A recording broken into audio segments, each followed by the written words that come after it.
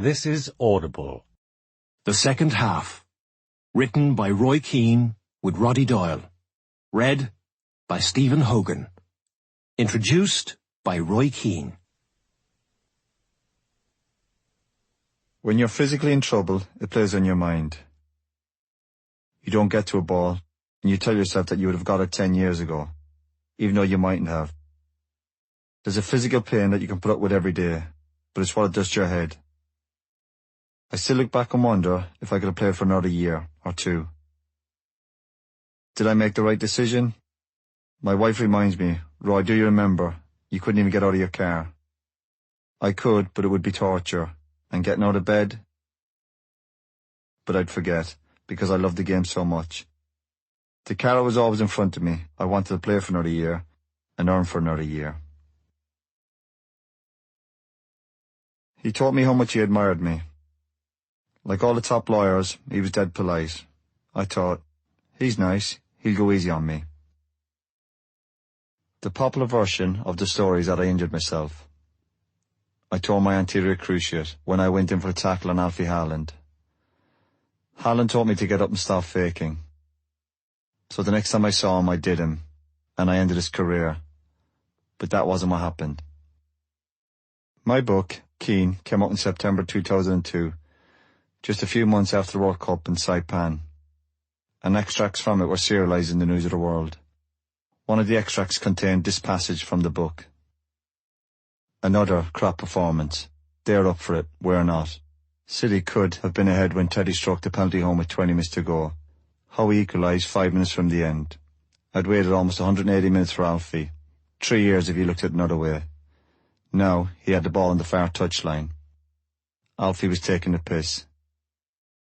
I'd waited long enough. I fucking hit him hard. The ball was there, I think. Take that, you cunt. And don't ever stand over me sneering about fake injuries. And tell your pal Wetherill there's some for him as well. I didn't wait for Miss Ellery to show the card.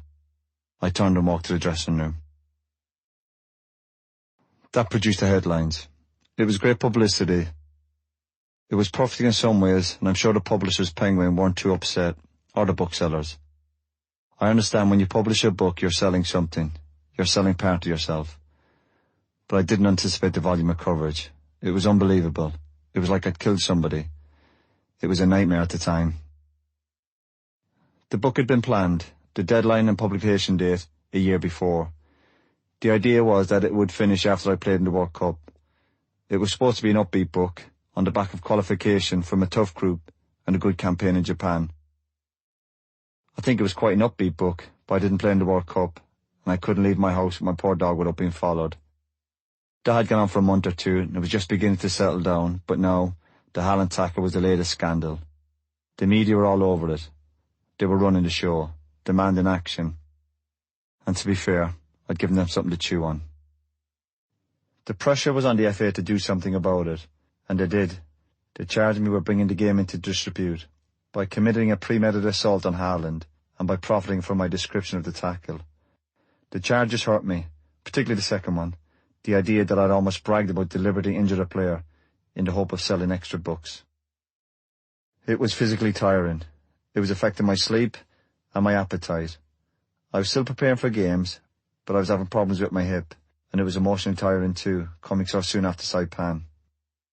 My family, the ones closest to me, suffered. I was a footballer, but I was meeting lawyers. The hearing took place in Bolton, at the Reebok. It wasn't a court, but it felt like a court. I think that was wrong. It was a footballing matter, but it wasn't being treated like a footballing matter. It was an FA charge, but I was travelling from Manchester in a car with a lawyer and a QC. That didn't feel right. It was quiet in the car. I didn't really know them. There was no positive energy, no we'll fight this. It was all about damage limitations. It was a day in the office for them, but it was a lot more than that for me. I knew I was going to lose. But I also knew, when I went home that night, it would be over. Trying to get to the Reebok that day, you'd have thought I was up for murder. I wish now I'd made my own way to the Reebok, saying I'll meet you there. Actually, I wish I hadn't a lawyer. I wish I'd gone in and just taken the punishment. The FA charged, and the FA delivered a verdict, judge and jury. The pressure was on from the media. They've got to do us right for the game, they said. I'd been in situations before where I'd been cross-examined and I felt I'd been listened to. This time, almost immediately, I felt, just give me the fine. I never felt that I was getting my point across. The FA had a murder lawyer, a big shot, up from London. Jim Sturman. He was absolutely brilliant. He had me on toast. Jesus, for a tackle. He was a big Spurs fan, he taught me in the toilets before the hearing. He said, I think you're a top player. He told me how much he admired me. Like all top lawyers, he was dead polite. I thought, he's nice. He'd go easy on me. He ripped me to pieces, the fucker.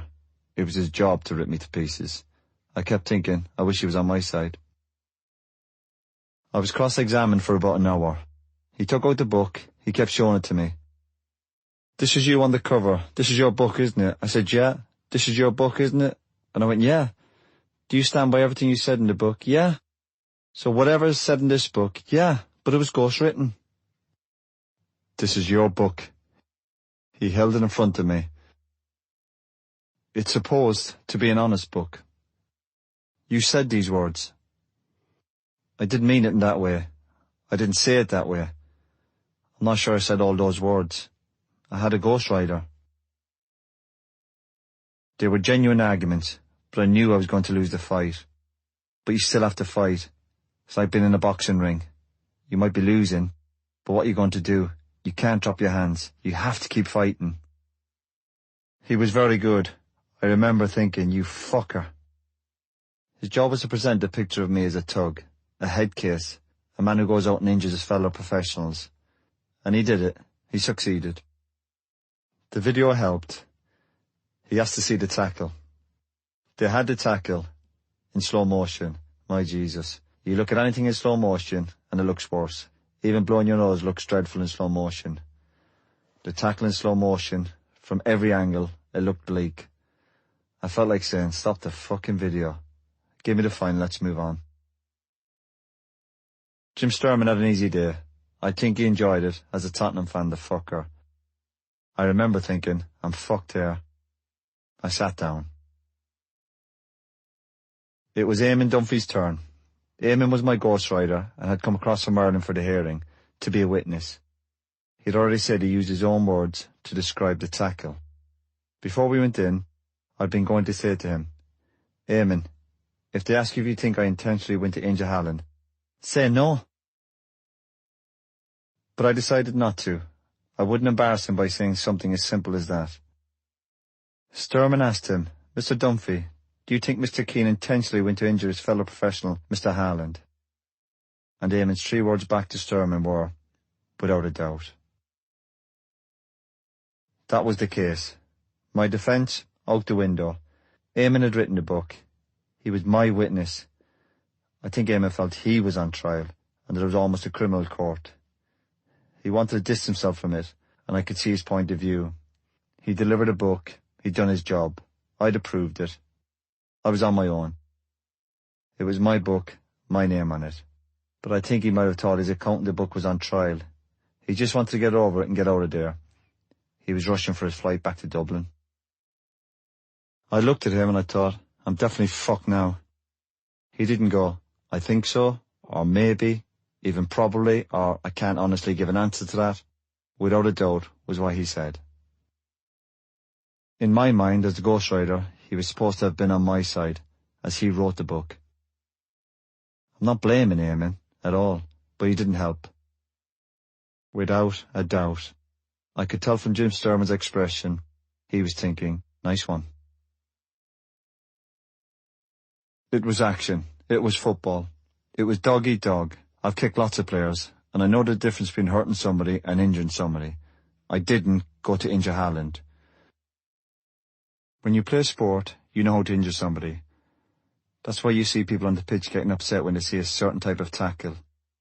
They know what the intention behind the tackle was. I don't think any player who played against me and who I've had battles with, Patrick Vieira, the Arsenal players, the Chelsea lads, I don't think any of them would say anything too bad about me. They say that I was nasty and that I liked the battle, but I don't think any of them would say that I was underhanded. I could be wrong, of course. Maybe hundreds to say, you fucking were. I kicked people in tackles, but I never had to stand on the pitch and watch someone I tackled going off in a stretcher. I'm not saying that's an achievement, but they always got up and continued playing. There was no premeditation. My simple defence was, I played against Haaland 3 or 4 times between the game against Leeds in '97, when I injured my cruciate, and the game when I tackled him in 2001, when he was playing for Manchester City. I'd played against him earlier that season, and he'd had a go at Paul Scholes. If I'd been this madman, out for revenge, why would I have waited years for the opportunity to injure him? I mightn't have got the chance. Players come and go. My whole argument was, I'd played against him in other games. I've watched old games where Haaland is trying it on, booting me. He was an absolute prick to play against, niggly, sneaky. The incident took place in a match against City, but I played against him when he was at Leeds. The rivalry was massive between United and Leeds. Was I going around for years thinking, I'm going to get him, I'm going to get him? No. Was he in the back of my mind? Of course he was, like Rob Lee was, like David Batty was, like Alan Shearer was, like Dennis Wise was, like Patrick Vieira was. All these players are at the back of my mind. If I get a chance, I'm going to fucking hit you. Of course I am. That's the game. I played in central midfield. I wasn't a little right back or left back who can coast through his career without tackling anybody, or a tricky winger who never gets injured. I played in the middle of the park. There's a difference between kicking somebody and injuring somebody. Any experienced player will tell you that. Haaland finished the game and played 4 days later for Norway. A couple of years later he tried to claim that he had to retire because of the tackle. He was going to sue me. It was a bad tackle, but he was still able to play 4 days later. The ball was there, I think. I'm convinced that there are just 2 words that cost me. Those 2 words in brackets, I think, left it open to interpretation that I went in on the man, and that I didn't care if the ball was there or not, and that I'd been lying awake for years, waiting for Alfie Haaland. I knew the ball was there, but he got there before me. The 2 words in brackets cost me about 400 grand. It was a long day. The decision, the verdict, was given that afternoon. There was talking of an appeal, but I think my solicitor, Michael Kennedy, used the word closure. We need closure on this, Roy. It was a good way of describing it. I just wanted closure. I'd paid the fine and the legal cost. They fined me 150,000 and my legal costs were over 50. Throw the original fine in on top of that. I'd been fined 2 weeks' wages by United when I made the tackle. I'd been given a 4-match ban. Now, the FA imposed another ban, 5 games. Double jeopardy. I had to sell a lot of books, but I was glad it was over. I think it was draining me and my family. I should have gone to the hearing without any lawyer and taken my punishment. They were always going to find me guilty. There was a media scrum outside the front door. I was never going to walk out and go, I got off. Do I regret what was in the book? Probably not, because I'd approved it before it was published. Did I focus on every word? Obviously not, because I don't think I would have put in, I think. Did I try to injure Haaland? Definitely not, but I did want to nail him and let him know what was happening. I wanted to hurt him and stand over him and go, take that, you cunt. I don't regret that, but I'd no wish to injure him. Yes, I was after him. I was after a lot of players, and players were after me. It's the game. We have the great goals, the saves, the battles, but then there are parts of the games we don't like. Diving, cheating, the bad tackles. They're part of the game. People want to avoid them, to pretend they're not there, but there are players playing today who are after other players. Seamus MacDonald, the goalkeeper coach, has a great saying, advice that he gives to goalkeepers. When you're coming for crosses, come with violence. Nobody says it publicly. It's not tiddlywinks we're playing. Haaland pissed me off, shouting his mouth off. He tried to do me a couple of times when he was at Leeds. He'd come in behind me, quite happy to leave his mark on the back of my legs. There are things I regret in my life, and he's not one of them. He represents the parts of the game I don't like. Looking back at it now, I'm disappointed in the other Manchester City players. They didn't jump in to defend their teammate. I know that if someone had done it to a United player, I'd have been right in there. They probably thought he was a prick too. Everyone was telling me to move on, and I think I did move on. It'd been a difficult few months. I was all about playing football, and this case has no redeeming features. Michael said, we need closure, and that worked for me. I believe that if you do something wrong, you should take your medicine. I never felt that I was the innocent victim. I should never have spent money on lawyers. I should have just said, that was what happened. I didn't mean it that way, but obviously it's in the book. I thought it was about survival, making the damage as small as possible. I wondered why I was there, a bit. I wondered why I had a lawyer. This wasn't about winning or losing, or right or wrong, innocence or guilt. It was about damage limitations. I might have come out happier if the fine had been less. But the size of the fine didn't surprise me. The pressure was there to punish me. The legal and logical arguments were never going to work. I had a ghostwriter put his own style across. They were Eamon's words. I'd already been punished. My right to free speech. When free speech was mentioned, Sturman just laughed. Does that mean I can go down the street and abuse someone? Freedom of speech? He said that before we even up and running. If your case is based on freedom of speech, don't give me that nonsense. I said to myself, it's all we've got. He was brilliant, but he had a good case, and he had the video evidence. It was probably the easiest few quid he ever earned. He didn't have to break a sweat. 2. Footballers are intelligent. There were no rumblings in the dressing room. There was no the empire's crumbling. We'd come straight from the west coast of America. I think it was Seattle, and a few of us were left out of the team. I liked playing in every game, but when the manager left me out of this one, I was quite relieved because I was knackered. We all were, jet-lagged. I remembered sitting beside Ryan Giggs in the dugout, and the two of us were laughing at some of the other lads out on the pitch. We were playing Sporting Lisbon pre-season to celebrate the opening of their new stadium, and I saw how good Ronaldo was that day. He was playing for Sporting, and he was up against John O'Shea. Shazy ended up seeing the club doctor at half-time because he was having dizzy spells. He was being twisted inside out. The club had been watching Ronaldo, and I think they concluded negotiations after the game.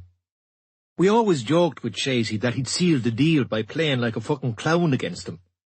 In fairness to Shazy, he was jet-lagged, like the rest of us. Ronaldo arrived for the start of the 2003-04 season, and I liked the lad straight away. He had a nice presence about him, and a good attitude. What impressed me most was that he'd been given the option of staying in Lisbon for another year on loan, but he said no. He'd come over to Manchester straight away. I thought it was a good, brave decision, because he was only 17. After the first few days, watching him train, my reaction was, this lad is going to be one of the world's greatest players. I didn't say it publicly, because I'd always be wary of building a player up too early, or knocking him down. He looked like a player. You have to look the part, and he did. Zidane looked like a player, and Ronaldo looked like a player. The shape, the body language, they were there. A bit of arrogance too, but he had a nice way about him. He was very likeable. We forget that he was very heavily criticised when he first came on the scene. He was going down too quickly when tackled. His final product wasn't good enough. But, again, he was only 17, a kid. I was playing youth football for Rockmount and Cork at that age. He was amazing. He was immediately one of the hardest working players at United. Most of the players I knew worked hard, but Ronaldo had the talent on top of the work rate. He was good looking, and he knew it. He was vain in that sense, at the mirror. He was a big lad, a big unit. I think, good on ya. Looking at some of the other lads in front of the mirror, I'd think, you fucking nugget. But Ronaldo had an innocence to him, and a niceness. I don't think he ever slackened off, or that he was ever more worried about the mirror than his game. I always felt that football was his love. He's still criticised for going down too easily when tackled, and he was hammered for winking after Wayne Rooney was sent off in England's game against Portugal in the 2006 World Cup. But that's the game, and he plays it. It's embedded in the foreign players, in their style of play. winning a free kick, getting an opponent sent off. It's natural to them. If they get tackled near the box, they're going to go down. Everyone loves the Gaza stories, the tragedies, but it's great to see a player fulfill his potential. Ronaldo had a lot of critics, but I think people just got tired of chipping away and conceded that he was due a bit of credit. You could see it as unfortunate that he's been around at the same time as Messi, but Messi gave him a target. I want to be better than him. Younger players bring a different energy, a lack of fear. They'd try things. I was 32 at the start of the 03-04 season, but it wasn't like I was 38. I didn't feel that I was being pushed aside. But, all the same, I knew that the club was like a machine. The Ronaldos would come in, and the Rooneys. When I was a young player myself, I'd seen Brian Robson and Steve Bruce leaving. So when you reach the age I was now, you're always looking at the exit door. I wasn't fearful or threatened. There was that understanding. This is the game. You reach 32, and you're coming to the edge of the cliff. A sports psychologist who once came to United said that the descent could be gradual, or bump. You're over the cliff. You just hope it will be gradual. I went downhill at United in a nice way. I was still playing. I was doing okay. I wasn't embarrassing myself. But I wasn't dominating games like I used to. The great thing about top players coming to your football club is you want to impress them. It's their job to impress you, but you want to impress them. That's why there's a lift when a top player arrives. Fucking hell, I don't want him to think I'm crap. I don't want him thinking he's on his way out. The dynamics of the club were changing. Huge figures had left. Peter Schmeichel went in 1999, and he was very hard to replace. We'd had Fabian Barthez, Mark Bosnich, Taibi, Roy Carroll. Now we had Tim Howard. But it would be 2005 when Edwin van der Sar arrived, before Schmeichel was really replaced. I had a bust-up with Peter when we were on a pre-season tour of Asia in 1998, just after I came back from my cruciate injury. I think we were in Hong Kong. There was drink involved. Myself and Nicky Butt had had a night out, and we bumped into Peter at the hotel reception desk. It was about 2 a.m. We said a few words to one another, a bit of banter, a bit of shtick. I went to Nicky's room for some room service, had a sandwich, got up to go, and Peter was waiting for me, outside the room. There'd been a little bit of tension between us over the years, for football reasons. Peter would come out shouting at players, and I felt sometimes that he was playing up to the crowd. Look at me. He was probably also doing it for his concentration levels, keeping himself on his toes. But I felt he did it too often, as if he was telling the crowd, look at what I have to deal with. I wouldn't say we disliked each other, but we weren't best buddies either. He said, I've had enough of you. It's time we sorted this out. So I said, okay. And we had a fight. It felt like 10 minutes. There was a lot of noise. Peter's a big lad. I woke up the next morning. I kind of vaguely remembered the fight. I was sharing with Dennis Irwin, and we were a few minutes late for the bus going to the airport. We got a call from the physio. Where are you? Dennis was one of the best pros you could ever come across, so being late for the bus tarnished him. You'd have thought he'd been caught with drugs or something. He was having a go at me. I remember saying to him, I think I was fighting last night. My hand was really sore and one of my fingers was bent backwards. The manager had a go at us as we were getting on the bus, and people were going on about a fight in the hotel the night before. It started coming back to me. The fight between myself and Peter. Throughout the flight, Peter wore his sunglasses. He never took them off, and it wasn't very sunny. We landed, I don't remember where. When the team arrived at a new destination for a game, 2 of the players had to go into a press conference, and this time it just happened to be myself and Peter. In the meantime, Nicky Butt had been filling me in on what had happened the night before. Butty had refereed the fight, He even got a new nickname for it, Mills Lane, after the famous boxing referee. Anyway, Peter had grabbed me. I'd headbutted him, and we'd been fighting for ages. At the press conference, Peter took his sunglasses off. He had a black eye. The questions came at him. "Oh, Peter, what happened to your eye?" He said, "I just got an elbow last night at training." And that was the end of it. The tour finished 8 or 9 days later, and nobody said anything. None of the staff, nobody. My hand had recovered, and Peter's black eye had faded. But the first day back at the training ground, the manager put myself and Peter into his office. He said, "The two of you were fighting." He knew exactly where we'd fought. I think he mentioned the 27th floor. He told us that we were a disgrace to the club, and that we'd woken Bobby Charlton up, that Bobby had come out of his room and seen us. "Do you have anything to say?" Peter put his hand up. "Gaffer, I want to apologise. It was all my fault. I was waiting for Roy in the corridor. I take responsibility." The manager went, "Oh, you're a fucking joke," and kicked us out of his office.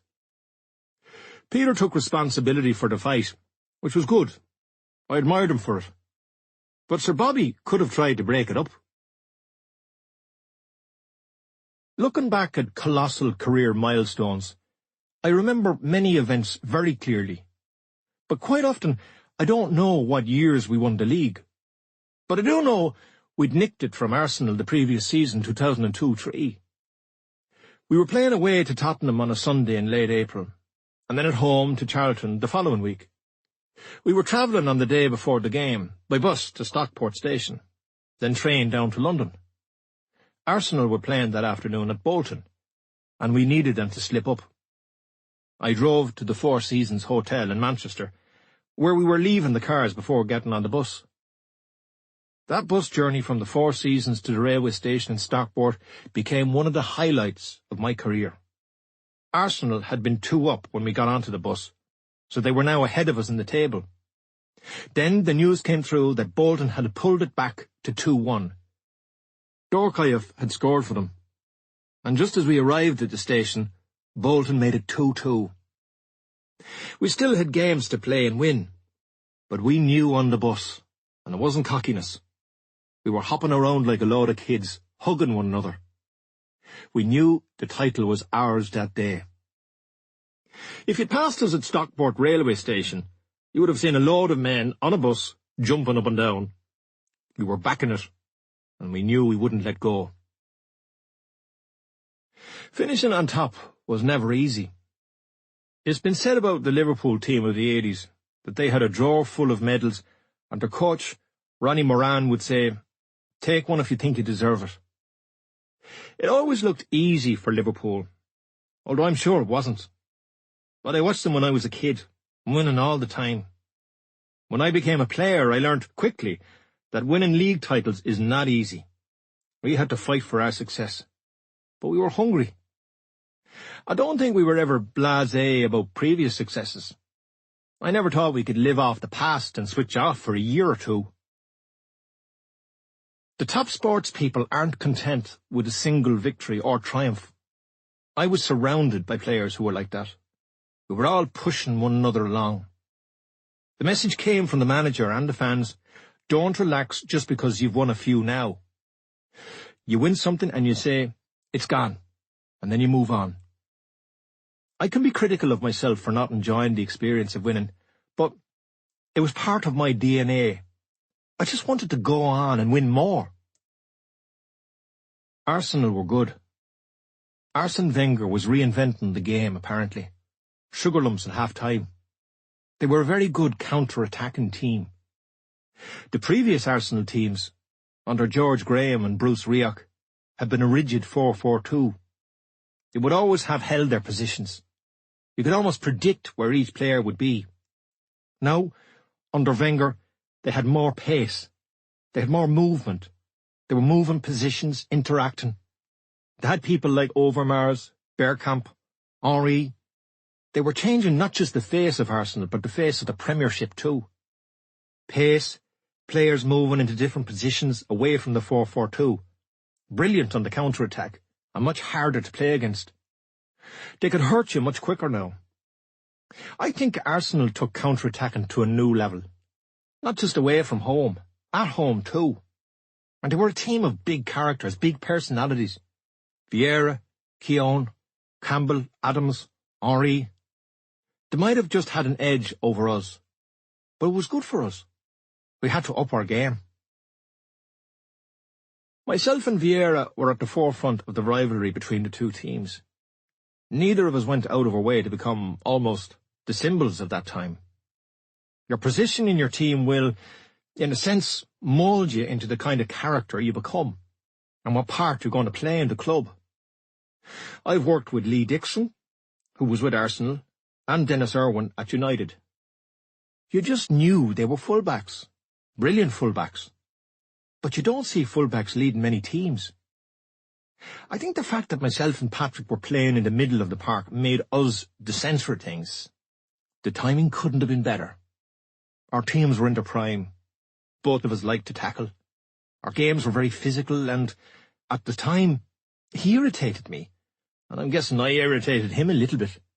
Maybe he loved me. I don't know. But I didn't like him.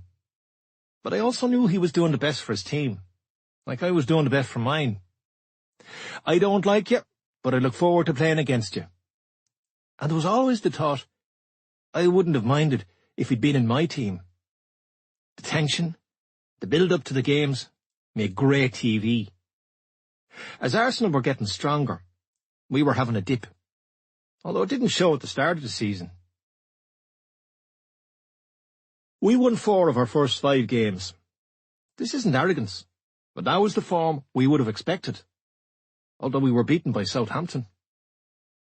Tim Howard made some great saves, but that was what he was there for. He brought his gloves. Kevin Beattie scored their goal, a header from a Graham Lasso corner. We drew 0-0 with Arsenal. Ruud van Nistelrooy missed a penalty. He hit the crossbar. Vieira had been sent off, and there was a bit of argy-bargy afterwards, because the Arsenal players were blaming Ruud for getting Patrick sent off. They said he'd overreacted. I was holding Ruud back that day. Giggsy and Ronaldo were charged with bringing the game into disrepute, along with a couple of the Arsenal lads. We always ended up having a laugh about the charges, the fines. I hope they fucking hit you with a big fine. Giggsy was fined, and we knew Giggsy liked his few bob. When I'd come back from the Holland hearing, there'd be no sympathy in the dressing room. Oh, you fucker, that's a heavy one. How are you going to deal with that? We'd slipped up against Arsenal. A 0-0 draw should have been a reasonable result, but not when you miss a penalty. Beating them would have given us that bit of momentum.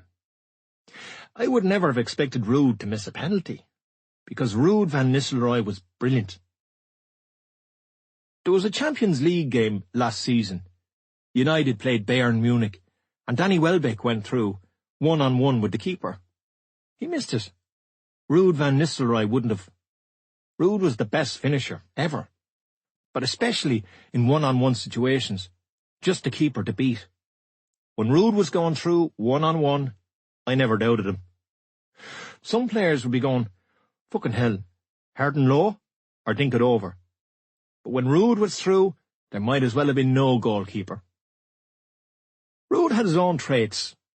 He could be moody at times, unlike me, but he was a good guy. He missed a cup semi-final because of an injury. I think it was the one against Arsenal at Villa Park in 2004. He came down the morning of the game and said, I can't play, my knee's sore. And I went, what's up with you? I had a sore hamstring myself. He said, oh, I've been feeling my knee during the night. And I was like, it's the cup semi-final for fuck's sake. He said, well, I've only got one body, I need to look after it. I was thinking he was the fool, but I think now that I probably was. I played, and my hamstring was fucking killing me. I think I actually had a torn hamstring. Ruud ended up playing in Spain till he was 39, and he still looks 21, and I thought he was the idiot. I got on well with Ruud. I got on well with all the foreign lads. I used to enjoy picking their brains. I wished I was a bit like some of them. A bit laid back, like Dwight York or clever like the Dutch lads when it came to looking after themselves. I wasn't jealous. I was intrigued, curious about them. Not playing when you're injured. That was pretty sensible. But I was conditioned to think that not playing if you weren't 100% fit was a sign of weakness, and that I should be strong and play when you were injured. But the clever lads won't be limping around when they're 45, and they won't be having hip replacements. My tradition was different. Don't show you're hurt. Just get on with it. Don't be weak. Play when you're injured. Brian Clough detested players who were injured. He'd have banned a lad on crutches from the ground. What we see as heroic, I think now, is probably weakness. Can you go for it? I'd take a painkiller and play. No one put a gun to my head, but I wish I'd had the strength of character of the foreign lads. Even in their attitude towards moving clubs. Nemanja Vidic announced that he'd be leaving United at the end of last season. He didn't torture himself with, "Oh, what'll they think of me?" He just said he'd be going and he had a good season for United. The foreign lads are not shy about making a good living. I've had my 2 years here. I've had enough. They end up having great experiences in different countries. I scored in our 4-1 win over Leicester. I didn't score as many goals as I used to. My role in the team was changing. I was now more the sitting midfielder. I think the manager and Carlos Queiroz, his assistant, might have had their doubts about whether I had the discipline to do the job, because my game had been all about getting forward. But I was comfortable in the position, saving my body, using my experience. It fell into place. It suited me. I still liked the odd opportunity to get into the box. I would never have been the classic sitting midfielder like Claude Makelele. He wouldn't budge. Playing against Leicester, I didn't have to babysit the two centre-halves. I could still go forward at the right time. If I saw a space or a gap, I'd take it.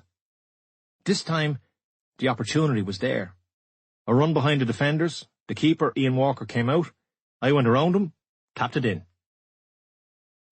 At the start of the new year, 2004, we were at the top of the table. But we were used to that. We'd won 15, lost 3, against Chelsea, Southampton and Fulham, and drawn 1. Some of the new players were taking time to settle in. Claybertson came in, but he had no luck. He picked up a bad injury. His girlfriend came to England with him. She was very young and heavily pregnant. He found it hard to settle and get going, to get some good performances under his belt. A couple of good games, get his confidence going. Eric Jemba, a really nice lad, struggled. He couldn't get a good run of games. David Bellion came in from Sutherland. He was another nice lad, but I think the club might have been a bit too much for him. When I was a young kid at United, Nicky Butt and Paul Scholes were coming through. Now, the likes of Beckham and Jaap Stam were leaving, and I'd look at some of the new lads and think, nah, they're not the answer. It was just a step too far for some of them. But we always had a good dressing room, and that's vitally important. I remember when Diego Forlan came in, and I wasn't quite happening for him. If a player tried, and Diego did, we'd drag him with us. We'd try and help him. Plenty of praise in training or during games, not getting on his back. Diego was honest, so in training you'd go, unlucky, it'll come good tomorrow.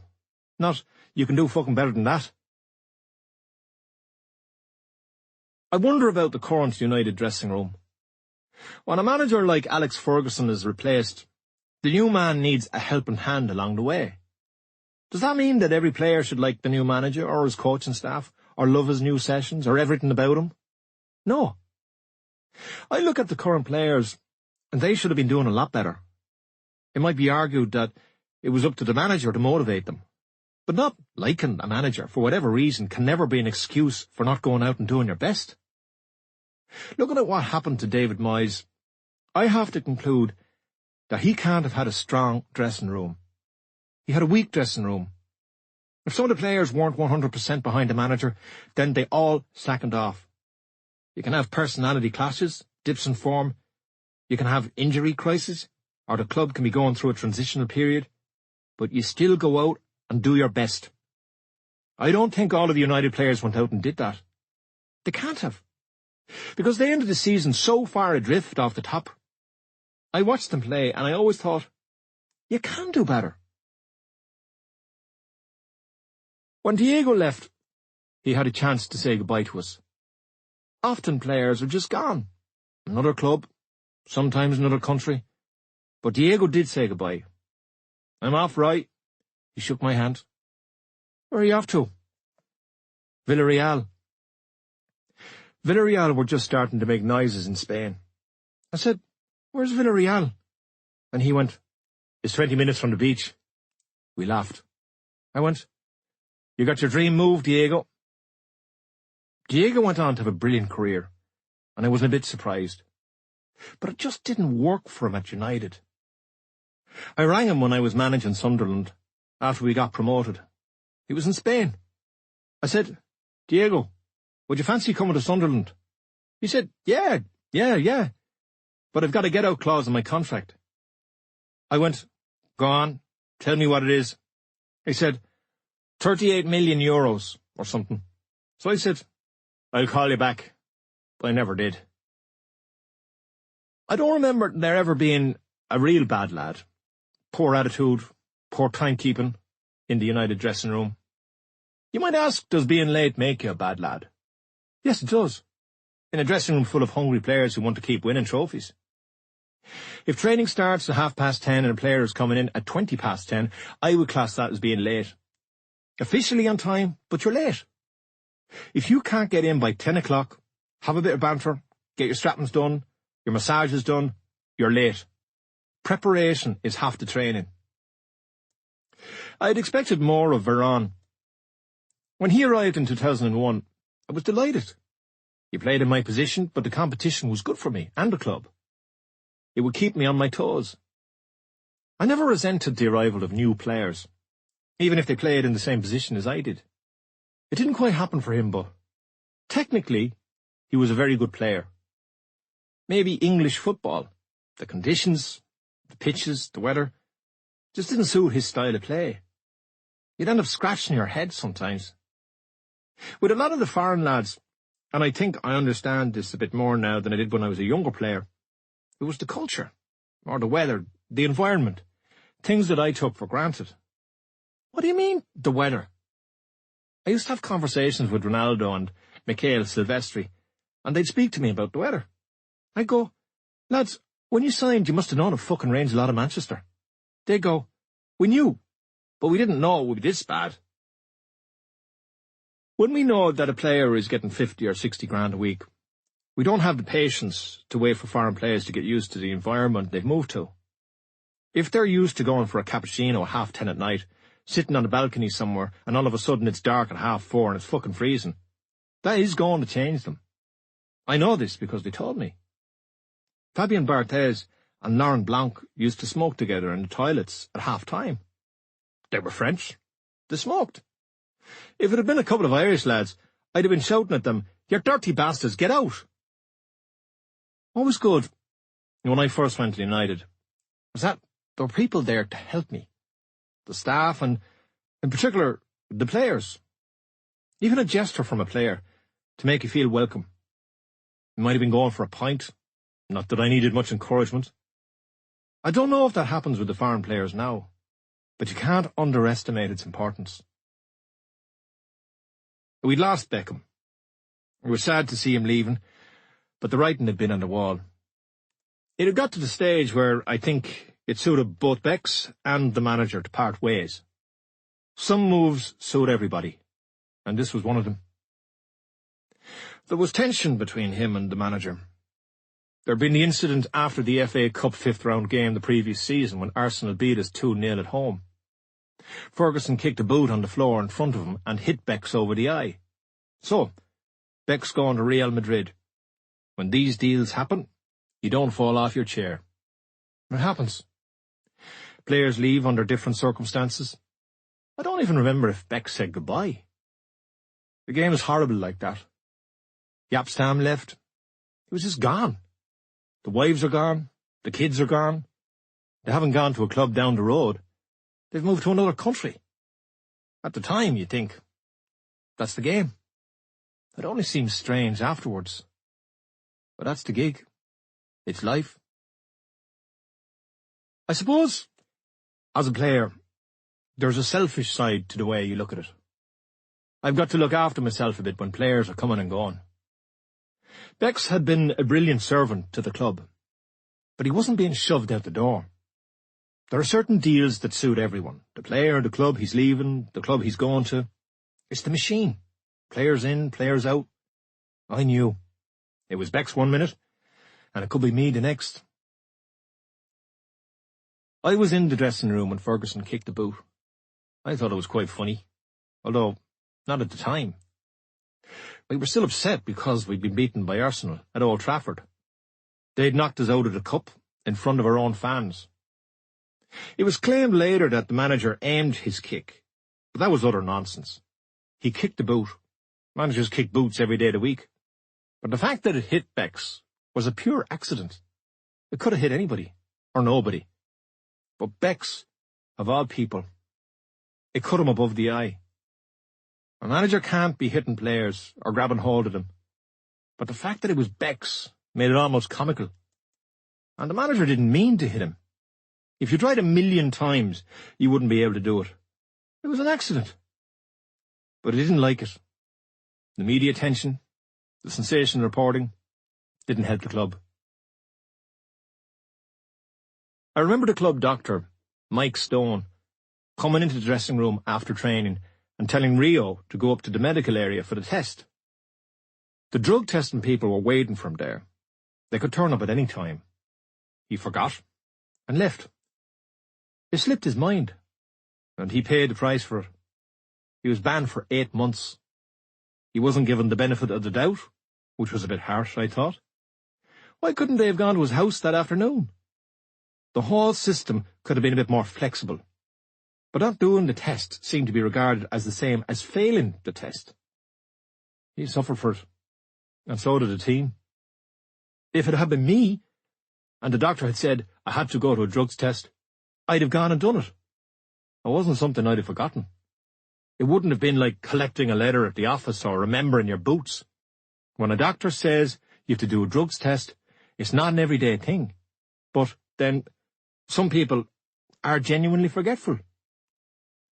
This was Manchester United, so it became the big story. But I wondered at the time why they didn't just follow Rio, go to his house that afternoon. But then, from the doctor's point of view, you treat people like mature adults. You tell a man to go up for a drugs test and you expect him to do that. In any other workplace, it would have happened.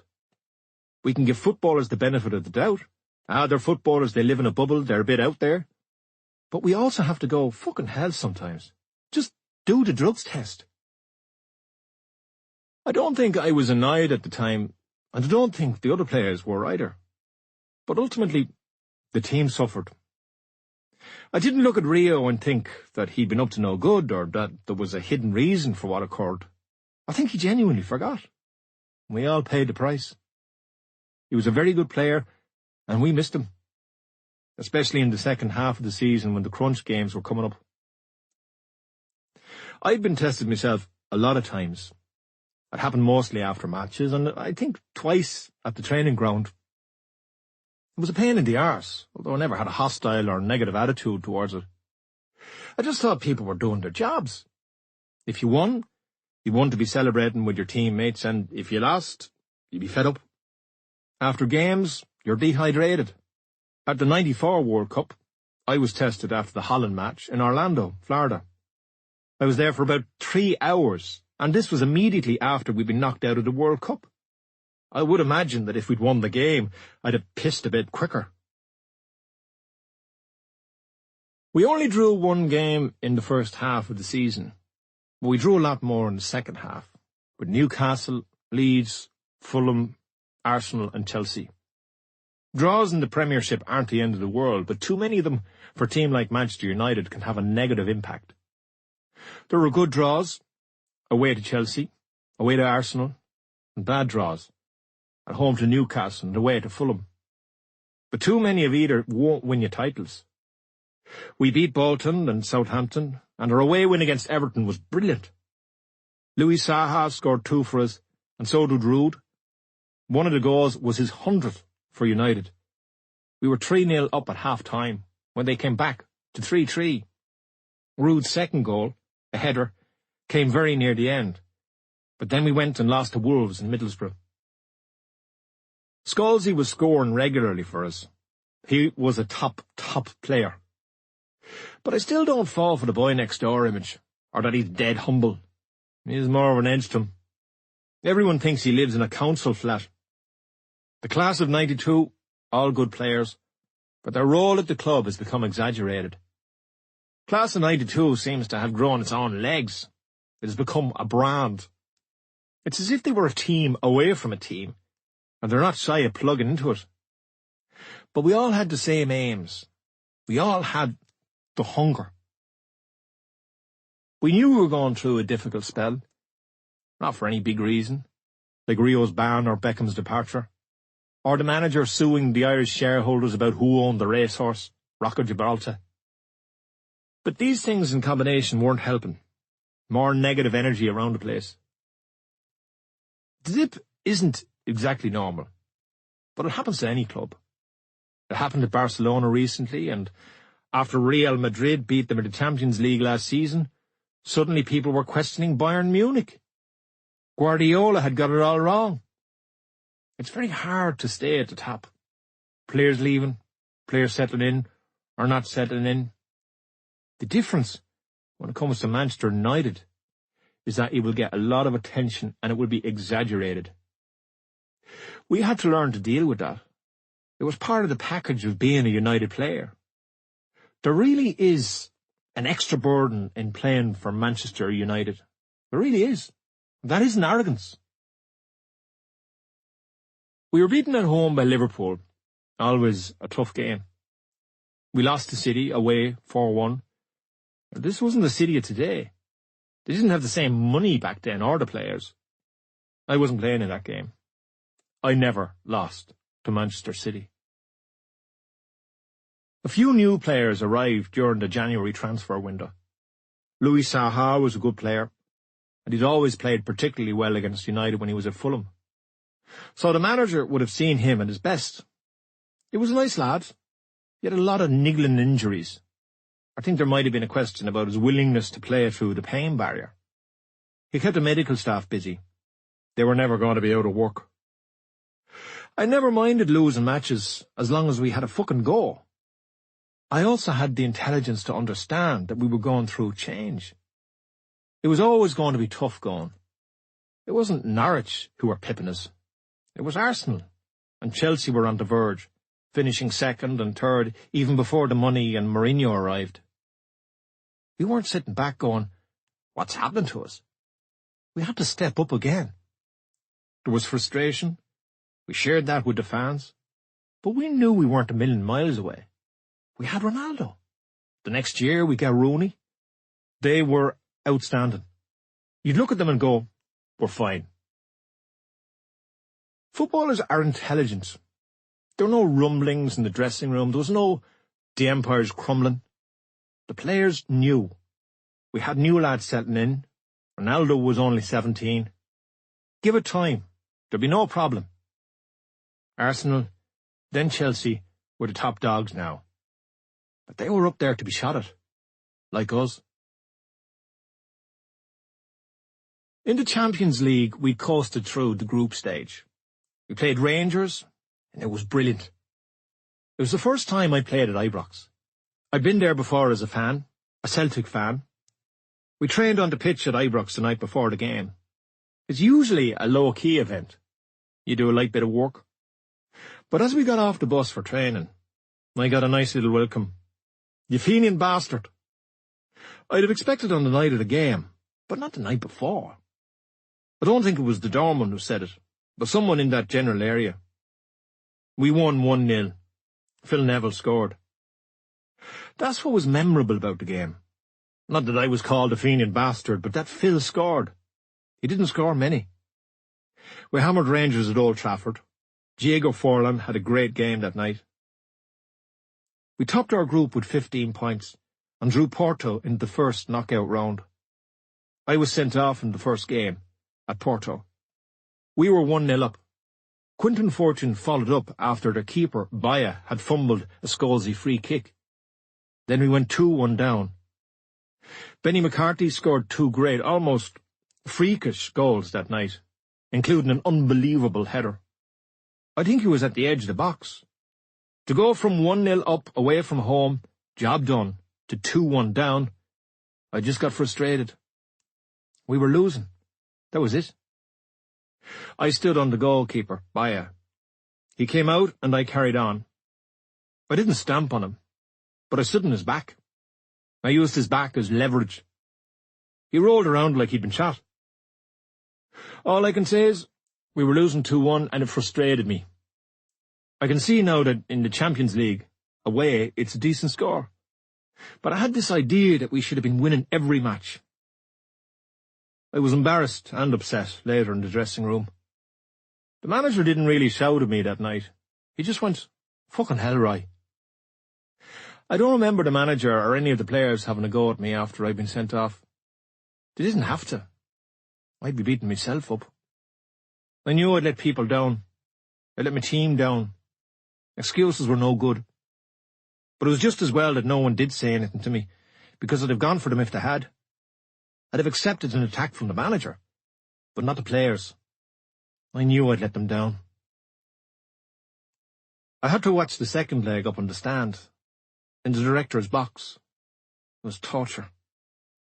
Scalzi had a legitimate goal disallowed. He was ruled offside. Dodgy linesman. The whole lot. We would have been 2-0 up. In the last minute, Phil gave away a free kick. Tim Howard made a mistake. Mourinho was skipping down the sideline. We were out. I hated being a spectator. It was horrible. The result might have been different if I'd been playing. Every player should think that. You have to feel you can make a difference. Porto went on to win the Champions League that year against Monaco. Monaco had knocked Chelsea out in the semi-final. But Monaco were very average. Chelsea should have battered them. They blew it. Those 2 games gave us our first sighting of Mourinho. I didn't think he was out of order running down the sideline. It was Porto. To knock Manchester United out was a big night for him. I think he knew it was a defining moment in his career.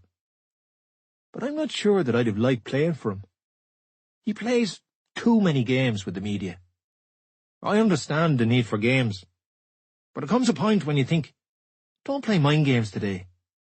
And poking the Barcelona coach in the eye, I wouldn't have done that. If I was still a player today, I'd like to think that I could work with Pep Guardiola. I like his style, and his presence, and the way he conducts himself. We had a tough run to the FA Cup final. Everyone likes a cushy home draw, but the tough games never bothered me. There'd be an edge to them. And if we were beaten, it couldn't be written off as a slip-up. We had to get past 4 Premiership teams. Villa, Manchester City, Fulham, and then in the semi-final, Arsenal. There was a great atmosphere at that semi-final at Villa Park because really, that game was the FA Cup final. We went into the game thinking of it as the final. And I think Arsenal did the same. The cup final was played at Villa Park that day. We beat them 1-0. There are certain games you go into when you know that if you're at your best, you'll win. It's a great way to approach a cup final. It's a great feeling to have. We could be at our best against Arsenal and Chelsea and still lose. But unless we did something silly, we were going to beat Millwall. The preparation for the game was the worst I've ever had. I wasn't feeling well. We'd gone down to Cardiff 2 nights before the final. Cup finals were being played in the Millennium Stadium there while Wembley was being redeveloped. Everyone enjoyed playing in the Millennium. It was a better stadium than the old Wembley. We ate at a fish restaurant on Thursday night. I was a bit of a health freak, and I had some scallops. I'm not sure now why I'd have been eating scallops, because I wasn't a big lover of fish. Well, it looks healthy and fishy, and I'm near the sea. so I had them. I'm blaming the scallops. But I don't think I was well anyway. I was afraid I'd miss the game, so I kept it to myself. I wouldn't have jeopardized the team, but I knew that if I was in any way fit, with my experience, I could stroll through the game. I didn't eat much on Friday, and I ate nothing on the day of the game. But I remember thinking, it's Millwall. If I'm 10% right, I should be able to get through it. But I felt awful. About 10 minutes before kick-off, after the warm-up, still feeling weak, I threw my guts up in the dressing room toilet. I felt great after that. I drank a load of energy drink, it would have been Lucozade or Red Bull, and got through the game quite easily. We dominated possession, so I didn't have to use too much energy. One of Ferguson's great strengths was that he always had a feel for the group when it came to team talks. He knew what would be needed. He'd spoken to us all week, building Millwall up. That was common sense. But in the hotel on the morning of the final, he spoke about the United players, us, where we were from, the different nationalities. He made different points about each of us. I remember thinking, brilliant. It was just what we needed. A feeling of pride. We were all together. There was no real logic to it, but it felt right. I've given team talks myself since, and I've often thought, I don't know where that came from, but it felt right. And I thought that morning in Cardiff that there was that pride. We were all playing in the cup final. I'm from Mayfield, and I'm playing with Ruud van Nistelrooy and all these other lads, Ronaldo from Portugal. It's amazing that we're all together. It wasn't about Millwall, and it almost had nothing to do with the cup final. It was about us as a team. Ferguson always got a spot on. We didn't need a tactical talk that day. Watch their full-back, watch their centre-half, watch Dennis Wise. He'd be grabbing your balls or pinching you. None of that nonsense. Our attitude was, in a nice way, fuck Millwall, we're Man United, we'll do what's right for us, we're all in this together, we're all from different countries, it's brilliant, our families are here, we're going to win this game. It was the only time I've played in a cup final that I knew we were going to win. It was confidence, not arrogance. We had better players, and our attitude was right. All week, the press had been full of FA Cup shocks. Southampton against United in 1976, Sunderland beating Leeds in 73. But I knew it wouldn't happen to us. Our group was too strong. We won 3-0. We wore replicas of Jimmy Davis's top. Davis and his squad number, 36, when we were going up to collect the trophy and our medals. I'd suggested it. Jimmy was a good young player. He was out on loan to Watford. He drove into the back of a parked-up truck at about 5 a.m. The team went to the funeral. It had been very, very sad. So we finished the season with the FA Cup. Arsenal won the Premiership, and they haven't won it since. They started to lose some of their strong characters, and quite a few of them were irreplaceable. Character is just as important as skill. 3. The Highbury Tunnel was a strange one, like a little alleyway, very tight. It was hard to avoid contact with people, even if you were trying to. The rivalry between ourselves and Arsenal brought energy and passion. It was brilliant. I hated them. There was an element of jealousy there too, because I knew they were a bloody good team. But ultimately, they made me a better player. I had to be at my best. Petit and Vieira in the middle of the park.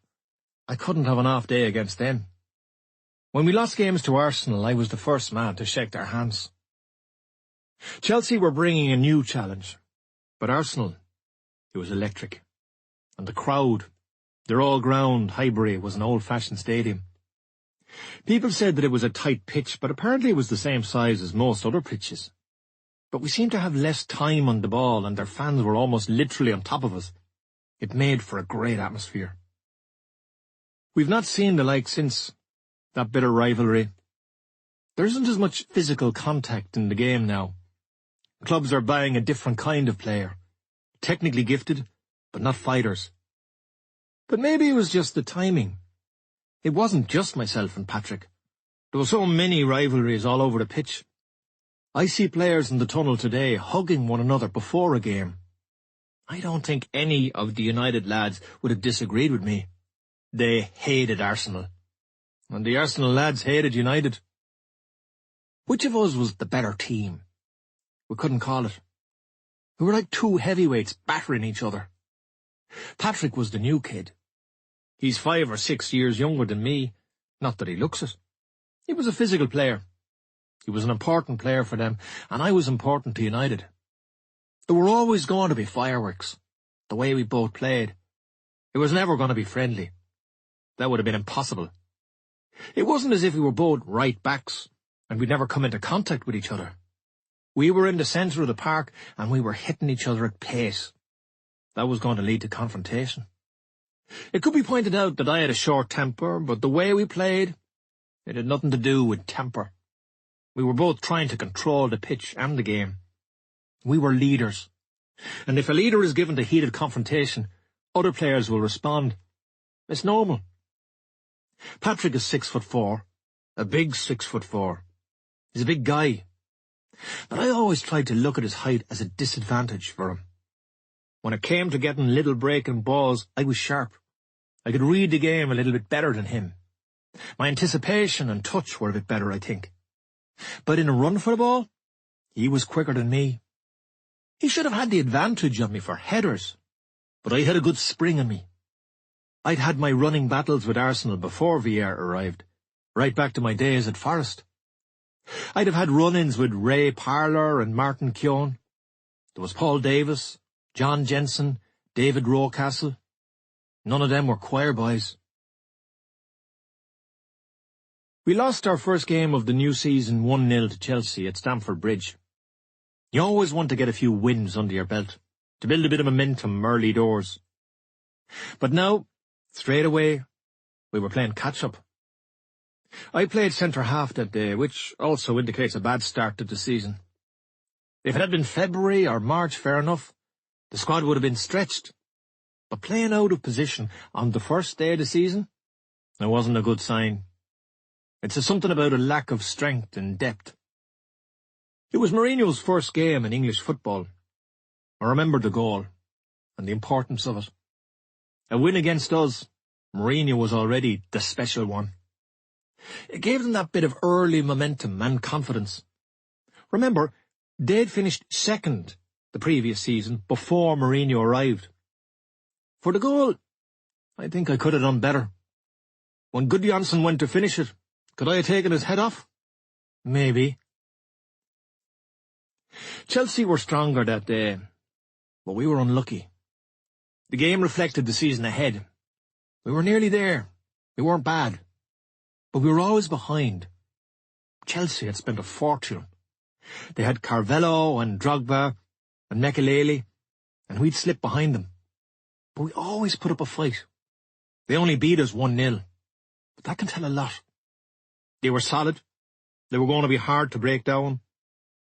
But there was also the feeling that Mourinho wouldn't be staying around for long. I didn't think he'd be another Ferguson or Wenger. He wasn't going to be building a dynasty. Chelsea were very strong. But I also knew that Rooney and Ronaldo would be getting even better over the next year or two. There was no sense of panic. I always thought we'd bounce back. We'd get 1 or 2 more players in. And young players had been coming up through the academy. Darren Fletcher, John O'Shea, Wes Brown. We were in a transitional period. As a senior player, I was aware of that. It wasn't that the manager was saying anything like that to us, or to me. He wasn't. But I'd been at United for more than a decade, and I realised that things were in transition. Let's hang on in there and see what happens. But the changes couldn't take too long. There was always that demand to win trophies. We weren't in the dressing room going, "Don't worry, lads, we're in transition, let's lose to Fulham." There was always an urgency. Fans don't want to wait till next year. And we were still a good team. Fans always get a lift when a big signing comes, and so do the players. When Wayne Rooney walks into the dressing room, it lifts everybody. He arrived for the start of the 04-05 season. He was a top player immediately. I knew that from the first training sessions, and we played against him. His ability was easy to spot. I probably didn't warm to him as much as I had to Ronaldo. Wayne was a bit more streetwise. He was a scouser. All right, lads. He was straight in with the crack. Ronaldo was a bit more innocent. He acted like a 17-year-old, while Wayne seemed older. The only time I had a disagreement with Wayne, it had nothing to do with a pass he should have given me, or a tactical switch. We were in a hotel the Friday night before a game. I forget where. The team would always sit down and have a meal together at about 7 in the evening. There was a big TV in the room. I was into rugby league, and there was a big game on. I went to the toilet, came back, and someone had changed the channel to something else, something stupid. I can't remember what it was. A few of the players were sitting there, giggling away. I said, "Where's the rugby league?" I knew Wayne was up to something. I could tell by his face. I said, "Where's the remote control?" He said, "I don't know." I said, "You fucking do." I didn't exactly storm out, but I couldn't be bothered trying to get the remote control back. So I decided I'd watch the rest of the game up in my room. I came down the next morning for the pre-match meal, and obviously I'm very good at letting things go, and Wayne was brave enough to come up to me. "Did you ever find the remote control, Roy?" I think I told him to go and fuck himself. It was the only disagreement I ever had with him. I think he later claimed in one of his books, he has a deal to write 10, that I sent a security man to his room to get the remote control, but that's bullshit. Alan Smith came in from Leeds and started really well. I got on well with Smudge. One thing that struck me about him was that he never drank. That made him stand out a bit. He'd still have a late night with us, and a crack and a laugh. He'd stayed at a bitter end. I'd stopped drinking by this time, so we'd often end up chatting together. We were the only two left capable of holding a conversation. He moved from being a striker to playing in midfield. I think he was struggling to get a starting position as a striker. The manager might have been looking at him as an eventual replacement for me, but I never felt my place was under threat from him. I remember playing against him in a few practice games and thinking, yeah, he has a chance, but he never quite kicked on. It wasn't that he didn't reach his potential. He just didn't get the breaks. Or the breaks he got, injuries, were the ones he'd never want. Gabriel Heinze was another good guy. He was a nasty fucker. Nasty in training. I picked up an injury one day. A lot of it was my own fault. It was a Friday. We were playing Spurs at home the next day, and we'd always have light training the day before a home game. But it got a bit nasty, and it ended up with myself and Gabby having a few tackles on each other. He kneed me on the side of my leg, and, being the hero that I am, I kept my mouth shut. I didn't want to go in for treatment, but I was in agony. I left the house the next day limping. I said to my wife, well, I won't be able to play. I'll just go in and tell them. I got to Old Trafford and limped, literally, to the dressing room. I got a few painkillers and played. My wife said it was the funniest thing, hearing my name being announced on the radio, after she'd seen me limping out of the house that morning. But I liked Heinze. He picked up a bad injury too later, his cruciate. A lot of the lads who came into the club at that time, Smudge, Gabby, Louis Saha, they were all very unlucky with injuries. The dressing room was changing. Younger players create energy. They can be raw. They're not fearful. An older player losing in a semi-final is devastated. A younger player thinks he'll be getting to finals for the next 30 or 40 years. They bring that arrogance into the dressing room. I became jealous of that as I got older. The longer you've been around, the less chance there is of winning something. The less chance that your contract will be renewed. The more chance there is of being injured. The young lads don't have those hang-ups yet. More players arrived. Gerard Piqué was a good lad and a good player, but he wasn't getting a run of games and he wanted to go back to Barcelona. We'd done all right there. I don't think anyone could have predicted just how much he'd achieve. This theory that he isn't a good defender, he's one of the best. He knows how to defend.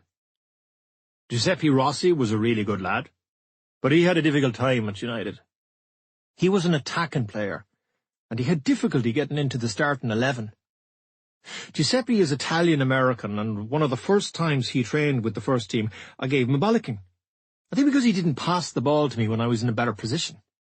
And he looked at me. He said nothing. But I knew what he was thinking.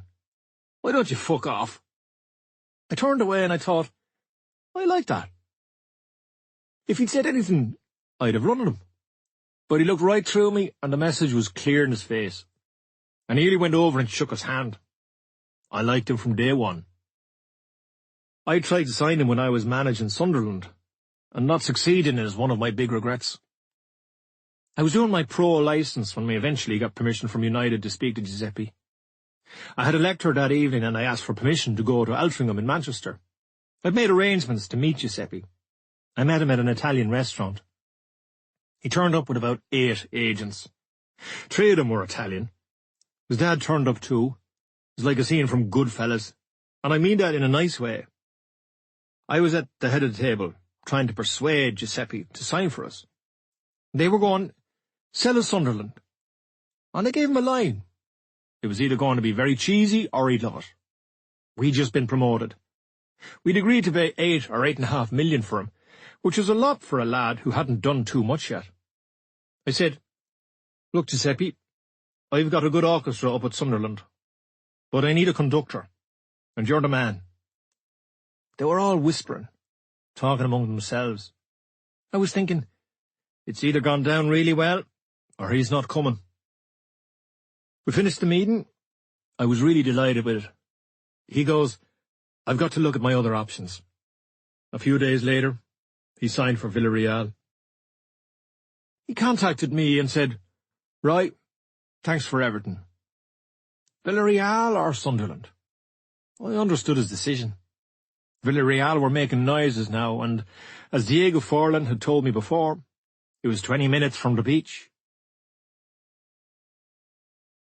We drew 3 of our first 5 games, and they weren't good draws. Blackburn, Everton, Bolton.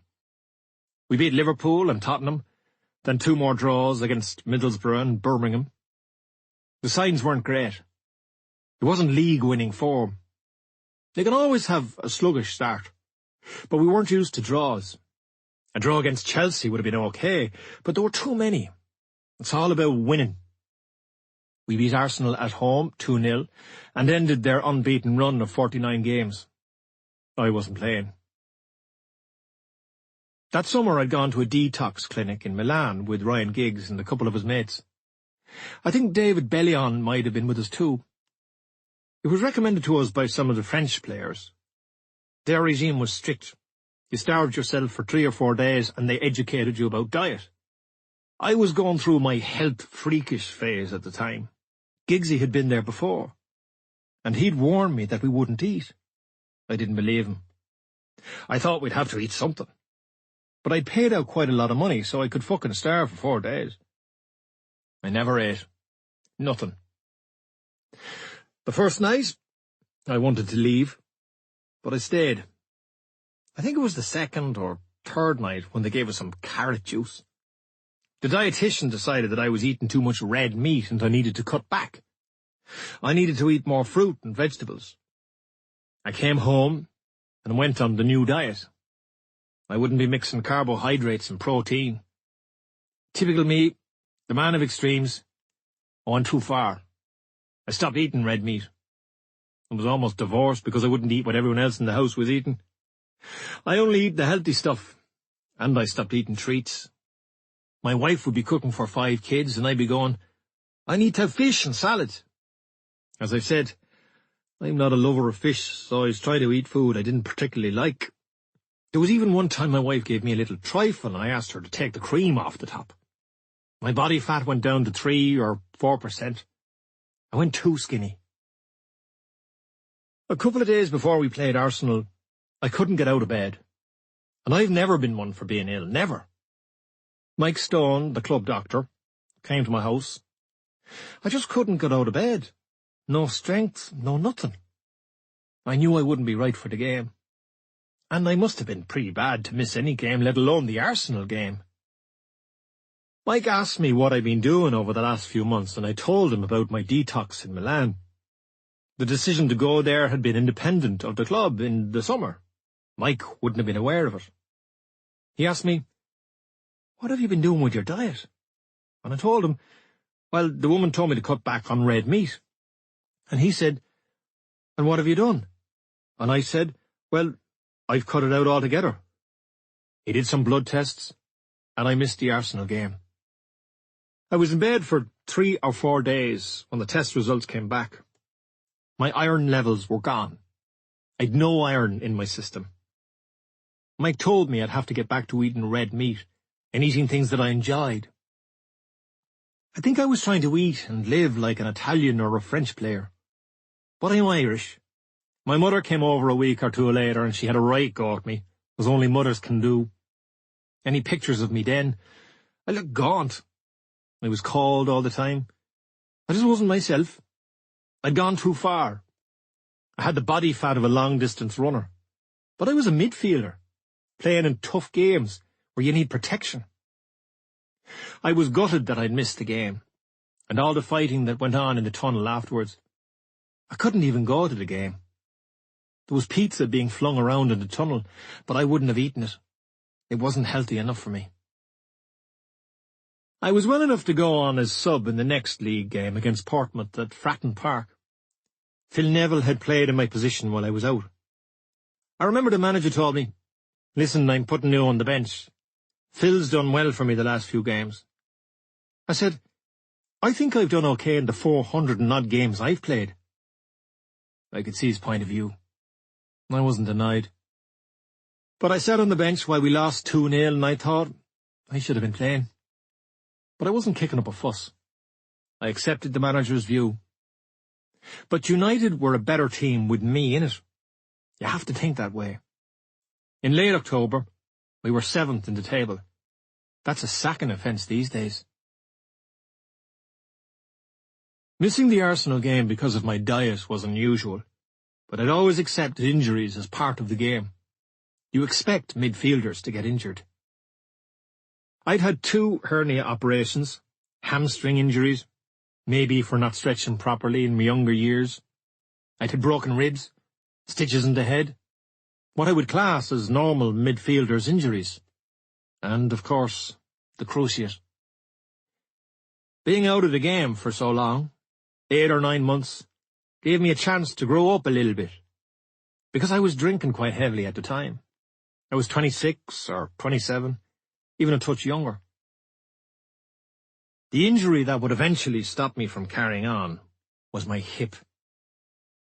I'd been in Dublin the night before. This was in 2001, I think, doing a gig for Diodora. I'd had a really late night, drinking, a right session. I was training back in Manchester the next day, doing a little bit, going on a jog, and feeling something in my hip. It didn't feel like a massive tear, but it did feel a bit strange. I carried on playing for months afterwards, but eventually it took its toll. I saw a specialist, Richard Villar in Cambridge. Because it was the hip area, it was almost as unknown as a football injury. The standard injuries are hernias, broken legs, knees, ankles, even cruciates. But the hip was a worrying one. And, "Oh, you don't want to go on there," type of operation. It was a bit taboo. You associate hip problems with older people. But the pain was unnatural. I was needing a lot of painkillers to get me through matches. It was probably wear and tear. All the twisting and turning, the way I played the game, quite physically. But all that drink in Dublin the night before hadn't helped. Maybe my running pattern was different that morning, and I hadn't slept much, or properly, the night before. Eventually, I had the operation. There was a flap of cartilage that had to be shaved off. I remember the surgeon told me that he wasn't sure if I'd be able to play again because of the cartilage damage. The way he described it to me, he said that when he put the scalpel under the cartilage, It was coming away like carpet underlay. He showed me the photographs too, and it did look like underlay. I recovered, came back, but I was still in a bit of pain. I knew I wasn't right. When you come back from a bad injury, you know, in medical terms, that the injury is healed. But you still have to deal with the battles in your head. The surgeon had planted a few seeds. There's a lot of damage in there, a lot of cartilage damage, and you want to be careful. I was due to have more surgery on it a few years later, but I changed my mind.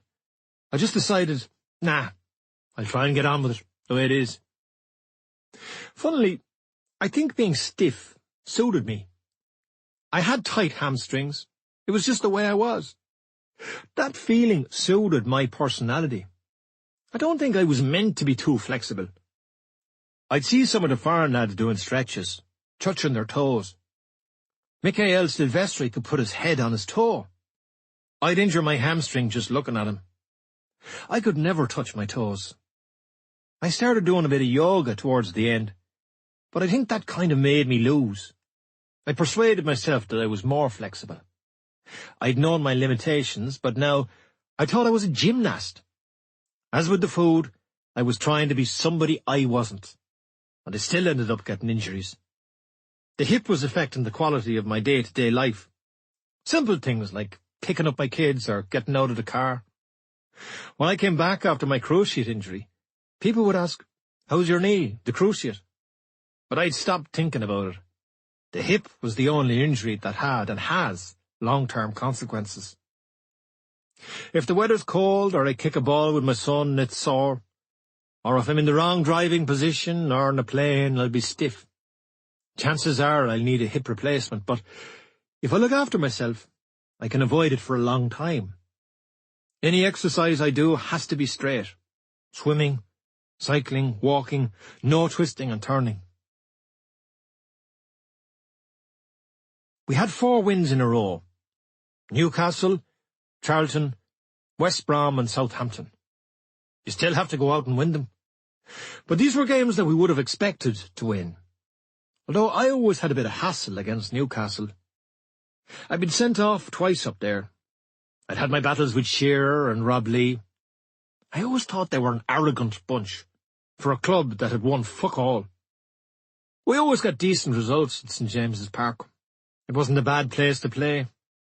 But as for the Toon Army, the Geordies, the hostile reception, I never fell for all that crap. We drew with Fulham, away, but then we had another run of 4 wins in December and over the holiday period. We beat Crystal Palace, Bolton, Villa and Middlesbrough. We were 3rd in the table on New Year's Day, behind Chelsea and Arsenal. I'd met Brian Kerr, the new Ireland manager, just after he took the job in 2003. We talked about the possibility of me playing for Ireland again. There were 6 Euro qualifying games left. I'd eventually decided against because I felt I had enough on my plate trying to get back to full fitness. This was just after my hip operation. Sometime later, I met Brian again, at the Alderley Edge Hotel in Manchester. I'd been doing some promotional work for the Irish Guide Dogs, and I'd mentioned in an interview that I felt there was unfinished business. I was feeling fitter and stronger by now. I think the suggestion for the meeting came through my solicitor, Michael Kennedy.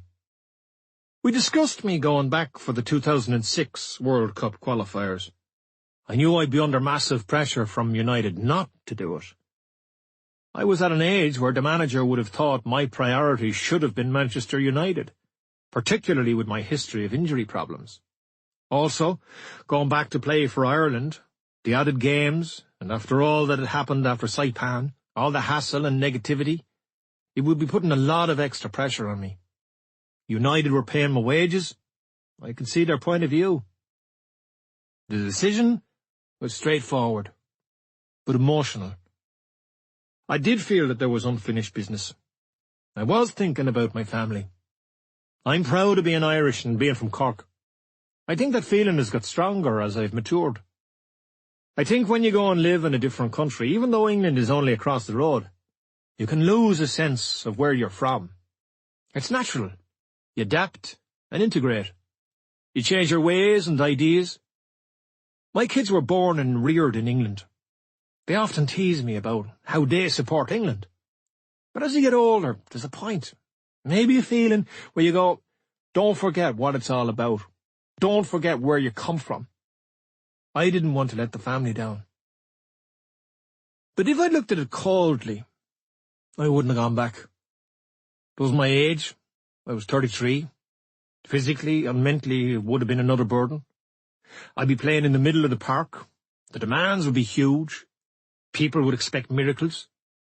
And I knew there'd be consequences at United. I knew there'd be a price to pay. The manager wouldn't talk to me, but they couldn't stop me. There were no problems when I went back into the squad. They didn't bat an eyelid. I'd had no disagreement with any of the players. I liked Brian, and the only thing I found a little bit strange was that I wasn't the captain. I'd been captain before, and we'd had success. We got to the World Cup finals in Japan and Korea, and of course, I was the captain at United. But Kenny Cunningham was the captain. I played with Kenny over the years. He was popular with the players. He'd always be organising card schools and quizzes and whip rounds for the bus driver and for the women who'd served us tea in 1952. But most of the lads liked him. I'd always been a bit blasé about the captain's role. I'd often said that it was only about going up for the toss. I think I didn't want to talk the job, or myself, up. Oh, the captain's role is vital, look at me. But as I got older, I realised that there was more to it than that. The captain's role isn't just important. It is vital. And it isn't just an English tradition. Look at the great captains in Italy and Spain. Maldini, Dino Zoff, Zanetti, Raul, Puyol. They're inspiring leaders. When, say, the Barcelona captain has to leave the pitch before the end of the game, he puts his armband on the player who has taken the job for the rest of the game. During the last World Cup, the Dutch captain, Van Persie, put the armband on Arjen Robben's arm when he was being substituted. Brian Robson, Steve Bruce, Cantona, great captains I played with.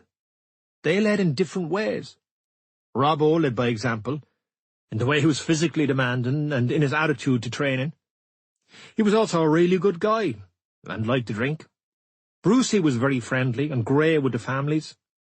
He always had a nice way about him, always had time for you. He was good with tickets, if you needed a few extra for family or friends. It was almost a political role. Brucey dealt with it very well, and he's brought that into his management. Cantona led by his presence more than anything else, his charisma. A captain doesn't have to be loud. Eric rarely said a word. In my early years at United, there was a players' pool, and each of us would get about 800 quid out of it at the end of the season for the work we'd done for the in-house magazines, the club videos. It was before all these things were built into the players' contracts. We were all on decent money, and 800 quid wasn't going to make or break us. So one time, we were in the dressing room. We decided to put all the cheques into a hat, and the last cheque out, whoever's name was on it, he got to keep all the cheques. To save face, we all put our cheques in, except a couple of the younger players. I think it was Bex and Gary and Phil. They opted out. They were new in the scene and didn't have the money to spare. But Scholesy and Nicky Butt put their cheques in. Last name out wins all the money. Great crack in the dressing room. Lads sweating, and I was fucking sweating. I used to think of that sort of money in terms of the amount of pints it would buy me. I think I was the third last name out, so I got a run for my money. But the last cheque out, Eric Cantona. He'd won about 16 grand. He came in the next day. There was plenty of banter. Eric, you lucky bastard. Fucking money to money. He got somebody at the club to cash the cheques. He'd split the money in two, and he gave it to Paul Scholes and Nicky Butt, because, he said, the two of them had had the balls to go into it when they really couldn't afford it. The two lads took home about 8 grand each, which upset me even more. But I thought, what a gesture. Nobody else would have done it. Stuart Pearce was captain, when I was at Forest. A brilliant, brilliant captain. I loved the way he played and trained, and he was the captain of England at the time. I've been lucky when it comes to people leading by example. Stuart defended me a couple of times. There was once I was having issues with my contract at Forest, and I was getting a lot of criticism. Brian Clough had said that I was being greedy. He was trying to put pressure on me through the media, trying to get me to sign a new contract. There were comments from some of the players in the dressing room, and it wasn't banter. I remember Piercy saying, "Listen, lads, are you all happy with your deals?" And they all went, "Yeah." And he went, "Well, fucking leave them alone." When I became captain of United, I knew if I made a balls of it, I'd have no one to blame but myself. I'd learned from Cantona, Stuart Pearce, Robbo, Brucey. I found the off-the-field responsibilities, tickets, the cresses for the kids, paying for Christmas dues, a pain in the arse. But it had to be done, and people expected you to do it. I organised a Santa Claus one Christmas, and I noticed, when it was too late and the pictures were being taken, that Santa had tattoos on his knuckles. It wasn't one of my better moves. The captaincy is important, but squad numbers can have an importance too. At United, 7 was the iconic number. When Eric Cantona left, there was debate about who was going to be the next captain. I was quite relaxed about it. But there was his number too. 7. Brian Robson had had it before Cantona, and of course, it went back to Georgie Best. The manager pulled me into his office and said he wanted me to wear the 7. I said, "No, I'm not bothered." And he said, "I know Bex will fucking want it, and I don't want him to have it. They're little power battles." I'd had 16 since I'd signed for the club. I was comfortable with 16. I think it might have kept me on my toes, being outside the 1 to 11. I didn't think I was a number 7. I said, "Give it to Bex." Bex got it, and it suited him, and Cantona. Ronaldo had it after Bex. The captaincy of a great club is almost a brand within the brand. After I stopped playing football, I often noticed that people abroad were more impressed with the fact that I'd been the captain of United than the fact I'd played for them for nearly 13 years. The captain is the leader. I think you need someone at the front, at the top of the tunnel, who will inspire the thought, "I'll follow him. Everyone's going to follow him." I think I should have been Ireland captain, but I didn't want to put that on Brian. I didn't want it to seem like an ego trip. I'll only go back if I'm the captain. But I should have brought it up in the conversation. I think Kenny enjoyed the media side of the role. We'd come in at the end of a game, and Kenny would come in after us because he'd been talking to the TV people. That would piss me off a bit. Don't forget your place. It's about the team. My first game back was a friendly against Romania at Lansdowne Road. We won 1-0. Matty Holland scored. It was good to be back. Really, really emotional. I'd always loved the bus journey to the games. Kids waving flags. I used to love all that. The police sirens and the rebel songs on the bus. I enjoyed them. It was tradition. We were on the bus going to Lansdowne, and we got stuck in a bit of traffic not far from the hotel. I was sitting by the window, and there was a young kid outside looking up, and he said, "Welcome back." It was like he'd been planted there. I said to myself, it's good to be back. The game itself, the national anthem, all emotional stuff. I always hated the hanging around and the travelling. But the bus journey and the game, if it had just been about those two things, it would have been perfect. I was glad to be back. But the consequences of the decision were about to bite me in the arse. I made myself available to play away to Switzerland in the second qualifier in September 2004, although I'd fractured my ribs. I'd done that a few weeks before a Champions League qualifier against Dynamo Bucharest. I'd played in our next Premiership game against Norwich, but my ribs were at me. I'd been ruled out for 4 or 5 weeks, but after 2 or 3 I felt better. The club doctor said it all looked fine, but I hadn't played for United. So I rang Alex Ferguson and told him I thought it'd be all right to play against Switzerland. He went fucking mad. You're not fit enough to play for us.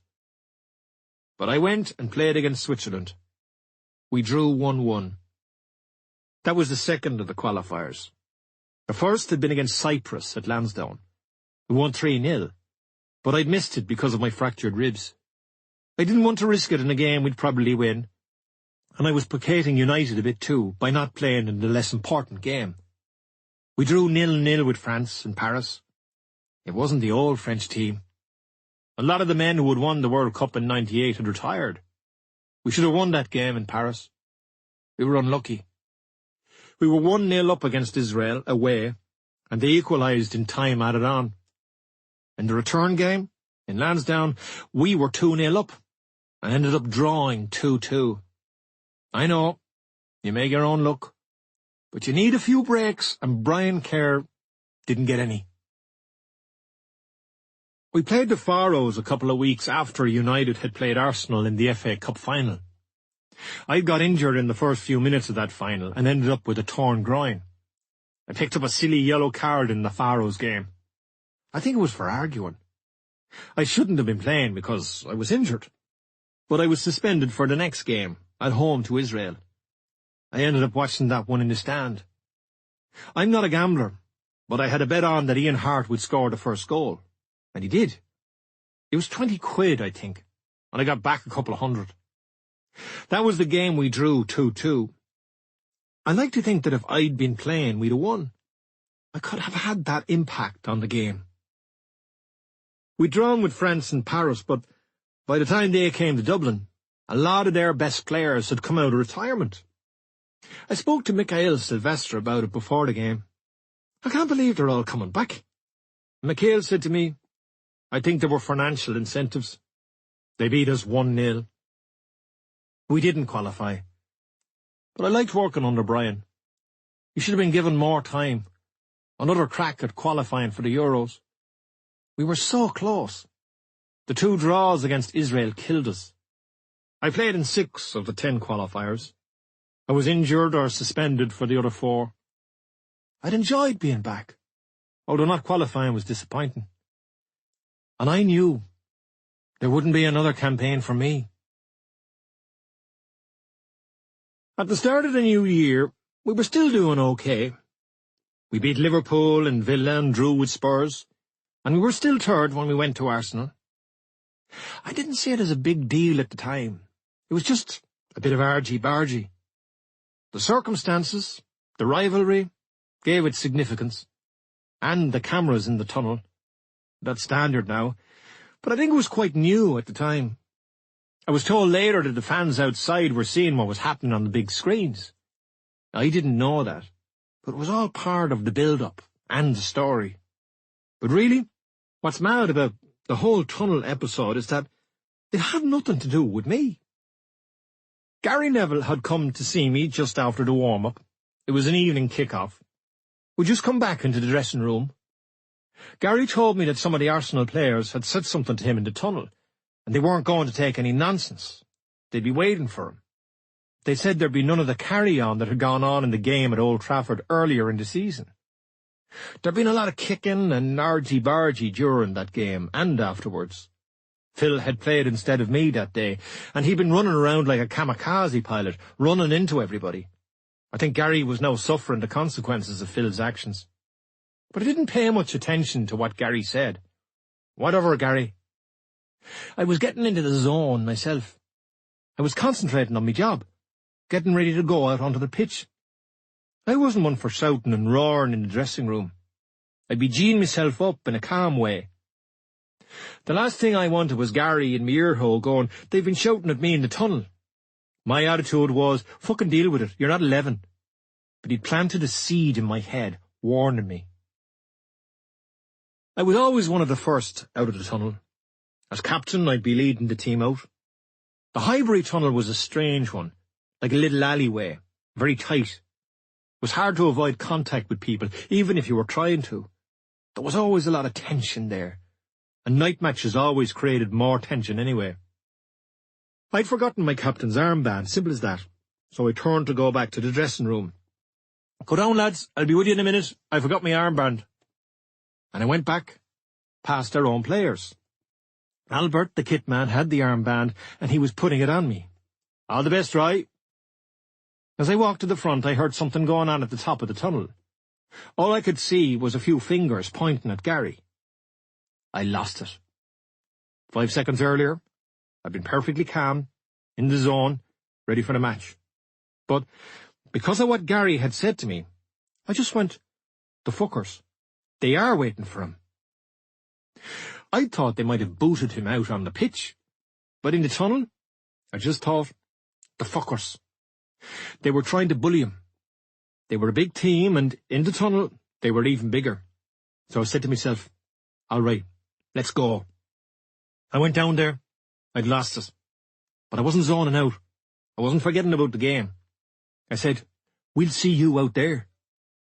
I just felt they were bullying Gary. I don't think it was intimidation. It was bullying. There's a difference. If Patrick Vieira had come up to me and said, "I'm going to have you," that would have been intimidation. It would have been a clash between equal personalities. But Gary was quiet. I think they were going for one of the weaker players in the team. By weak, I don't mean it as it's usually understood. Gary was an established international. He'd 60 or 70 caps. He'd played in World Cups. He'd won the Champions League and league titles. But his personality was wrong for this. If they'd been having a go at Nicky Butt or Wes Brown, I wouldn't have said anything. I'd have walked past them, probably whistling. In football, intimidation is legitimate, but bullying isn't. I never went looking for a full-back who'd never done anything to me. I'd look for people who were in my position or were physically important for their team. I'd always thought, they can give it back to me. I never went for a tricky winger or a small full-back. "I'll see you out there." I meant it. I love the game of football. We'd sorted out on the pitch, no hiding places. I'd read something in the match programme about the charity work Patrick supported in Senegal, where he'd been born. He'd mentioned how much he loved going back to Senegal. I said, "If you love Senegal so much, why don't you fucking play for them?" I think he said something smart to me about Ireland in the World Cup. It was grown men bitching.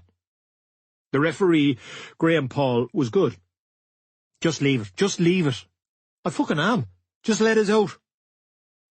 What was important? It didn't interfere with my performance that night, and I don't think it had an impact on the game, although it might have thrown them more than us. We went out and played like Brazil.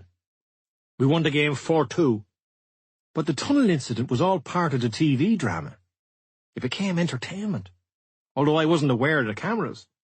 I was there to do a job. Win the game, get in and get out. But it was a bit like the building up to a boxing match. The weigh-in, the press conferences. When people forget that there'll actually be a fight. But I still feel that I was defending one of my teammates. I know what's right and what's wrong, and their behaviour that night was wrong. If it had come to an actual fight, Patrick could probably have killed me.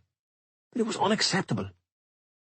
I think that football might lack that energy now a bit, that tension. It was great. But years later, people bring up the tunnel and they don't remember the match that came after it.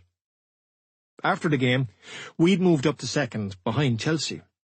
I scored in our next game, a win against Birmingham. It was my 50th league goal. Scoring a goal. The best feeling ever. The jubilation. It was nice to remember where the back of the net was. We beat City and Portsmouth. We were still second.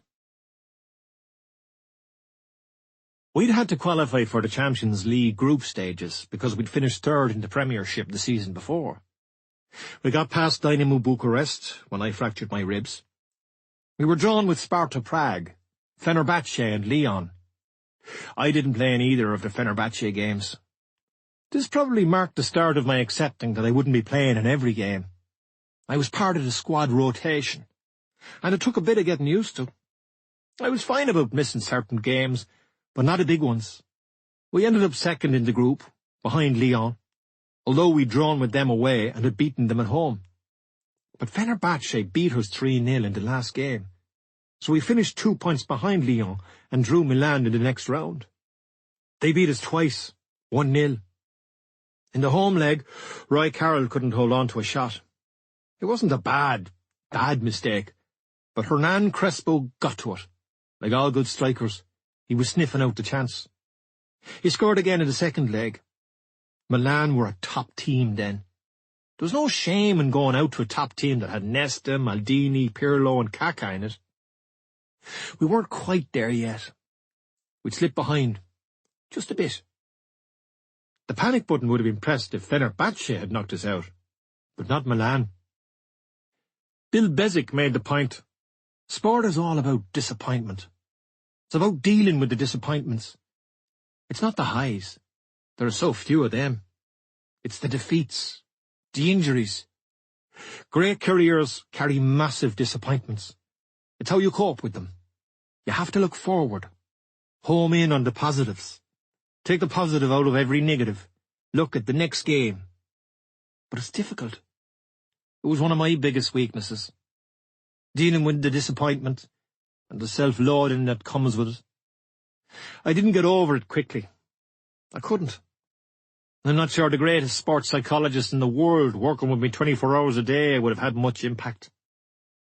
But I am open-minded about sports psychology. Bill worked at Sunderland when I was manager there. But it was always optional. I think that's very important. Whether it's yoga or diet, it shouldn't be like school. The message at United was always that Bill was there if we wanted him. I would speak to Bill about sending-offs and the rage, and he'd say, "Your first target is to stay on the pitch for 90 minutes. I appreciated that. It was common sense. It was one of the best pieces of advice I've been given. I'd been advised before to count to 10. That was never going to work for me. Just a second, I'm angry. 1, 2. So Bill's advice was good, very practical. And towards the end of my career, he nudged me towards ideas that were helpful. I watched the 2005 Champions League final in Dubai at about 2 o'clock in the morning. It was the mad game, AC Milan against Liverpool. I never had a hatred for Liverpool, although I wasn't exactly jumping up and down on the balcony when they won. I remember thinking, Milan, you fucking idiots, when they threw it away. We had a dip in form in the league. 2 draws, 2 losses, 2 wins. If you know you're not going to win the league, you lose your edge a little bit. It went back to the first game of the season when Chelsea beat us. They went from strength to strength and we were always just behind them. We finished 3rd, behind Arsenal. Chelsea had won a record number of points and were already the champions when they came to Old Trafford. We had to applaud them onto the pitch. I didn't like that. I'm not a fan of that ritual, even when other teams had to applaud us. The applause is insincere. You don't mean it. I was cursing them under my breath. And I'd like to think my teammates were doing the same. Bastards, cunts. I wouldn't have thought any less of the Chelsea lads if they hadn't applauded us, if the situation had been reversed. We beat Southampton 2-1 at St Mary's in the last game of the season. They were relegated after that result, and West Brom stayed up. Brian Robson, my old captain, was managing West Brom. I didn't play. I was on the bench. I got into a bit of hassle after the game. When a game is over, players who were on the bench do some running and stretches after the lads who played have gone down to the dressing room. We were doing strides and stretching out on the pitch. There was a bit of tension, a few Southampton fans hanging around. I think they shouted, "You Irish fucker," something like that. I turned and said something like, "Well, you're going down anyway." There were only a few people there, but they started kicking up a fuss. It seemed it was all right for them to abuse me, but I wasn't allowed to say anything back. A few security lads came over and asked us to get off the pitch. They ushered us off. It meant that we wouldn't be able to do our running. Some of the players were pleased with that. But I didn't give Southampton's relegation a thought. Although I'd experienced it myself as a young player with Forest, it was dog eat dog. The Glazers bought Man United around this time. There was a lot of hostility towards them from fans. But from the players' point of view, I don't think it bothered us too much. I had a few shares in the club as part of my contract, so the Glazers coming in was worth a few bob to me. We played Arsenal in the FA Cup final. We hammered them that day. Rooney and Ronaldo were outstanding. We should have won, but Arsenal hung in there. It's a great trait to have. I admired them for it. We had so many chances. I had a shot blocked by Patrick Vieira near the end of the second half. It was still 0-0 after extra time. I scored my penalty, but Paul Scholes missed his. Vieira took their last penalty. He scored. But that was Patrick's last game for Arsenal. He went to Juventus during the summer. I got a really bad knock in my private parts in the first few minutes of the game. I carried on, but I got a scan about 2 weeks later, after I played for Ireland in the Faroe Islands. I had a torn groin. I'd never had an injury like it before. I slipped into a tackle, and Patrick literally kneed me right in there. I was cut.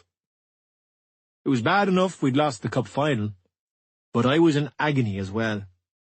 I couldn't even sit down at the do that night. I had to go to bed at about 10 o'clock. Aside from that, I was quite calm after the match. I remember thinking, we played well, we were brilliant. It was that Arsenal thing. We battered them, but they beat us on penalties. I understood sport. You could play well and still lose. You have to look at the man in the mirror. But there was no shame in losing once you'd done your best. Garth Crooks was looking for an interview with me for the BBC as losing captain. I said not today, but I should have done it. Ronaldo and Rooney had been the two best players on the pitch. I should have said, watch those boys go. I'd rather be in our position than Arsenal's, even though they'd just won the cup. They were hanging in there that day. It was another 9 years before they won the cup again. But I wouldn't begrudge them it. I still have that admiration for Arsenal and Wenger. I think the manager could have been a bit braver. He could have put Tim Howard on for Roy Carroll. We only used 2 of our substitutions. If he'd just done something a bit mad, changed the goalkeepers, they might have thought, fucking hell, he must be good at saving penalties. Mind games. I'm not saying Tim would have been better than Roy, and I don't think a goalkeeper had ever been substituted in that way, although I've heard that other managers had thought about doing it if the circumstances were right.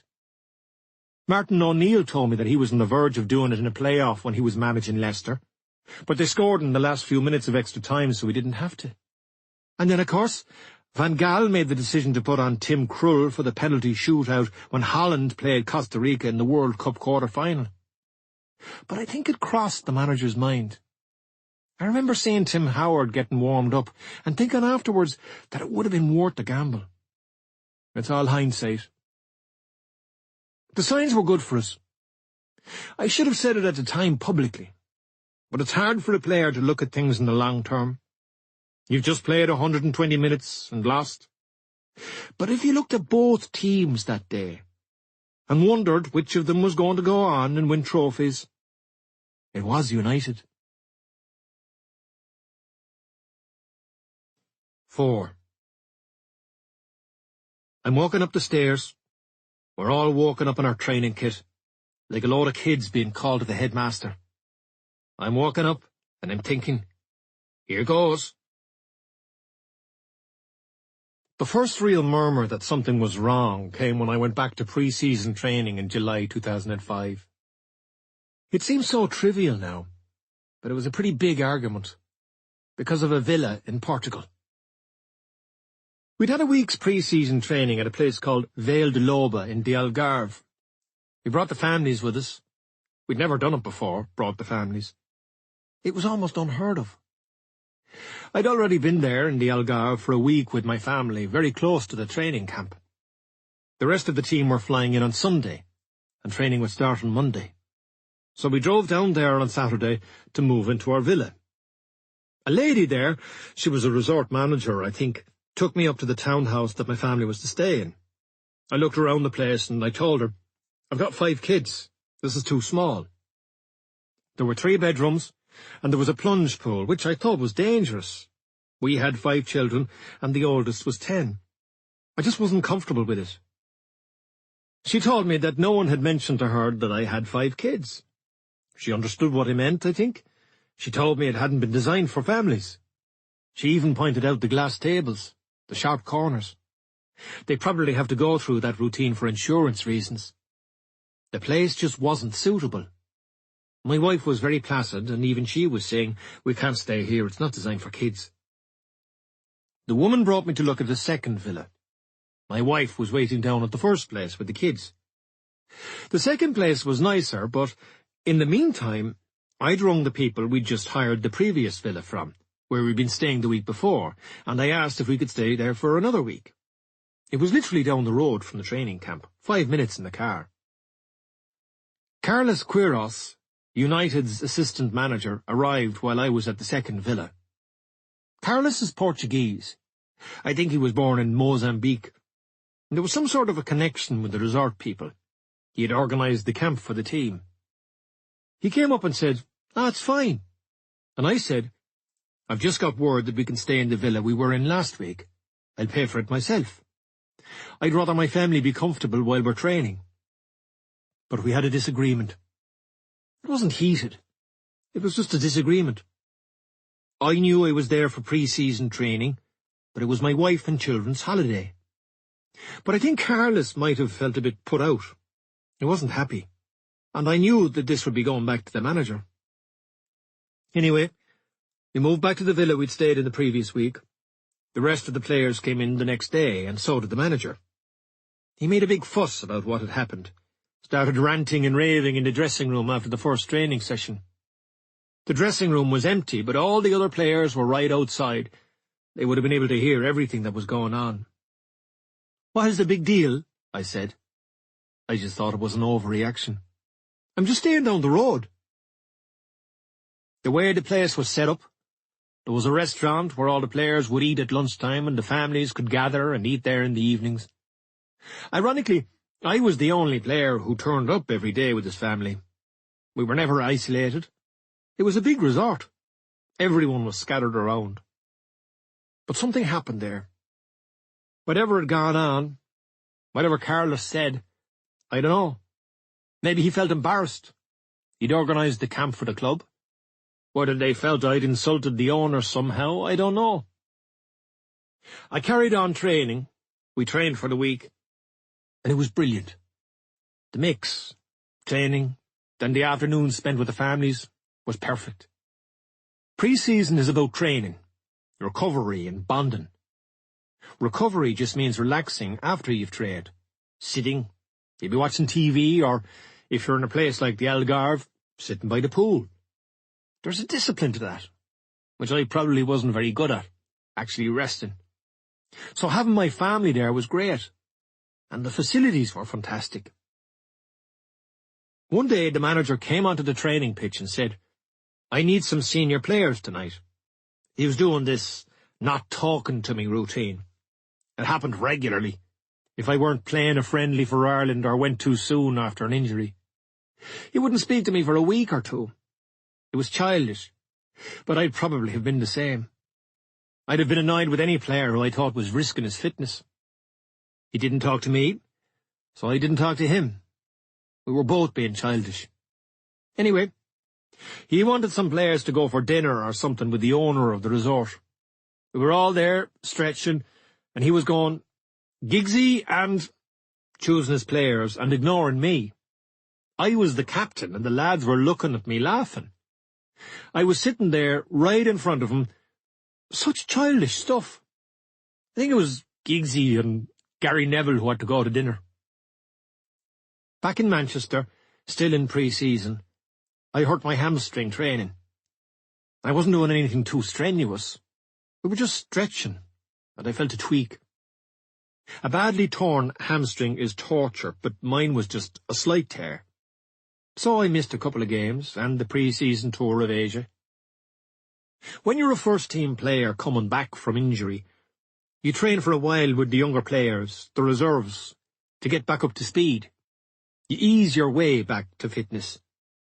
The reserves wouldn't be at the same level as the first team, so you don't put any extra stresses on your body. There wouldn't be the same intensity, so you can make your mistakes, get the rustiness out of you. Whereas when you go back with the first team, there are no shortcuts. There's no messing about. You'd have a game in mind in a couple of weeks, say, and you'd have a discussion with the medical staff. You'd agree a target, a timetable. As an experienced player, I knew my own body. I was ready to come back. I should be ready by Monday week. But I was being told, no, not yet. Carlos, for some reason, was reluctant to get me back into the first team. And when he eventually did, he treated me very badly. There was often a practice match at the end of training, 10v10 or 8v8. This time, I ended up being the last man standing, the last player to be picked. Carlos looked at me, and I said, "Carlos, what?" He had a bib. And I'll always remember this like it was yesterday because I'm surprised he didn't knock him out. He just threw it at me. The other players were looking at me and he went, "Oh, you just stand up front." I was a midfielder. I didn't play centre forward. It was like he was saying, "You stand up there so you won't do any harm." That got my back up, and rightly so. But I wasn't one for arguing with staff on the training ground. I could count the number of arguments I've had with staff on the training ground on one hand. But I was thinking, am I missing something? And I concluded, probably. But I wasn't thinking of the villa in Portugal at that time. A couple of days later, I was talking to the manager and I said, "Carlos has been a bit strange, you know. He's reluctant to get me back in the group." And the manager went, "Yeah, I know he can be a funny old sod, but leave that with me, Rye." The season started okay.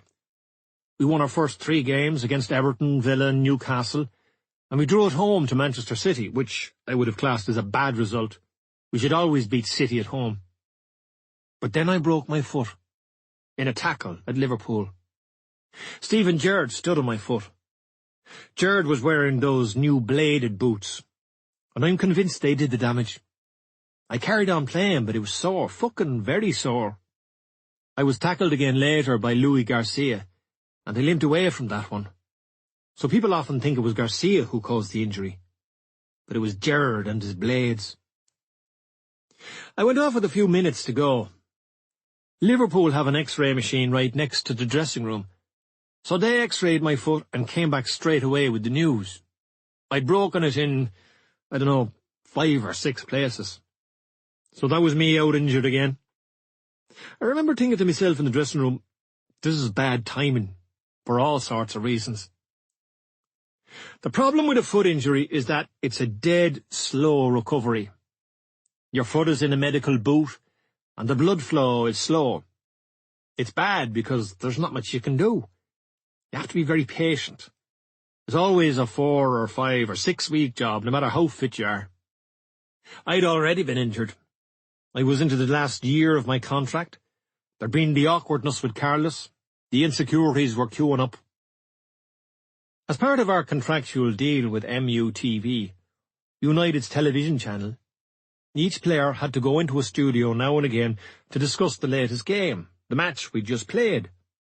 There was a rota of players, and my turn would come up 2 or 3 times a season. But a month after the injury, I think we were playing Spurs at home and I was supposed to cover it for MUTV, but the manager gave me a few days off. He said, "Why don't you go and get a bit of sun for yourself?" I was off the crutches at this stage, and I think the boot you wear to keep the weight off the foot might have been off by then too. So I was pretty mobile. Coincidentally, my family had already booked a holiday in Dubai before I got injured. So I just thought, the timing's perfect, I can join them. They went out a couple of days before me. I flew out alone and came back with them. A swap was done, I think with Gary Neville, who covered the Spurs game for MUTV instead of me. And the producers asked if I'd do the next game away to Middlesbrough when I get back from holiday. So I was in Dubai, getting a bit of sun and putting my foot in the salt water. I suppose I could have gone to Ireland, to y'all for that. But I was in Dubai. It's slightly more romantic. I knew the Middlesbrough game was on TV. I thought to myself, I want to watch the team anyway, and I'll be doing the analysis when I get back to Manchester. So I decided to watch it in the hotel bar. They lost 4-1. Disaster. United were awful. And that just happened to be the game I'd be doing. Fucking hell.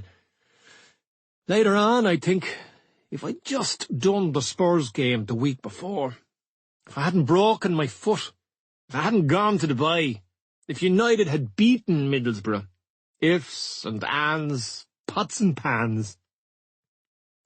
I came back to Manchester from Dubai and MUTV people go, "It's your turn." And I had to do it. United were poor, and I was disappointed with the players.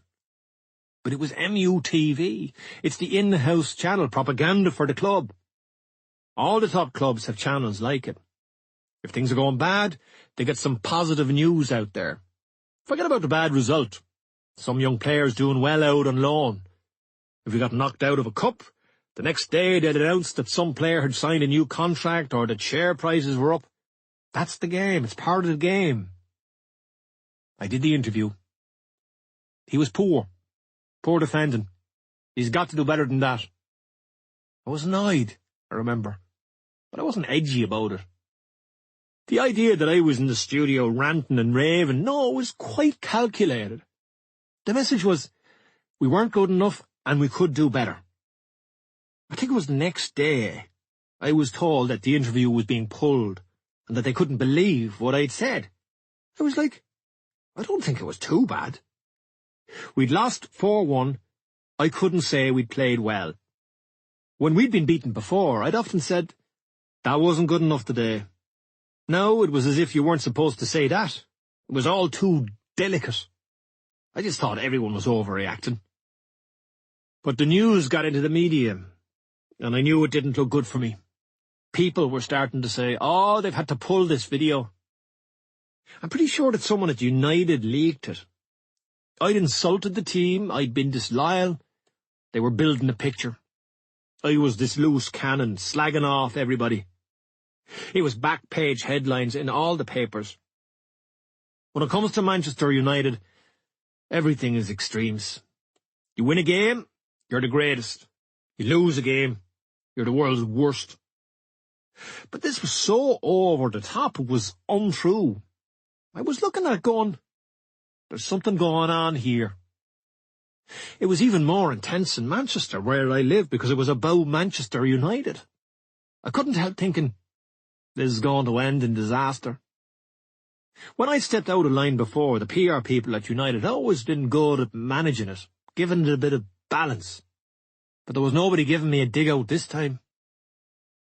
I wasn't worried about the dressing room, because I think that players knew my form. But all sorts of stuff was coming out now that I'd spoken about players' wages, for example, something that I would never do. Usually, when there was something in the media about any of the players or a member of the staff, we'd nip it in the bud by going, listen, we're used to it. We're Man United. Everything is going to be exaggerated. It was par for the course. But this was getting a bit silly. And United had just been beaten by Lille in the Champions League, which didn't help the atmosphere or the manager's mood. So, eventually, I got the players together in the dressing room and I said, look, lads, I need to get this off my chest. You've seen all this stuff in the media. Just to let you know, lads, that it's fucking nonsense. I would never go into stuff about players' wages or people not trying. I might say a player had a bad game, but they were all going, yeah, as they spoke. Not one of them had an issue, not one. But at the back of my mind, part of me was thinking, what did I say in the video? I might have said something pretty bad for them to pull it. And even now, today, people still say, this video had to be destroyed. Like it was a nuclear weapon or something. Did someone drive out to the countryside and bury it in the fucking ground, or did a bomb disposal unit come and explode it? It had to be destroyed. Anyway, by now we were talking about the quality of our game and how we'd taken our eyes off the ball a little bit. We'd had 1 or 2 bad results. It went on for about an hour. Instead of going out training, we ended up having this chat. All the players were getting involved. I've spoken to some of them about it since, and Ole Gunnar Solskjaer, who's a man I have a lot of respect for, still talks about the conversation I started that morning, about how we needed to refocus, and how we shouldn't let ourselves be distracted by the off-the-field stuff. Boot sponsors, magazine interviews, too many media commitments. And Ole still reckons it was exactly what we'd needed. No ranting or raving, no finger pointing, nothing like that. And we spoke about training too. Lads, we need to sharpen up. Remember what we're about. It's about what we do. Football. Winning football matches. We've been talking for quite a while by now, maybe an hour. So I went up to the manager's office to tell him why we weren't outside training. He said, well, I'm coming down. I knew from his reaction that he wasn't happy. I went back down ahead of him and I said to the lads, I'm not sure this was such a good idea. He stormed in and said, what's this all about? And he asked me if I was going to apologise. I said, well, I've got nothing to apologise about. What about the video? And I said, I think the video's fine. And he went, I tell you what, up fucking stairs now into my office. Everyone, let's go and watch that fucking video. So I'm walking up the stairs. We're all walking up in our training kit, like a load of kids being called to the headmaster. I'm walking up and I'm thinking, here goes, because I'm still not 100% sure what I said. We watched the video. Some lads standing, some sitting down. More than 20 international footballers scattered around this massive office. This was only a couple of years after Saipan. Talk about déjà vu. I'd been down this road before. I was getting used to it. We watched, and I was still thinking I could be the one in for the shock here. Oh, by the way, lads, I forgot to mention that downstairs. But it ended, and I was very relieved because it tallied with what I told the players. There were no shocks or contradictions, thank God. So I went, look, lads, have any of you got a problem? They were all, no. I said, Fletch, to Darren Fletcher. I'd said something about my wife tackling better than him for one of the goals. But I could tell from his expression that he was fine with it. Fletch knew my form. The mood was still good between me and the players. But Carlos and the manager were in the background, steam coming out of their ears. I said, lads, I told you what I said, but we got beaten 4-1, you know. And they were all, every player. No, we're okay with it. Yep, we're comfortable enough with it. But the manager went, no, it's a disgrace, this fucking video. I said, none of the players have got a problem with it. With that, Van der Sar, who'd been at the club a few months, put his hand up and said, do you know, I just think you could have used a different tone. Edwin, Dutch international, 6 million caps. So I said, Edwin, why don't you shut the fuck up? You've been at this club 2 minutes, and you've done more interviews than I've done in my 12 years. It was MUTV. I had to do it. So he took that. He accepted it. But then Carlos turned and he said, you've not shown any loyalty to your teammates. He was just on my right shoulder. Oh, I didn't fucking hit him again, I was thinking. The villain Portugal not treating me well in training, and he just used the word loyalty to me? I said, don't you talk to me about loyalty. Don't you fucking talk to me about loyalty, Carlos. You left this club after 12 months a few years ago for the Real Madrid job. Don't you dare question my loyalty. I had opportunities to go to Juventus and Bayern Munich. So don't you question me about loyalty. And while we're at it, we spoke about training downstairs, and we were just on about mixing things up in the training a bit. And he went, no, Roy, we need repetition. That's what we need, repetition. And I said, Carlos, do you always make love to your wife in the same position? And I think he went, what? Where's this going? I said, you change the position, don't you? Sometimes you have to mix training up a little bit. That's all I'm saying. That's coming from all the players. It's not a personal thing. I haven't a clue why I said that, and still don't. But the manager went, that's enough of that. I've had enough of all this stuff. And I said, you as well, Gaffer. We need fucking more from you. And I mentioned the horse deal as well. I can't justify everything I said that morning. I was just annoyed. The manager had wanted to get us involved in a syndicate to buy a horse with him. This was a few years before. He'd taken us up to some stables on the way to Catterick, I think. We were all to put money into the syndicate, out of the players' pool. We used to earn extra money for MUTV appearances and other media work, and we put it into the pool. Christmas dues, trips to the horse racing, they were paid for from the pool. It was like a kiddie, but a pretty big one. The whole thing had annoyed me at the time, that we would have put money into the syndicate, but would only have got 1/16 between us. As it was, we never got involved in it. I said to the gaffer, "You wanted us to go into that syndicate years ago, and we'd only have got 1/16. What was that all about?" When I go off like that, when I let loose, I'm in the zone. It's like I'm somebody else. It was almost a relief, some sort of freedom. Consequences were the last thing on my mind. I wasn't a Manchester United player now, or a professional footballer. I was a human being, fighting my corner. Not one player interrupted, or tried to take the heat out of it. Maybe because they'd seen how I'd responded to Edwin. They were all in quiet shock, I think. They felt they shouldn't have been in the room. Like we were neighbours arguing and they were looking over the wall at us going, "Next door, at it again." It was unfortunate for them. I said to the manager, "We need a bit more, gaffer. We're slipping behind other teams." And he said, "I've had enough of that." And I think he said, "Shut up," something like that. I said, "Well, I've had enough of this meeting anyway. I'm fucking off. I'm going out to train." And I left the office. I went down the stairs. I turned round, and I saw Michael Sylvester coming out, but he didn't follow me. Ole has since told me that when I left the room, the manager said, "Well, what about that?" According to Ole, Rio agreed with me that they played poorly at Middlesbrough. All the players started talking, and Ole and Paul Scholes said they were leaving because they didn't want to talk about me when I wasn't there. I loved that he showed me that bit of loyalty. When Ole got up to leave, he was told by the manager, "Don't you follow him," in no uncertain terms. According to Ole, Carlos called him into his office the next morning and told him to apologise to the manager for leaving the room or he'd be sacked. I went out to training, and eventually the rest of the players came down.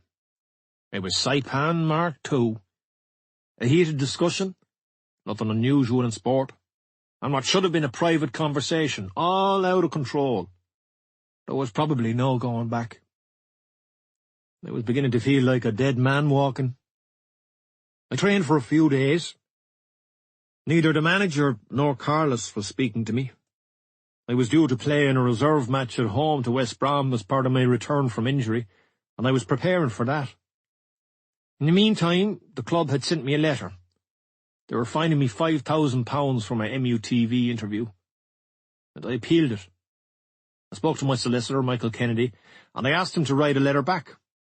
I'd been fined before, and I'd never appealed. I just felt this time it was wrong. But I think that annoyed the manager.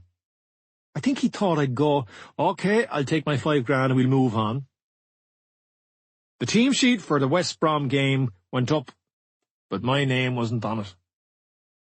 I spoke to Rob Swire, the head physio, and I asked him, "Why haven't I in the team for the reserve match?" "Oh, the manager doesn't want you playing." So I went, "All right." I went up to his office, and I banged away at the door, and he went, "Come in." What I loved more than anything else, and the manager would have known this, was playing. By not letting me play in the reserve match, he was preventing my recovery. The atmosphere in the room wasn't good. I said, "I'm supposed to be playing in the reserves. My recovery, you know." And he said, "No, you better speak to Michael Kennedy." It was Dave O'Leary who had put me in touch with Michael Kennedy when I was on my way to United back in 1993. Michael did that first deal with United, and every other deal for me, in and out of football, for more than 15 years. "Oh," I said. "All right." I went down and got into my car and I rang Michael. And he went, "Yeah, I've just had a call. They want me up on Friday." I said, "They're going to try and get rid of me, but they're trying to find me." "Yes, but that's not grounds for you moving on. Anyway, we'll see." I met Michael at Manchester Airport on the Friday morning. It was 18th November. He went, "What's all this about, Roy?" I just knew they were going to tell me it was time to move on. I was ready for it, but not prepared. We drove to the training ground for the meeting at about 9 o'clock. The manager was there in his office. David Gill, the chief executive, was there too. I hadn't been expecting him. I went, "So what's up?" And the manager said, "Look, Roy, I think we've come to the end." As simple as that. And Michael was going, "What? What's this? I thought this was just about the fine." Michael is a very good mediator and negotiator. They would be Michael's strengths. He's negotiated with top teams in Italy and with Real Madrid. He has vast experience. If I had done anything really bad, I'd have been fined 2 weeks' wages or even sacked. But a 5,000 fine was, in the bigger scale of things, nothing. So, from a 5,000 fine to what the manager had just said, Michael was nearly falling off his chair. But I said to the manager, "All right. Yeah, I agree with you." Then David Gill said, "And while we're at it, we've prepared a statement." They had it all ready. It was another little hand grenade they threw at me. Not an hour later, or 2 hours, or after the severance negotiations, it was already written. Usually, I guess a player in my position would have been advised to say, "All right, I'll go. How much will you give me?" I'll fight my corner for money, but it wasn't the first thing that sprang to mind now. I could easily have said to Michael, "If Manchester United want me to go today, they fucking have to pay me." My reputation was ruined. It was going to be in shreds. But I wasn't thinking about my reputation or the PR side of things. I just thought, yeah, he's right. It's over. David Gill had a copy of the statement, and Michael leaned across and took it. We were both reading it when David Gill said, "By the way, Roy, you're also injured." And I went, "David, I broke my foot. My foot is broken from playing for Man United." I suppose the thinking was, let's try to get him out as quick as we can. Let's not drag this out till next week. This was Manchester United, one of the biggest media companies in the world. They spent a fortune on the image. And I was reading, "We'd like to thank Roy for his 11.5 years at the club." But I'd been there 12.5 years. And now I was thinking, the game is up. No problem with that. I'll fucking do it properly. I went, "You got 11.5 years there." The two of them were looking at each other. And I said, "I've been here 12.5. "Oh, was it 12.5, Roy? Oh, I wasn't sure. Was it 93 you came in? I can't remember." "Yeah," I said. "The first year we won the double." And David Gill said, "All right, we'll fix that." Michael was going, "I need to discuss this with my client." David Gill was, "Do you want 5 minutes together?" And we said, "All right." So they went out, the manager and David Gill, and left us alone. I said, "Come on, Michael, I've had enough of them. Fuck 'em. We've lost respect for each other." But Michael was going, "What? What are you talking about? I can't believe it. The contract? Your family?" He was emotional about it. He was upset. Also, I was his client, and he was probably thinking, this isn't right, this isn't fair. They came back in, and David Gill asked, "Is that enough time?" I said, Yeah, I think you're right. We've come to the end, but I'm not sure about where do I stand in my contract. Can I play for another club straight away?" That was what I meant about being ready for this, but not prepared. It was the worst thing I'd done, or not done. I'd known for a few days they were going to try and get rid of me. I could have rung the PFA, the Professional Footballers Association, and got legal advice. What were the consequences if my contract ended? There was the transfer window in January. This was November. Could I sign for another team immediately outside the transfer window? And if I signed, would I be allowed to play immediately? For all my experience and for all the good advice I've given to people over the years, I hadn't taken heed of it myself. I said to Ferguson, "Can I play for somebody else?" And he said, "Yeah, you can, because we're tearing up your contract." The secretary's office was just across the corridor, and I thought for just a second, Before we shake hands and anything, or before I walk out or storm out, I go across to find out where I stand contractually. But it had gone too far. Deep down, I didn't give a shit. So I thought, all right, I'll get fixed up. I knew there'd be clubs in for me when the news got out. I said, yeah, I think we have come to the end. Michael still couldn't believe it. I just thought, fucking pricks. And I stood up and went, yeah, I'm off. I left Michael to it. I got in there at about 9 o'clock. I think I was in my car by 9:45. Maybe it was my way of coping. Getting out as quickly as I could. Was it a childish way of coping? Was it my, I'd better get out of here before I fucking kill somebody way of coping? I don't know. I didn't want to see the players.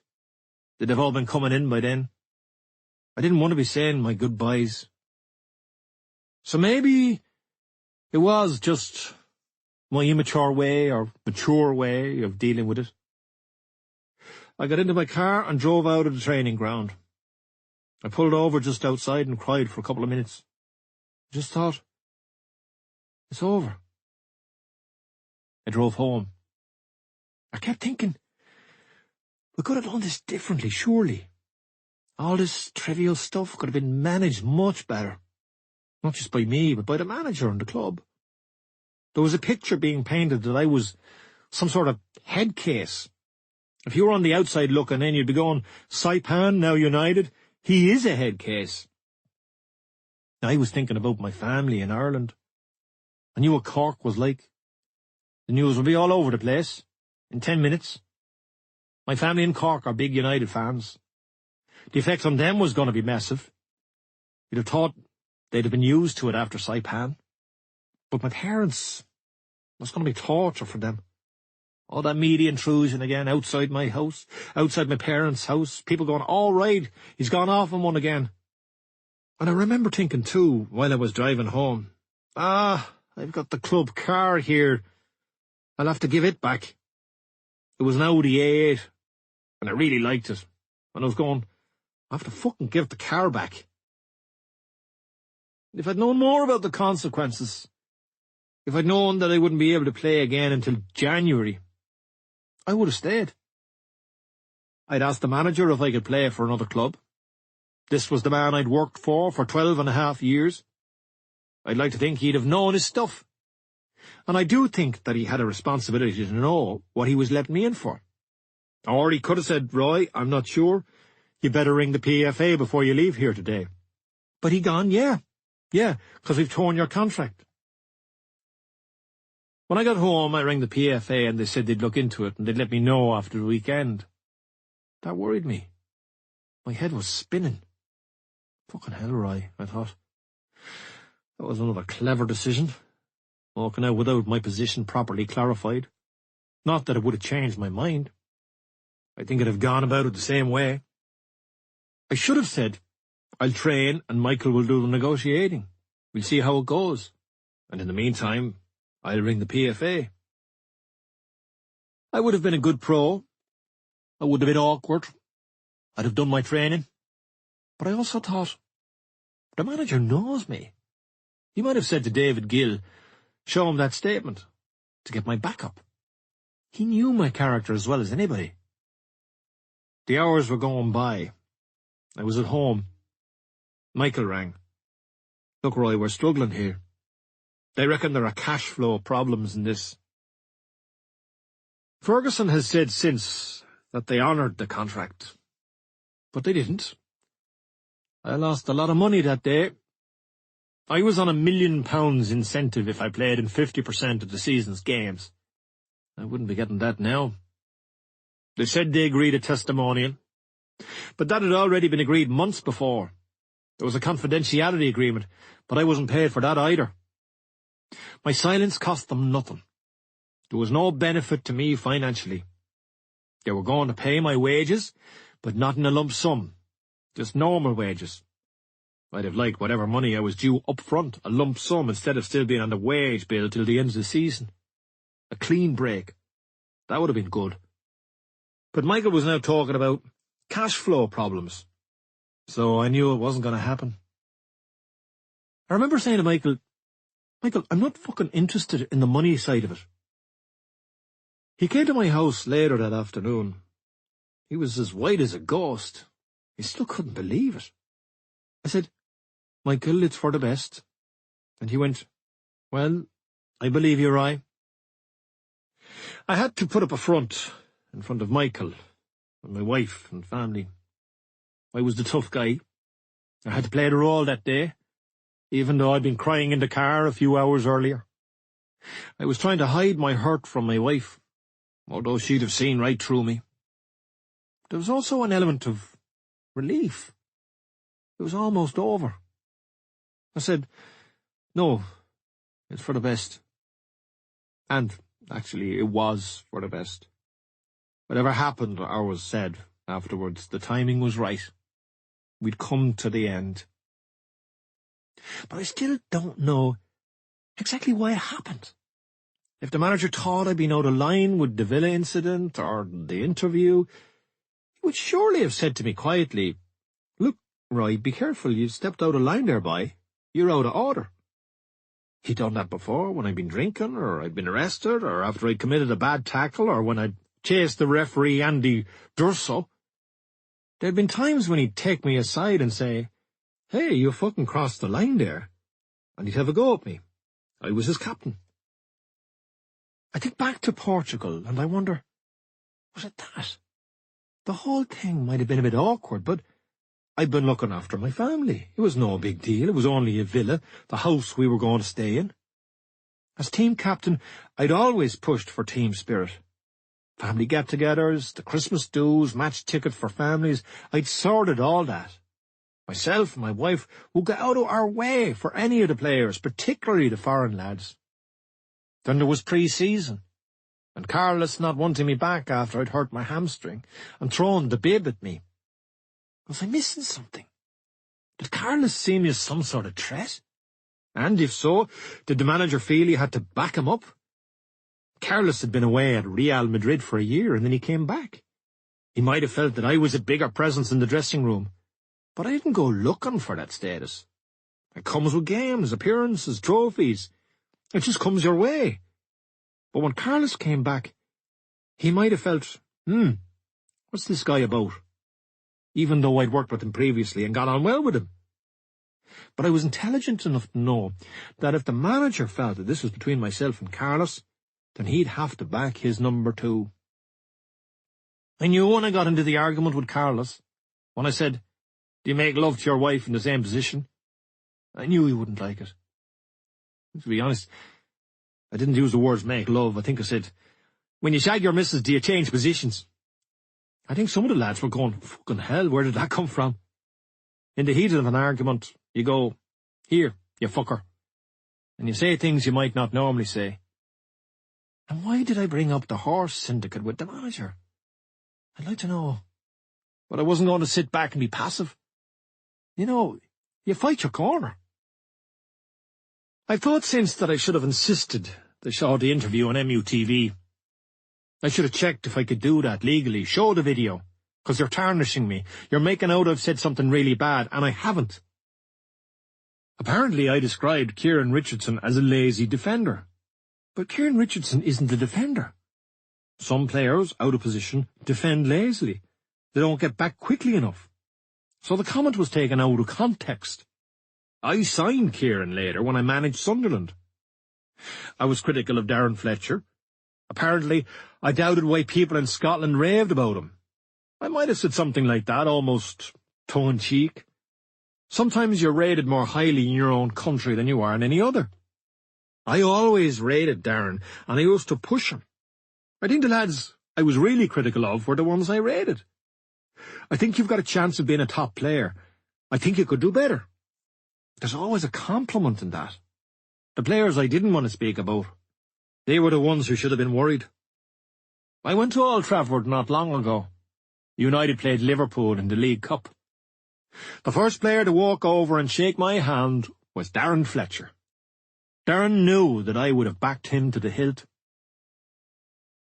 A lot of the comments I've been expected to defend over the years, I'm not actually sure I made them. I'm supposed to have said about Rio Ferdinand something like, just because you're paid £100,000 a week and play well for England doesn't make you a top player. But I don't believe I ever said that. I don't think I've ever mentioned a player's wages in any interview in my life.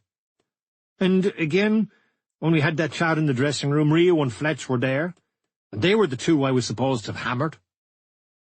Fletch took me the way he knows me, and that was... I meant well.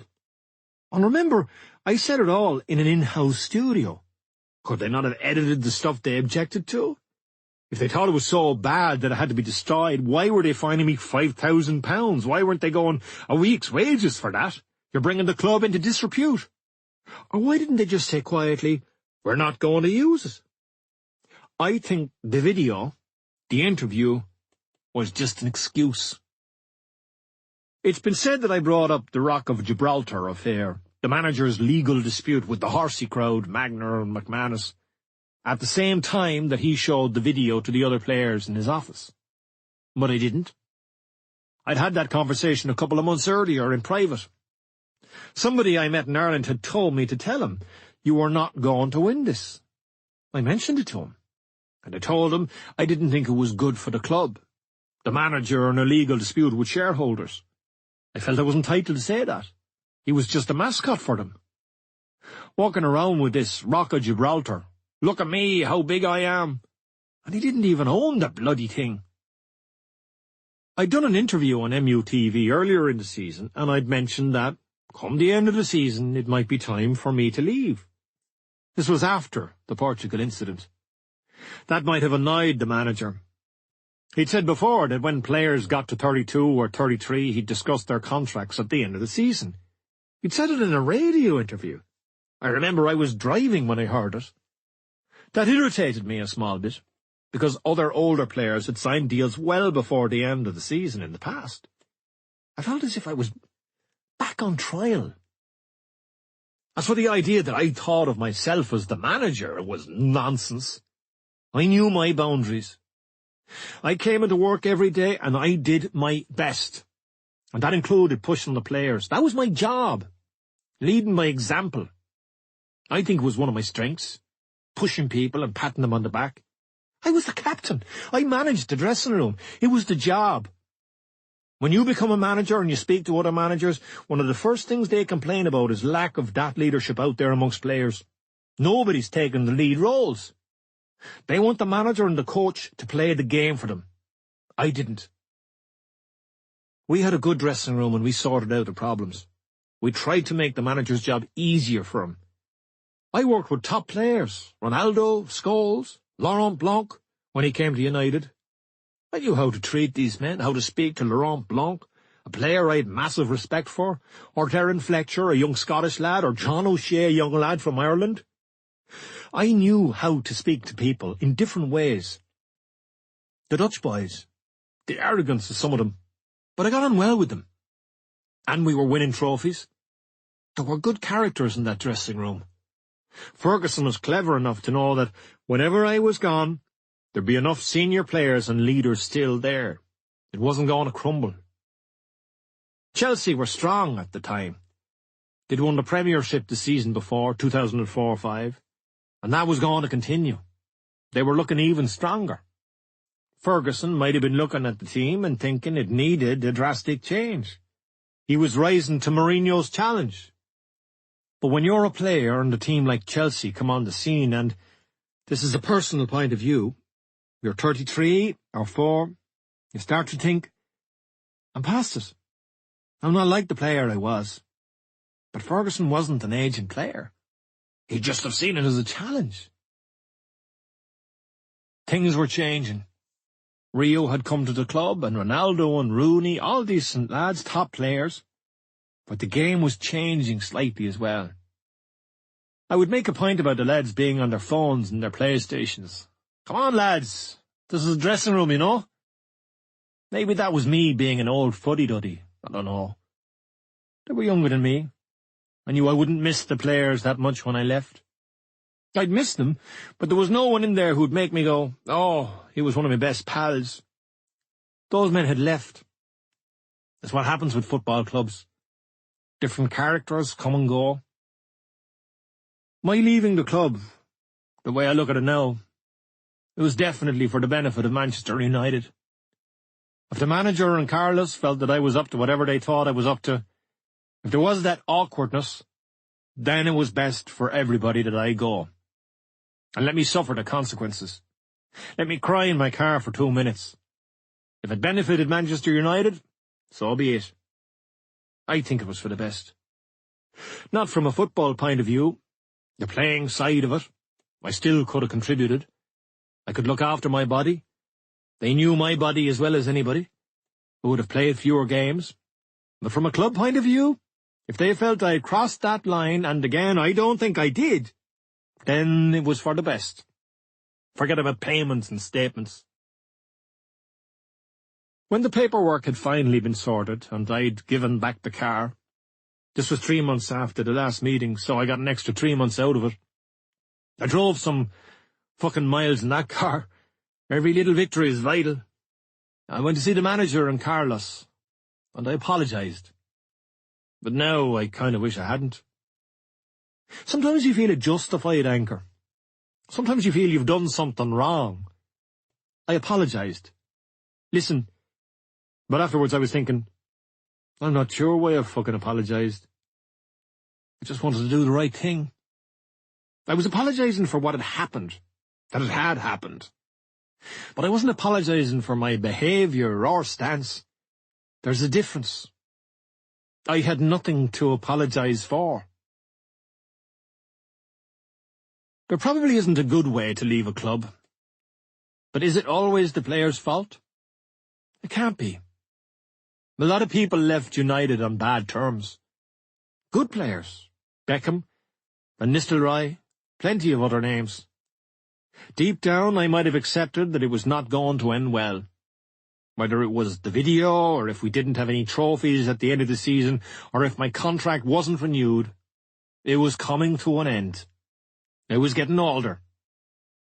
But I think the best way the manager could have dealt with it, given his experience and man-management skills, would have been to take me aside and go, listen, right, we're having issues with you, but keep your head down, play a few games, and come the end of the season, we'll say that it was best for you to go. Not in mid-November, when I'd been injured and I couldn't play for another team till January. It wouldn't have been champagne and, he's leaving. But they would have shown a bit of class. And they didn't show it. I loved everything about United. From the day I signed for them. I just think it suited my personality. I loved the team. I loved the way we played. I liked all the lads. I liked the training. I liked the way we travelled. I liked the pressure. I liked the United fans. I thought they were pretty switched on, even when we lost. They'd be going mad, but a nice mad. I liked the demands, the kit, the badge, the history. I liked living in Manchester. I got on well with the manager. There was trust there, a big word in football.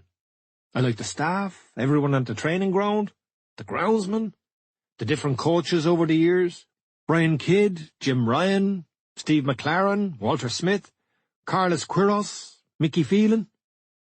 And winning. I enjoyed the winning. I still have that soft spot for United, and thank God I do. I took my son to the Champions League final between Bayern and Dortmund at Wembley in 2013. He was going on about different teams, and I asked him, which team do you support? He said, United. He would have known I still had that little bit of resentment. So I said, why do you support United? And he said, well, I was born in Manchester and I'm not going to support City, am I? I said, okay. That was a good enough reason. And I thought to myself, I better get us some season tickets. We went to see them recently and I was going, come on, fucking hell, come on. I want them to do well. When I moved to Celtic, I used to get an early flight up to Edinburgh or Glasgow and I'd hire a car and drive from there to the training ground. I'd stay a couple of days up there. One morning, a taxi driver picked me up to bring me from my house to Manchester Airport. I got into the taxi at about 6. My flight was at 7. In the middle of winter, and the taxi driver asked me, "Do you miss being at United?" It was 6 in the fucking morning. It was freezing, black outside. I looked at him and I went, "What do you think?" We laughed. 5. I lay on the bed, and my hip, I'd never known pain like it. My hip was fucking screaming. I was going for bike rides around where I live, trying to keep fit. I'd no one to train with, in terms of kicking a ball and twisting and turning, the type of work I needed after being out injured. I was even kicking a ball against my garage door. Inside the garage, striking the ball against the door. It was like being a kid again, back in Mayfield, kicking a ball against a wall. I'd a punch bag in the garage too, and a skipping rope. I'd do some skipping, and I'd do a few press-ups. It was basic boxing training, anything to make me feel a bit better. Michael Kennedy started ringing me. There were clubs interested in talking. I'd have choices. But instead of enjoying it all, I was thinking, I'm starting all over again, back to the beginning. But another part of me thought, a new dressing room. I learned something a bit different. But I wished I'd had a few games under my belt. I hadn't played for 5 or 6 weeks, and I couldn't play again until January. It wasn't ideal. People at a new club might think, we're signing fucking Maradona, because of what I'd done at United. Real Madrid offered me a 1.5-year deal. Everton on my doorstep wanted me to go to them. I met their manager, David Moyes, at his house, and I was impressed by what he said. Bolton, also on my doorstep. I met with Sam Allardyce too. But I went to Celtic for 15 grand basic a week. I know it was a lot of money, but I'd been earning a lot more. It was a massive pay cut. When a club is interested in you, the manager generally sells it to you. Listen, we'd love to have you here. But I met Gordon Strachan, the Celtic manager, in London.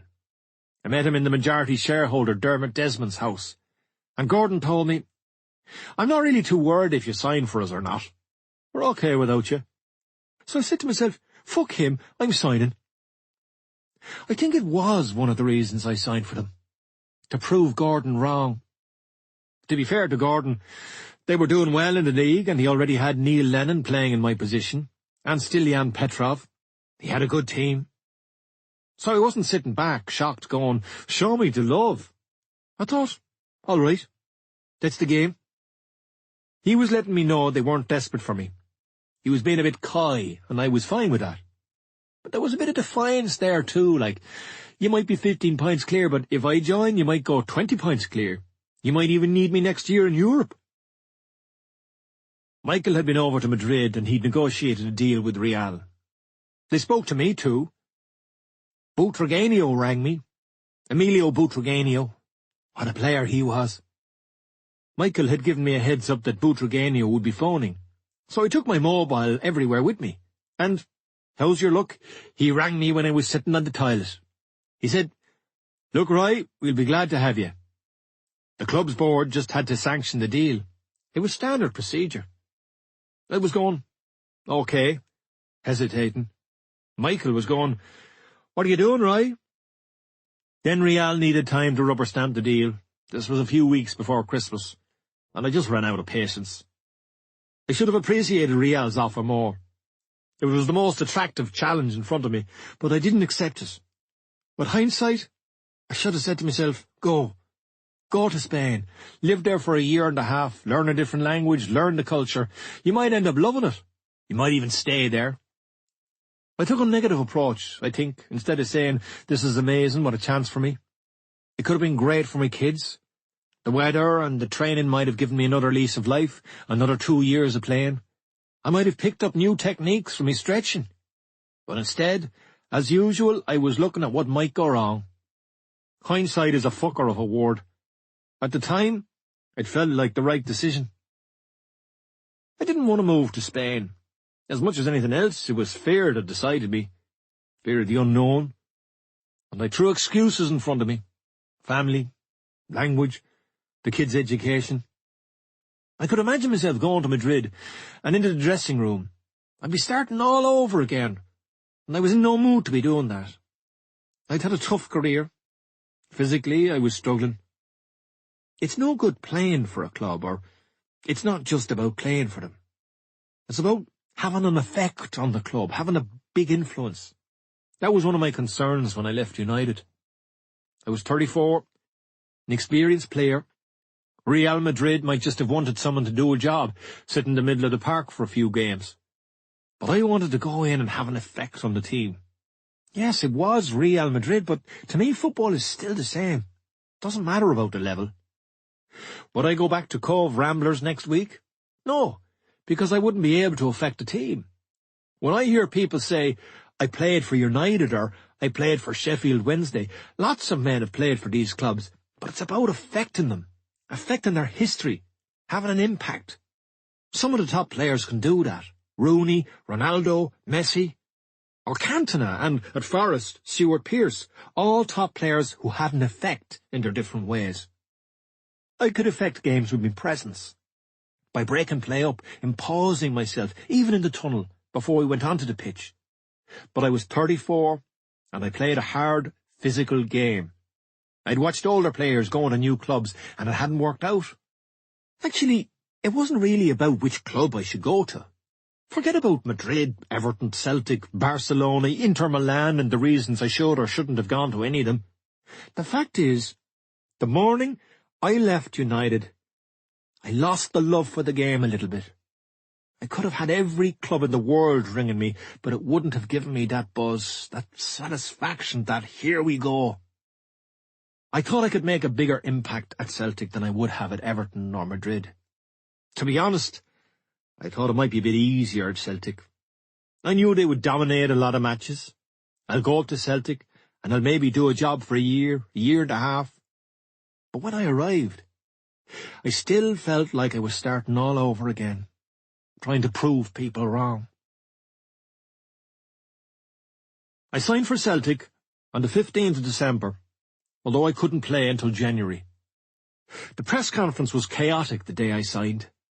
I felt like putting a dampener on it. Listen, lads, I'm 34, my hips hanging off. Outside Celtic Park, with a scarf over my head for the photographs, hundreds of fans on the steps of the stadium. They were really good to me. They gave me a great welcome, everybody at the club. And it was nice to get the Celtic kit on. I was glad to be there. They were letting me get back to what I was about, playing football. And Gordon Strachan and his staff, Gary Pendry and, of course, Tommy Burns. There was a very good atmosphere, good banter. Tommy was a really good guy, God rest his soul. If I'd gone to Madrid, I would never have met Tommy. John Clark, the kit man, was one of the Lisbon Lions. He was part of the team that won the European Cup in 1967. The kit man is vital. He's almost the hub of everything, a link to everybody. He has to be good-humoured and upbeat. You have to be glad to see the kit man in the morning. He reflects the club, in a sense. I think Clarkey got a bigger buzz out of me signing for Celtic than anybody else at the club. He appreciated what I'd done in the game. He couldn't do enough for me. I met great people up at Celtic. Their training, particularly their warm-ups, it was all about rotational stuff, movement of the hips. First and foremost, there was always a ball. If there were 16 players, there'd be 8 serving the ball to 8 players in the middle. You'd always be working on the ball. And your recovery was when you were the server. You'd be throwing the ball for somebody in the middle. It was all about flicking the ball back with the outside of your foot or your instep. All rotational stuff. The stressful part for me was flicking the ball back. And that was only the warm-up. After the warm-up, I felt like going in. I was thinking, that's me done. I'm struggling. But I actually liked it, getting a feel for the ball. And there was a bit of banter thrown in, because some lads couldn't do it. So I enjoyed all that. But my hip didn't. I hadn't trained properly, with a ball and other players, in more than 2 months. Knocking the ball against the garage door is no substitute. We trained for an hour and a quarter or an hour and a half. I didn't feel too bad immediately afterwards. It was all new. I had that extra bit of energy. I got back to my hotel in Edinburgh. People had advised me to stay in Edinburgh. Live in Edinburgh, keep away from all the hassle. Rangers fans, even Celtic fans. It made sense. I'd have more privacy. But really, I should have stayed in Glasgow. Later on, I rented a small flat in the West End of Glasgow, and it was fine. But anyway, I drove back to the hotel. It was about an hour's drive from Glasgow. Lovely hotel, lovely suite. I lay in the bed, and my hip, I've never known pain like it. My hip was fucking screaming, just from the warm-up, from the training. It was all the movement. I hadn't moved properly in months. I hadn't been twisting, holding other players off. And it wasn't as if I could ease myself back to fitness. I'd be going back on the pitch in 2 weeks. I was going to be thrown straight into a game. I lay there thinking, I don't want to go back, but I need to. I have to. I was an experienced professional. I'd played more than 600 games. I could deal with anything.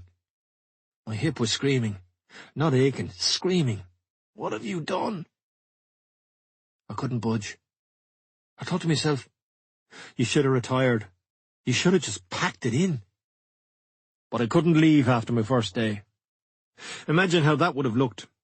Celtic fans with their scarves and jerseys. No, I've got to go to work. Could I go on and tell them that my hip was at me? Would it be better tomorrow?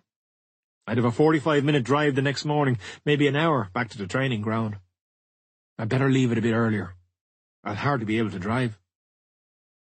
It was my own fault. No one forced me to stay in Edinburgh. But the hip, fucking hell. I should have just packed it in. I should have been braver. Sometimes you have to be courageous enough to say no. An Irish friend of mine once told me, no is a sentence. One of my strengths earlier in my career had been my ability to say no to people. I'd be very clear about not overdoing things and knowing the limits of my job. Then there's the shame. I was under contract. People had bought jerseys with my name on them. I didn't want to let anyone down. And the feeling that I wouldn't even be able to play. Not long before, less than a year ago, I'd been in the Highbury tunnel imposing myself on the game before it even started. Now I was lying in a hotel bed, wondering if I could get through training.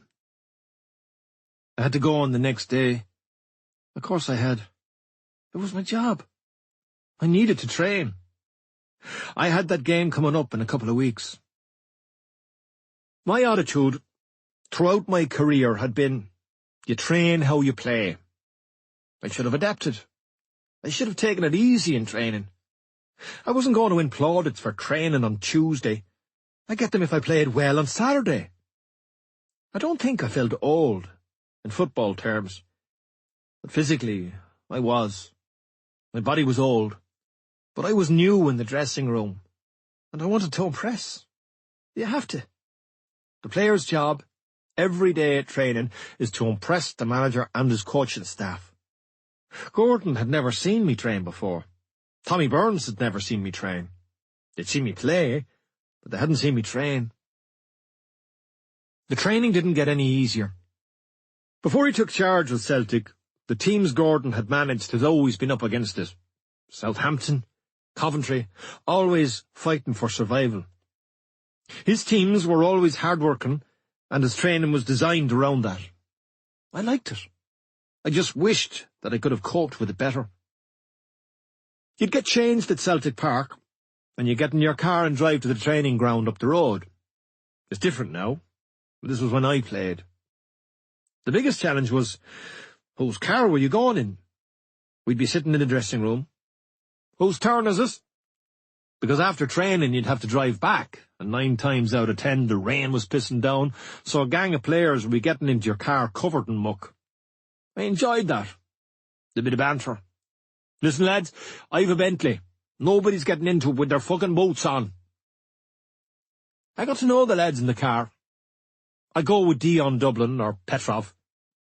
We'd only be in the car for 5 minutes. We'd have the crack. I had the United car for the first few weeks, so I invited everyone into the back of it, Boots as well. I ended up leasing a Golf to keep my own car clean, but mostly so I could get around discreetly in Glasgow. At around that time, I was asked by somebody in Celtic's administration if I'd mind not being paid until after January, because I wouldn't actually be playing until then. I said, but I've signed my contract, and I'm training, and you're selling jerseys in the shop. I want my wages from when I signed. The glamour of it. The fucking glamour of it. Michael had begged me not to sign for Celtic. He wasn't happy with the negotiations, or the take-it-or-leave-it approach. But I still think that if I hadn't signed for Celtic, I would have regretted it. They'd offered me the least money of any of the clubs. I read somewhere that I went to Celtic for 40 or 50,000 a week. It was 15 basic they offered me. I wasn't motivated by the money, or just the money. I think there might have been a bit of guilt about that when I left United. The amount I'd been earning there and earning so much for something I loved doing anyway. I'd said once or twice in interviews over the years, I'd like to play for Celtic one day. I'd said it casually, but now I felt I couldn't go back on my word. And I wanted to play against Rangers in an old firm game. For the atmosphere, the buzz, the experience. I played for United against Rangers, and it was electric. I remember thinking, if it's as good as this when it's Rangers against United, what must it be like when it's against Celtic? I've been up to see Celtic play Rangers several times, at Ibrox too. There were massive games. Celtic were going to play in my testimonial at United the following May. It had already been agreed before I'd left United, so I wondered, if I don't sign for Celtic, would that be awkward? But more than any other consideration, I just thought, I want to treat myself here. I'm going to go where I want to go, and fuck the money. I wouldn't have called it a dream, but I'd always liked Celtic, and the Irish connection would have been in the back of my mind. I felt a bit of loyalty to them. Usually, when you're making a decision about your career, you consider everything. The challenge, the family, location. But this decision was a purely selfish one. I just wanted to play for Glasgow Celtic. Celtic is a special club. My first game was against Clyde, away, in the third round of the Scottish Cup. We were beaten 2-1. It was a nightmare. I wasn't happy with my own game. I did okay, but okay wasn't enough. After the game, the disappointment. As I was taking my jersey off, I noticed the Nike tag was still on it. When I got on the bus, John Hartson, a really good guy, was already sitting there and he was eating a packet of crisps and a fizzy drink. I said to myself, welcome to hell. We went back on the bus to Celtic Park, and a lot of fans were waiting, having a right go at Gordon and some of the players as we got off the bus. Being knocked out of the cup by Clyde was a massive shock. But Tommy Burns, I take my hat off to him, stood on the steps and had a go at the Celtic fans. Some of those lads were ready for a bit of action. You're not Celtic fans, he said. You've got to get behind the team. I remember thinking, this is a good start. My first game, and already the fans were up in arms and one of the staff was on the steps of Celtic Park having to defend the manager. So that was a nice, gentle introduction. My first old firm game was at Ibrox, and we won 1-0. It was brilliant. It lived up to all my expectations, probably because we won. Maciej Zurawski, a Polish lad, scored the goal. The start of my Celtic career hadn't been great, losing at Clyde, and angry fans. But then, not long after, we go and win at Rangers, and I'm thinking, this is what it's all about. The atmosphere was brilliant, fucking electric. The hatred, I enjoyed all that. I got a yellow card for a foul on Purcell, and they were baying for a red card. Physically, I must have felt good. I was man of the match, and that was a little moment of satisfaction, another tiny victory. The dressing room afterwards was great. Again, it's what football is all about.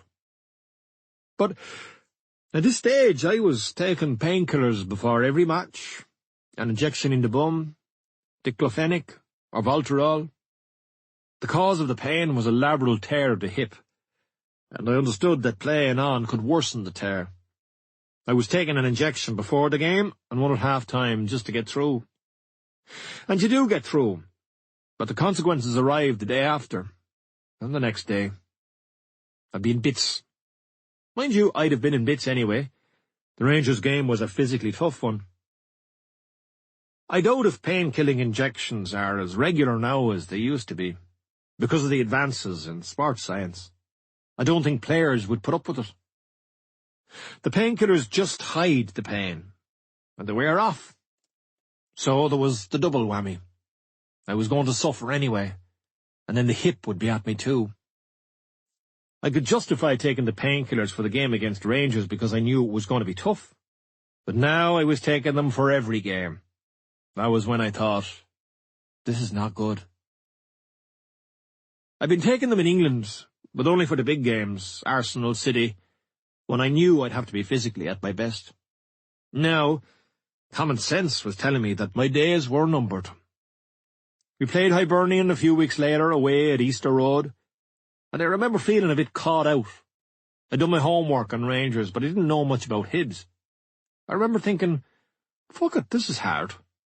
They had a couple of lads in the middle of the park. Kevin Thompson was one of them. He went on to Rangers in Middlesbrough. They were both excellent.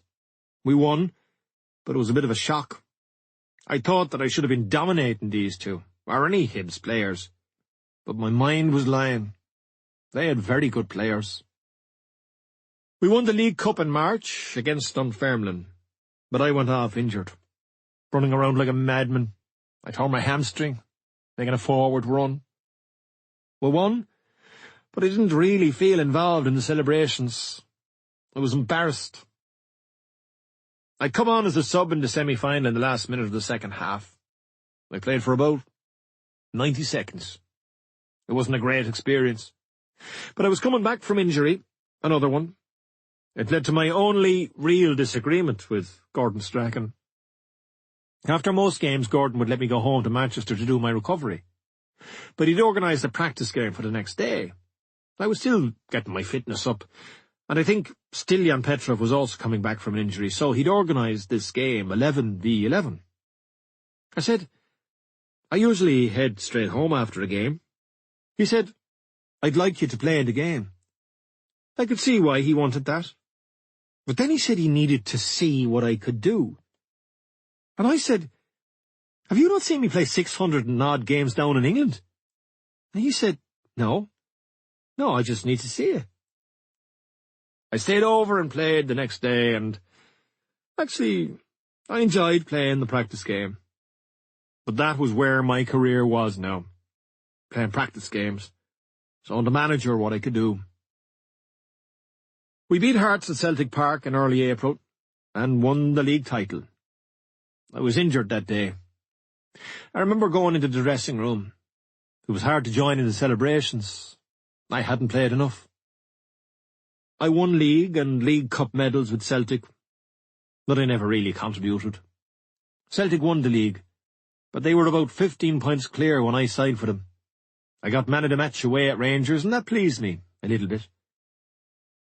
I look back at my time there, and I'm a bit embarrassed by it. I didn't play too often. 12 or 13 games, I think. I was on the bench 4 or 5 times. I tore my hamstring twice. And the reason you get injured a lot is your body's not right. I wasn't fit. My hip, my strides, I was trying too hard to impress. I was trying to play like a 21-year-old. Look what a player you've signed. I was in cuckoo land. I would have been a bit clever if I'd still been at United. I would have been thinking, I've earned my stripes here. I know my position. I don't have to be running around like a teenager. But at Celtic, I thought, they've signed me. The fans all think they have a top player. I think I was a top player, but I hadn't sprinted in years. At United, I just read the game and was in the right positions. At Celtic, I was going, I better start getting the odd goal here to impress them. A childish attitude. Stupid. Why didn't I go to Everton? I would have regretted not going to Celtic, and I couldn't go to both. But Everton would have been good. I spoke to Phil Neville, who'd moved there earlier in the season. I knew that there were good fitness people there who could have helped me. I liked David Moyes, their manager. The chairman, Bill Kenwright, was very good with Michael in negotiations. They offered me a lot more than Celtic were paying me.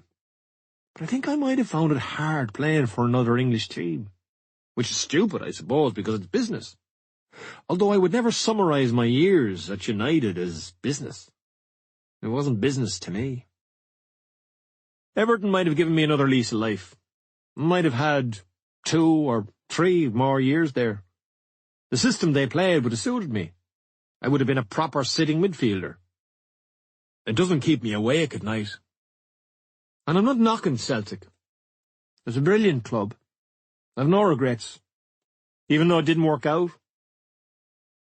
I go up to Celtic quite a bit, and I enjoy it as much as anything. I should be embarrassed because I hardly kicked a ball for them. It's almost like a family up there. You played for us, you're one of us. I feel lucky to have played for Celtic. Maybe I was putting off the inevitable decision. I was frightened of saying to myself, I've retired. My testimonial was on the 9th of May 2006. A player's testimonial can be very rewarding financially, but I think it's tradition that makes it such a big day. You're thanking the fans, and they're thanking you. It was a chance for me to say goodbye to the United fans, a huge incentive for me. I felt a bit bad going to Old Trafford with Celtic. I was thinking I've only been with them 2 minutes. An important part of the testimonial is the presence, for both teams. The Celtic lads were at me. I'd better buy them something good. If the player who's having the testimonial doesn't give the teams decent presents, he'll be criticised, privately, for the rest of his life. So, at the end of the season, I was wondering about my career and my future. But the pressure I was really feeling was coming from the Celtic lads and having to choose a present for them. I ended up buying 50 Omega watches, 25 for each dressing room. They were good watches, so I reckoned they wouldn't be slagging me off. Celtic love going down to United. They like playing against English opposition. A testimonial is a friendly game, it's a celebration, but they still want to win, and the Celtic fans love it too. The atmosphere was brilliant that night, very special. I had my family with me. It was nice to be back. It had been arranged that I'd play a half for each of them. I played for Celtic in the first half. I went into the Celtic players at half-time and I told them, lads, I'm going to play with them in the second half. There was plenty of banter with the Celtic players. I always enjoyed the crack in the Celtic dressing room. Stilian Petrov was a good lad. Neil Lennon and John Hartson, all decent lads. And Dion Dublin. Myself and Dion went out for a few meals together, and I generally ended up paying for them. The testimonial just about covered my food bill. So we went back into the United dressing room. The kit man Albert was there. All right, Roy. And plenty of banter from the lads. I put the United kit on. I felt 10 feet tall. It was like I was putting an old jumper on. This is my kit. I didn't want the feeling. I was fighting it.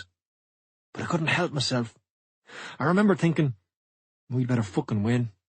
I was with United. We won 1-0. Ronaldo scored. And I thought, now I've got to go back into the Celtic dressing room and take more stick from them. But it was so frustrating. I kept wondering, why did it all go pear-shaped? That self-destruct button. Anger has always been part of my personality. I don't see it as a bad thing or a bad word. My reputation has always been, oh, he's angry, he's always grumpy. And I probably played up to it when I was a player. But a lot of my sending-offs wouldn't have been because of anger. They were caused by frustration. There's a big difference. I don't ever remember getting sent off when we were 3-0 up. When I've been angry, that's been me defending myself.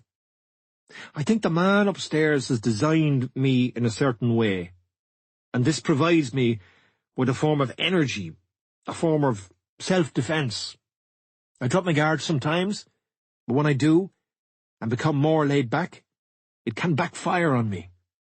I see my anger as a useful tool. Me expressing my anger. Not every 2 minutes. I'm releasing something.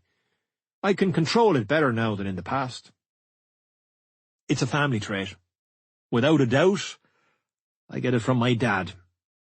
You can see it. A lack of patience. Low tolerance levels. It's probably one of my many contradictions. I don't get as angry as people might think, but it helps me. As soon as I walk into a room, I know people are apprehensive. I know they are. They're expecting some sort of skinhead tug. So, I've a good way of disappointing them. I think I treat people pretty well. I've got friends I've known for 30 years. If I was some impatient tug, I think they'd keep their distance from me.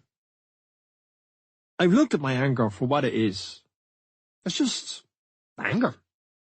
I won't beat myself up about it. Anger is an energy, and when you lose a lot of energy, it's just like after a football match. You're drained. There's a massive drop. Someone once said to me, an ex-player, and it's going back to my drinking days, he said that going out with me was like going out with a time bomb. The reputation probably keeps people away from me, and that often suits me, although I'm not saying that's a good thing. So anger is a useful trait. But when I'm backed into a corner, when I get into situations, professional or personal, I know deep down that when I lose my rag, I might be in the right. It doesn't matter. I know I'm going to be the loser. I will lose out. Saipan at the World Cup, ultimately I lost. Or when I left United, when I could have stayed a bit longer if it had been handled differently. I was the one who lost. I know that. That's the madness of me. When I'm going off on one, even when I might be right, there's a voice in my head going, "You'll pay for this." That's the self-destruct button. I don't know if it's low self-esteem. Things might be really going well, and I don't trust it. It's not going to last, or why am I getting this? Why are things going well? I'll fuck things up a little bit, then feel a bit better myself. I might be buying a car. Who do you think you are buying a new car? And I'll fuck it up. I'll drag things down around me, and then I'll get started again. When I get back up to the top, I look and see that there were things that I wasn't happy with, and I could have managed differently. That self-destruct button is definitely there, and I suffer for it. With my drinking, I used to go missing for a few days. I think it was my way of switching off, never mind the consequences. It was my time. It was self-destructive, I can see that, but I'm still drawn to it. Not the drink, but a bit of madness, the irresponsibility. I can be sitting at home, the most contented man on the planet. An hour later I go, Jesus, it's hard work this. When I go back to Cork, I can fall back into that old routine. I'm going to go off on one here. It doesn't worry me. I kind of go in, have a look round, go, nah, and come back out of it. But sometimes I don't know what's best for myself, and that's why I've got great faith. The man upstairs looks after me. I just have to trust him a bit more. I've learned to say sorry pretty quickly if I think I've been out of order, or sometimes I can just say sorry to move on. Maybe self-destruct is too strong a phrase. Maybe I play games with myself. I have great stability in my life. But then, that worries me. I like my home comforts, but then I want to be this hellraiser. But I want my porridge in the morning. I want my wife and kids around me. I've dipped into the madness, but I don't like it that much. I like walking my dogs in the morning. Maybe I'm like every man on the planet, I don't know. I want a bit more than what's on offer. My midlife crisis has been going on for years. I'd never really let myself self-destruct. I want to have my pride, and I like nice things in my life. I don't want to be another fallen ex-star. I'm quite good at living in the day. Really, what is cool for me is sleeping well at night and having people around who I love. There's a difference between anger and rage. With anger, when I've been angry, somebody with me or even myself can pull it back. There's a comeback. I'll be able to pull myself back in if I was angry. But with rage, I've gone beyond all that. It's beyond anger. It's rare, even more so now that I'm not playing football, and I'm not sure that I ever felt pure rage on the football pitch. All the times I was sent off, it was frustration or a controlled anger. There's no control with rage. It's not good, especially the aftermath. You're coming down, and it's a long way to go.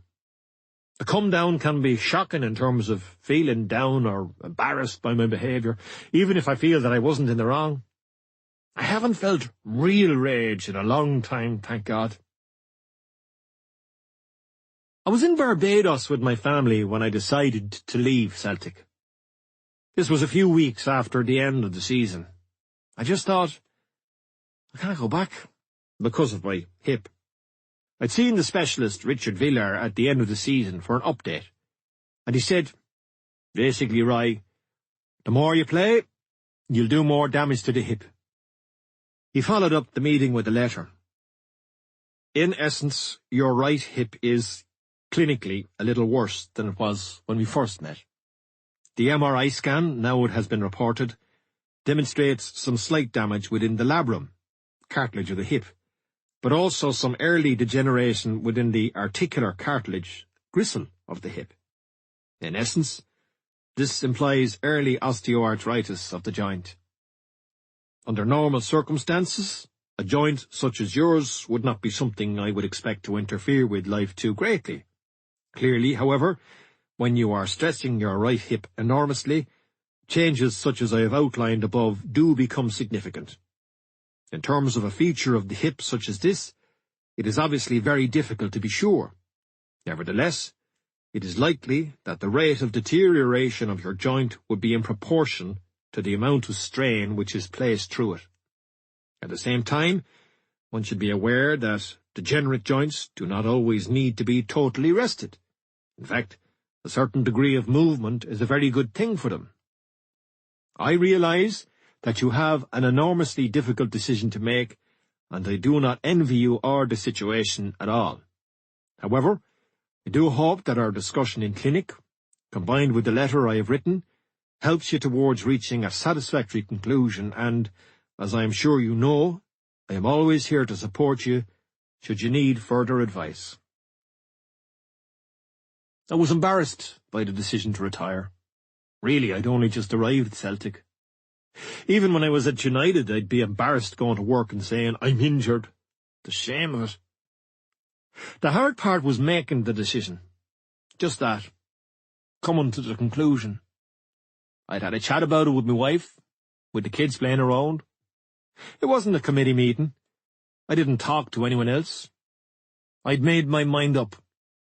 I rang Gordon Strachan and said, Gordon, it's about coming back. My hip's playing up and, do you know, I think I'm going to have to call it a day. And Gordon went, all right. Yep, okay. Yep, that's for the best. And I was saying to myself, try and persuade me for fuck's sake, at least pretend. I was relieved. It's about making a decision.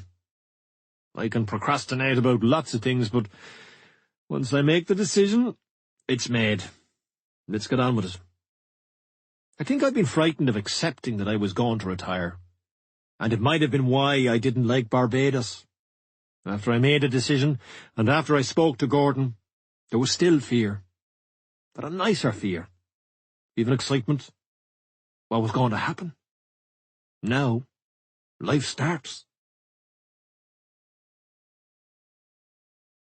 6. You had the penthouse in Sydney Harbour, and the Lamborghini, all the women. A hard life. But I knew he loved football. He loved the game. and he liked the challenge. I said, "Do you fancy coming back to Sunderland?" Measuring yourself after football is difficult. You lose your identity. You lose what you stand for. For years you strive to be a footballer. Then you have it. You're like an actor every Saturday. Then it's gone. You feel like you're starting out again. It shouldn't be a surprise, because when you start out in your career, you know it's going to finish at 34 or 35. You know it is. But I'm not sure that your emotions know it. Your head tells you lies, and there's a fear of accepting. This is it. Then there's that big question. What do I do? I had a few bob in the bank, and I had a nice way of living, and it wasn't cheap. Football had been brilliant to me, mind-boggling, but all those bills were still coming in. I wanted to go on nice holidays. There was my family to look after. There was that excitement. What's next? But I also knew that whatever I did, it would never be as good as playing football. Never. When I was a footballer, I was doing exactly what I wanted to do. But that stopped. I was a footballer, and then I was an ex-footballer, whatever the X covers. What I stood for at United, the winning, playing with injuries, the red cards, I loved all that. I remember thinking, I shouldn't be loving it this much. But I was doing what I loved doing. It was everything. People might say that it was a job, and I do understand what a football club means to supporters, people who travel up and down the country, who pay big money and are often frustrated. I used to be like that at United. I often shared their frustration. I was almost going, fucking hell, I can't believe this. I'm going to be found out soon. Somebody's going to say, "Hey, you." I think that was part of it. I think that helped me in my career, the fear of being found out, of getting away with being paid so well for doing something that I loved doing so much. That, and knowing deep down, I'll never get that feeling ever again. That's the sad part. When I left the United training ground, I should have stopped playing football, because I knew it would never, ever be the same. That was why it was so hard to leave. That was why I was upset. No matter what I do for the rest of my life, nothing will replace it. That's the big shock. Knowing that for the rest of your life, everything was going to be disappointment, job-wise. Nothing could come near to it. I was 34. The challenge for me now was, don't self-explode. It was a case of, what can I enjoy? I wasn't afraid of becoming the ex-footballer, where everything is associated with your past. But I don't really live in the past. I like getting people's respect, but I don't want to live in their memories. Remember that goal you got against Arsenal? Yeah. I feel like saying to people, you need to move on. That was 20 years ago. It's like your identity. He was a Man United player. And it's still part of mine, whether I like it or not. Wherever I go in the world, oh, Keane, Man United. It could be anywhere. It could be China. Keane, Man United. I could easily become a walking museum, and I didn't want that. I didn't miss the training once I'd stopped. I didn't miss the people, the companionship that much, or the banter. My injuries had been taking a toll on me. My hip had been playing me up. So I saw the last few years as a bonus. I just thought, every game's great. Every training session. I think it's the people around you who suffer more than anyone else. My family, parents and brothers, sister, uncles and aunts. For years I had people coming over from Ireland to see me and to get a game in. But that stopped. I felt sad for them, sad that they were missing out on the buzz that football and my career had brought them. My wife and kids were fine. They'd always stepped back from the public side of my life.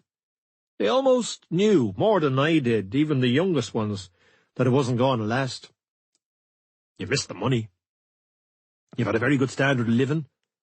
You missed those wages coming in, hundreds of thousands a month. It's about adapting. You have to kind of grow up and accept it. When you're a top club, everything is done for you. You end up living in this little bubble.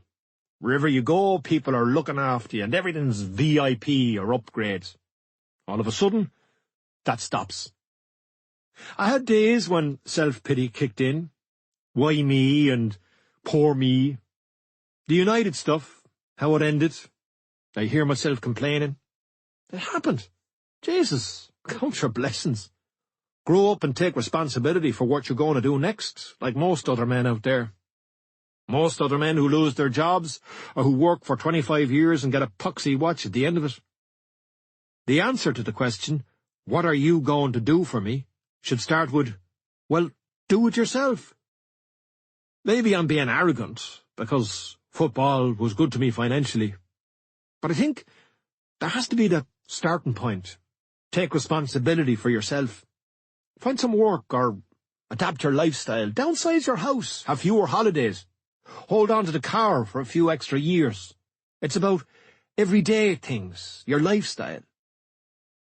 I sat down with the kids and gave them the news about how things were going to change. It wasn't anything too drastic. There'd be fewer holidays and so on. Those days are over. I was trying to put the frighteners on them a little bit. The kids picked that up.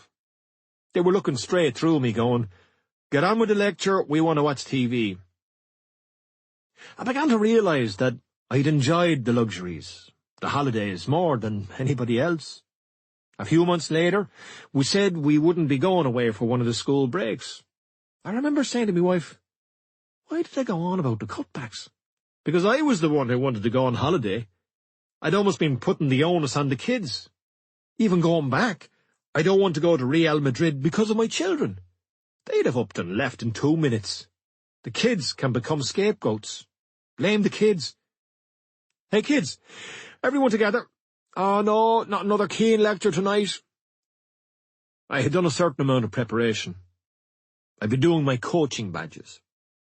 And there's no actual badge. It's a certificate, an award. I'd gained my UEFA B award in 2004. It's like any education. You start at the bottom. In the B course, you have to show basic organisational skills. Say a session with 4 or 5 players, or a drill, setting up cones, laying out bibs, everything. It's so basic, it's difficult. You've been playing at a professional level, and now you have to work with kids or lads who rarely kick a ball. It isn't easy. A lot of players who spent 10 or 15 years trying to get to the top struggle with it. I found it hard. It's almost like having to go back and do your driving test. I can drive, but I'm not sure I can tell you the rules of the road. I was starting the next step, my UEFA A badge, in 2006. The summer I stopped playing. You go up 11. You're organising full training sessions, 11v11. And there's more on tactics, say how you prepare a game against a team that plays 4-3-3. I found a higher level much easier. It was more familiar. Still though, you're in charge now, not just part of it. You're not a player anymore. The next step is the pro license. It's a requirement to manage in any of the top leagues. It's not cheap. I think it was 6 or 7 grand. There's a discipline to it, which is good, and you meet top people, and it's nerve-wracking. It's about working at the top level, and not just coaching, dealing with club boards and chief executives, budgets, handling media. They'd set up mock press conferences. You'd be challenged and advised on how to deal with different questions. There were session plans to be written, and you had to log your coaching sessions. This can be a problem for a lot of ex-players. Writing of any type is torture. Some of them wouldn't have been great at school. I know I wasn't. As a player, you'd have been involved in thousands of training sessions with different coaches. But now you had to become the teacher. It was difficult. And standing up in front of a group, that wasn't too bad for me because I'd been the club captain and I had some experience of that and some sort of leadership qualities. The badges are hard work, but there's big satisfaction too in getting them done. I'd wanted to get started on the courses while I was still a player. I'd started the first, the UEFA B, when I was 31 or 32. It's the mistake a lot of ex-players make.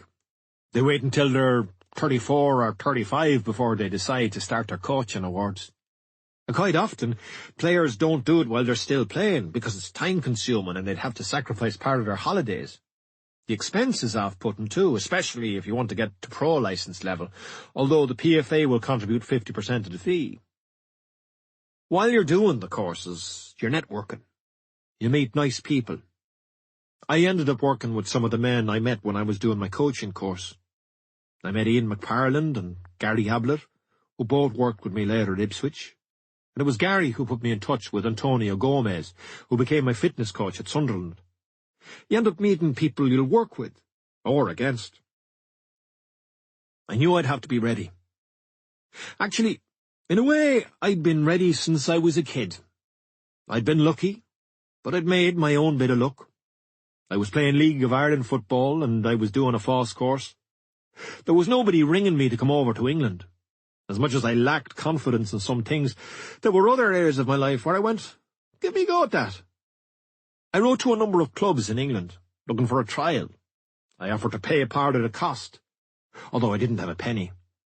I got a letter back from Forest saying that if I was good enough, I'd be spotted. I was spotted. By Forest. When I went there for my trial, I knew I wouldn't be going back to Cork. There was nothing there and no prospects. In my first week at Forest, they put me with the kids. No one saw me. I was 18 or 19. They apologised and asked me to come back. They'd organise a game. I said, just give me the game. I wasn't one for going round cones. Give me a game. They told me there'd be a game at the City Ground, and Brian Clough was going to be there. And I thought, brilliant. I didn't go, is he? Oh, fuck. I went, brilliant. When it was over, and they told me they wanted to sign me, I wasn't cocky enough to say I knew you would. But I thought it. It was what I'd been waiting for since I was a kid. Since I was 8 years of age, at Rockmount. Even back then, I played for Rockmount instead of my local club, Mayfield, because Rockmount had the better players. And I knew that at 8 or 9 years of age. Mayfield would have been convenient. But convenient was boring. I needed that challenge. Good players, good people around you, pushing each other. When I was 13 or 14, Eric Hogan, a decent lad, he still plays for the over-35s in Cork, he wouldn't go training one night because he got a new skateboard. I fell out with him. We didn't speak for a year because he wouldn't go training. I always had that drive. Stig your skateboard. As I matured and the situations got bigger, I'd think back to that skateboard. Stick your fucking skateboard. Sunderland should have been a nightmare. It had 7 or 8 Irish owners. There'd be a lot of interference. They'd all feel they owned the club. I'd have too many people to answer to. But it was the opposite. Because there were 7 or 8 of them, no one felt he was in charge. Niall Quinn was the front, the public face. The Sunderland fans loved him, and the answer to the owners. And the fact that they were Irish turned out to be fine. You could have a bit of banter with them. They trusted myself and Niall to get on with it. We were the footballing people. Sunderland had been relegated at the end of the previous season, 05-06. Then Niall formed a consortium, Drummaville, made up mostly of Irish property developers, including Charlie Chalk, the Dublin publican. They took control of the club in July, but then they went into pre-season and the start of the season itself without a manager. Niall had to take on the job temporarily while they kept looking. They lost their first 4 league games. They'd met me earlier in the summer, soon after I'd stopped playing. Niall had contacted Michael Kennedy. I wasn't that surprised. Football's a small world, and they would have known that I'd stopped playing and probably that I was doing my coaching courses. As for the history between myself and Niall, Niall would have been trying to do what he thought was right for the club. He would have been big enough not to let it get in the way. They sent a helicopter over to Manchester and flew me to Dublin. They were trying to impress me, of course. I was crossing the Irish Sea in a helicopter, but I was wondering, what am I in for here? I'm not sure where the meeting took place. Some estate, a manor house outside Dublin. All the lads in the Drummaville consortium were there, and Niall was too. As the helicopter landed, I saw that he was a few feet away, beside the helipad, waiting with the other people. I got out of the helicopter, kissed the ground and blessed everybody. "The pub has arrived." No, I didn't. I got out of the helicopter, walked across the Nile, and we shook hands. He said, "Do you want 5 or 10 minutes to ourselves before you go in?" It was the first time I'd spoken to Niall since the World Cup. I don't think the conversation would have happened if Niall hadn't been involved in the consortium. So it was an opportunity to let bygones be bygones. We went into a room together and I said, "Listen, to Saipan stuff, whatever happens with Sunderland now, we need to move on anyway." He agreed. Yeah. And that was it. I went in and met the lads. It was all very casual. I had a suit on, but I didn't feel like I was being interviewed or that I was under any pressure. They asked me would I be interested in the job. I said, "I'm not sure what I want to do yet, lads. I'll have a think about it." They spoke about what various players were earning, contracts and wages, and about getting players in and out. I was going, one step at a time, let me have a think about it. They were basically giving me a plan.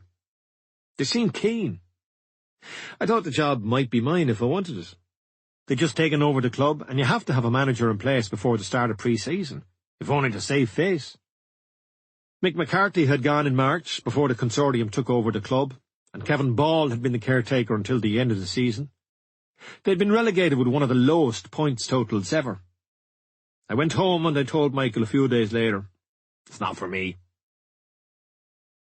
I wanted to focus on finishing my coaching courses. I was about to start the UEFA A. I didn't want to jump into a job too quickly.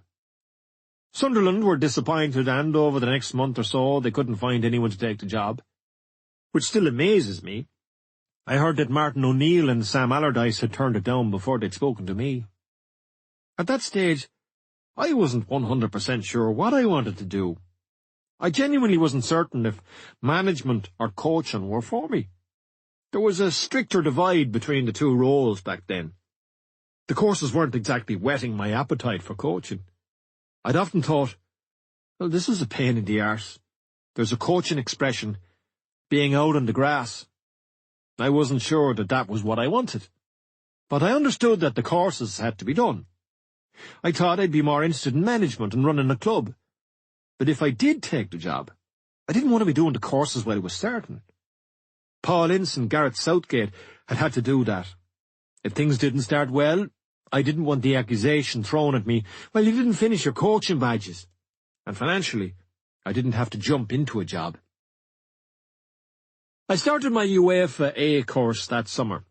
Then I went on holiday for a few weeks in August. I was in Portugal when the season started, and I watched a few matches on television. Sunderland were struggling badly. They played Bury away in the League Cup on a Tuesday night, and they were beaten. Niall was interviewed after the game. He was their temporary manager. He looked about 100. My sister texted me, "Did you see Niall Quinn? You need to help him out." I looked at Niall, and I rang Michael Kennedy the next day. I asked him to get in touch with Sunderland. If they still want me, I'll go for it. I'd been with my family all summer. It had been great, but I didn't want to be with them all the time. I'm a dad. I needed to go out and earn a living. I wanted my kids to see me going to work. The consortium came back. "It's there for you if you want it." And I decided to go for it. My best decisions are always the quick ones. I wasn't thinking about staff or tactics or we'll need 10 players. No master plan. It was just, I'll go for it. One step at a time. From a business point of view, they knew what they were getting. Obviously, I was way behind Martin and Sam in terms of experience. I'd never managed a team before. It was a proper gamble for them, and it was a gamble for me. But they'd have been thinking about ticket sales too. I think if you'd asked Niall at the time, he'd have said, "We're not too worried about the coaching credentials. We need a boost." They'd lost their identity, lost their spark. They probably thought, "He's the man." I was the marquee signing, and I don't shy away from that. 5 defeats in 5 games, and it was a shocking start. especially for a team that had just been relegated. Bury, who knocked them out of the League Cup, were the lowest team in the league, 92nd. But Sunderland weren't as bad as the results were suggesting. A lot of those players had just been in the Premiership. It didn't matter to me if they'd been relegated with 1 point or 35, they were still a Premiership outfit. On the other hand, I wasn't thinking about promotion. I wasn't associated with the club. I had no loyalty to them, unlike Niall. I was able to go in cold. I'm very good at living in the now, and my reputation as a player probably helped. There was a certain fear. What's he going to do? But I know what I'm good at, and I thought, I'll be good with these players. What helped make me jump from player to manager was the experience I'd had at United and my responsibilities as captain. I had a bit of common sense to me, but I hadn't given the prospect that much thought, and it had never been a dream. I don't think you grow up dreaming of being a manager. I just thought, let's give it a go. We'll see what happens here. The complications of the job, board meetings, getting staff organised, even meeting the parents of young players. I was gung-ho about facing all that. We'll see how that goes. If I'd sat down and considered every aspect of it, I might never have gone into management. But if you keep that childlike love of the game, you're inclined to think, I'll adapt to that, and I'll have good people around me. From Monday to Friday, my job is to try and get a good result on Saturday. Sunderland were playing West Brom at home the following weekend, and I'd phoned Michael. I was back in Manchester by then, and I drove up to watch the match with Tony Loughlin. Tony was going to be my first-team coach. Nothing had been announced yet. I wanted to have a look at the team and the training ground. There were 14,000 people there in a stadium with a capacity of 42,000. They won 2-0, but I don't claim credit for that. It was what I'd expected. They were a half-decent team. But I remember thinking, they're not bad, these. They'd just been having a hard time. A few injuries, confidence. It was exciting watching the team I was going to manage. I knew the potential was there. Niall showed me around the training ground, the Academy of Light the next day, and introduced me to the team. Michael was handling the negotiations. We knew they would be straightforward, and that we were in a great position. It wasn't going to be a case of, I've got you now, lads. But I'd been seen at the West Brom match. There was talk around the place. There'd been a bit of embarrassment about other possible managers. They'd be lynched if they didn't get the deal done with me. Niall had had a bash at the job and it hadn't gone well. He knew it was hard work. So I thought I'd get a little bit of grace. Everything fell into place. I got a brilliant contract, over $1 million a year. A lot of money for a championship job. And my first job. I suppose what usually happens is you're offered a short contract. You ask for a longer one and you meet in the middle. But Sunderland offered me a 5-year deal and I said I only wanted to sign for 3. I was confident enough, but I wanted to see how it would go. I was still thinking like a footballer. A shorter deal and keep your options open. I should have been thinking of job security and the financial consequences of being sacked. I've learned since that, contractually, the day you take over at a club is the day you start to leave. Most of the contract details are about what happens at the end. You're already negotiating your settlement. It's such a negative way to go into a job. You should be upbeat. But most of the negotiations are about how much it will cost to get rid of you. The distance from my home to Sunderland was about 2.5 hours in the car. The plan was the family would follow me. We'd move house, up to the area, and we'd find a Catholic school for the kids. Myself and Tony took training for the first time the day after I'd signed my contract. I knew Tony at Nottingham Forest. He was a player there when I arrived. He only played a couple of first-team games before he left because of injuries. We were together a few years at Forest, and I'd always kept in touch with him. I kept in touch with a few of the Forest players, Tony and Gary Charles. When I came to Forest, I didn't have a car, and Tony would bring me to play snooker, and Gary Charles used to drive me around sometimes. We'd go to the pictures together. They were nice to me. Simple as that. Tony did his coaching badges when he was 21 or 2 at Forest. He did them on Sunday mornings with some of the other players. I'd be lying in bed, hungover, hearing him collect Gary Bauer, who I was sharing a house with, as they were heading off to do their coaching course. And I remember saying to myself, idiots. Tony had a lot of experience at this stage. He was coaching at Leicester City's academy. And when I did my own courses, he helped me a bit with the session plans that I had to hand in. I'd always thought if I got a management job, I'd ask Tony to come with me. A good coach and a good friend, and someone I could trust. We enjoyed each other's company. I don't remember us laughing, but I'd like to think we did. He's coaching at Burnley now with Sean Dyche and Ian Woon, 2 ex-players who were also at Forest when we were there. That's how the game works. We took training, and we started looking at the staff and players.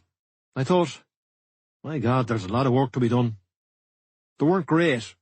They were nothing like a promotion team. But they were near the bottom of the table, so there was only one way to go. I loved it from there on. From the very beginning, I thought it was brilliant. Niall trusted me to get on with it. We had to spend money, although not as much as was often reported. We were heading towards League One. We'd got used to losing. Throughout the season, we invested roughly $3.5 million in players, taking into account players coming in and going out. But now we only had a couple of days to get a few players in before the transfer deadline. The transfer deadline makes people panic. That's why transfer fees go through the roof. Agents are holding guns to the heads of chairmen. It backfires on everybody. We identified 6 or 7 players, which is a lot. Meeting the players, medicals to be organised, personal terms. But Niall and the chief executive, Peter Walker, were brilliant. They got it done for me. I asked for 6 players, and they came back with 6. It made sense, of course. We were all after the same thing, success. I knew my arrival would give us a bit of a boost, but we had to keep it up. I brought in 6. 6 players I'd played with. 6 good characters. They'd all played for their countries. I'd had them at the back of my mind, although I didn't know if they'd be available. I only had 3 days. But I think on this occasion it worked well for us. If I'd had a couple of months, I'd have had people bouncing off me, people moving the goalposts, agents going, we've another club waiting. But this time, the players and their clubs had a quick decision to make. I had to make offers for them. But you'll need to make your mind up because you'll have to have a medical tomorrow. No one was taking a pay cut. We'd no one coming in from AC Milan. We were paying decent money for that level. Not 30 or 40,000 a week, but 12 or 15, something like that. Graham Kavanagh and Dave Connolly were at Wigan, and that helped. We weren't dealing with 6 different clubs for 6 players. We had the 2 lads from Wigan. Ross Wallace and Stan Varga were at Celtic, and Liam Miller was being released by Manchester United. It was a great lift. You go out training with one group of players, and the next day 5 or 6 international players come out with you. It was Niall who made the calls and did the deals. He rang Celtic's chief executive, and he'd have rung the agent to see if, say, Ross Wallace fancied the move. I have a reputation for being a loner, but I got on well with all these lads. I'd roomed with Graham Kavanagh when we were with Ireland. I was staying in a cottage at the back of the hotel, so I had a bit of room and privacy. Ross and Stan came with their agent. He represented both of them. I'd played with them a few months earlier at Celtic, so the conversation was easy. Do you fancy it, lads? It was very straightforward. We're pretty average, but if you come on board, and I'm trying to get another couple of lads in, we'd be all right. They went, yeah. And I went, brilliant. I put the kettle on. It was as simple as that. I almost wish I'd kept that approach more, to be myself. I had to pull a few teeth to get Dave Connolly. Michael Kennedy represented Dave, and I knew he'd play hardball. There was no problem there. Even though Michael had represented me, he'd negotiated my contract with Sunderland. But Michael was representing his client here, not me or Sunderland. I knew the business. I needed a striker, and Michael would get the best deal for his client. Dave was going, I don't want to leave Wigan. And I went, Listen, Dave, compare Wigan to Sunderland. I brought in good players and good characters. They made my job easier. Somebody asked Capello years ago how come he was such a good manager. He said, I've been very fortunate. I've always worked with good players. Never forget that. Never give managers too much credit. But don't knock them too much when things are going bad. I think it was Jock Stein who said, football is about the fans and the players. Never get too carried away about the manager. I'm not playing myself down, but the players did the business. All these players were signing on the same day, and it lifted everybody. It lifted Sunderland, the city and the club. And we hadn't played a game yet. We weren't signing Ronaldo, but Ross and Stan were both Celtic players, good players. Dave, Graham, Liam, I knew them. You'd have looked at them and said, well, we're heading up the table. When you sign a player, you're sending a message to the fans and to the other clubs in your league. I rang Dwight York. It was 7 a.m. when I picked up the phone at the training ground, because he was in Australia with Sydney FC. He was their marquee player. So I rang him. All right, Yorkie? I got on well with Yorkie at United. He had the penthouse in Sydney Harbour and the Lamborghini, all the women. A hard life. But I knew he loved football. He loved the game and he liked the challenge. I said, do you fancy coming back to Sunderland? And he said, you want me to leave this? You want me to leave feckin' Australia? I said, yeah. And he said, yeah, I fancy it. I thought we'd get him on a free. He was 34, but we had to pay Sydney 250 grand. The club wasn't happy, but Yorkie walked into our dressing room, like an actor, a character in the dressing room. He'd won the Champions League. He'd played for United. All right, lads, what's cooking? Yorkie was my best signing. Expectations around the city were high. We were hoping to get crowds of 40,000. Some of the players couldn't cope with it. But Yorkie was like, what's the problem? He brought an aura to the club that it hadn't had. It's all about characters. Yorkie arrived, and my staff were going, he's some man, isn't he? And I said, yeah, he's a top guy, and a good guy. I went to a lot of functions with Niall. He was trying to promote the club. We'd lost a lot of fans over the years, and he kept saying that we needed to get season ticket sales up. We were meeting and greeting fans, normally my worst fucking nightmare. But I enjoyed it. What I liked about Sunderland fans was that what happened on the pitch on a Saturday made or broke their week. That's not the case with every football club. So I thought, I think I love having that responsibility. We got off to a decent start, away to Derby. My first ever team talk was before that game. We were at the hotel. I picked my team, and I'd had to disappoint a few people. All right, lads, this is what Derby are like. We'd done a bit of homework in the previous 3 days. It had been a bit mad, trying to move to Sunderland, trying to get players in before the deadline. I decided the night before that I'd focus on the Derby goalkeeper.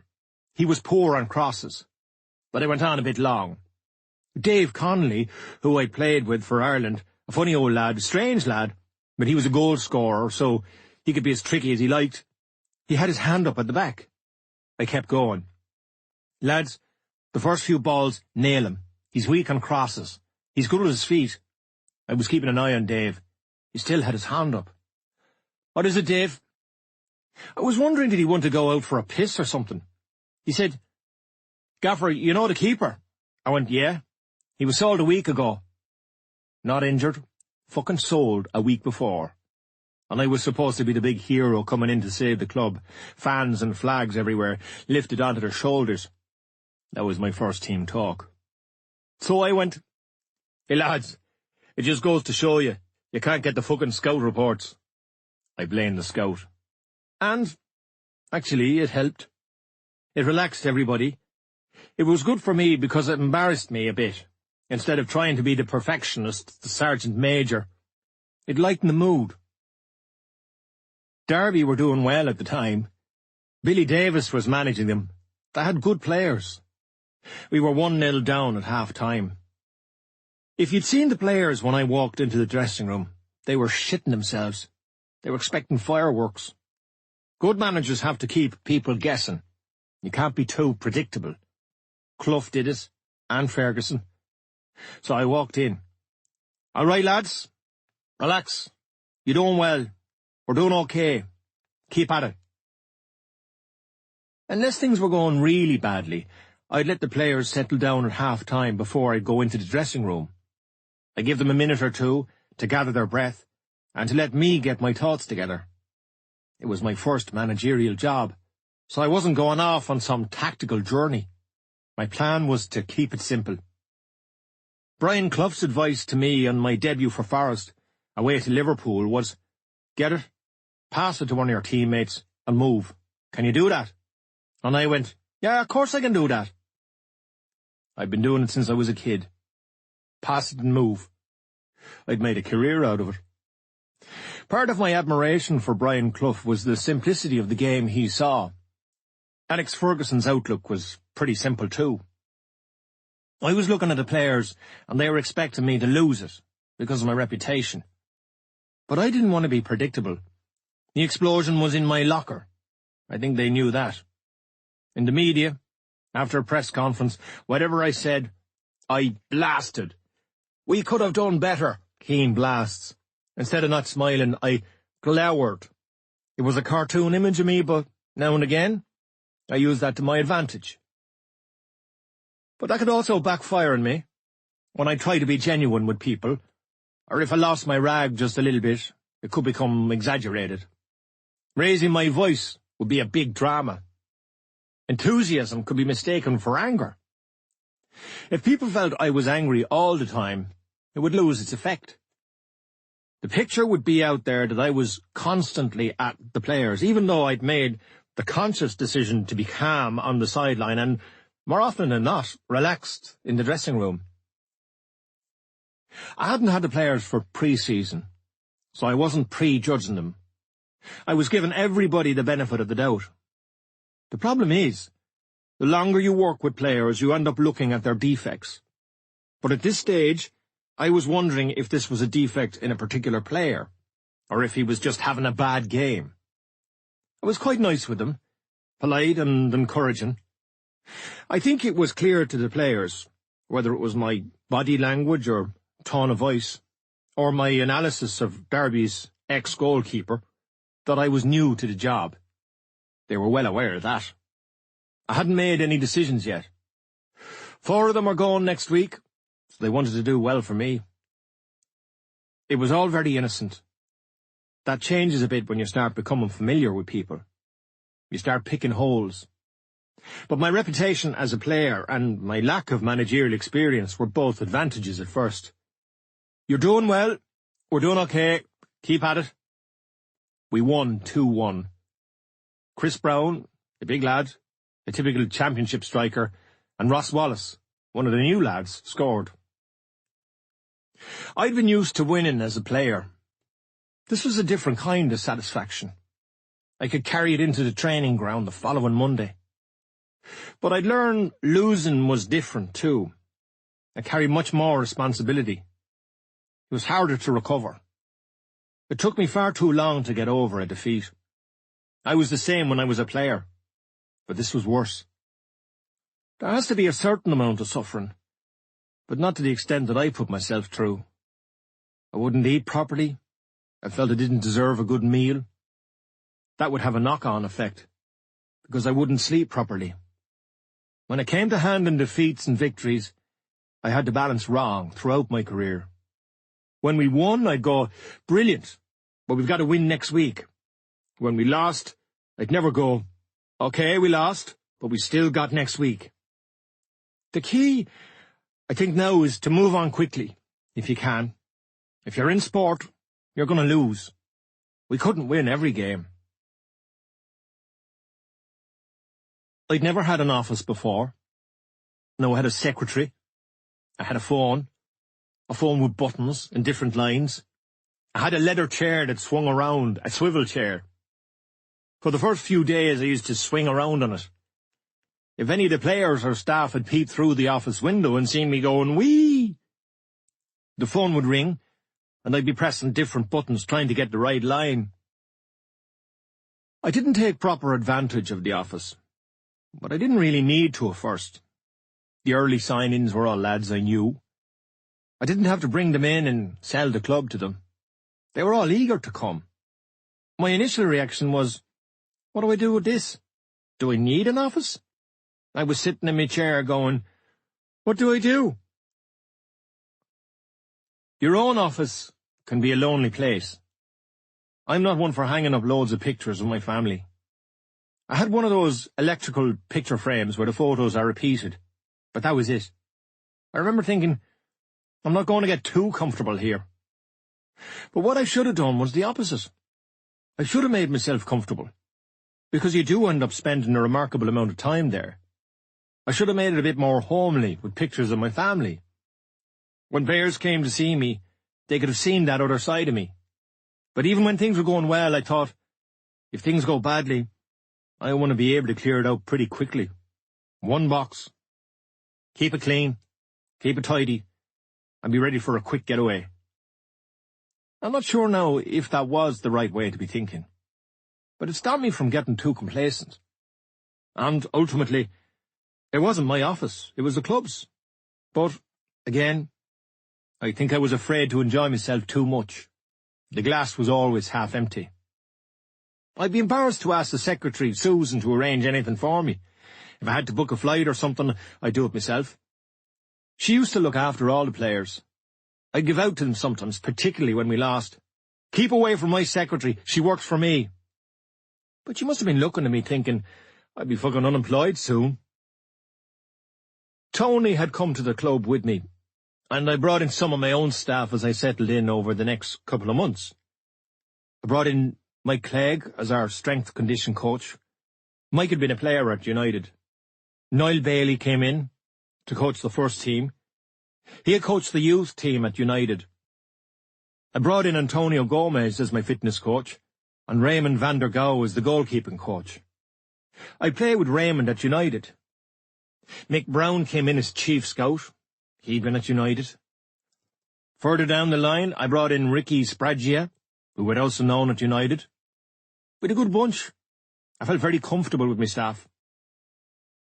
I had to let some other people go. It was horrible. I still feel a bit guilty about it. But later, at Ipswich, I'd feel guilty about keeping some people on. Guilt comes with the job. Our next game was away to Leeds. It was brilliant. Won 3-0. Cav and Liam Miller scored, and another Irish lad, Stephen Elliott. I wasn't on a personal crusade against Leeds because of my past experiences as a player or because of the Alfie Halland episode. We just needed to win, and we played really well. A couple of Leeds fans tried to get at me in the dugout. People coming close to the dugout and shouting abuse is common enough, but these two tried to climb in. It didn't bother me. We'd won. The atmosphere in the dressing room afterwards was great. I was very happy with the players. These were lads who'd have a go. At the press conference after, I said that they'd shown character, desire and talent, and that I was very proud of them. I knew they'd hear the message. We all like to be praised, and they deserved it. Another away win, and the new lads were settling in. The fans were terrific too. We had a bit of momentum. We were up off the bottom of the table. That was the priority now. I was thinking like a manager. Leicester was next, at home. Suddenly, we were expected to win. We won at Derby, we won at Leeds, now we'll beat Leicester. But we didn't. We drew 1-1. Tobias Hyson scored for us when we were 1-0 down. Which wasn't a bad thing. It was a reality check for us all. I could look at the group of players and go, no, we're still a bit short. What I found out quickly was everything comes to the manager. He was constantly making decisions. Niall and the chief executive Peter Walker were brilliant. With experience, I realised that the job of those around you at the club is to help the manager. And Niall and Peter were a proper help to me. We were all on the same wavelength. I didn't come in going, I want us to be Real Madrid, but I did want to change things. The players' suits, the hotels we stayed in the night before matches, that's all money. They knew what I was trying to do, changing the mindset, and they were right behind me. When they didn't agree with me, they explained it well. Another reality check, a lesson in economics. Not that I wanted one. I was all about winning, at any cost. Economics was the last thing I wanted to hear about. A key to management, I think now, is to try and maintain that childlike love of the game. That innocence. Innocence, not naivety. Give people the benefit of the doubt. As the days go by, people start to challenge you. Not always deliberately. Kenny Cunningham kept calling me Rye. But I wasn't Rye anymore. I had to talk to him in my office. I felt uncomfortable about it. I'd played with Kenny, with Ireland. He was the Sunderland captain. I said, "Listen, Kenny, don't be calling me Rye anymore." I wasn't aware he was. I said, "You were. I'm the boss or the gaffer." "All right, Rye." That was it. Probably the longer you stay in management, these issues, being called Rye, become less important. But these small things, I had to nail them. It seems unimportant, but it actually is important. I had to make my mark. I couldn't have Kenny calling me Rye. It was just common sense. But a Dutch coach once said to me, common sense is not so common. I never felt 100% comfortable being called boss or gaffer. But I insisted on it because, from the start, they all called me that. And I couldn't have 2 or 3 not doing it. I had to be consistent. If I go back into management, it's a tweak I'd make, I think. I wouldn't have them call me gaffer. It doesn't happen in other industries, and I would certainly have felt more comfortable being called by my name. I had people of 50 or 60 who'd been working at the club for years calling me boss. I think I felt I hadn't earned the right to be called boss. But even Tony was calling me boss. I felt like saying, don't call me boss, just call me Rye. It's the tradition in football, but I like to go against tradition now and again. If I'm comfortable, I'm better at my job. It's more human. It was hard to get used to the number of staff employed by the club. The sheer numbers. The academy, the canteen, all these people. Trying to get to know people's names. It's trivial but vital. I found that hard. And I think most managers would tell you the same. Myself and Tony were being pulled left, right and centre, and we had more games coming right up. Gaffer, do you want to travel at 2 or 3 o'clock next Friday? And I was going, Jesus, let me look at that next week, a bit closer to the day. You're being introduced to one of the club staff, but your head is spinning a bit because your priority is getting a result on Saturday. My name is Paul. I think of Paul McGrath, someone I knew, to help me remember the name. I think of the staff member as Paul McGrath. I was learning the importance of remembering and using people's names. There were little things I did in the early months that I knew were appreciated. Sunderland is a cold place in winter, nearly all year. It would be freezing.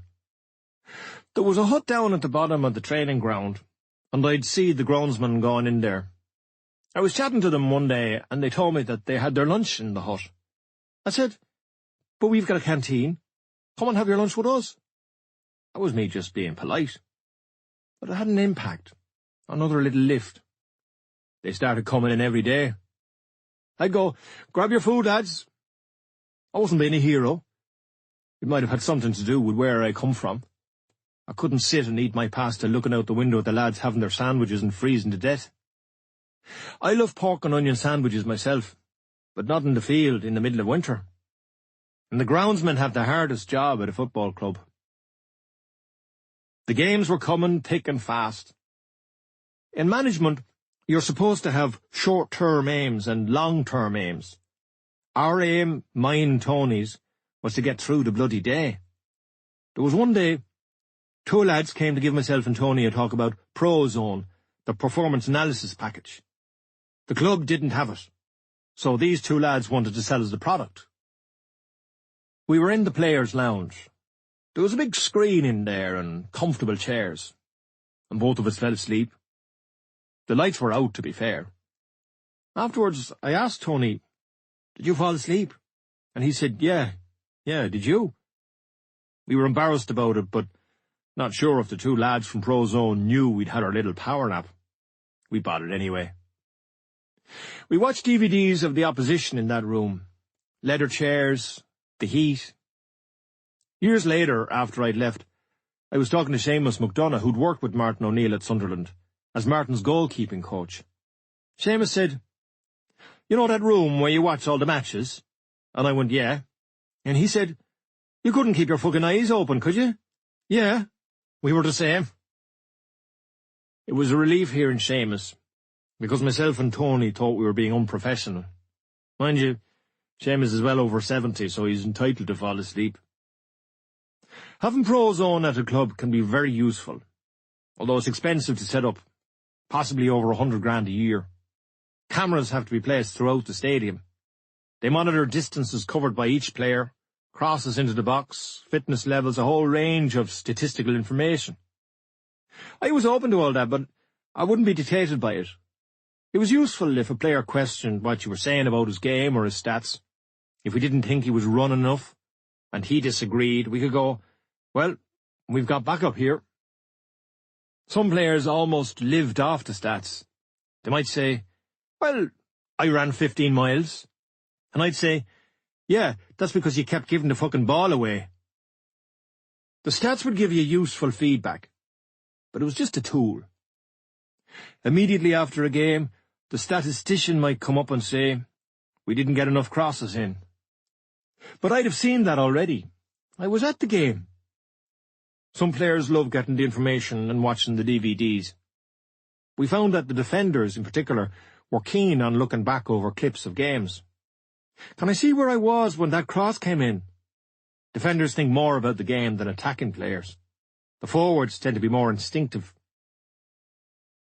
When I was a player, I'd be home at 1 or 2 o'clock. If it was 2, because I'd stayed behind to do some extra stretches, I'd think to myself, I had a long day today.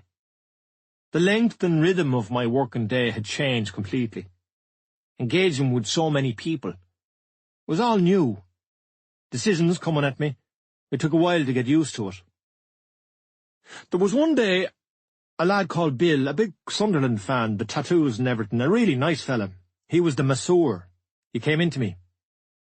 "Gaffer, we're travelling next week. What soup do you want for the bus?" I went to myself, fucking soup? Had so many things to do. When I was a player, I was almost wrapped in cotton wool. Now I was in the real world, and it was a shock. I was signing players for millions of pounds, releasing young players, letting staff go, people's livelihoods, knowing they had mortgages. I was bringing adults into my office and saying, "I don't like the way you're behaving."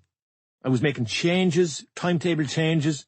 "We always train at 10:30. Well, now we're training at 10. I'd feel conflict sometimes from people. A bit of paranoia. Who likes me? Who doesn't like me? The groundsmen liked me because I let them into the canteen, but I couldn't please everybody. The soup almost put me over the edge. I think I said, "Fuck you and the soup," in a nice way. He took it well. We laughed about it. I think he realised that his timing hadn't been good, and it took me a while to understand that the soup was important. Important to Bill, and important to the club, and me. The next game, we lost. 3-1 at Ipswich. It was an important day for me.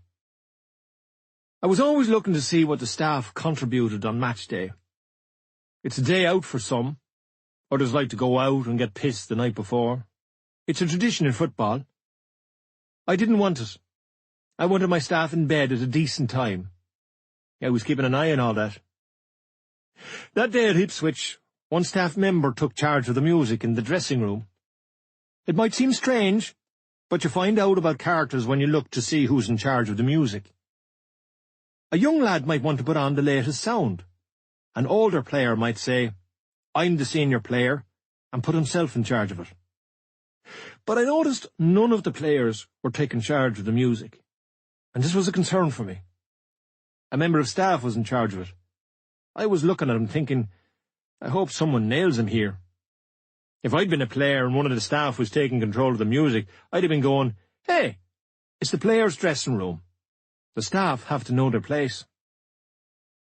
The last song that was played before the players went out onto the pitch was Dancing Queen by ABBA. What really worried me was that none of the players, nobody said, "Get that shit off." I stood back and thought, it's not my place either. I'm learning. We went 1-0 up, but we lost 3-1. I don't think it was down to Dancing Queen, but after the match, they criticised the players. It was one of the few times that I lost the rag. They had to take responsibility, I told them. It was their music. What motivates you? This is your music.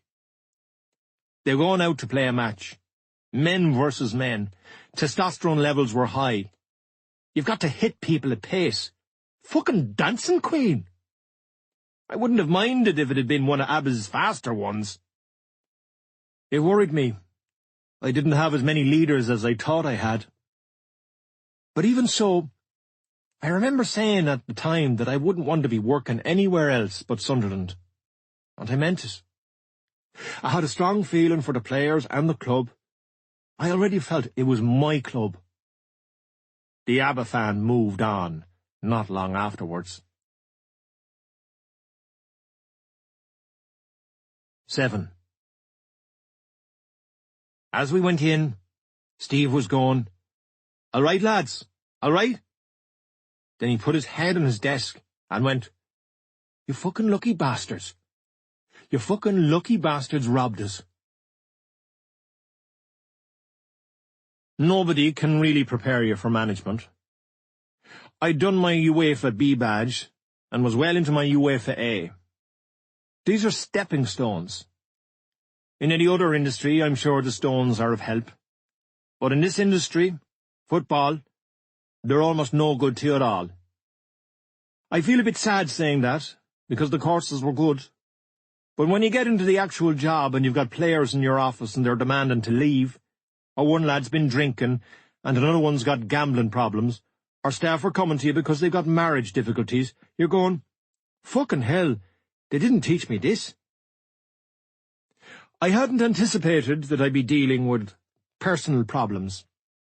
I thought my management of the players would be quite straightforward. But saying, "Just get on with it," isn't enough when there's a man in your office who's getting divorced, or whose wife has just had a miscarriage. Take 3 days off, don't worry about it.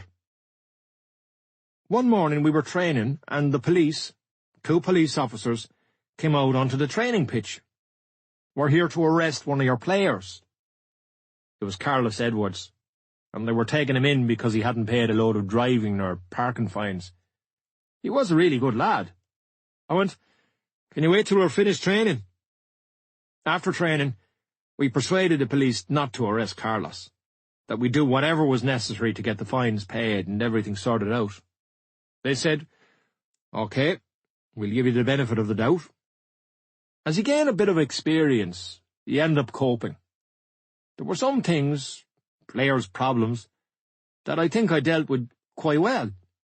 I felt comfortable enough talking about the drinking or gambling, although I'd never been a gambler, and I tried to give logical, practical advice.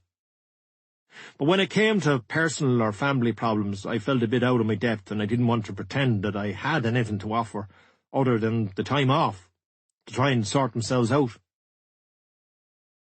People love giving you information when you're a manager, whether you want it or not. Good stuff, bad stuff, players up to no good. 2 players were out drinking till 4 a.m. I'd call them in and I'd try to treat them the way I'd like to have been treated. A lot of it is common sense, but it's tiring. Playing had been so much easier. I lost my temper 3 times over the season, but never on the sideline. The first time was after the Ipswich game. We'd been 1-0 up, our keeper was poor, dancing queen. That was enough. Sometimes losing my rag just involved me kicking over the tactics board. It became one of my favourites. The kit man, Cookie, enjoyed that one too. If I came in angry at half-time, I'd say to him, "Cookie, get the tactics board up." He'd set it up, and I'd kick it over, give it a karate kick. It would let off a bit of steam, and by kicking the board, I was telling the players that this particular game wasn't about tactics. Sometimes you need the board. But my point now was, this has nothing to do with fucking tactics. This is about how much you want it. And they seem to want it more than you. The Championship is a lot less tactical than the Premiership. It's more about the characters in your dressing room. Into October, when we lost 2 more games, Preston beat us 4-1 away. Preston was doing well. Paul Simpson was managing them, and they had David Nugent, who I tried to sign the following season. But it was a bad defeat, and our goal, Stan Varga scored it, came when we were already 4-0 down. Then Stoke beat us 2-1. Rory Delap broke his leg playing for Stoke, only a few weeks after I'd let him go there on loan. I rang him in hospital. I'd had to let some players go out on loan. Rory went to Stoke, and John Stead went to Derby. It was all about trying to balance the books. I brought in Dave Connolly, and the club was paying him good money, so I had to let Steady, another striker, go. If I let a player go, I always thought it was for his benefit. Steady went to Sheffield United later in the season. They were in the Premiership. If the player wasn't getting a game, I wouldn't hold on to him. There was a financial benefit for the club too, get them off the wage bill, and there might be a loan fee. That was the business side of it, and I discovered a lot more about that later, when I tried to get some players in on loan. The defeats, 3 and 4 games, worried me a bit. When a new manager comes in, there's often a feel-good factor, a honeymoon period, new ideas, and a few new players. That phase seemed to be over. But I'll always remember the Sunderland fans at Stoke after the game. The away fans' enclosure is near the tunnel, and they gave me a great send-off, even though we'd just been beaten. The Sunderland fans travelled in big numbers, and they were noisy. They were as passionate as the United and Celtic fans. I applauded them. Sometimes the applause is an apology, and I mentioned them regularly at the press conferences throughout the season. We got 2 good results in a row, at home to Barnsley, then at Hull. Ross Wallace scored in the last minute of the Hull game, then got sent off. A second yellow for taking off his jersey. Removing your jersey is an automatic yellow, but a lot of footballers shouldn't do it anyway, and Ross would have been one of them. He was always going to struggle keeping his body fat down below 10%. "Here, listen," I joked. "We don't mind some lads taking their tops off, but not you, you little fat fucker. You'll get my fitness coach sacked." I didn't crucify Ross for the offence. He'd scored the winner. It was an emotional moment. At the press conference after the game, journalists kept asking what disciplinary measures I'd be taking against him. I said that I'd have a look at it during the week, but I didn't find him at all. We were winning a few matches. We were growing in confidence, and I was growing in confidence. I was thinking, yeah, this is for me, management. When you're winning, you don't see yourself losing. We'd moved up the table, to 13th, but we were struggling to be consistent. Everyone remembers Sunderland going from the bottom to the top in a couple of months, but it didn't happen that way. It was hard work.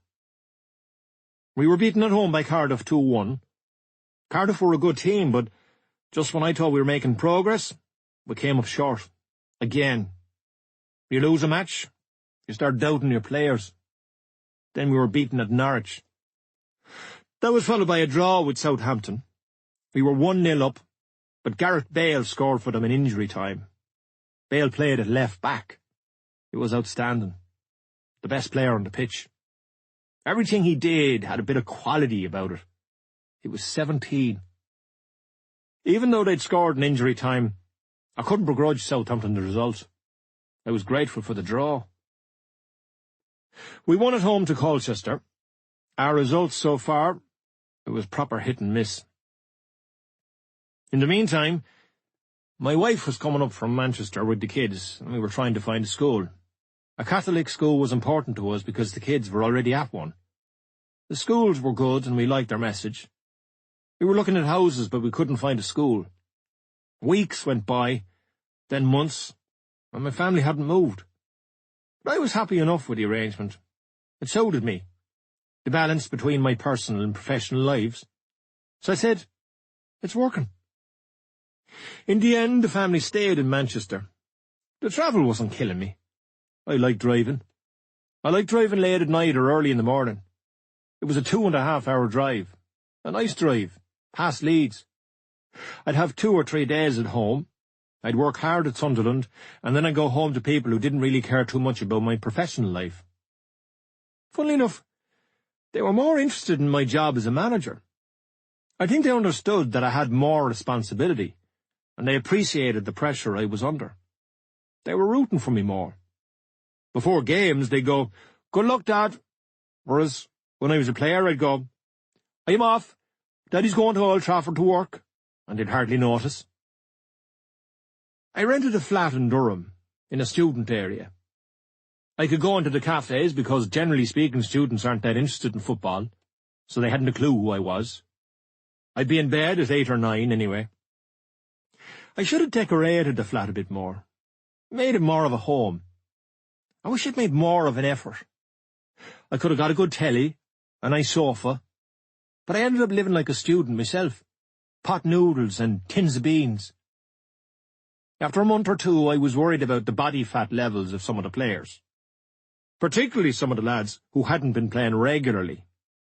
I don't mean that they were half a stone overweight. I put an announcement up on the notice board. Unless players could get their body fat down to under 10%, they wouldn't be selected to play. I excluded the goalkeepers, because they need to carry an extra bit of fat to cushion their landings. They were pleased with that.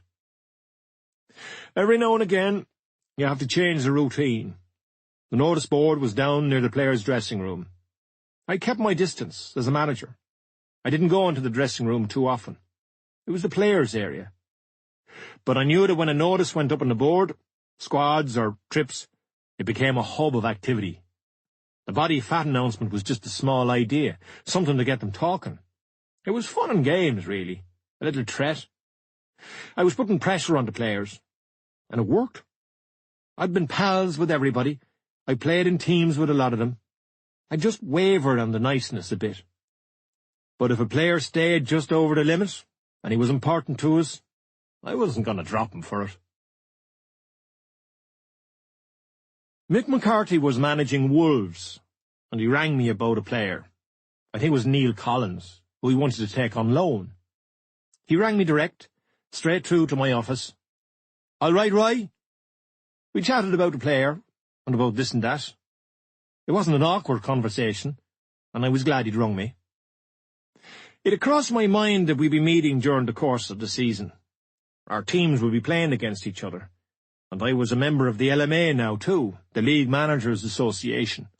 There'd be functions I'd have to go to. We were bound to meet. I think it was Mick who suggested that we meet up for a chat. We both thought it was a good idea.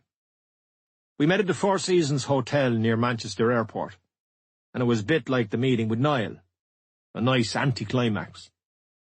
I said I was sorry about what happened in Saipan. I'm not sure I'd anything to apologise for, but you try to move on. But that was that. It was important, and I'm glad it happened. We were playing Wolves away in November on a Friday night.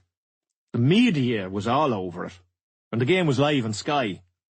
The build-up to the game was all, "Are they going to shake hands?" But we'd already met, and we'd kept that to ourselves. So it was no big drama for us. We shook hands before the game, but it wasn't pre-arranged. We just shook hands. Managers do it before every game. It's standard practice. The only difference this time was that there were 50 cameramen around us. But that was another night I lost my rag. We were 1-0 down at half-time. We were shocking. I told Cookie to get the tactics board out. and I did a bit of a Bruce Lee on it.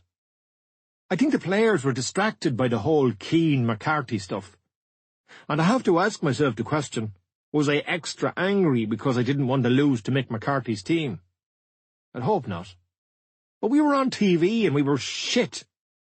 Poor Cookie had to spend ages looking for all the little players off the tactics board. We drew 1-1, but we were lucky. Our keeper, Darren Ward, kept us in the game, and our goal, a shot by Stevie Elliott, was deflected. We beat QPR 2-1 away, then Norwich, the return fixture, at home. We beat them 1-0. Darryl Murphy scored in both games. Our next game, the following Saturday, was at home to Luton. I was called to a meeting at the club on Friday night. Niall and the club secretary were there. 3 of the players, Chris Brown, Liam Lawrence, and Ben Alnwick, had allegedly been caught on video making out with a girl. The club hierarchy was panicking about it because the story was going up here in the Sun. The 2 lads who were important to me were Brown and Lawrence, because we had a game the next day and they were both on my team. They hadn't done anything illegal, so I said I was going to play them. But Niall said that the club was insistent that they wouldn't play. I didn't play them. It was the first time, I suppose, that I was challenged as a manager. I wasn't kicking and screaming, but I was upset about it. But I could see the club's point of view. We were trying to build a new Sunderland, a new image, new standards, and the club wasn't telling me that the players could never play for Sunderland again. I told Lawrence and Brown that they were out for Saturday's match, but letting them know that they'd be back in the team at some stage. I made it clear to them that it wasn't my decision.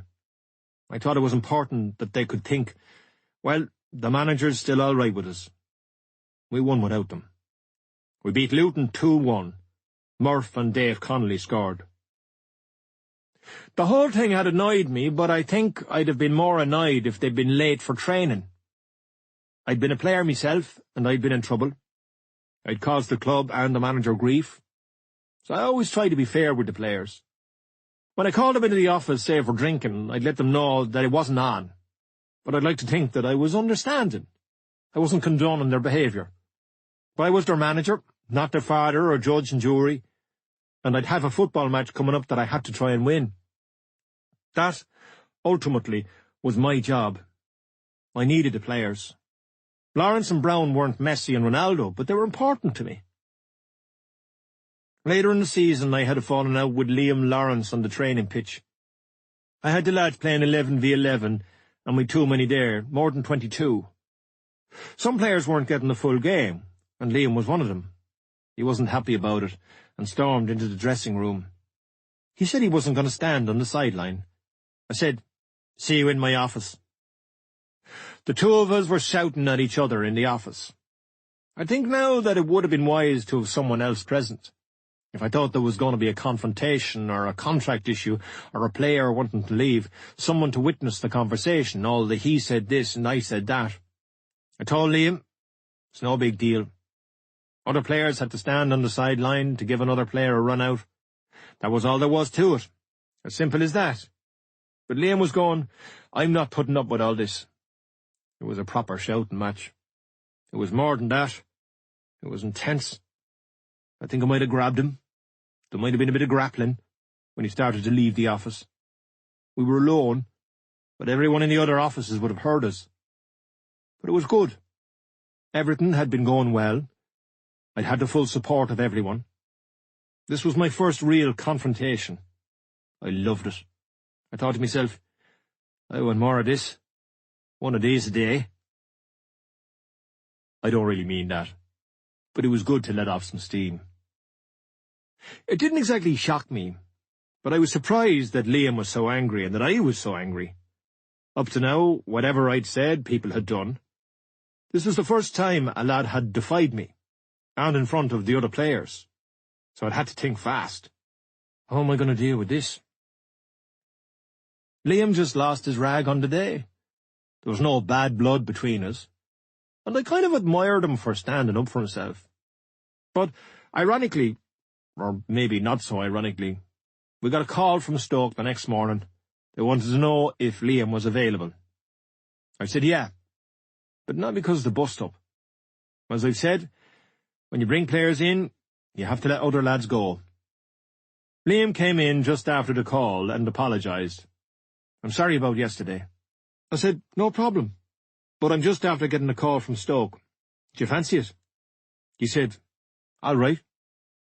It suited everyone. Our next game, a 2-2 draw away to Burnley, was a big turning point for us. We were 2-0 down, and we were awful. Grant Leadbitter got one back for us, but then we equalised in injury time, Dave Connolly again. We came away with the point, but we could have been beaten 5 or 6-0. Steve Cotterill was managing Burnley at the time. After a game, the tradition is you have a drink with the opposition manager, whether you won, lost or drew. Everybody put on a front. "Well played. Who have you got next week? I thought you played well." I'd speak to the manager. The goalkeeping coach would speak to the goalkeeping coach. This time, we were a bit embarrassed going in. We got a point in the last kick of the game, and we hadn't deserved it. We felt like we'd mugged them. As we went in, Steve was going, "All right, lads, all right." Then he put his head on the desk and went, "You fucking lucky bastards. You fucking lucky bastards robbed us." It was brilliant. He was being himself. Honest. He wasn't going, "Well done, lads, good game. Here's a Diet Coke, right, well played." We all do it. We go, "The fucking bastards," but only after the other team have got on their bus and gone home. But Steve did it in front of us. We all relaxed. We were laughing. Usually when you go into another manager's office, nobody's relaxed.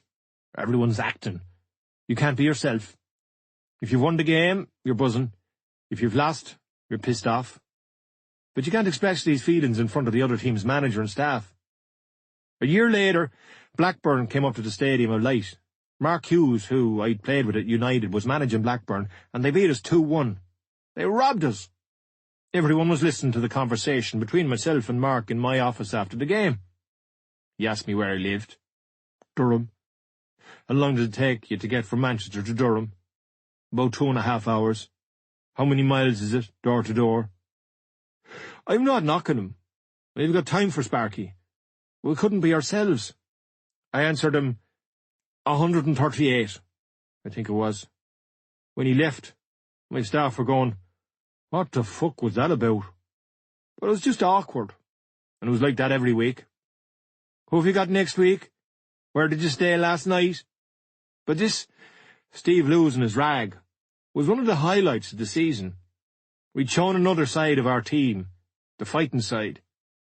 We kept giving ourselves mountains to climb, but the players were climbing them. We were fighting and scrapping. We got a draw we hadn't deserved. We'd scored in injury time in front of our fans. We showed a clip of the celebrations to the players because it had been on the news, on television. Dave Connolly had jumped into the away stand to celebrate with the Sunderland fans. One or two of the fans fell out of the stand. It was only a small drop, but still they went head over heels onto the pitch. But it was creating a story, that we were all in this together, the players, the fans, the club. We're Sunderland, and we never give up. We stay to the end. As the season went on, we got a lot of late goals, because the teams we were playing believed we'd get a late goal. It wasn't about us believing. It was about them, dropping back and dropping back. But it still hadn't crossed my mind that we might get promoted. I just thought, it's been difficult, but we're moving away from relegation. After the Burnley game, I said that we weren't ready for the playoffs yet, and that some of the players weren't up to that challenge.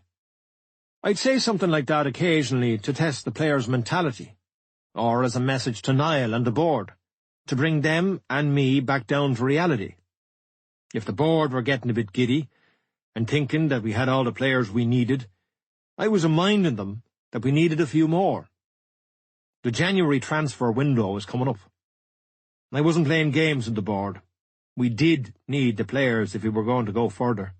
And if we had a midweek game, there'd be 4 press conferences in the week. I had to say something to the media.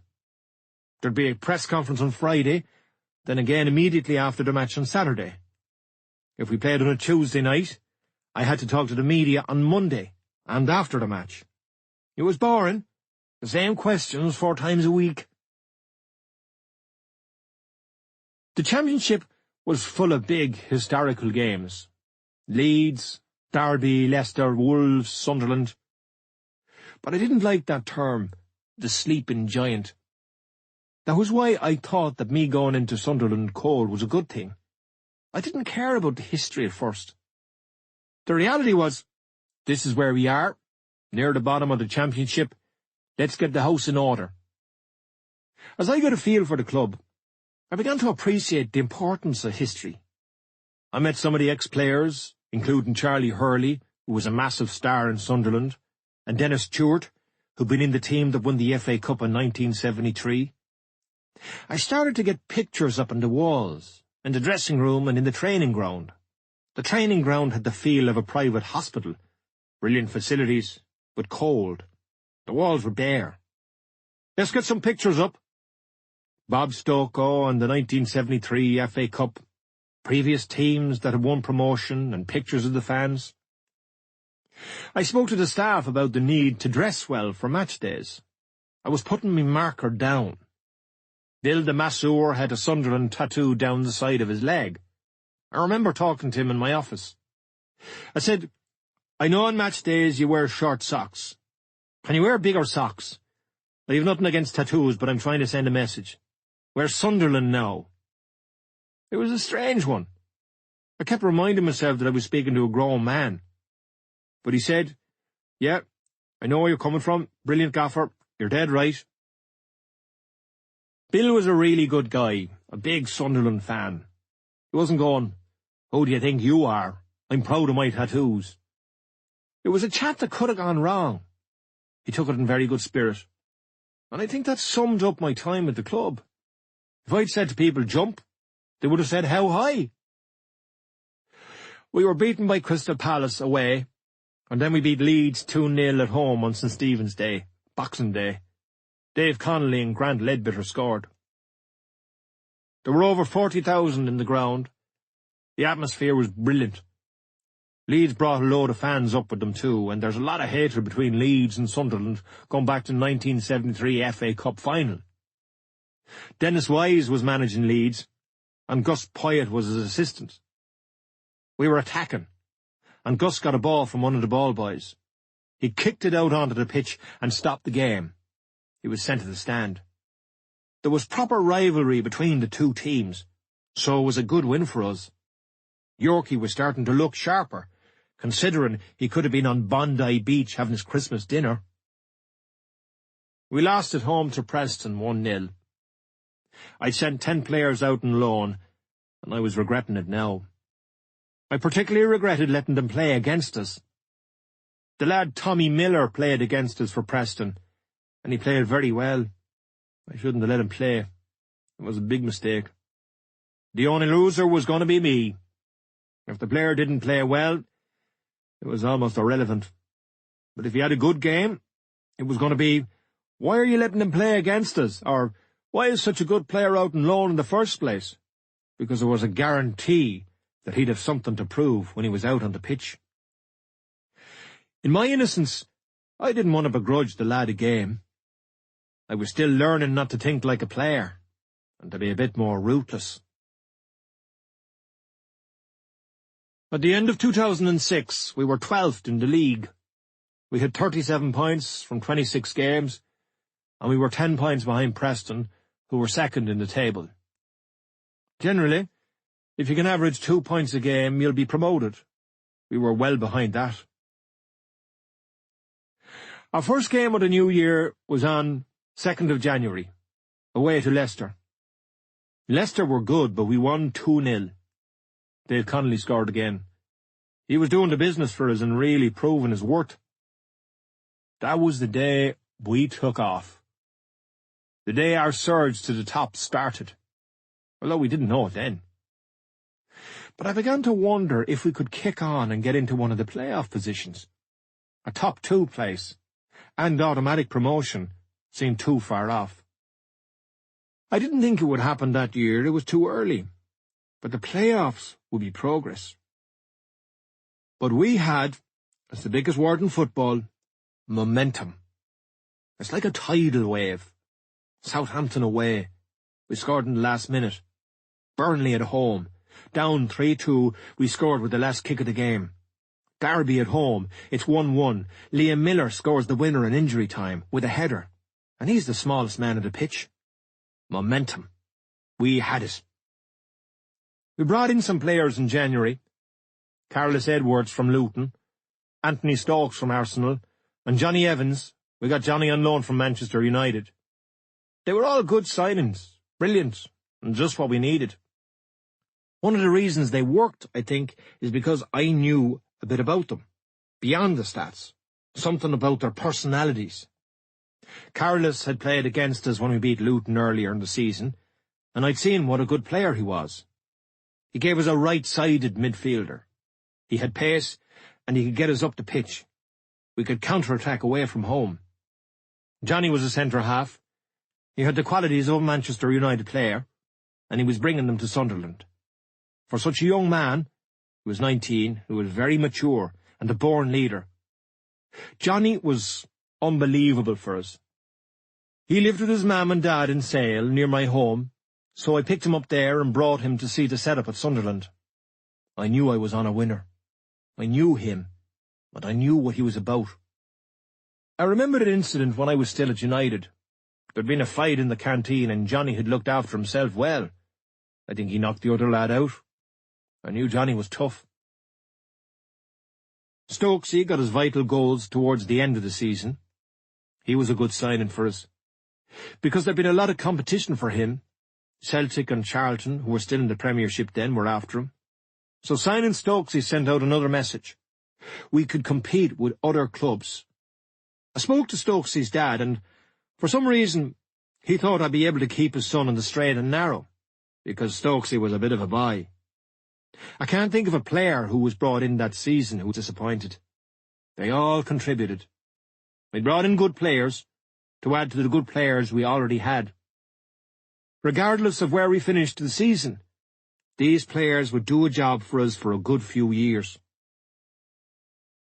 We were knocked out of the FA Cup in the third round by Preston.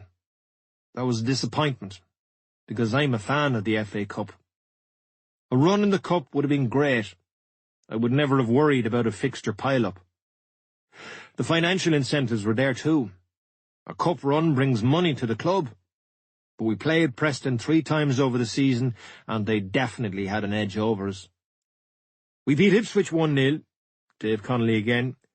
Then we beat Sheffield Wednesday away 4-2. Yorkie scored a great goal, a nice little dink over the keeper. But we were 3-0 up, and they came back to 3-2. I nearly had a fucking heart attack. That was the 3rd time I lost my rag. Again, there was a message. Everyone in the dressing room was delighted. We'd won 4-2. But we should never have let them come back. I told them that it wasn't good enough, and that there had to be consistent standards. They couldn't let the other team back into the game. They might get away with it against Wednesday, but not against better teams. It's not a bad idea to be critical of the players after they've won a match. They took the criticism, but they'd still won. And it's not as if I'd lost my temper because we'd lost. That wasn't the excuse, so they couldn't dismiss it. But the atmosphere among our fans at that game was fantastic. They started singing a version of Hey Jude, na na na na na na na, Keane, at half-time, and kept at it right through the second half. It carried on for the rest of the season. I took it with a pinch of salt. Although I'd never heard supporters singing about a manager like that before. I should probably have appreciated it more. But I didn't want to enjoy it too much, because it can all change so quickly. We were doing well, but I knew that we'd eventually have a dip in form. Real Madrid and Manchester United have had dips. At Sunderland, we were going to have a big fucking dip. And when that happens, who's the first to get it? The manager. I wasn't a messiah, and I didn't want to be seen as one. Anyway, I've never been a big lover of that song. It might have been different if it had been a song I liked. I brought in Stern John before the transfer deadline from Coventry City. He was one of my best signings ever. I was at home on a Monday night watching Coventry away to Plymouth. It was pissing down, and it looked like a shocking game. But every time the ball went to Stern John, it stuck. It stuck with him. He couldn't run, but we just needed someone who could get hold of the ball. Dave Connolly and Darryl Murphy were about getting into the box and scoring, but there's a saying in football, when it goes up to him, it sticks. When the ball went up to Stern, it stuck. Brian Clough used to say to his son Nigel, "Fucking stick, make it stick." The ball was protected, and we could get up the pitch, or have a breather, or win a free kick. You had options. The next day, I went and spoke to my staff. "I've seen a player, Stern John. We've got to get him. He'll give us something different." One of the staff said, "His knees are gone." I said, "Look at his record." He rarely missed a game. He played 40 games a year. He failed his medical, but I said to Peter Walker, "Do the deal." I'd looked at Stern's playing record, and the fee we were paying for him was small. It wasn't a massive investment. And who was going to question me? We were winning matches. Everything was going well. We signed him. I knew he'd be a man, and he was one of the best men I've come across. I knew he could deal with coming up to Sunderland. I knew he wouldn't be coming into my office with, "Can I have a day off next week because my wife needs a scan?" I knew I wouldn't have to babysit him. A year or so later, I was after Kenwyn Jones, and I told Stern, "I don't want to sell you, but I'm trying to get Kenwyn Jones in, and Southampton want you as part of the deal." He said, "OK, I'll go for it." He stood up and shook my hand. "Thanks for everything." And I went, "That's why I signed you." A man. He was brilliant. Danny Simpson came in on loan from United, a right back. He helped us get promoted. He got us up the pitch. Himself and Carlos played on the right too, and they stuck up a good relationship. We now had plenty of strength and pace down that side. Danny was a likeable lad, and he brought United qualities with him. But he was no angel. He had an edge to him. We had a good mix of players. We'd Yorkie, Carlos and Stern from Trinidad. We'd the Irish lads. We'd a couple of local lads, Grant Ledbetter and a few other young lads in the background coming up. Jordan Henderson, Martin Waghorn, Jack Callback.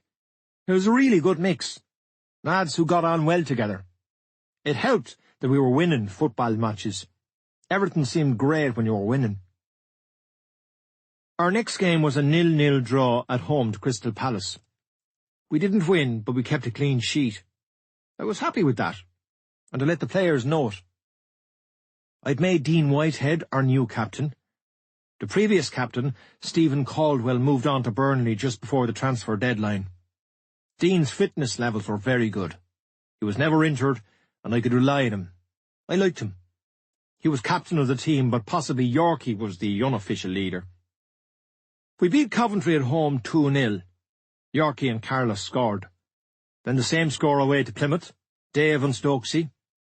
Ian Holloway was managing Plymouth. I didn't get a real chance to celebrate the victory because Ian pulled me into a meeting to tell me all about the problems he was having getting training facilities. I was thinking, I don't give a shit about your training facilities. I just won a game of football. We beat Southend United 4-0 at home. Dave, Tobias Hyson and Stern got 2. When I look back at it now, I think the signings I made that season are even better than I thought at the time. The crowds were unbelievable. It made me feel I definitely made the right decision coming to Sunderland. We were winning, and the crowds were steadily getting bigger. We'd gone from 14,000 to eventually 42,000. Where did the 27 extra thousand come from? I don't think we were doing anything amazing. We were winning. We were up to 6th. The championship is relentless. You don't get a breather. But I'd like to think there was fun. It's horrible, I suppose. But when you win, you think, we'll have to win next week, or in a few days if there's a midweek game. And if you lose, you go, it's going to be a long week. I've spoken to experienced managers. Some of them enjoy Monday to Friday but dread Saturday. I was the opposite. I wasn't mad about Monday to Friday, but I loved Saturday. I felt a bit like a boxer. The sparring is all well and good, but it's all about the fights. But a good boxer has to spar, and a good team has to train properly. I didn't like it if we got beaten. There's pain coming today, or if we had injuries. But I thought that was where I'd be judged, on the pitch, on match day. I'd enjoyed watching reserve games during the week, or DVDs of the opposition. But I found some of the duties, like writing programme notes for the next home match, a bit mundane, a bit of a nuisance. I couldn't wait for the next game. That changed later on. Football will always kick you into bollocks. But with this group of players, I knew what I was going to get. We'd have briefings on Monday mornings, and plenty of banter. Do you know what? We did have a lot of fun. This was on the back of winning matches. We socialised a lot, 3 or 4 of us going into Durham for a bite to eat. The staff and myself were quite competitive, so we do a lot of gym work together, or go-karting. There's an outdoor circuit near Sunderland. It's brilliant. I think the go-karting was the highlight of the week for some of the staff, not what happened on Saturday. We were going well, but there were always issues. Things were never too rosy. Tobias Hyson told me that he was homesick. He wanted to go back to Sweden. And there were things I was still trying to get used to. Not dramatic moments, just aspects of the job. We were trying to move some players. We had too many that we didn't need. I'd be praying for a phone call from another club. I found that frustrating, the waiting. Staff would come to me, asking, say, for time off because of marital difficulties or problems with their children. I think that was one of my strengths. I think I had a kindness to me. But there was never a day when I'd go into work and come out later in the same mood. There'd always be something going on. I'd get letters now and again from supporters telling me that some of the players had been out drinking, the standard stuff. It was always the Irish lads, always. I never got a letter about the English lads out drinking late. Graham Kavanagh and Stokesy got into trouble one night. There'd been a fight. I think it was Stokesy who said, "Gaffer, it wasn't me. I was only backing him up." I think Cav had headbutted someone. I'd say, "No, lads, watch yourselves." I wasn't their parent. I think some managers go too far trying to be the father figure. When the players came into my office, I didn't come down on them all the big I am. I'd go, "Lads, what are you doing? Just be careful." I'd try to be more like a friend, maybe a big brother, because I'd been there myself, and people will want to get you into trouble. Ferguson used to call me in and say, "I found out you were in a bar last week." And I'd say, "Yeah, I was. You left at 2:30 in the morning." "Yeah? Was it 2:30? I would go out on a Sunday night, even if we played on a Wednesday, or I'd drink on Wednesday night with the game the following Saturday. But I'd never drink 2 nights before a game, whatever day the game might fall on. It's not ideal to be drinking even 3 days before a game, but at the time, I felt I could manage it. It was a standard clause in the contract that you couldn't go out 2 nights before a game, so I wasn't breaking any rules. "You got a taxi at 2:30 this morning in Sale."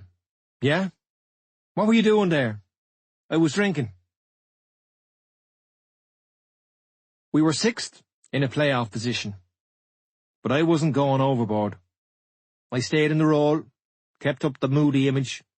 I didn't want the players thinking we could relax or settle for a place in the playoffs. We had 3 games coming up in the space of 11 days, against teams that were above us. These were going to be massive games for us. The first was against Birmingham, managed by my old friend Steve Bruce. We drew 1-1. Carlos Edwards scored the goal, lashed it in with his left foot, almost a trademark Carlos goal. He was scoring some great goals. Birmingham were ahead of us in the table, so I was happy enough with the result. I've always had good battles against Brucey, when he was with Birmingham and later Wigan. He's a good key to learning how to manage upwards, how to manage the owners and chief executives. He was at Birmingham when Gold and Sullivan were the owners, and he got on well with them. Brucey always had a nice way about him, whoever was in his office. He got on well with Dave Whelan when he was managing at Wigan. Now he's at Hull, with the owner who wants to change the name to Hull Tigers, and Brucey defends his point of view. He seems to work with difficult people, but he manages it well. During my pro licence, one of the things I was told was that the key to managerial longevity wasn't managing downwards, but managing the people above you. I admire the way Brucey has done it. Next, we had Derby at home. At the press conference the day before the game, I said, mentally, some teams at the top of the table would lose the plot. I was playing games. That's what you do, especially against the teams ahead of you. We were in a good position, nowhere near the top yet. It was like a horse race. Don't get to the front too early. We were coming up slowly, and the teams higher up the table had been watching us for months.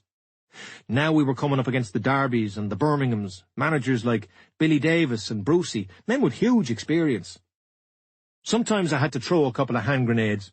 If we were beaten, nobody would think much of my quote, or even remember it. If we won, oh, the mind games. And we won. Liam Miller's header. The smallest man on the pitch. That was when the crowd really took off. The staff were jumping around. The subs were out on the pitch, and I thought, there's something happening here. I won Manager of the Month. But I wasn't sure about the point of these awards, and I've always felt that way. I won awards as a player, the Sports Writers Player of the Year, the PFA Player of the Year, Player of the Year in Ireland. I was at the award ceremonies, and I'd be praying that I wouldn't win. I hated putting myself out there in that way, going up to collect it. There was a shyness involved in it. I didn't want to go up.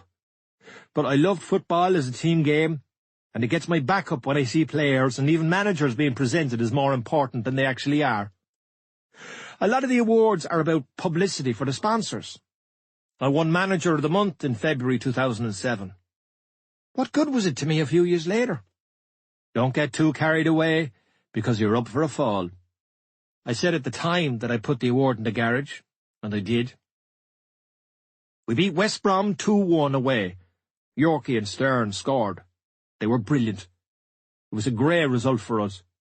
But afterwards, there was a bit of trouble in the dressing room. Near the end of the game, only a few minutes to go, Stokesy had gone through. He gave a bad ball away and West Brom broken us. They didn't score, but a lot of the players were still angry with Stokesy and having a proper go at him when I went into the dressing room. They went berserk, defending him, defending a young player who was being bullied. We'd won the game and he'd made a mistake. When I'd lost my temper after the Sheffield Wednesday game, it had been a football matter. We'd nearly thrown the game away. But this time was different. He was 18 or 19, a kid. They were all shouting at him aggressively, senior players. I think my exact words were, give him a fucking break. Then I found out that Tony Mowbray, the West Brom manager, had been talking crap after the game, as managers do. He was going, we were the better team, and if we keep playing like that, we'll be all right. We played better than Sunderland. I felt he was quite dismissive of us, and me. I was annoyed about that, because we deserved to win. We'd played well. Those 3 results in a row, the draw against Birmingham and the wins against Derby and West Brom, we were taken off. I remember thinking, my God, we might actually go up. The next game was away to Barnsley, and 3 players missed the bus. Stokesy, Tobias Hyson, and Martin Fullop. We'd waited for them at the station in Middlesbrough, where we'd arranged for all the players to meet us. They rang us. We're stuck in traffic. I said, well, we can't wait any longer. We're off. I left them behind. We'll get another few players down. I didn't shout down the phone or anything. I understood. They were stuck in traffic. But that was no good to us, so we left without them. That was another message I was sending out. Lateness was an issue at the club, bad habits. Football is about good habits. It's not about always doing something extraordinary. It's about doing the ordinary things well. We went to Barnsley and we won 2-0. Dave Connolly and Grant Leadbitter. It was a massive game for us. We took 8,000 fans with us, and the place was rocking, absolutely brilliant. The news about the players we'd left behind was going around the fans, and Niall was on the radio. "We'll stand for no nonsense." It was a bit hard on the players. I didn't want them to be scapegoated, but it was almost natural that they would be. They'd been late, but a good bit late. We'd waited. I'd given them a chance. After the game, at the press conference, I said that I was trying to change the mentality at Sunderland. The idea that it was a yo-yo club, that it was acceptable to be late for training, or that you didn't have to train hard all the time, or that you could get 2 or 3 weeks out of a week-long injury. That was a message for everybody. The players, the staff, the fans, Niall, the board, everybody. It was nice to be able to deliver these good messages on the back of victories. The Barnsley 3 were at the training ground early enough on Monday morning to bring in the milk. I called them in early for a meeting, but only so we could get it out of the way and they could go out to training. They came to my office together, like they were coming to see the headmaster, which I didn't like. I said, "Look, lads, you're out of order, but it was no big deal. You're not going to be made to suffer anymore. You'll all be training with the first team." I didn't find them. I'd take a stance, then say, "It's over." I wanted the lads to know that we were going places, and they were still part of it. I wanted them to look at me like I'd looked at Ferguson and think, well, that's fair. Regarding more personal matters, I could have hang-ups for years, but when it came to players, I had to be a bit more selfish. I knew I needed them. We drew with Stoke at home, 2-2. We were 2-1 down, then Darryl Murphy scored in injury time. We were poor. Everyone had thought that we could beat Stoke, even though Stoke had beaten us early in the season.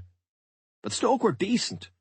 Murph scored, and I said to myself, that's a massive point. After the game, I came into the dressing room. Everyone was flat. The players, even the staff.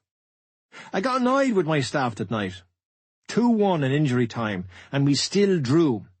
They're the points that get you up. Never give up. We beat Hull at home, 2-0, Johnny Evans and Stern. Then we won at Cardiff. Big result. Ross Wallace scored with a free kick. Johnny was a big player for us. His leadership and his ability to read the game. He was a tough boy. The championship is full of men who've been around the block. But Johnny was only just a kid. I liked everything about Johnny. That was the night Niall organised all the taxis for the fans who were stranded at Bristol Airport. Later, I announced that I was hiring a private detective to dig up some dirt on Niall, that no one could be that good. I'm still working on it. Since the new year, we'd had 11 wins and 3 draws. Our next game was at home to Wolves. I thought, this'll be a good test for us. It would be a measure of our progress, a little benchmark. Wolves were doing well too. It was April now, and there were 6 games left to the end of the season. I knew some of the players would be nervous. Yorkie had just had his Lamborghini shipped over from Sydney, and he brought it into the training ground. A white Lamborghini in Sunderland does stick out a little bit. I was looking out of my office window, and Yorkie was pulling up outside, and all the lads, the players, were looking at his wheels. It was perfect. They were focusing on Yorkie's Lamborghini, and the game against Wolves was the last thing on their minds. The next day we went out and beat them. We won 2-1. Darryl Murphy scored for us. A rocket. After the game, Mick McCarthy said that we'd definitely be promoted. He was playing games with us, the way I'd done with Derby, putting the pressure on the other team. The rumour on the street was that we were doing something extraordinary. My training apparently was legendary. But we were just doing what I'd done for years. But we were doing it properly. We trained properly and we travelled properly. I made the lads wear a shirt and tie when they went anywhere. This is vital. We trained our fucking socks off. I always say, you train how you play, with intensity. We always had a game at the end of the session. Not just a few stretches, and a little kick about. If it was a draw, the lads played until there was a winner, even if it went on for hours. There had to be something at the end of training. There had to be a winner or a loser, and punishment for the losers. Press-ups, or collecting the balls and cones. We were creating a spirit among them. There were bust-ups and fisticuffs, but nice fisticuffs. It wasn't nasty. It was enthusiasm. The players were hungry. They all wanted to be in the starting 11. I'd go to the staff. Let them get on with it. Don't get involved. Winners and losers. Grown men playing like they were kids in the street. There were no draws in street football. We can't play anymore, it's too dark. When I was a kid, we played till midnight, until there was a result. Even then, we go for 5 more minutes. Never mind blood levels and muscle tears. I'd be told that it was going on too long. It's 12:30. We started at 10. Your sports scientist will tell you it was all wrong, and that everything should be done by the watch. And I understand that, too. I'm interested in sports science. But I'm also old school. If we didn't have a midweek game, we'd give them Sunday or Monday off. Tuesday would be hard, a tough session. Then Wednesdays would be off. We'd mix it up the odd time. There wouldn't be that much training at this stage of the season towards the end because of the number of games we were playing. It was all about games and recovery. We kept it simple because we were winning matches. Southampton away, a brilliant game. We won 2-1 with a couple of great goals. Grant Lidbitter scored one of them. He was a top player for us. He was a good goal scorer and very rarely injured. A good local lad. He had a nice way about him. He could go off in a rant in the dressing room, and it was very hard to understand him. It was a standing joke among the staff. When Grant went off on one, leave him. He was a good leader.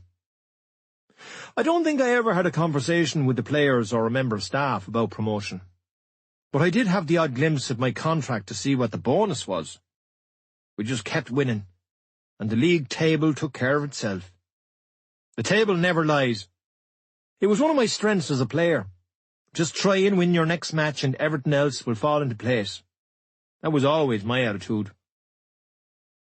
We beat QPR at home, 2-1 again. Dean Whitehead, and another great goal from Grant. I think I praised Nyron Nosworthy after the game because of his attitude. I said it summed up the attitude of the whole team. Nyron was a really good player for us, a nice lad. I had an incident with him earlier in the season. He was late for training, but he lived about 2 minutes from the training ground. I called him into my office. Any excuse he gave me? He told the truth. I slept it out. I said, "Thanks for telling me the truth." I didn't even fine him. We had 3 games left. We went mountain biking in Cumbria. It was great, and a bit mad. I began to wonder if it was a bit too mad. We were on the bikes for 6 or 7 hours. A competition was organised for us, 2 or 3 teams. I remember having a go at one of my team because he had a puncture. We were shattered after it, fucked. I made a game in a couple of days against Colchester. We were building up team spirit and camaraderie. It was brilliant. We went to Colchester and we lost 3-1. We cycled to Colchester. The players still had sore arses from the biking in Cumbria. There was a lesson in the result. We got back to 1-1, and a draw wouldn't have been bad. But we were on a run, so I thought, fucking go for it. We just kept going, which had helped us in other games, but not this one. If we'd drawn at Colchester, we could have been promoted in the next game, at home to Burnley, and that would have been brilliant, in front of our fans. Burnley came to the Stadium of Light on the 27th of April, a Friday night game. It was our friend Steve Cotterill again. Steve had worked at Sunderland as Howard Wilkinson's assistant, and his time there hadn't gone well. So we knew there'd be extra edge to the game. But we won 3-2. Murph, Dave and Carlos scored, another of Carlos's typical goals. That was our last home game. We ended up being promoted that weekend, but we didn't know it yet, because the other teams still in contention were playing on Saturday and Sunday. I was walking my dogs on Sunday afternoon when the news came through that Derby slipped up. They'd lost to Crystal Palace. Someone at the club texted me. I was buzzing. I went home and double-checked my contract. It was great, but I would have enjoyed it a lot more if it had happened just after the match, especially at the Stadium of Light. I'd no one to celebrate with. My wife and kids were delighted, but they weren't the staff. They hadn't worked with me. So it was a bit of an anticlimax, sadly. The texts started coming in. Well done, Gaffer. One of the staff texted from Sunderland. We're all out. But I was in Manchester, and I was glad in a way. I didn't want to be in a pub all night with my staff. I think the manager should keep a distance. I had to leave Danny Simpson out of the side for the last game of the season. The players, no doubt, had been celebrating promotion after Derby had lost, and Danny turned up late for one of the training sessions. He pleaded with me to let him play. It was very emotional, but I wouldn't let him play. The message to the players was, there's no relaxing. I want to beat Luton. Your season wasn't over. We went to Luton on the last day of the season. The challenge now was if we won, we might win the league. And we did win. 5-0. Another rocket from Murph. He lashed it in. All the final games of the season were being played at the same time. Birmingham slipped up. They lost to Preston. And that got us to the top. We were champions. Promotion had been great. And winning the championship was the icing on the cake. It had been a brilliant journey for us all. But they wouldn't give us a trophy that day, on the pitch. And that pissed me off a bit. They said it was for security reasons, because we weren't at our own ground. Lifting the trophy in front of the fans. It didn't matter if it was a replica. Would have been great. And the place was bouncing with Sunderland fans. There are great pictures of some of the players. Nyron and Carlos mixing with the fans, wearing silly hats, hanging off the crossbar. I went to the dressing room and did my usual thing, played it down a bit. Deep down there was satisfaction, but I was too blasé about it. Everyone was jumping around, singing. There was champagne. I was like, this is what I'd expect. I wish I'd let myself enjoy it a little bit more. But I was always afraid to enjoy success in case I got too carried away. I was keeping myself on my toes. Don't get too grand. But if you can't enjoy winning, there's something wrong, isn't there? We were given the trophy and medals a couple of nights later, in a hotel. I gave my medal to one of the lads who hadn't played enough games to qualify. I think it was Martin Fullop, one of our keepers. During that week before the Luton game, I knew the players would be planning a celebration once the last game was over. As an incentive, I offered them $5,000 to go and enjoy themselves, if they beat Luton and won the championship. That night, during the reception, Yorkie approached and asked if I'd also pay for a coach and a hotel for the players. That pissed me right off. I was giving them $5,000, and they'd have been on good bonuses for winning promotion. I found out that Danny Simpson and Johnny Evans, because they were loan players, weren't entitled to bonuses. But I made sure they got them. You've never seen happier young lads. And I think it helped the following season, when I went to sign Johnny again on loan. I was getting £1 million bonus, and then a big pay rise because we were now in the Premiership. The financial rewards were great, but it was more about the town. There was a plan for us to go on an open-top bus through Sunderland. Niall rang me and I said, no, I'd be ashamed of me life. I think it's right to celebrate achievements. But to celebrate promotion a year after we'd been relegated, it was too much. It wasn't as if we were a small club being promoted for the first time in 20 years. I look back now and I understand that it would have been more for the supporters, and maybe the players and their families. I hope that my decision not to have the bus wasn't arrogance, because I won things with United and Celtic. Some of the players said, this is the first medal I've ever had.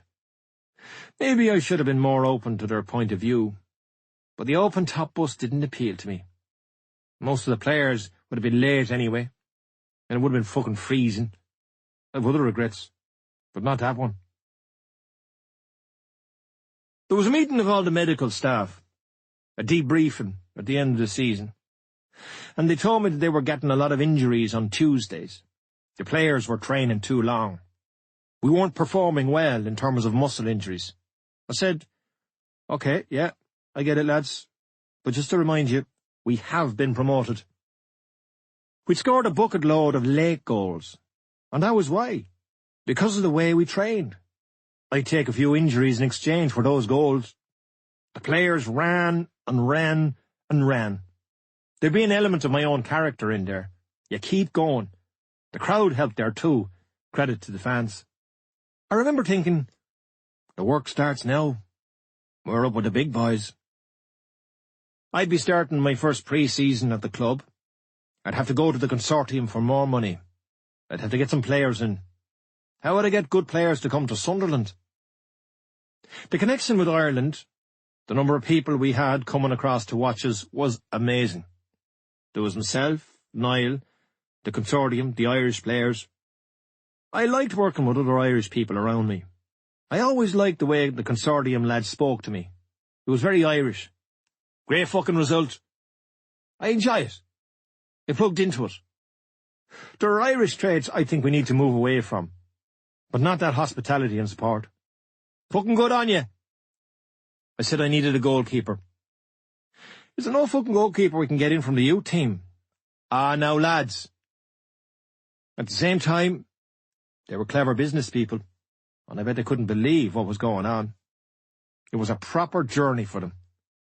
The Premiership was going to be different. As much as these men were successful, the Premiership was about the Russians and the Sheikhs and the Yanks. We'd be shopping in a different shop. Up to now, we hadn't been buying where Manchester United go to buy. People often say that the Championship is one of the toughest leagues in the world. I won it as a manager. I have to say that. No one else ever does. 8. The disappointments are remembered more than the highs. They're what spur you on, because they hurt. I enjoyed the victories, but took them with a pinch of salt, especially in the Premiership. You're always going, God, look what we got next week. Then it changed. Fuck the draws, let's go and win.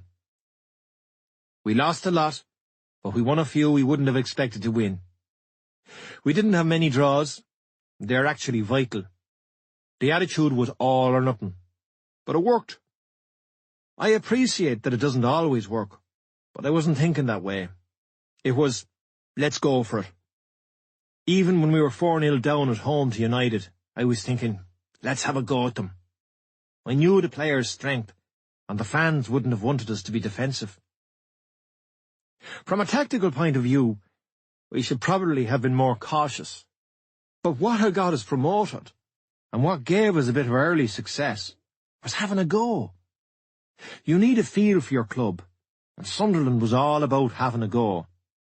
Sunderland really did suit my personality at that time. I was up for it and full of energy, and I felt that the Sunderland fans were right behind me. Getting players in was the most important part of our preparation for the Premiership. But there were other issues too. Where could we improve? Could we travel better? Do we fly to more matches and stay in better hotels? We were going to London now, and Manchester and Liverpool. The year before we'd been going to Colchester and Southend. It wasn't arrogance. It was a fact. We'd be travelling to big cities. Could we get better medical care? Did we change the bonus schemes for staff? Would we want better training kits? The whole club improves. The badge on your kit is now Premiership. The whole package. The excitement of the supporters when the fixtures were published. Tottenham, Liverpool, United in the first 5 matches. And we'd be playing Newcastle, the derby. People had told me about it. Oh, the derby up there. It didn't disappoint. It was the best derby I've ever been involved in. Up there with Celtic and Rangers. And we'd be going to Middlesbrough too, another derby. As a player, I'd had plenty of experience of the grounds we'd be visiting and of the quality we'd be playing against. I'd only retired the year before, and we'd some players with similar experience, like Dwight York and Kieran Richardson. The important thing was not to be intimidated, or worried about the occasion, or even overwhelmed. Expectations were higher now, and the players would have to live with them. You wouldn't hear the Sunderland fans saying, as long as we stay up. They'd have their targets. Once we beat fucking Newcastle, or we have to beat this team. The players had to realise that they deserved to be where they were, and not to be overawed. Our first game was at home to Tottenham, live on Sky. We won. 1-0. Brilliant. Michael Chopra scored in injury time. A newly promoted team really does need a decent start. You need points. If you fall behind in your points per games figure, 1 point a game, it's a fucker. But straight away, we had 3 points from just 1 game. We drew at Birmingham midweek, so now we'd 4 points from 2 games. What's the fuss? What's everyone frightened of? This was great. Then we go to Wigan. Fucking Wigan. And they turn us over 3-0. That's what it's about. Wigan bullied us. They were big and strong. Heskey was up front, and Kirkland in goal. These were England players. Then there was Liverpool, then United. Now we had 4 points from 5 games. Then we beat Reading. 7 points from 6. We went to Middlesbrough and drew. 8 points from 7 games. Blackburn. We were robbed. 8 points from 8. Not too bad. I'd have taken that. Then we lose to Arsenal, then West Ham. 8 from 10. We draw with Fulham. 9 points from 11 games. Now we were chasing our tail. We'd played Birmingham the previous season in the Championship, but this time, our second game in the Premiership, we'd only 4 players starting of the 11 who'd played for us the year before. It's hard to let lads go when they've done well for you, but it's the game. Characters get you promoted, but you need more than characters in the Premiership. You need skill, talent, pace, luck. Immediately after we were promoted, I was thinking about new players, even while we were celebrating in the dressing room. That's the hard side of life for many footballers. It was sad, and I wondered how I was going to tell them. But then, it's a business, and I wondered if I could get good money for them. I'd have to speak to their agents. Hopefully there'd be takers for them. It was no good deciding that, say, 3 players wouldn't be staying if no other clubs actually wanted them. It seems brutal, but they've been part of a promotion team, so it almost guarantees them a good move. It's one of the hardest parts of management, shifting players. I had 5 or 6 weeks off, but I was still making and taking phone calls. In some ways, holidays are a nightmare for a manager. I made the mistake, and I made the same mistake the following year. I was all summer making phone calls. It was pointless, because everybody was away anyway. Agents, chief executives, medical staff, right across football, they're all away. I never got a deal done during the summer. I should have left the phone off and checked in now and then. I've read since that Arsene Wenger switches his mobile off when he's on holiday, and just turns it on for an hour in the evenings. I wish I'd had that wisdom, or common sense, at the time. I was thinking, I'd better be proactive, I'd better be busy. I should have been thinking about the quality of the calls, not the quantity. It was inexperience. I wanted to be keen, and I wanted to do well. Oh, if we don't sign this player in July, he could be gone. I had a list of players, lads playing in the Premiership, that I gave to Niall when we were promoted. I thought it would be easy, but it wasn't. They wanted too much money, but we weren't giving out mega money. We'd made progress, but we couldn't go from one extreme to another. We didn't want to go the way of Leeds or later Portsmouth, and Sunderland had been in difficulty until the Irish consortium took over. The top player at Sunderland was on less than 20 grand a week. It was decent, but a lot of players were looking for 40 or 60. So I had to start accepting that we weren't going to get the players I thought we would. We got permission to speak to David Nugent. He was at Preston, and I'd seen him against us the previous season. He was a decent player, although not a massive goal scorer. I met him at my house in Manchester with his agent. I thought the house was a better option. It was formal. We'd agreed a fee. I think it was 4 million. So he's, yeah, big decision for me, thinking it over. Fine, no problem. I was doing my pro licence at the time, and on my way back home a few weeks later, I got a call from David Nugent's agent. He's undecided. Harry's in for him at Portsmouth. This was Harry Redknapp. So I said there was no pressure, but it was only a couple of weeks before the start of pre-season, and there'd come a point when we'd have to make our minds up. I had to bring it to a head another few weeks later. This was David Nugent, by the way. He hadn't become Messi, but he was a good player, and we wanted him. So I rang his agent. Well, he said, Harry's in for him. I went, yeah, I'm aware of that, but we've been in for him for 3 or 4 weeks.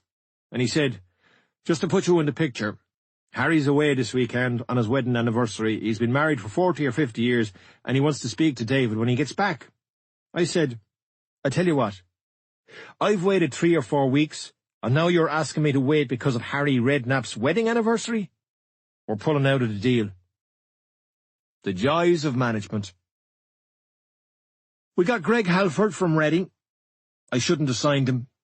He came in for about $2.5 million, a decent fee for a fullback. Reading had bought him from Colchester, but he'd hardly kicked a ball for them. Not a good sign. But it was a sign I ignored, thinking I'd be different. It was a young manager's outlook. You'd think, I'll be down with it. You've been playing until recently, so you look at players as a player looks at players, not as a manager. The older you get, you realise that the lads who bring baggage everywhere. So you can't be bothered with them, unless they're brilliant. Greg had done well for Colchester against us. He was a talented boy. I should have gone with my gut feeling. He came into my office in Sunderland, and I didn't like the way he sat down. He was crouched down, too laid back. And he asked me a few questions. Who else are you buying? I should have been asking him the questions. 6 months earlier, he was at Colchester. He should have walked up to Sunderland. I should have sent him on his way. But we signed him. We'd agreed the fee and the wages. It's common practice. Everything is agreed before the player actually comes to the club to meet you. The player and his agent have the cards. Brian Clough would never agree a deal until he'd met the player. We're not having you. Players did have agents back then, but Brian Clough wouldn't have tolerated them. He managed at a time before players' agents had the power they have now. We were newly promoted and Sunderland was a bit remote. We had to dangle carrots for people. I didn't like him after that. I thought, not for me. But I signed him. I was finding out slowly that certain players suit certain clubs. And Greg Halford wasn't a Sunderland player. Sunderland people are hard-working, roll your sleeves up. I appreciate that even more since I left. And Greg wasn't that type of player. He wasn't a roll-your-sleeves-up, work-your-socks-off player. He was about dealing with the ball, coasting through the game, and just doing enough. He's had a decent career. I saw him at Forest recently, and he played okay. When I first discussed players with Niall, we were going down the list. But the lads we were after wanted bigger money, or they wouldn't come up to Sunderland. So we moved on to players like Greg Halford. We needed a bigger and better squad. We needed more numbers. There'd be more demands, more injuries. The games would be physically more demanding, more intense. You also need a big squad for training numbers. I was hoping that Greg was better than what we already had. In particular, we needed another defender, a right back. We wouldn't be getting players from Chelsea or United. That might come later on. Trying to get good players in became very frustrating. The wise thing to do is to step back from it a bit. And this is where you need a good chief executive. I had that at Sunderland. Peter Walker. He got deals done. And Niall. Everything was, and this is a big word for me, transparent. Right, it's not going to happen. He's asking for 60 grand a week. Forget about him. Move on. We were after Darren Bent. Right, they want 16 million. We can't go to that. Okay, let's move on.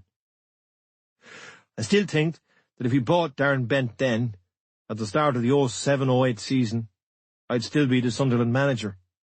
He'd have got the goals. But it was too much money. They bought him later, after I'd left, because they'd had another year in a Premiership, so they had more money to spend. The longer the club stays in the Premiership, the bigger an attraction it is to players, and the club can start to afford the higher wages. There was one lad who didn't even get back to us. The word shopping was used. His wife wanted to live in London. There was another lad, Matt Taylor. I showed him the Stadium of Light, brought him to the boardroom. He told me he had other clubs interested in him. I walked him to his car, told him to take his time with the decision. I was walking to my own car when I got a text from Matt Taylor. I could see him, still in the car park, driving out. I've decided to sign for somebody else. He'd been telling me 15 seconds earlier that he was unsure about what to do. He went to Bolton. On the other hand, I met Leighton Baines at a hotel in Sunderland. He was leaving Wigan. We'd made an offer and it had been accepted. The first thing he said to me was, "Right, if Everton come looking for me, I'll be moving to Everton because I'm an Evertonian." And I went, "Okay." I appreciated it. We bought Kieran Richardson from United. He was a good signing, but was tricky. I had to meet his dad a few times. Kieran was making a few demands. He wanted a certain jersey number. He wanted to take the penalties. His ego had to be stroked a bit. He did well for us and scored the winner against Newcastle the following season, so he'll always be remembered for that. Craig Gordon was the big name. He came in from Hearts for massive money, 9 million, a record for a goalkeeper at the time. Craig was the only player I've seen being applauded off the training pitch in all my career by his own teammates. It was after his first training session. Nobody could score against him, and it being his first session, we were all watching. We needed a number 1 goalkeeper. We were in the Premiership. Aim high. He was amazing. Brian Clough bought Peter Shilton for big money and said that Shilton had saved Forest 12 points a season. Clements, Schmeichel, Shilton, top teams have top goalkeepers. I think I underestimated the importance of keepers when I was a player. It wasn't that I took them, Schmeichel or Packie Bonner, for granted, but I expected them to make big saves. But then, when you're not working with a top keeper, fucking hell, you appreciate them a bit more. Kenwyn Jones came in from Southampton for 6 million, and they got Stern John as part of the deal. Kenwyn did brilliantly for me, and he hasn't done much for other managers since. I think the fact that Dwight York and Carlos Edwards, lads from Trinidad, were already there helped Kenwyn to settle in. Danny Higginbottom came in from Stoke. He could play left-back or centre-back. Tony Pulis gave me all the crap. Oh, he's my best player. All the silly games, trying to get the fee up. But we eventually got Danny. He could score from set pieces too. He had a good leap. He got a couple of important goals for us. Michael Chopra came in. The fact that he was a Geordie was an issue for some, but not for me. He did a job. We got a good year out of him. We paid 5.5 million, and he scored me 7 goals. That's the madness of Premiership football. 1 million a goal. But his goals kept us up. That was what we paid for. A player worth 15 million, who might have got us more goals, wouldn't have come to us in our first season up. We were learning that quickly. I'd say the players we wanted, it's not Australia, but Sunderland is pretty bleak. So was Newcastle, but they were in a position to pay a lot more than us. I'm a footballing man. I didn't really care where I was. But others look at the whole package. Will you come up to Sunderland? Yeah. The wages are decent, but they're not mega. Well, I'm not coming up. They wanted compensation for the cold and dark nights.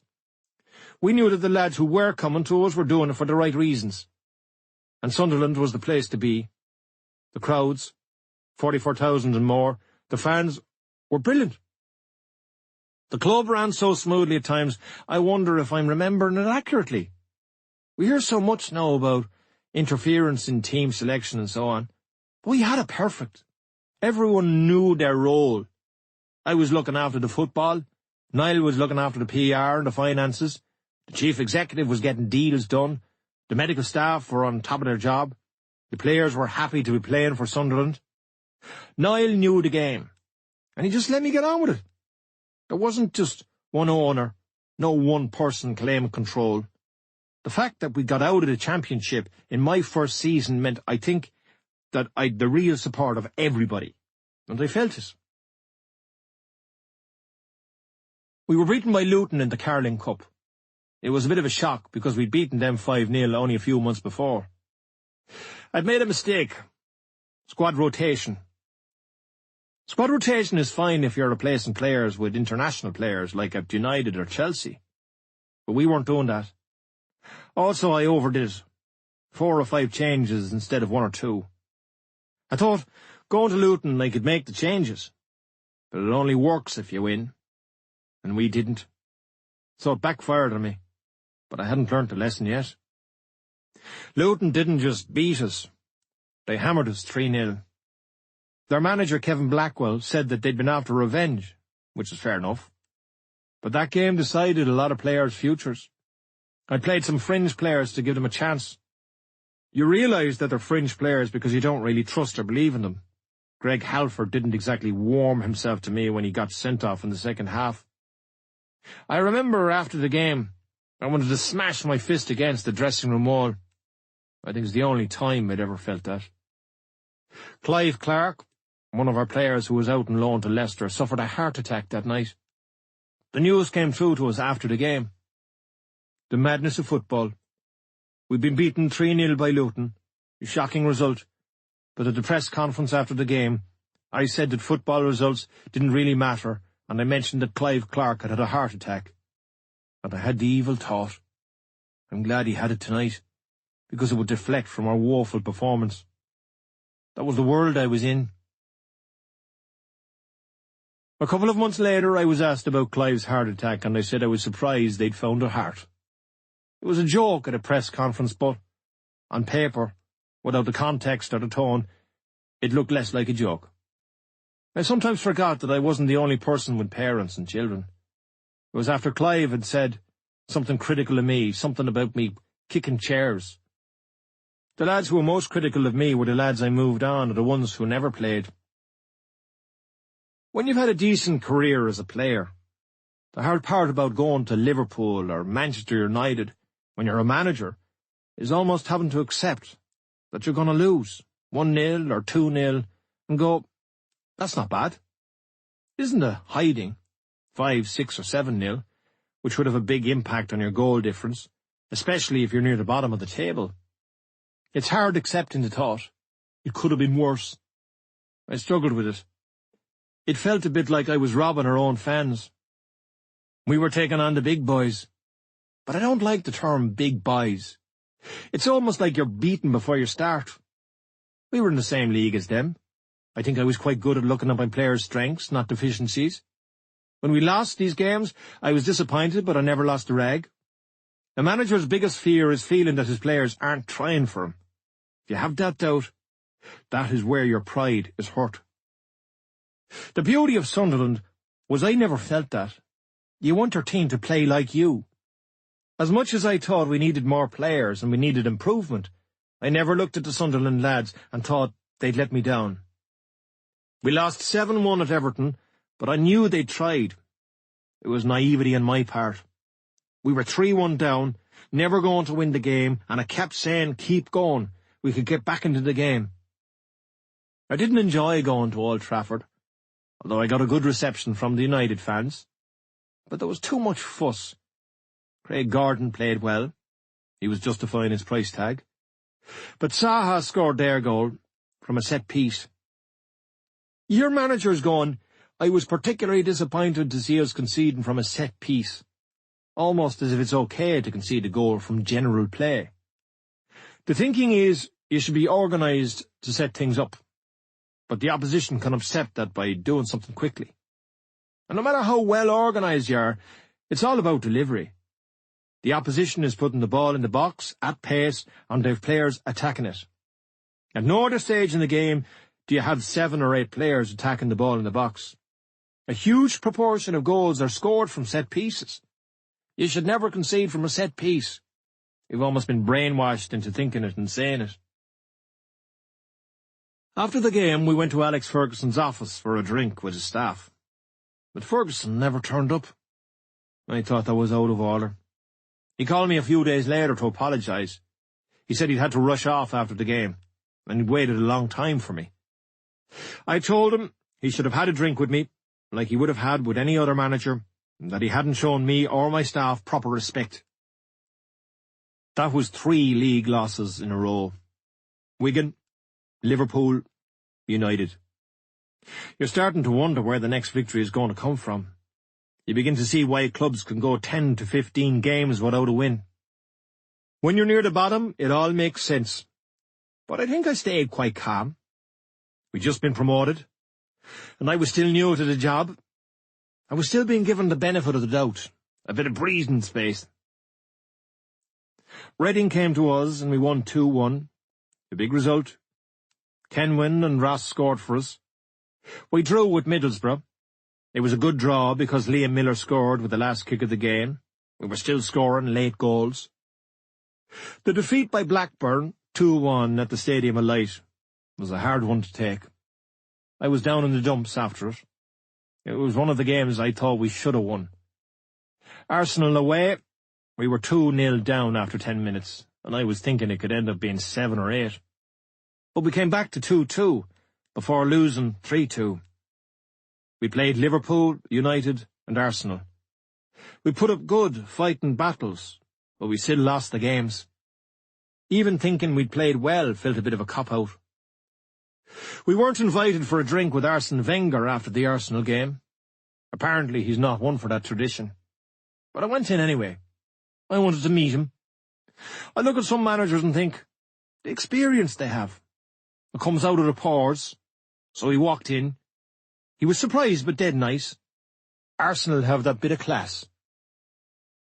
West Ham was a big game for us. It was one we needed to win.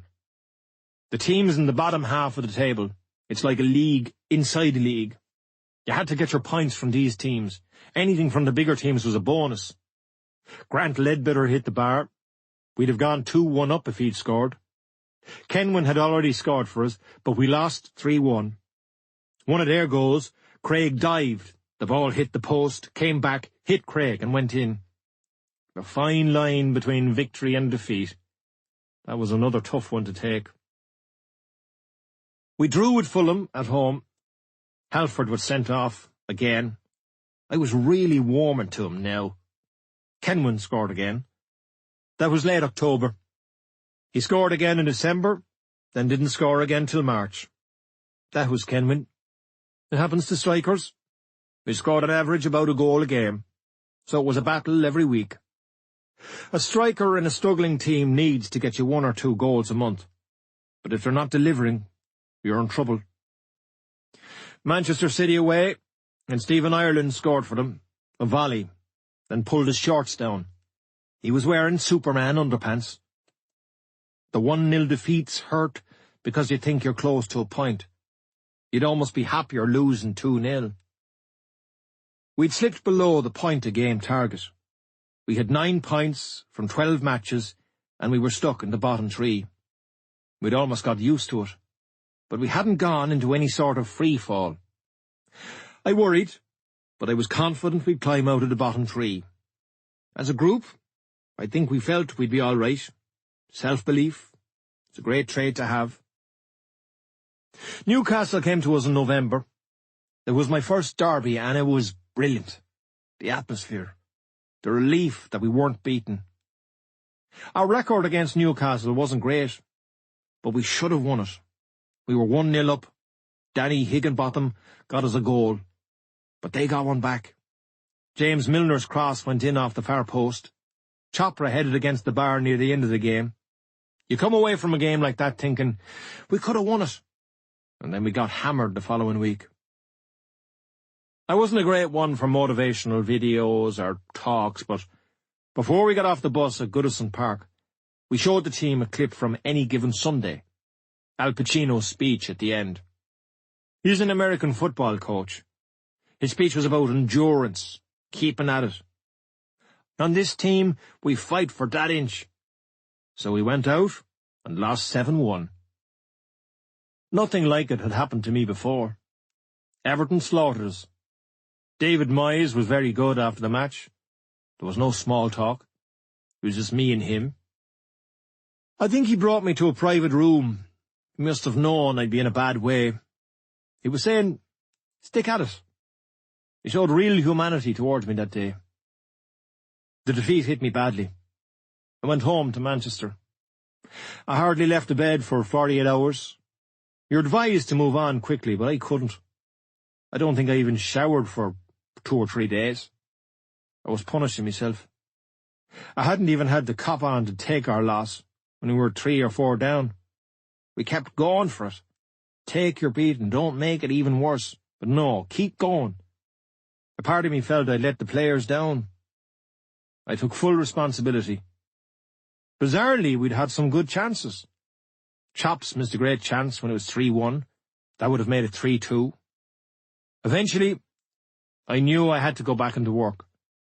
But I don't think I went to the training ground till the following Friday. Somehow, I think, I need that self-loathing. I don't want to wake the next morning and say, well, it's gone now. The only time we'd try to be clever tactically, we'd play with a sitting midfielder, who, 9 times out of 10, would be Dwight York. There are only 3 or 4 systems you can play. That's not to say you can't have an influence. You tweak things, you change things, you make substitutions at the right time. Brian Clough and Alex Ferguson kept it simple. When I managed, I kept it very simple. It's a simple game. Pass it, then move. Try and score more goals than them. Win your tackles. Yorkie had played in that role for his country, Trinidad, towards the end of his career. We'd played him in midfield in our promotion season, but in the Premiership, we sometimes played him with 2 in front of him, in the Makalele position.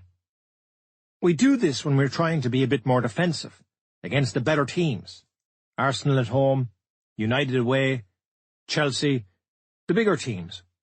If we thought we were going to get overrun in midfield.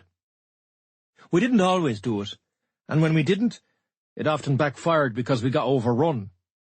I'd play 4-4-2 and say, come on, let's get at them. I think completely differently now, but at the time, I thought that playing the sitting midfielder was almost like waving the white flag, which is ridiculous. A lot of the top teams do it, but I've been brought up with the 4-4-2, and there's nothing wrong with knowing your strengths. But we were being found out in a lot of the games. We only won 2 games away from home all season. That's probably the close to the average for a newly promoted team. I could have been more tactical and gone for more draws, but it's very hard to change your mindset.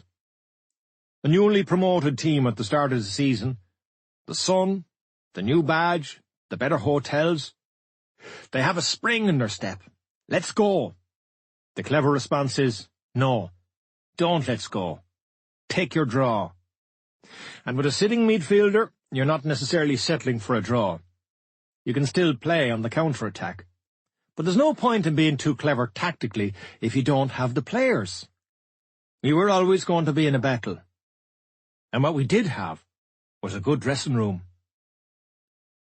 I don't remember the game, but we were up against a team who were playing 3 in the middle, and we only had 2 because we were at home. The Sunderland fans weren't mad about 3 in the middle. Too much fannying about. Get up and at 'em. 2 strikers, 2 wingers. So, this time, we were outnumbered in the middle of the park. Yorkie was blown a bit. He was 34 or 35 now, and he was up against 3 in the middle. Someone was injured, so Yorkie ran across to me. Gaffer, you know they've got an extra man. What should we do? I went, Yorkie, you need to run fucking more. He went, right, and he ran back. That was me at my tactical best. I'm sure he thought I was going to get a drawing board out and give him a masterclass on how to deal with the problem. I think today I'd be a bit more cautious.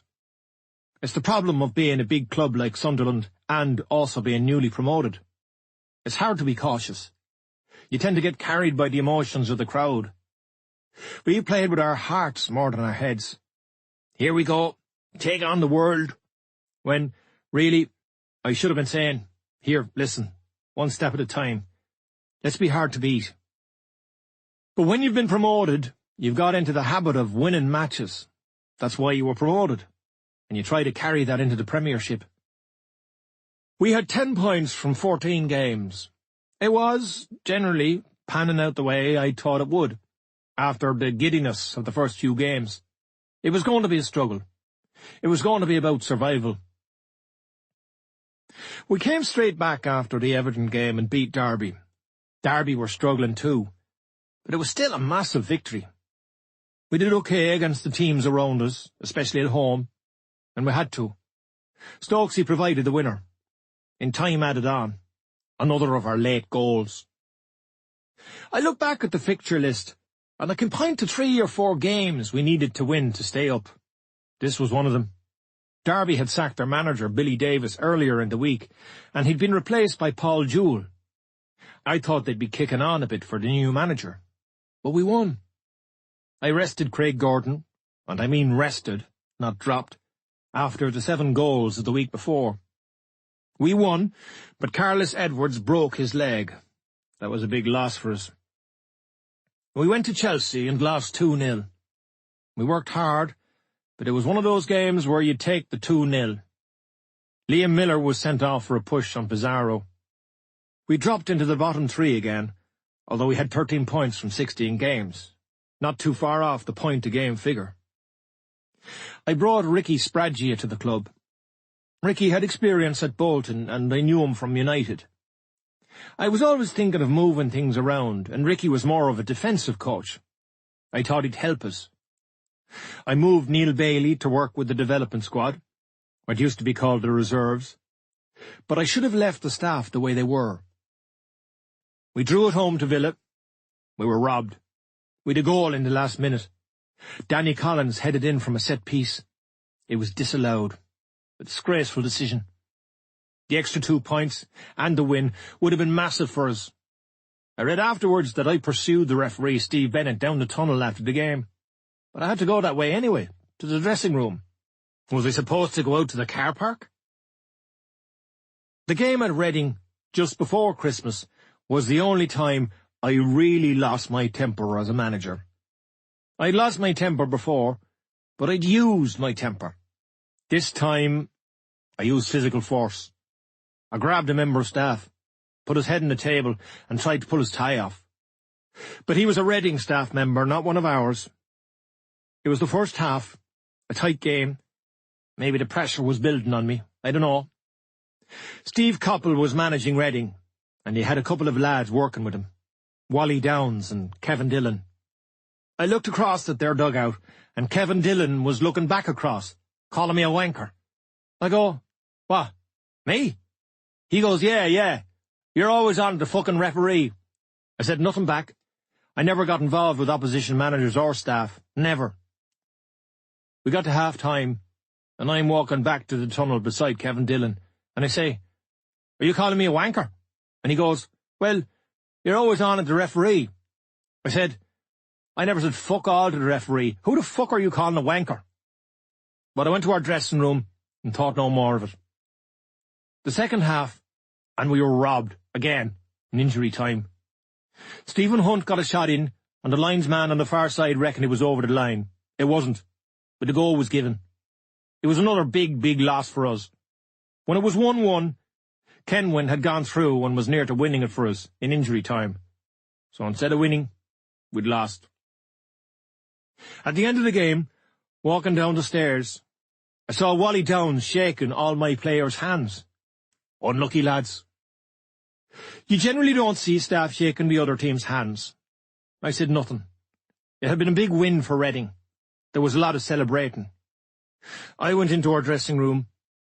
I wasn't annoyed with the players, more the decision. I spoke to the players and staff. Okay, we're all upset, but whatever we do, we're Sunderland. We show a bit of class. We accept the decision. We move on and get ready for next week. The players were getting themselves organised, and I was waiting for my staff to go in for a drink with Steve Coppell and the Reading lads. I didn't want to, but I kept thinking, we're Sunderland. We do things properly. The staff were taking ages, so I said, "I'll go on, lads. Follow me in." I walked into Steve's office. Wally Downes was there, and their director of football, Nick Hammond. Kevin Dillon was sitting down. I go, "Well done, lads. Well done." Wally was right in front of me, and I said, "Wally, do you always shake players' hands after you've just beaten them?" And he goes, "Yeah, right, yeah. And as I was talking to Wally, Kevin Dillon stood up and goes, "Don't you come in here and—" I grabbed him, got his head on the table, pulled his tie up. "I'm fucking warning you." Nick Hammond grabbed me. "What are you doing? You fucking get out of our office." I went, "Fuck yous anyway." Dillon said, "What are you having a go at me for? I'm a Sunderland man." I went, "Fuck you." And I walked out. My staff hadn't come in yet. I wasn't going back to Sunderland that night with the players. I was going home to Manchester, so I had a car waiting for me to bring me to Heathrow. My phone went off about 10 minutes later. It was one of my staff. "Everything all right, Gaffer?" I hadn't given them a heads up about what had happened in Steve Coppell's office. They'd followed me in after I'd left. "All right, lads?" And somebody said, "Your manager has just attacked one of our staff." And apparently Raymond van der Gouw, our goalkeeping coach, said, "Well, can we still have a sandwich?" "No, I think it's best if you leave." Whether I was reacting to the pressure, 2 unlucky defeats, our position in the bottom 3, I don't know. I'd like to think I'd have had a go at Dillon even if we'd been at the top of the table. We were on a bad run now. We'd lost 3 in a row, and then Manchester United came to the Stadium of Light on Boxing Day. We stayed in the Ramside Hall Hotel near Durham the night before the game, Christmas night. We got together at about 9 or 10 o'clock to give the players more time at home with their families. They put it to the players and staff that, if they wanted, they could have 1 or 2 beers. My thinking was it might help them relax before the big game against United. But it mustn't have worked, because they beat us 4-0. Rooney was brilliant, and Ronaldo was in his pomp. There were 47,000 people there. Maybe it was my ego. Let's have a go at them. We were a bit open. Ronaldo's goal, a free kick just at half-time, killed us. That made it 3-0. After the game, Alex Ferguson came to my office for a drink. When he was leaving, he said to me, "Give me a call about Johnny Evans." He could see I was down in the dumps after the game. I think he looked at me and thought, he needs to dig out here. It was the one time he showed me, I suppose, affection. "I'll watch your back." He caught me off guard. He actually cares a bit. Niall got on to David Gill, and we got Johnny, but there was a massive loan fee. So Ferguson showed me affection, but it was business too. But, and this is important, Johnny made a huge difference to us. From now on, every home game was going to be massive. The next one was 4 days after the United game against Bolton, and we won it 3-1. It was Kieran Richardson's first full game after his injury, and that was a big boost. It was our second win in 14 games. We were out of the bottom 3 for the start of the new year. Obviously, the time to be out of the bottom 3 is at the end of the season, but it was a psychological thing. There's always weight attached to the bottom 3 at the turn of the year. Our first game of 2008 was at Blackburn. We got a penalty early in the second half. Yorkie was our penalty taker, but Dean Whitehead took it instead. He missed. Brad Friedel saved it. Then Blackburn got a dodgy penalty and scored. We lost 1-0. I was fuming afterwards, and had a go at Yorkie for not taking the penalty. I hammered him, gave him a right bollocking. "You fucking bottled it." That might have been a bit harsh, but he should have taken the penalty. He took his bollocking well. We dropped back into the bottom 3 because Wigan, who'd been below us, drew with Liverpool. The transfer window was open again, and we got Johnny Evans back on loan. Phil Bardsley came in, also from United. We brought in Rada Prika from Aalborg, and Andy Reid from Charlton. Of the 4, 3 worked out well for us, and they were the 3 lads I knew. Rada had been strongly recommended by the scouts, but he didn't do too much. Ideally, if you're interested in a player, you try to watch him, possibly 10 times in different circumstances. Home, away, derby matches. The manager can't watch him that often, so he's relying on his scouts and videos. We needed a striker, and the scouts were recommending Rada. If you don't know a player too well, you try to sort out a loan deal. But Rada cost us 1 or 2 million. I watched a few video clips of him, and it wasn't as if I was delighted with what I saw. Staff and scouts push. He's the answer. I took the gamble, but he wasn't the answer. I rang Mark Hughes about Robbie Savage. Robbie wasn't in the Blackburn team, and I asked Mark if we could try to do a deal, a permanent or loan deal. Sparky said, yeah, he's just lost his way here, but he could still do a job for you. Robbie's legs were going a bit, but I thought he might come up to us, with his long hair, and give us a lift. The way Yorkie had, a big personality in the dressing room. Sparky gave me permission to give him a call, so I got Robbie's mobile number and rang him. It went to his voicemail. Hi, it's Robbie. What's up? Like the Budweiser ad. I never called him back. I thought, I can't be fucking signing that. We got knocked straight out of the FA Cup 3-0 by Wigan, again. It proved to me once more that squad rotation doesn't work if you don't have enough top players in your squad. I'd made the same mistake in the League Cup against Luton. A good run in the Cup could only have helped to build momentum and confidence. But we didn't get it. We beat Portsmouth at home, 2-0. Kieran Richardson scored both goals. We hung our hat on the home matches. We couldn't keep the ball well enough away from home. A different environment, having to travel, the fans behind the home team, they'd push their team the extra yard. The home team being used to the surroundings. So many teams like ourselves fighting for home results. Winning away from home is always very hard in the Premiership. Chelsea, United, City, it's going to be hard to win here. Going to Norwich was less obvious, but the travel from Sunderland was difficult. There was once we went to Birmingham and the dressing room door was locked. We were waiting for ages, or we'd arrived too early, encouraged by the home club. We'd be sitting there for hours waiting for the match. We didn't play those games in Sunderland. I always wanted the visiting team to speak highly of us. Home win, away loss, home win, away loss. That was a pattern. We went to Tottenham and lost. Birmingham came to us. We won. Our new lad Preeka scored. But he never really kicked the ball after that. We jumped to a mid-table position because we weren't drawing matches. We went to Liverpool and they beat us 3-0. Kieran Richardson was injured again. His hamstring. We'd rushed him back because we were desperate to have him in the team. He was an important player, and as an ex-United player, he was keen to play at Liverpool. A silly mistake. Wigan came to us, and we beat them, at last, 2-0. There were 46,000 people there. Dixon Etuhu scored our first, a header. I brought Dixon in from Norwich. We wanted him for his physical presence. He was a midfielder, good at set plays, defending and attacking. He'd been away at the African Cup of Nations with Nigeria. And then Daryl Murphy scored another, from an Andy Reid pass. The win against Wigan was a good, tough, ugly result. But then we went and got beaten by Portsmouth. Kano came on as a sub, and I think some of our lads were being dead nice to him. They weren't tackling him or aggressive enough. We gave away a soft penalty. Defoe scored it.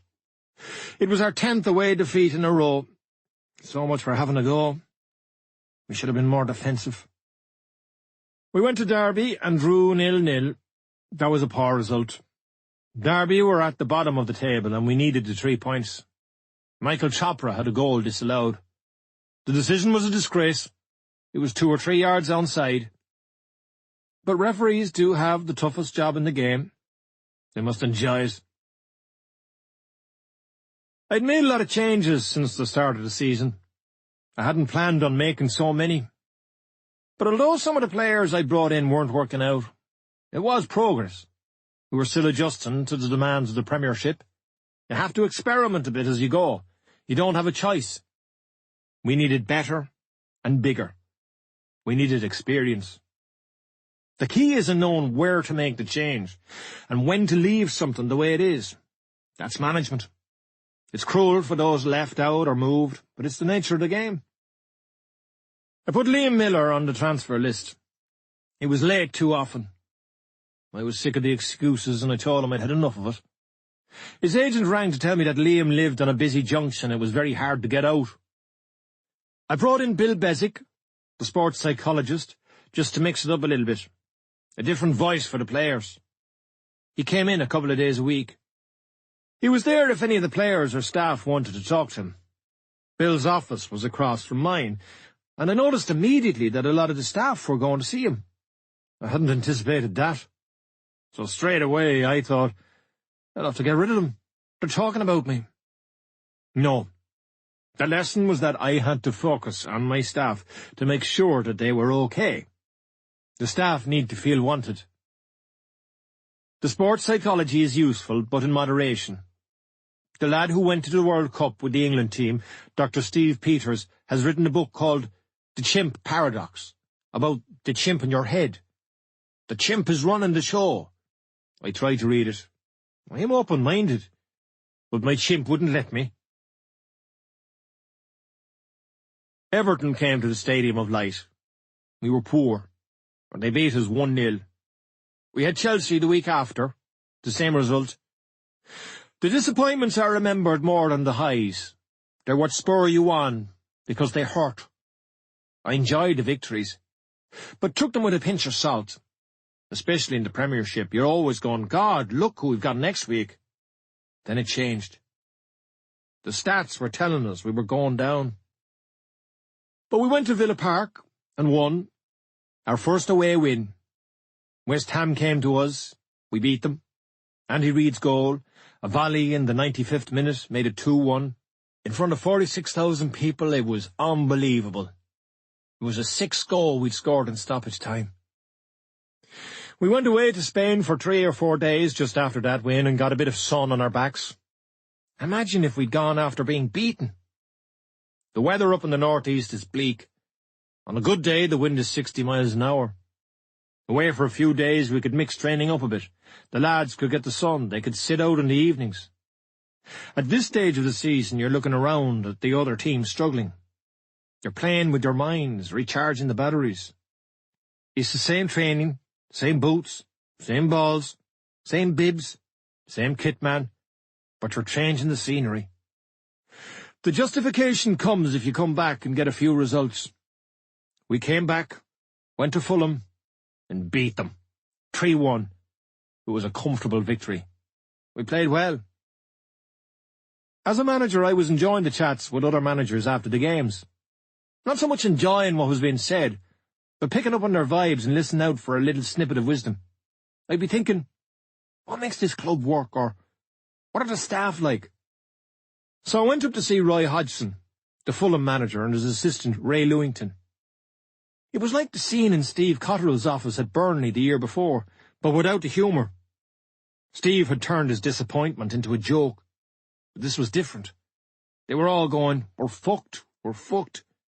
It was embarrassing. I had my Diet Coke and one of those little sausages and we left. I remember thinking, my goodness, they are fucked. But they stayed up. Roy got the Liverpool job, and now he's managing England.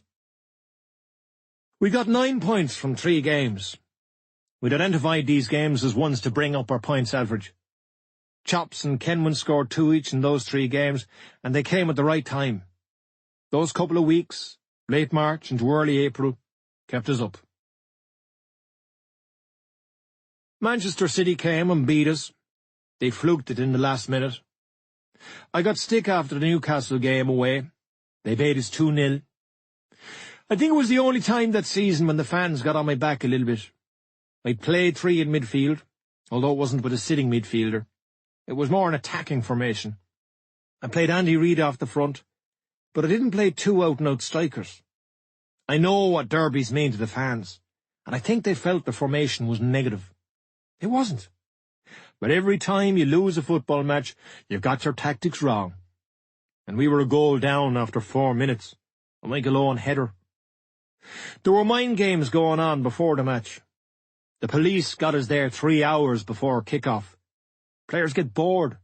Testosterone levels are high. It's too long to wait. Johnny and Phil Bardsley were injured, so didn't play. They were a big loss. The next game was the other derby, Middlesbrough at home. It was a brilliant game. We went behind after 4 minutes. Danny Higginbottom equalised 2 minutes later. Chops put us ahead just before half-time. Craig made some great saves, but they equalised. I put Darryl Murphy on as a sub and he scored the winner in the last minute. Another late goal. A header from Grant Ledbetter's corner. This time our attitude, let's go for it, got us a result. That win kept us up. We were staying in the Premiership with 2 games to spare. That win summed up our season in a sense. It was hard going. We scraped through. The lads stuck at it. We got a late goal. We survived. I wanted to beat Bolton in the next game and help get them relegated. I was thinking ahead to the next season. I didn't want to be playing Bolton again. I thought they had the strengths to cause us more problems than some of the other clubs around us. They beat us and stayed up. Arsenal came to us for the last game of the season. We had a bucket of chances, but they beat us. Overall, it had been stressful and tough going. There'd been a bit of violence and wheeling and dealing, but we achieved what we'd set out to do. In the 2 years, we got promoted and we'd stayed up. Job done. I wanted to leave my mark at Sunderland, but I don't think I quite did. I did okay, but it wasn't good enough for me. We were promoted, and we averaged a point per game in the Premiership, which, on paper, a lot of managers would take. But I wanted more. I, could have done better. 9. I have my days when I still analyse those results. But that's the manager's life. We'd survived, and I should have been thinking about surviving the next season just a bit better. That was my big mistake. I decided we'd make it into the top 8. It was mad. We just finished 3 points and 3 places above the bottom 3. Our next challenge should have been to finish 6 or 7 places off the bottom. But I thought, because we'd survived, we'd be a lot better and a lot wiser, and we'd shoot up the table. It takes 4 or 5 years to establish yourself in the Premiership. Teams that have a brilliant first season often drop in the second. Don't overextend yourself. Let your players and fans know staying up for the next couple of years is the achievement. We're creating something. We'd survived, but I ended up thinking about the games we'd let go. I started adding points to our total. Well, there'll be a gimme next year. We'll get those points, and we'll be in the top half of the table. I forgot about the games we'd nicked in the last minute, and mightn't win next year. No. We'd beat the same teams again and get closer to the teams we hadn't beaten. I wasn't shouting it from the rooftops, but I was thinking it. And it was fucking madness. I should have been reminding myself that a couple of years earlier, we'd been heading to League One. We'd buy players. There was a new owner coming in to take us to a new level. The jargon's there. A new level. We'd seen it happen at other clubs. More money would get me better players. I got Pascal Chimbonda, Timu Tainio, and Steed Malbranc, all from Spurs. I brought in El Hadji Diop from Bolton, Djibril Cissé on loan from Marseille, David Healy from Fulham, Anton Ferdinand from West Ham, and George McCartney. We signed him back from West Ham. When I started at Sunderland, the recruitment of players had been frantic, because we'd only a few days, and, really, every one of them had done well. But the group of players I brought in at the start of the 08-09 season didn't work out.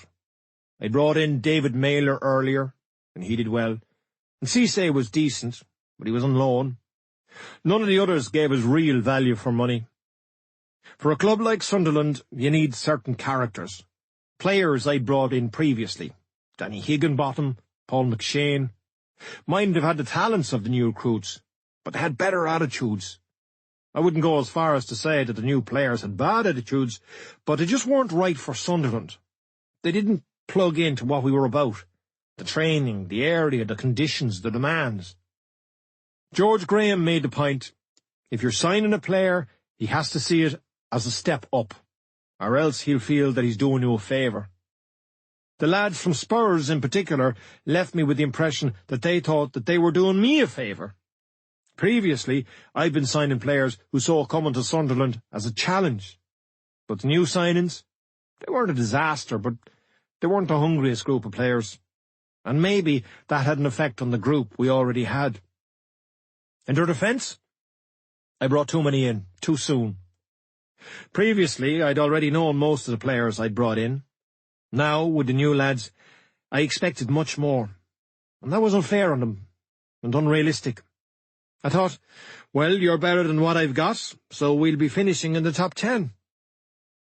What had been good enough last year wasn't going to be good enough this year.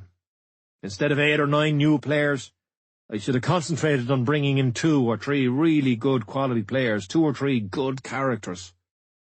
But the problem there was the real quality players still weren't available to Sunderland. We tried to buy Johnny Evans. We offered United 12 million for him.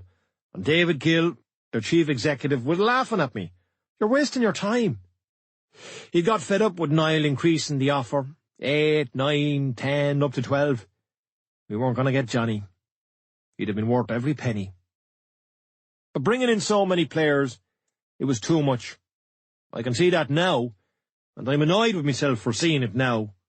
We already had some decent players, so it should have been about more quality, not quantity. I'd always have doubts about the players I'm signing. If I was signing Messi today, I'd be going, I hope he settles into the area. I hope he likes Sunderland and the dark nights.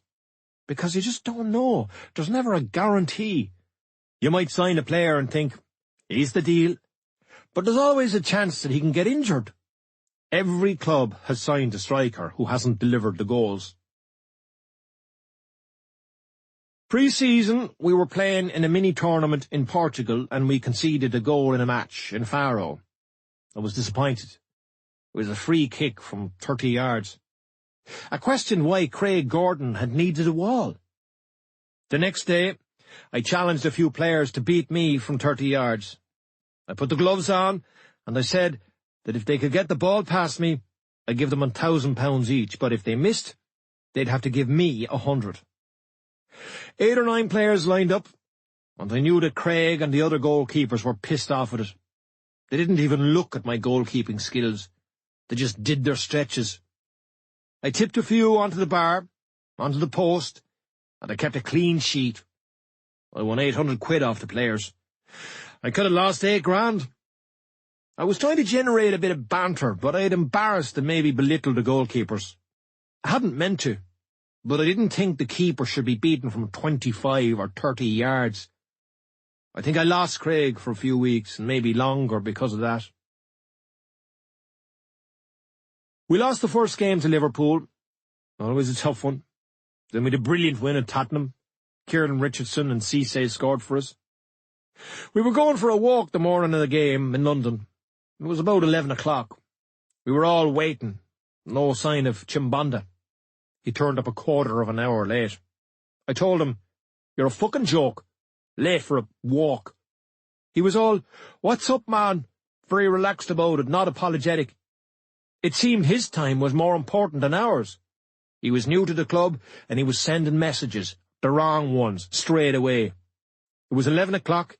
It wasn't 6 in the morning. If he'd been a bit apologetic, my response would have been different. I'd had him in the team for the afternoon, but I dropped him. He wasn't even on the bench. We won 2-1. After the match, everyone's buzzing in the dressing room, and Chimbonda's right in the middle of them, jumping around. And I'm looking at him, going, you fucker, you can't even let me enjoy the win. Instead of sitting there going, I can't believe I was late. One of our first games, I could have cost the team. He was jumping around with everybody. That irritated me as much as the fact that he'd been late earlier. It was a sign of things to come. Manchester City beat us 3-0 at home, a bad result. We drew away to Wigan. We should have won. We had great chances. 4 games, 4 points. We'd lost our first 2 home matches and done well away from home. It was almost the opposite of the season before. But then we beat Middlesbrough at home, always a big win, 7 points from 5. Then we lost at Villa. They scored from a free kick. 2 players on our wall. They didn't jump out of the way, but they didn't stand their ground either. Diouf and Chimbonda. Michael Chopra came to see me and told me he had issues with gambling. He told me how much he'd lost, and I knew it would have been a lot more than the amount he mentioned. I made a phone call for him to Sporting Chance, and I spoke to Peter Kay, who'd founded the clinic with Tony Adams. Peter had been up to the club before to talk to the players about the pitfalls, alcohol, gambling, drugs, and we made an arrangement between Chops, Peter and myself. The Chops would go down to the clinic in Hampshire for a week or so. He was an important player for us, so his absence would have been noticed.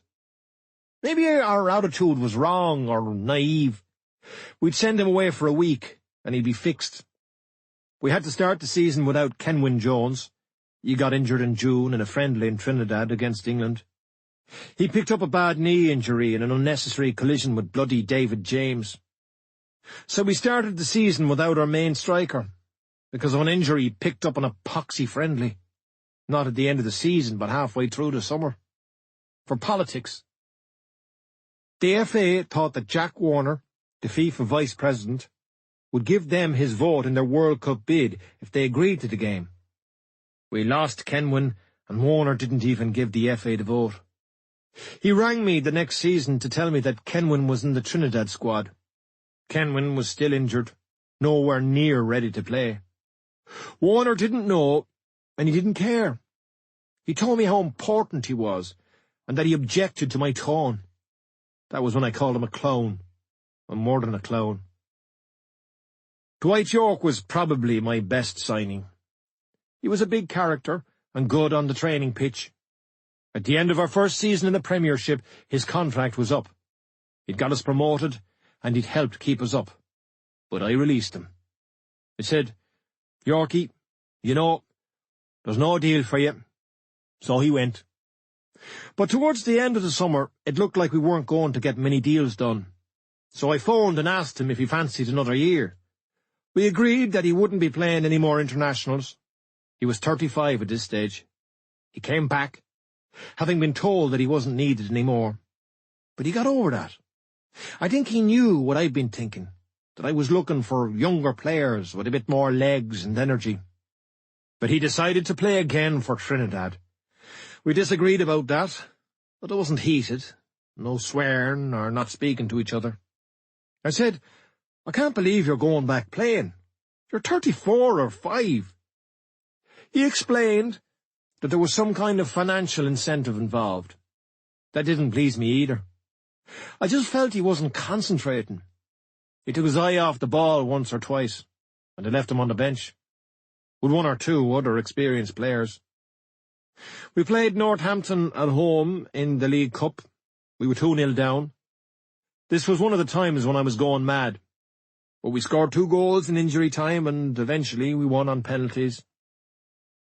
I didn't play Yorkie that night, and he stood at the end of the tunnel during the penalties. Normally the players on the bench group together while the penalties are being taken, but Yorkie took no interest in it. That irritated me.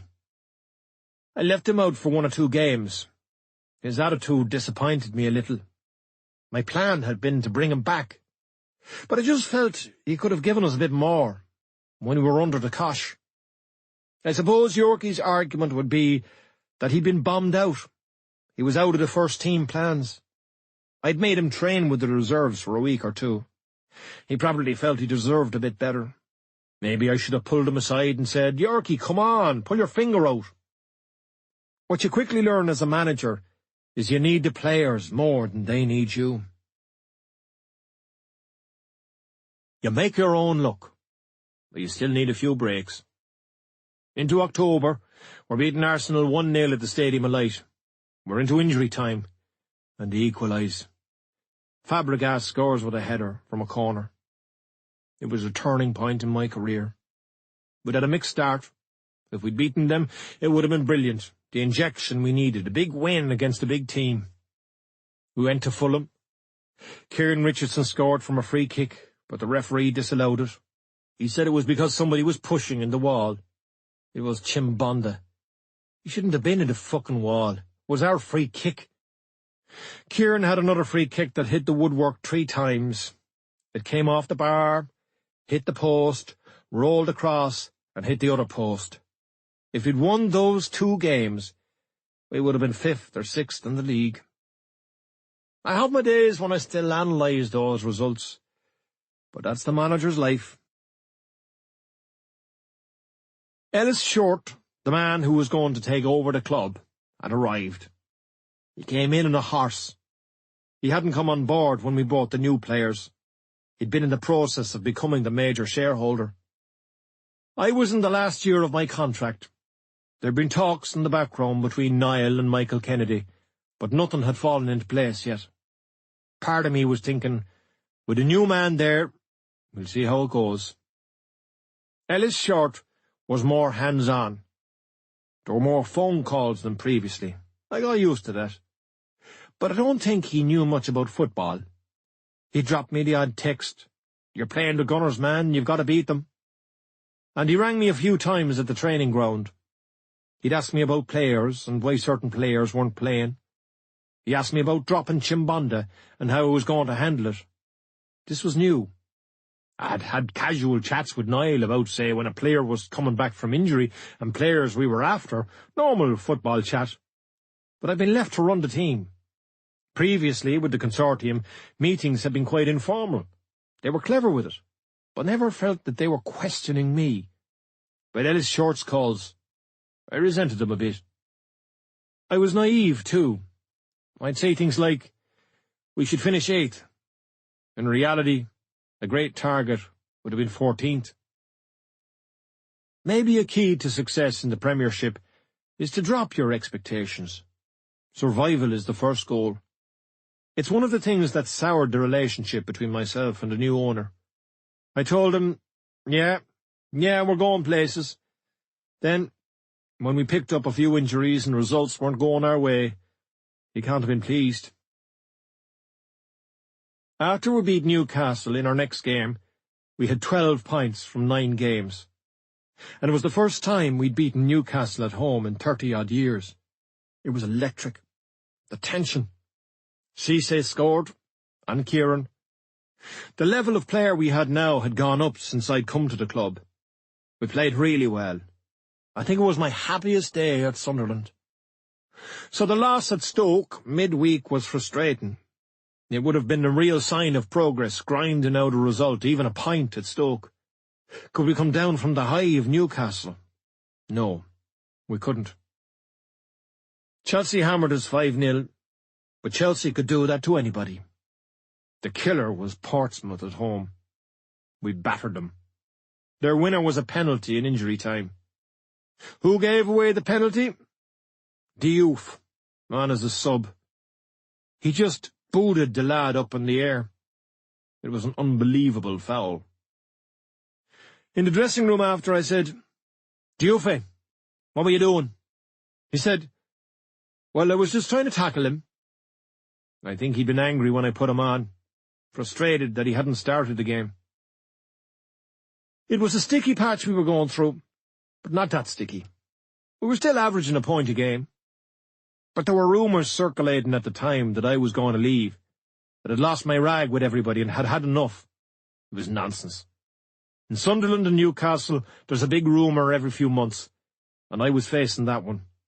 I'd missed 1 or 2 days training, but I do that sometimes. I'd step back to give people a break from me. I'd be elsewhere, meeting people, or at matches.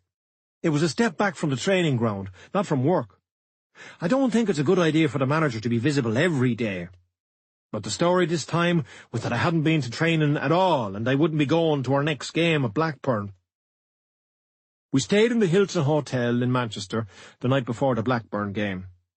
I'd missed the meal, and when I got there, I think it was Yorkie who said, "Oh, we heard you'd resigned." We turned it into a bit of banter.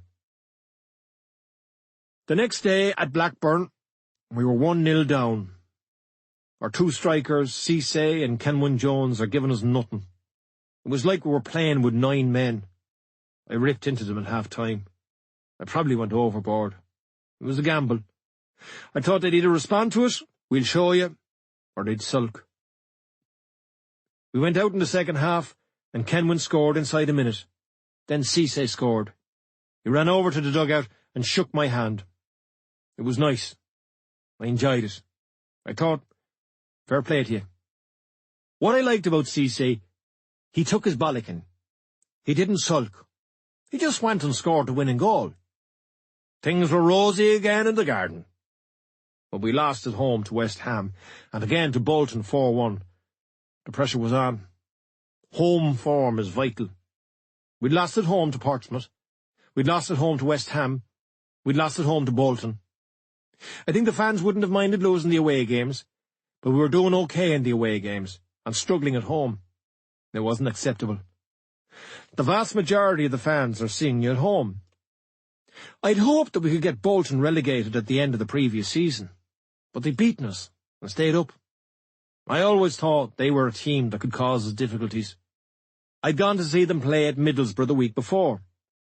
I went to the game with Tony Loughlin and Ricky Spraggia. I was driving. We were chatting about management, and I asked Tony if he'd ever be interested in becoming a manager. And Tony said, Nah, I'd prefer to be out in the grass. So I went, What about you, Ricky? No. It was a proper overreaction. Myself and Tony both went, Relax, it was just a question. But Ricky went, It's not for me. It's not for me, Gaffer.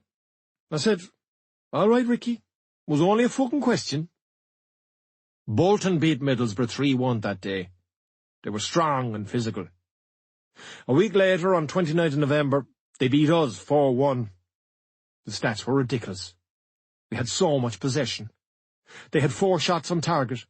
We were 1-0 ahead. Cisse scored again. But on the back of 2 or 3 defeats, we were nervous playing at home. Craig Gordon was carrying an injury, and I'd asked him to play. He said, Yeah, he'd have a go. But he got injured again in the game. He played on. I feel bad about that. I shouldn't have played Craig. I know we sometimes have to ask players who were injured to play.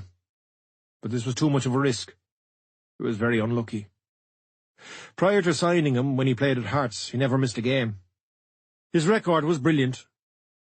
He came to us and had a string of injuries, bad ones for a goalkeeper, broken wrists and ankles. There was a lot of booing after the game, a lot of disappointment. They were booing me this time and the team. It was a we're fucking fed up type of booing.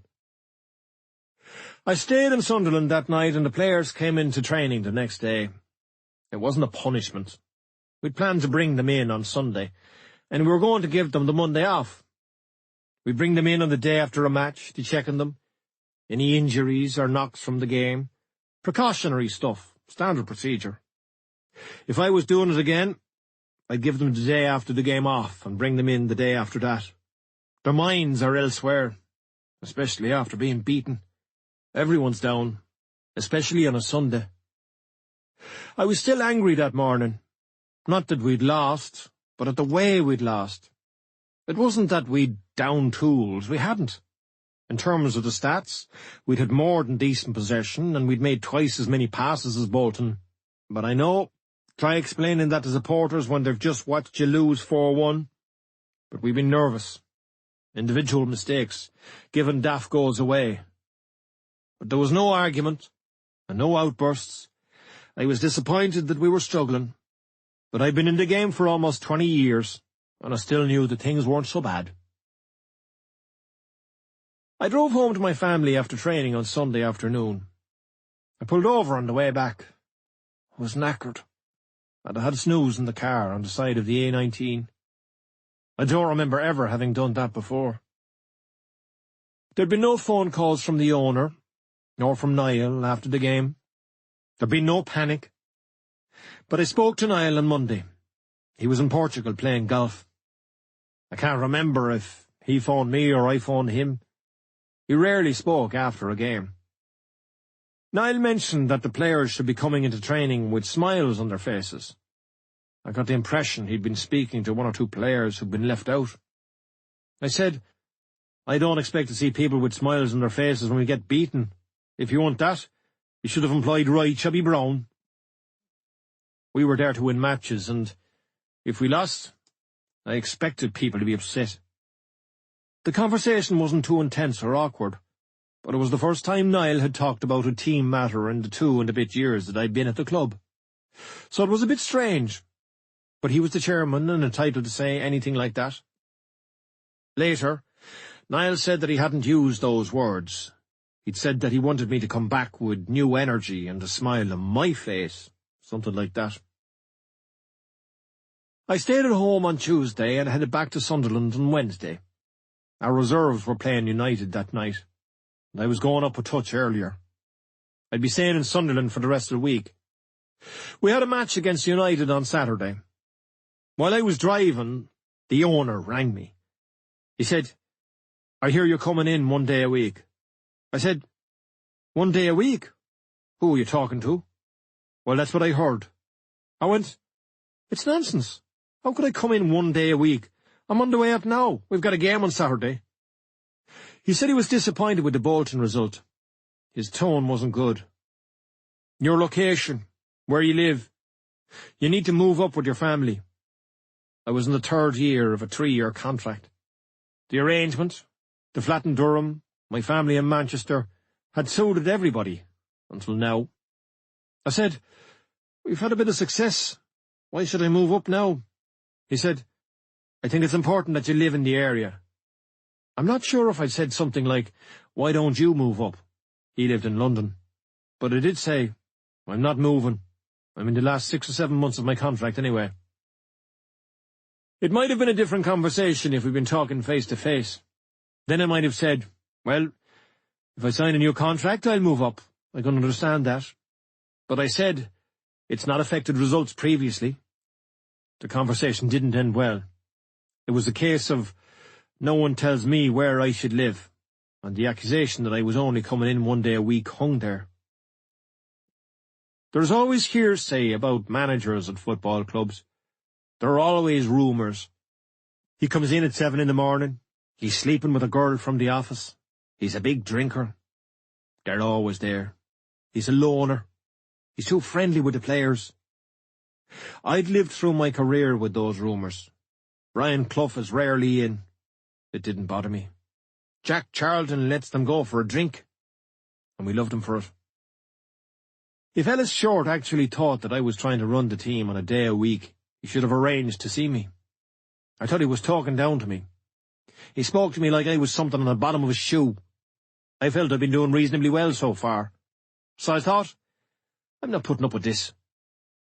I drove home. I phoned Michael Kennedy in the car.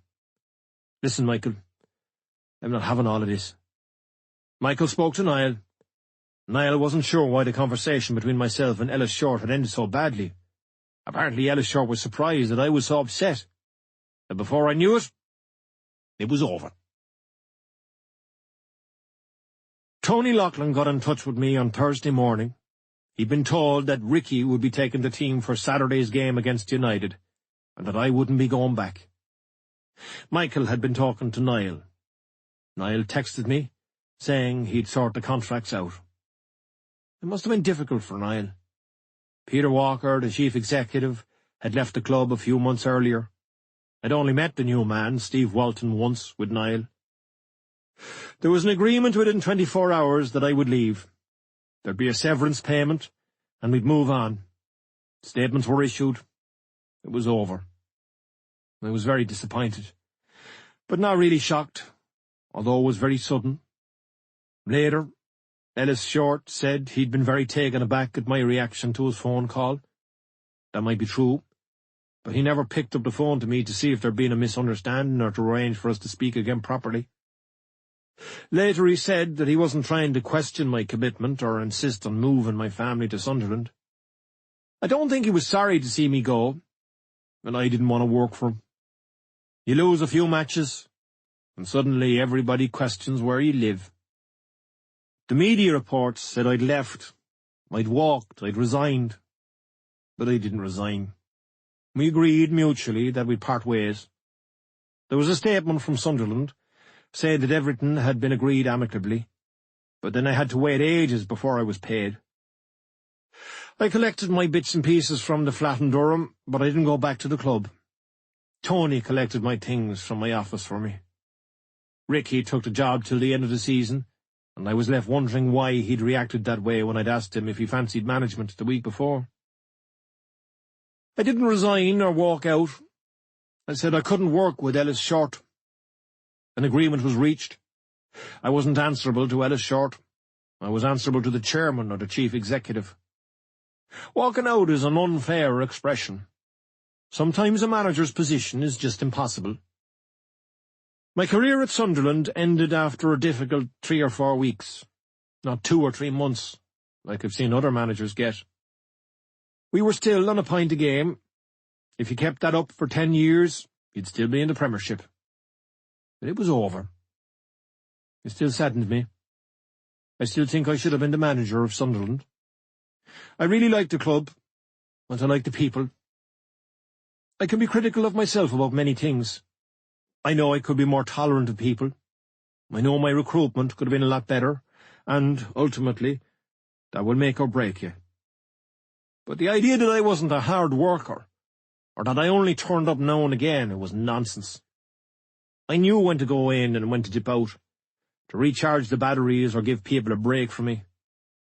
We'd some games coming up, and I knew there were a couple of good results around the corner. Not long before, they'd been talking of a contract extension. Now, I was gone. A bad spell is always coming. But I think I'd earned the right to get through that spell. Again, it was weeks, not months. But Ellis Short was new, and I wasn't his manager. He owed me nothing. He wasn't there when we were promoted. I'd done nothing for him yet. I should have read that script a little bit better. It's probably true that the working relationship was never going to work, not because he was some big bad Texan and I was some grumpy Northsider from Cork. I don't like being spoken down to. Steve Bruce rang me the following summer when he was offered the Sunderland job. I said, go for it. I said the same thing to Martin O'Neill. A few days after I left Sunderland, Yorkie texted me. All the best. I texted him back. Go fuck yourself. I saw him a few years ago. We both played in a charity match. We said hello to each other, but there was no real conversation. And it's sad, because I had great days with Yorkie. I could have handled things differently. 10. Maybe. I'm just making loads and loads of excuses. The penny only dropped when I left Ipswich. The owner, the chief executive, and the manager had never met together while I was there. Marcus Evans, Simon Clegg, and myself were never in the same room. There was the occasional video link-up to the owner, but the three of us never met. I'd meet the owner, Marcus, but Simon, the chief executive, wouldn't be there. I'd meet with Simon, but the owner wouldn't be there. Or they met when I wasn't there. I never once said, can the three of us get together to see about getting some players in? There was never that trust. Never. You want to see people's eyes. Michael Kennedy gave me a call. Niall had been at some sort of club owners' meeting and had bumped into Marcus Evans, the owner of Ipswich Town. Whatever was said between them, Niall phoned Michael, and Michael phoned me. Would I go and meet Marcus Evans in London? I got the train, then the car to his house in the Boltons in Chelsea. He lived a few doors away from Ellis Short. This was in April.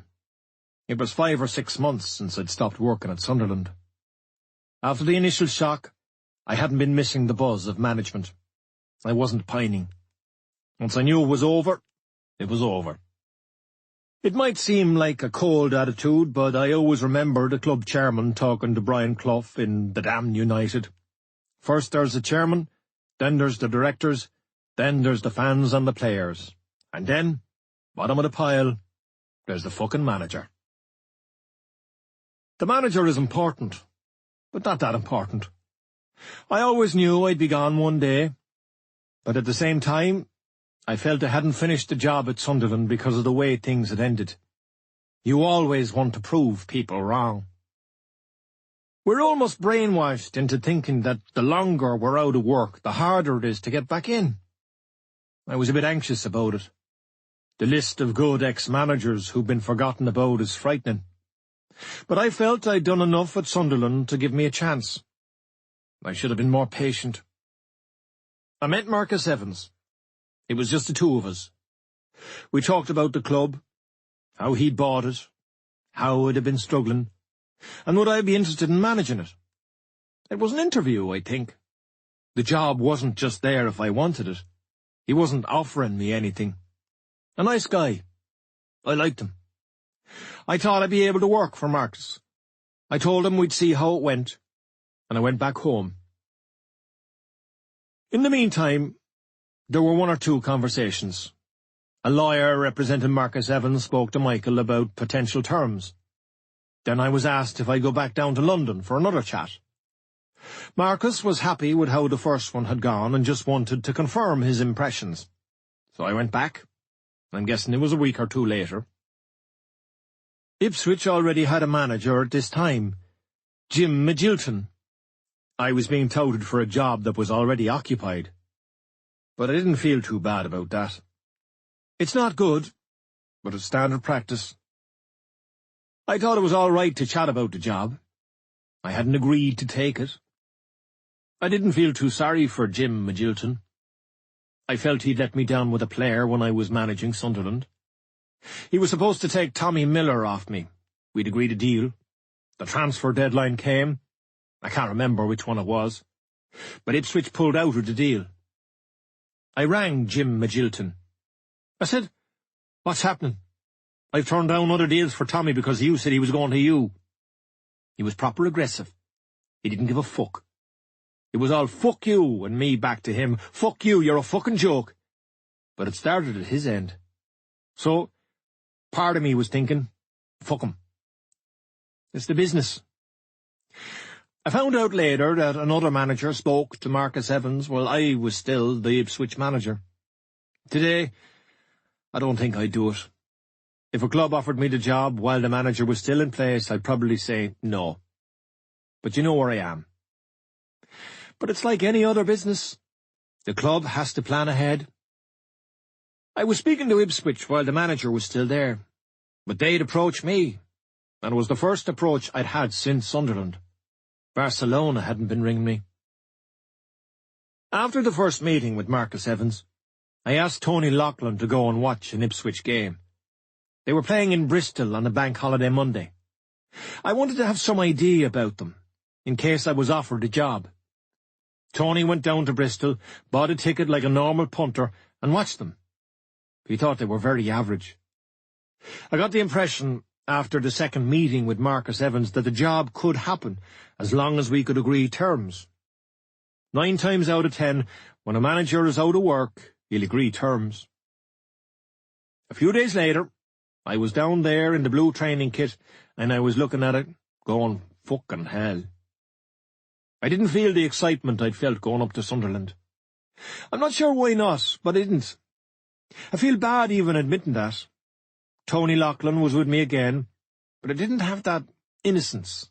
Oh, it's exciting. Maybe after the Sunderland experience, I was a bit wary. There seemed to be a bit of everything about it that wasn't quite right. The setup, my mindset, the location. But if things had gone better, I probably wouldn't be thinking that. Tony's job description was never assistant. He was always first-team coach. But he was working alongside me. But you're working with 20-odd players, so you need 2 coaches at least, more voices, more support. At the time, I just had Tony. I didn't bring other people in quickly enough, straight away. Chris Kiwumia was there, and Brian Clogg, and Steve McCall was the chief scout. They'd all played for Ipswich. It had the feel of a family club that didn't need breaking up. But that was exactly what it needed. You need to bring in 3 or 4 people with you. Make your mark. And if you want to be cynical about it, if the manager's having a hard time, the club will stick with him longer, because it costs a lot more money to get rid of 4 or 5 people. We'll give him another few weeks. He might get that result. But I was the same at Sunderland on my first day.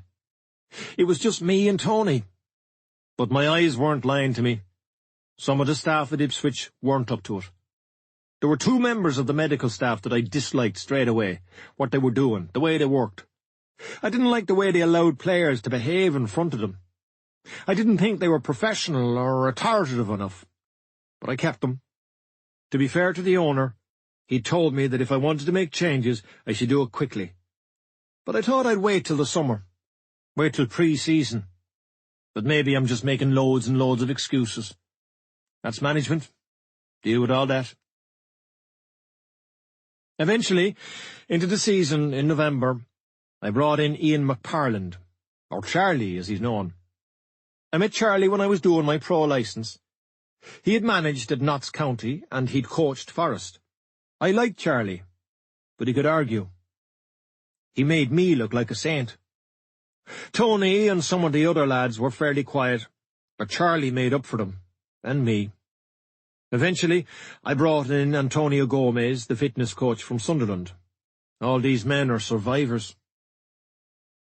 I hadn't been to the training ground before I took the job. There were stories later that when I took over, fans weren't allowed in, and that I'd changed the locks. Our first session was open to the fans, but nobody came. My first day, you'd have thought a couple of school kids would have been dragged in by your dad or granddad, but there wasn't one person watching. They didn't mind, but it seemed to say something. That warmth wasn't there. Then there was the blue training kit. I don't like fucking blue. Is that childish? That first day myself and Tony went back to my office for a cup of tea. It was a cabin, like a school prefab. I'm not knocking that, but I just thought it all needed freshening up, a lick of paint. There were money difficulties at the club. I appreciate that. But myself and Tony sat down and looked at one another. I'm not sure about this one. I couldn't feel it. The chemistry. Me and the club. I get annoyed now thinking about that. I should have been able to accept it. I was there to do a job. The biggest problem was we won our first 2 games. The last 2 games of the 08-09 season. I started on the Wednesday or the Thursday, and we had a game in Cardiff on the Saturday, 29th April. We were awful, but we won 3-0. Cardiff missed a penalty to go 1-0 up. They could have beaten us 10-0. I wish they had. Then I'd have thought, this is a rebuilding job, this. We had Giovanni Dos Santos on loan from Spurs. He played for Mexico in the World Cup in Brazil. What he was doing at Ipswich, I do not know. He was brilliant. He got us up the pitch and scored one of the goals. We won. The Messiah has arrived. The last game of the season was at home to Coventry. Marcus Evans told me during the week that they'd already covered my contract with season ticket sales for the next season. It was a dead rubber game. There was nothing at stake. But there were 20,000 people there. We won again. And we deserved to. I was thinking, we don't have to do too much here, and focus on the dressing rooms, get them decorated. When I went up to Sunderland, they'd been relegated, and they just lost their first 5 games of the season. The transfer deadline was in 3 days. I had to do things quickly, get people in who I knew and trusted. This time I started at the end of the season. The club was mid-table, and I won my first 2 games. So the urgency wasn't there. I wasn't walking into a crisis. If we'd lost the 2 games, I think I'd have been saying, listen, I'm going to be busy all summer. When the players came back pre-season, they found great dressing rooms. But I hadn't done enough with the team or the staff. I dropped my standards. After Sunderland, I thought that maybe I should step back a bit. I shouldn't be so intense. But at Ipswich, I fell into that trap of thinking, this'll do us. The staff, they'll do us. I should have been saying, they definitely won't do us. I should have brought in more people from the start. This is us. Things are changing. When I left Sunderland, it was my gig. When I left United, it was my gig. I fought my own little wars. At Ipswich, I fought other people's battles.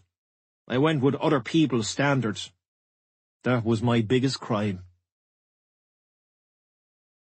The club's new chief executive, Simon Clegg, was an ex-para, and we had the idea that we'd have 1 or 2 days with the forces in Colchester pre-season. It was my idea, but Simon had the contacts. I was trying something a bit different. I thought it would break the monotony of pre-season training. Colchester is just down the road from Ipswich, so the players wouldn't be on a bus for 6 hours. We decided to surprise the players. We told them to be ready to go away for 1 or 2 nights. Typical footballers. I think some of them thought they were on their way to some 5-star hotel. We got to Colchester and experienced the training regime of the 7th Parachute Regiment Royal Horse Artillery. The plan was we'd stay in tents that night out in some woods after a series of marches. The intense part was in the evening. The paras are trained to live off the land, so we saw them slaughtering a pig. We had to watch. It wasn't nice. They cooked us, and we ate it. But the lads were cold. You're out of your environment, and you just want to sleep. I asked one of the officers to organise something for the morning to get the lads up and out quickly. So, at 5 or 6 in the morning, they woke us up with stun grenades thrown to the sides of the tents. That woke us up. Every time I saw a face sticking out of a tent, the expression told me, if you think we're getting promoted on this, you're in fucking trouble. They were running around and climbing things, and it wasn't like the local park. The staff joined in. I had an accident in one of the bars. I went to grab it, fell back and banged my head. I got no sympathy. Marches and breaks and setting up the tents. I don't think anyone was keen to share a tent with me, so I ended up with one of the paras. I slept with my Celtic top on. There was no sitting around the fire, the banjo out and the sing-song. Anyway, it wasn't the place to start singing rebel songs. It was hard. It was enjoyable, but the hotel might have been better. A lot of the lads ended up with blisters from the army boots. We had a friendly against Real Valladolid the following Friday, and 1 or 2 had to miss it because of the blisters. So the timing hadn't been great, although we won. It was good banter, but the lads were shattered. I don't think it created the bond or the spirit that I was hoping it would. Actually, you get that by winning football matches, and it wasn't as if I'd been there a few years and had a feel for the group of players.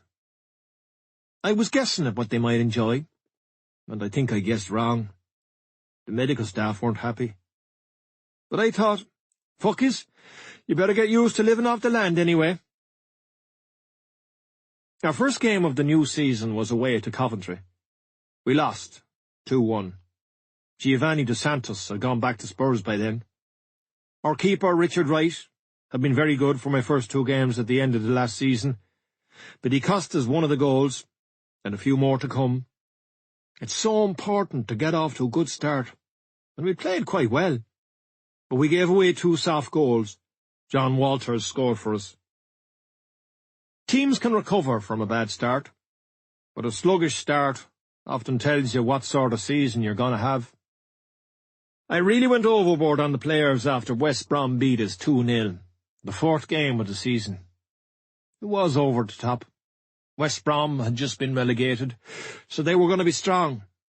I was playing a lot of young players. I was ranting and raving. You're all losers.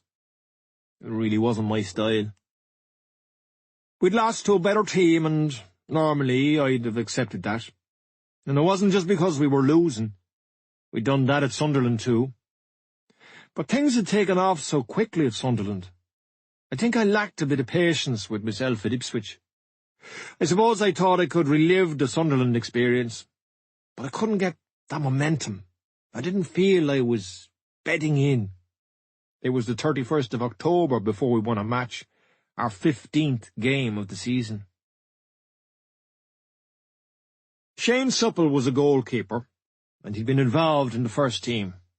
He was a really nice lad, He came to see me one morning in my office and told me he was retiring.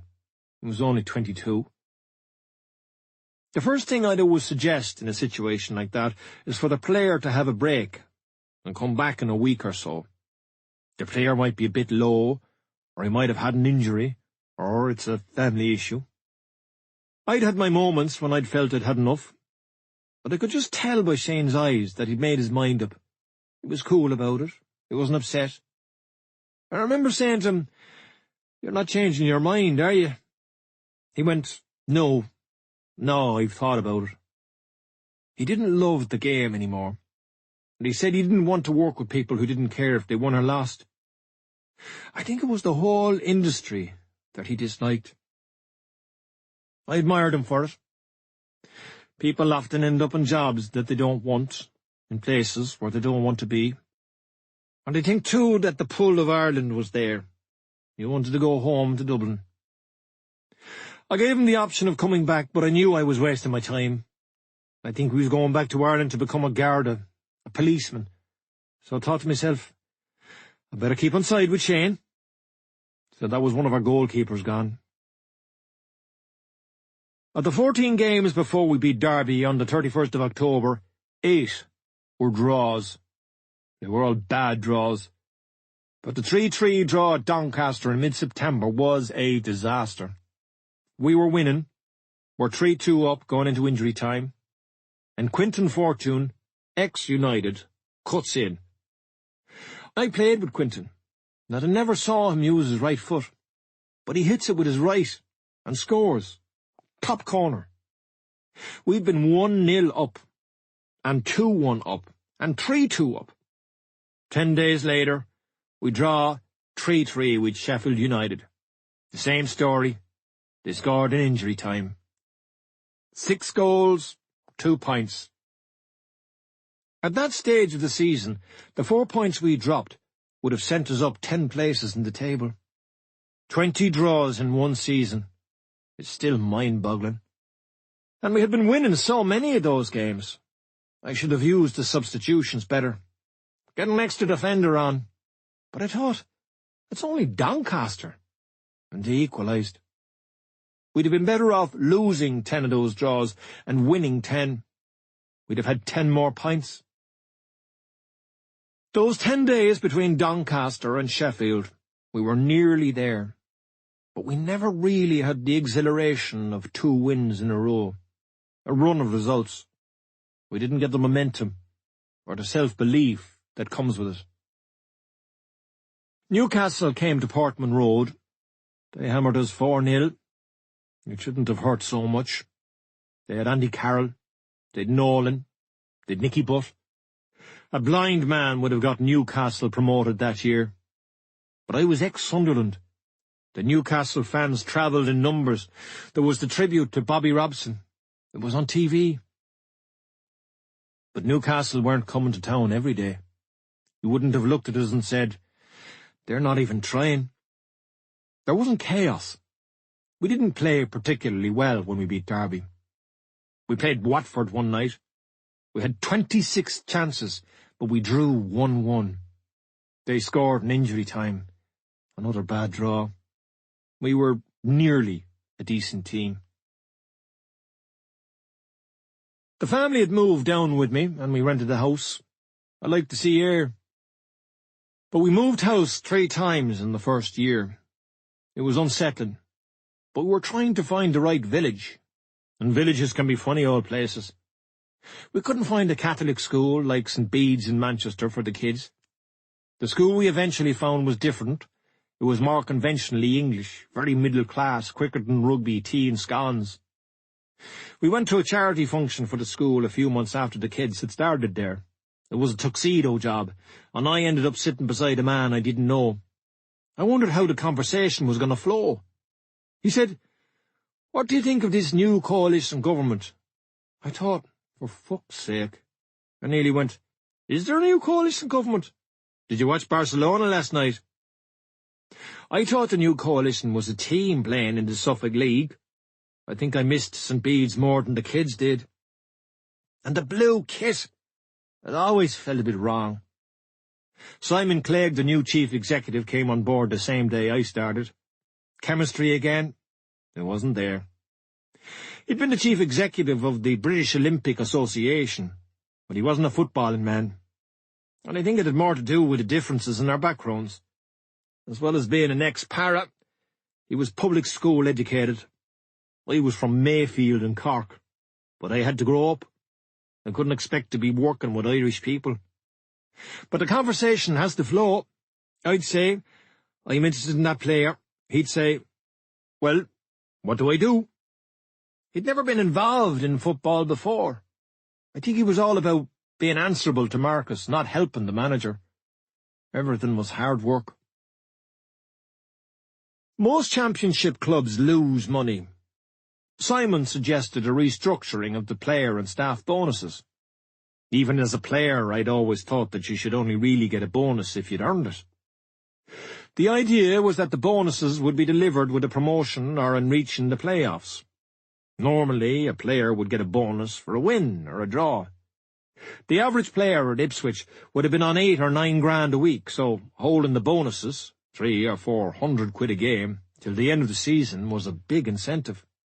One big sum instead of small amounts. The players were okay with the bonus restructuring. They were already sitting on 8 or 9 grand a week. But the staff were also affected, and they wouldn't have been on the same kind of money. The bonuses were a bigger thing for them. I now realise that the staff bonuses are vital for morale. I didn't comprehend that at the time, but people need incentives. It's human nature. Everyone loves a bonus. When a club has a win at the weekend, the training ground is a much happier place the following week. And the big reason for that is because the staff were all getting their bonuses. But that was gone, a bit. And we could tell quite early in the season that we weren't going to be promoted. So there'd be no bonuses. I should have left the staff alone. A couple of 100 quid a win. That money was a night out with their wives or a treat for their families. Success and the bonuses affected the families, made them part of the club. But I was taking something away, and they were obviously going to think less of me. It was stupid. I must have lost some of them before the season had even started. Some of the players, they were very quiet. We didn't have a Dwight York. We didn't have the characters. I needed some new players. I talked to the owner over the phone, gave him a ballpark figure. Tomas Priskin was at Watford and available.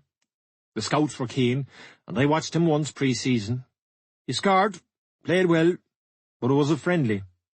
His contract was up in a year, and I thought he might be worth a punt. I think I mentioned a figure of 400,000 to the owner. I rang Malky McKay, who was managing Watford.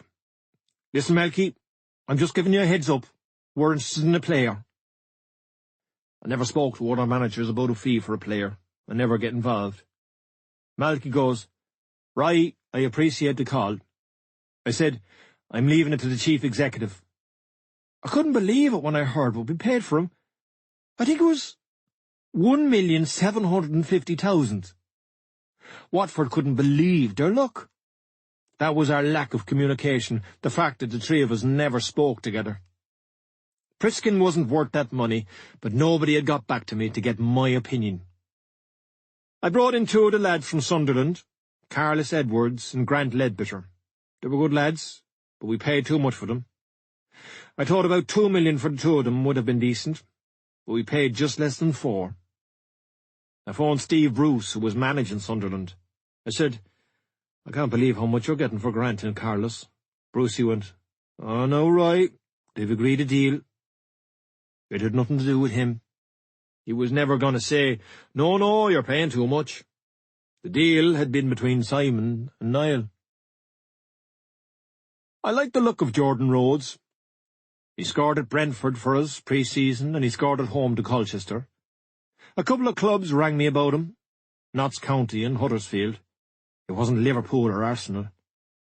I brought a few lads in, and I've been told that some lads would have to go out.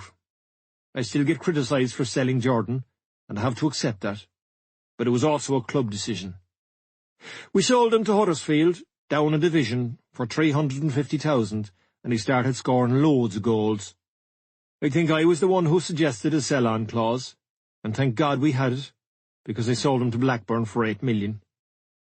The mistake myself and the staff made with Jordan was we discussed what he couldn't do, instead of what he could do. I knew Lee Martin a bit from my playing days at United, but he didn't work out. He was a decent player, but the Championship is about good, strong characters. I don't think Lee had that quality for the Championship. Priskin too. Technically he wasn't bad, but I don't think he worked hard enough. My recruitment wasn't good enough. I have no excuses. Damien Delaney came in and did okay, and I was a bit hard on him sometimes, probably because I knew him and he was from Cork. But I went over the top. It was the same with another lad, Colin Healy. He was from Cork too, and I told him he was moving his feet like a League of Ireland player. It was wrong. Colin was new to the club. I should have been bending over backwards for him. At Ipswich, I sometimes said the wrong things. Maybe I was trying too hard.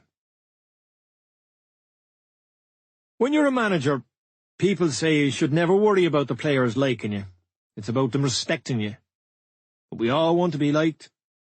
You don't want the people you work with disliking you.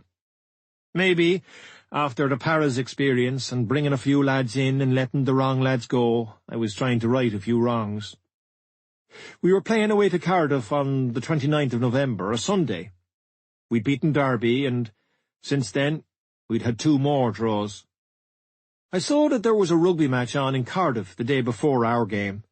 Wales were playing Australia, and I liked the rugby, so I thought, well, I fancy going. How can I justify going down to Cardiff a day earlier? I decided I'd bring everybody. I rented a box at the Millennium Stadium, and we had a great day. I paid for it. Staff, players, we all walked up to the stadium together. It was brilliant. There's always a friendly atmosphere at rugby matches, so we weren't having to tell the players to watch their backs. It wasn't a football match we were going to, and it wasn't Ireland against England. The food wasn't ideal for the day before a match. Mashed potatoes, sausages, but we got stuck into it. They should have been having pasta, but I just thought, we've been doing that for 3 months, and we haven't been getting the results. We just had a really nice day. Maybe if we'd lost the day after, I'd have blamed all the mash and sausages. But we went out and we won. Did we win because of the rugby? Probably not. But the players appreciated it. I don't think they saw it as me trying to ingratiate myself or to win hearts and minds. There'd been photographs for the local paper and the match programme at the end of the Paris experience, and I remember thinking, maybe there shouldn't be.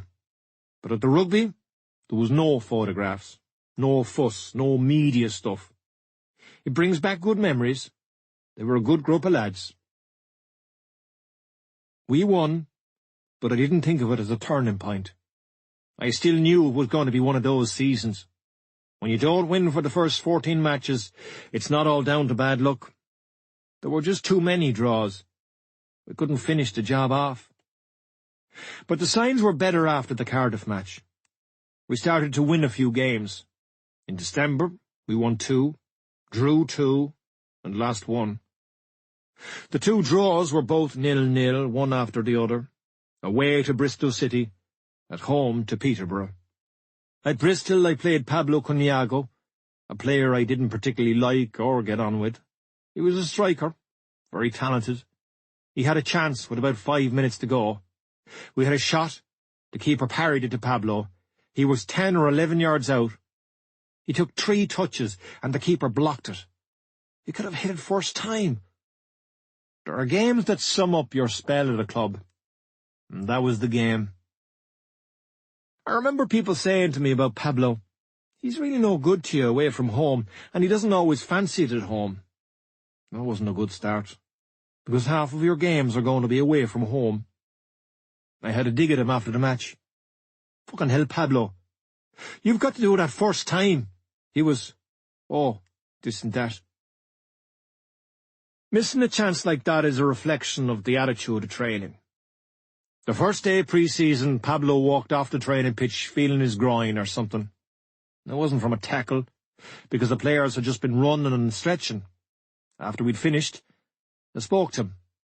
He'd been at home in Spain for the last 6 or 7 weeks, and he landed back in England at 11:30 the night before.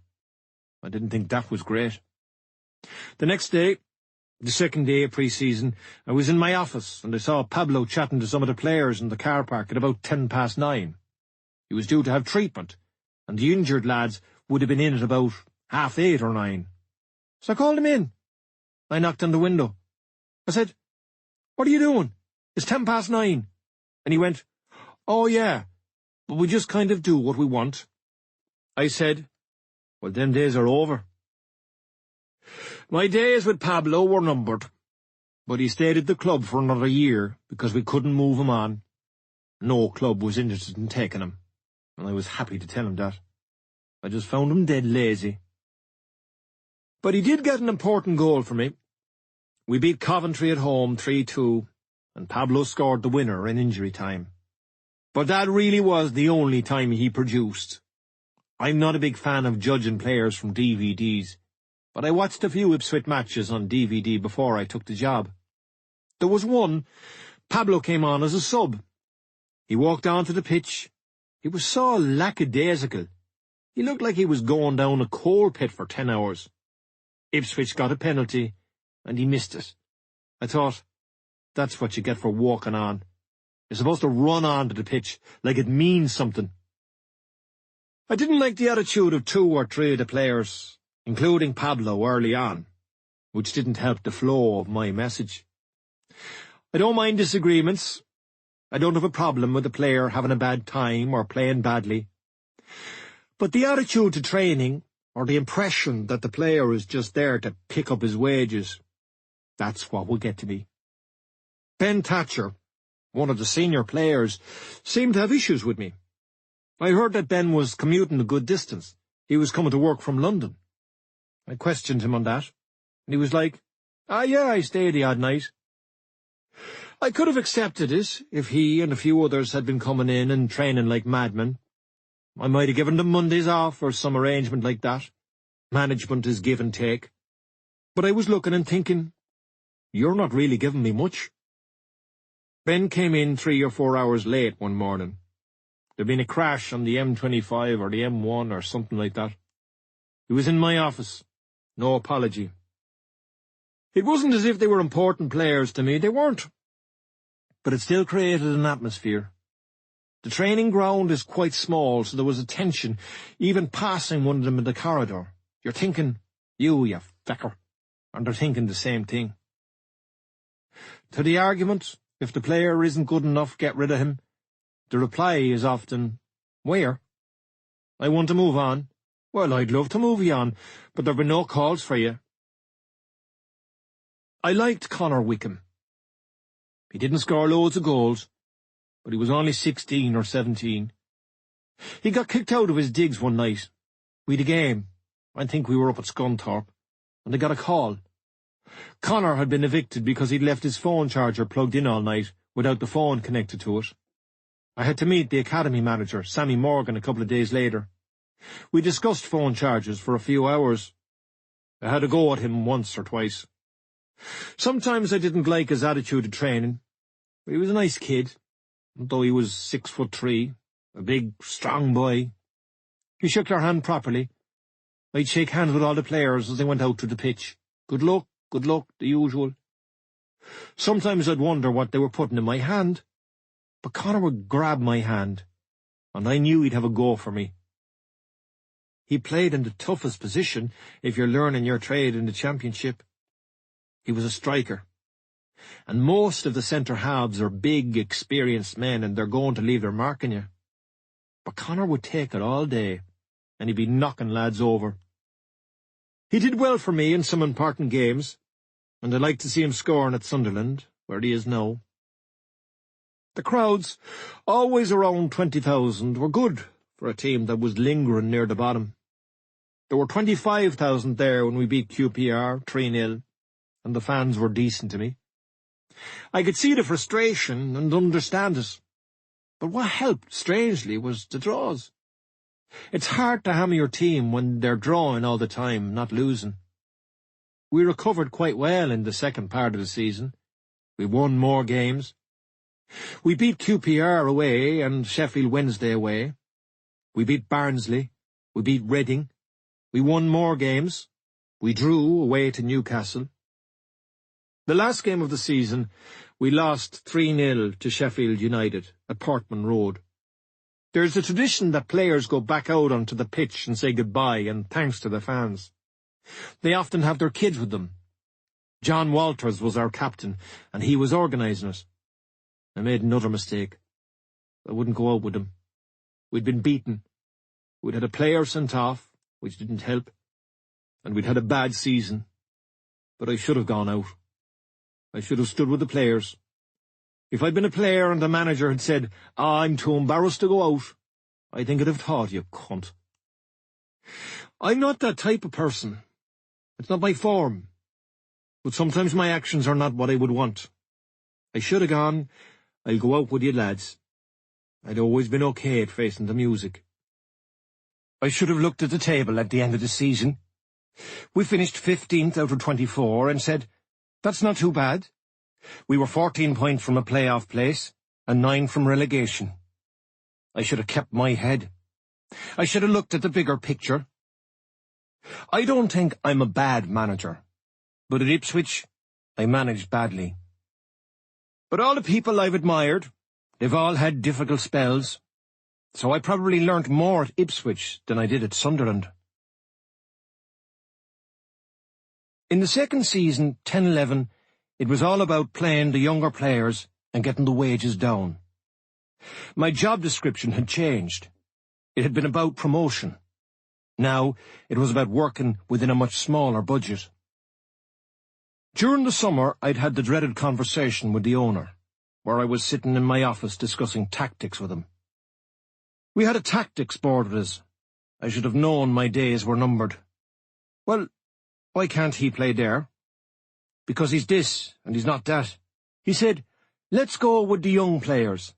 I said, I don't mind going with the young players, but the championship will eat them up. The championship isn't a league for young players. You need a mix of young players and experienced men. Every manager who's been at Ipswich since, Paul Jewell, Mick McCarthy, they've gone for experienced players. The average age of a promoted team is 28 or 29. Kevin Kilbane came down for talks, and Sean Derry. His contract was up at QPR. Sean said, right, I'd love to be able to play for you. I said, Sean, I think I'll only be able to give you a year, and the money wouldn't be great. He said, no, I'd like to come and play for you. This was at the end of the first season, and it would have been a great start to the new season to have a good, experienced pro in the dressing room. But the club never offered him a deal. I was on holiday with my family a week later, on safari in South Africa. I was looking at some elephants when I got a call from Sean's agent. Your club's not been in touch and offered a deal. I was embarrassed. I couldn't believe it. I rang Simon. What's happened with Sean? He wants to sign. It's only a 1-year deal.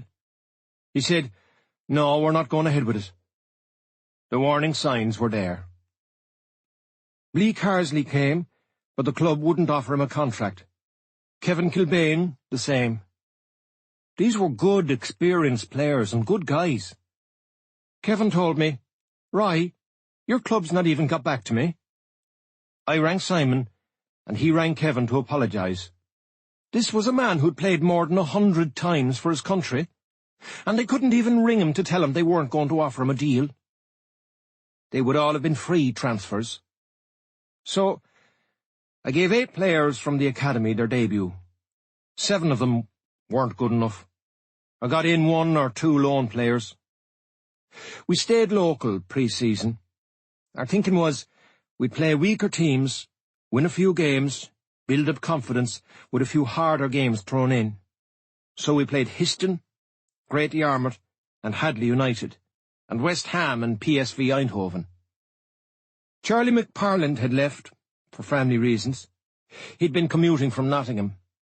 And I asked Gary Ablett to come in as first-team coach. I'd played against Gary, and I'd met him when I was doing my pro licence. I liked him. He played at big clubs, Liverpool and Everton. He'd managed at Stockport, and he'd managed the young players at Liverpool. He had the personality to go with the qualifications. Gary arrived in time for the trip to PSV. We lost 1-0. PSV were very good.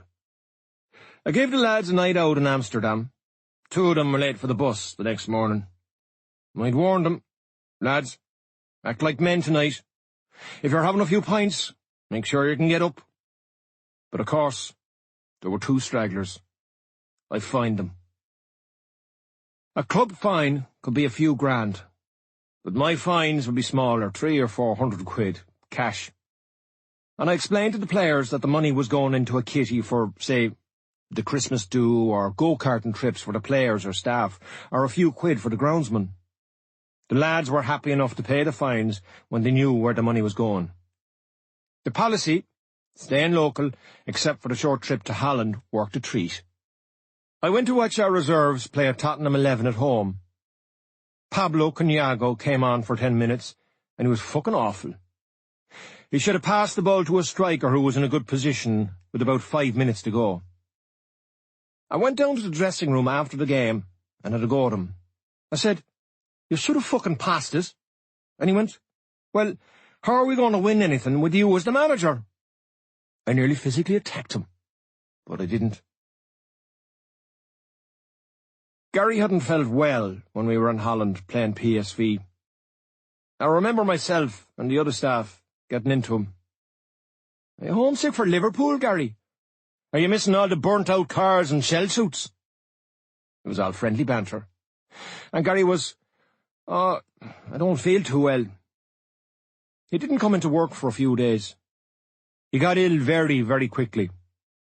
He was staying in a hotel not far from where I lived, and we got the club doctor in to see him.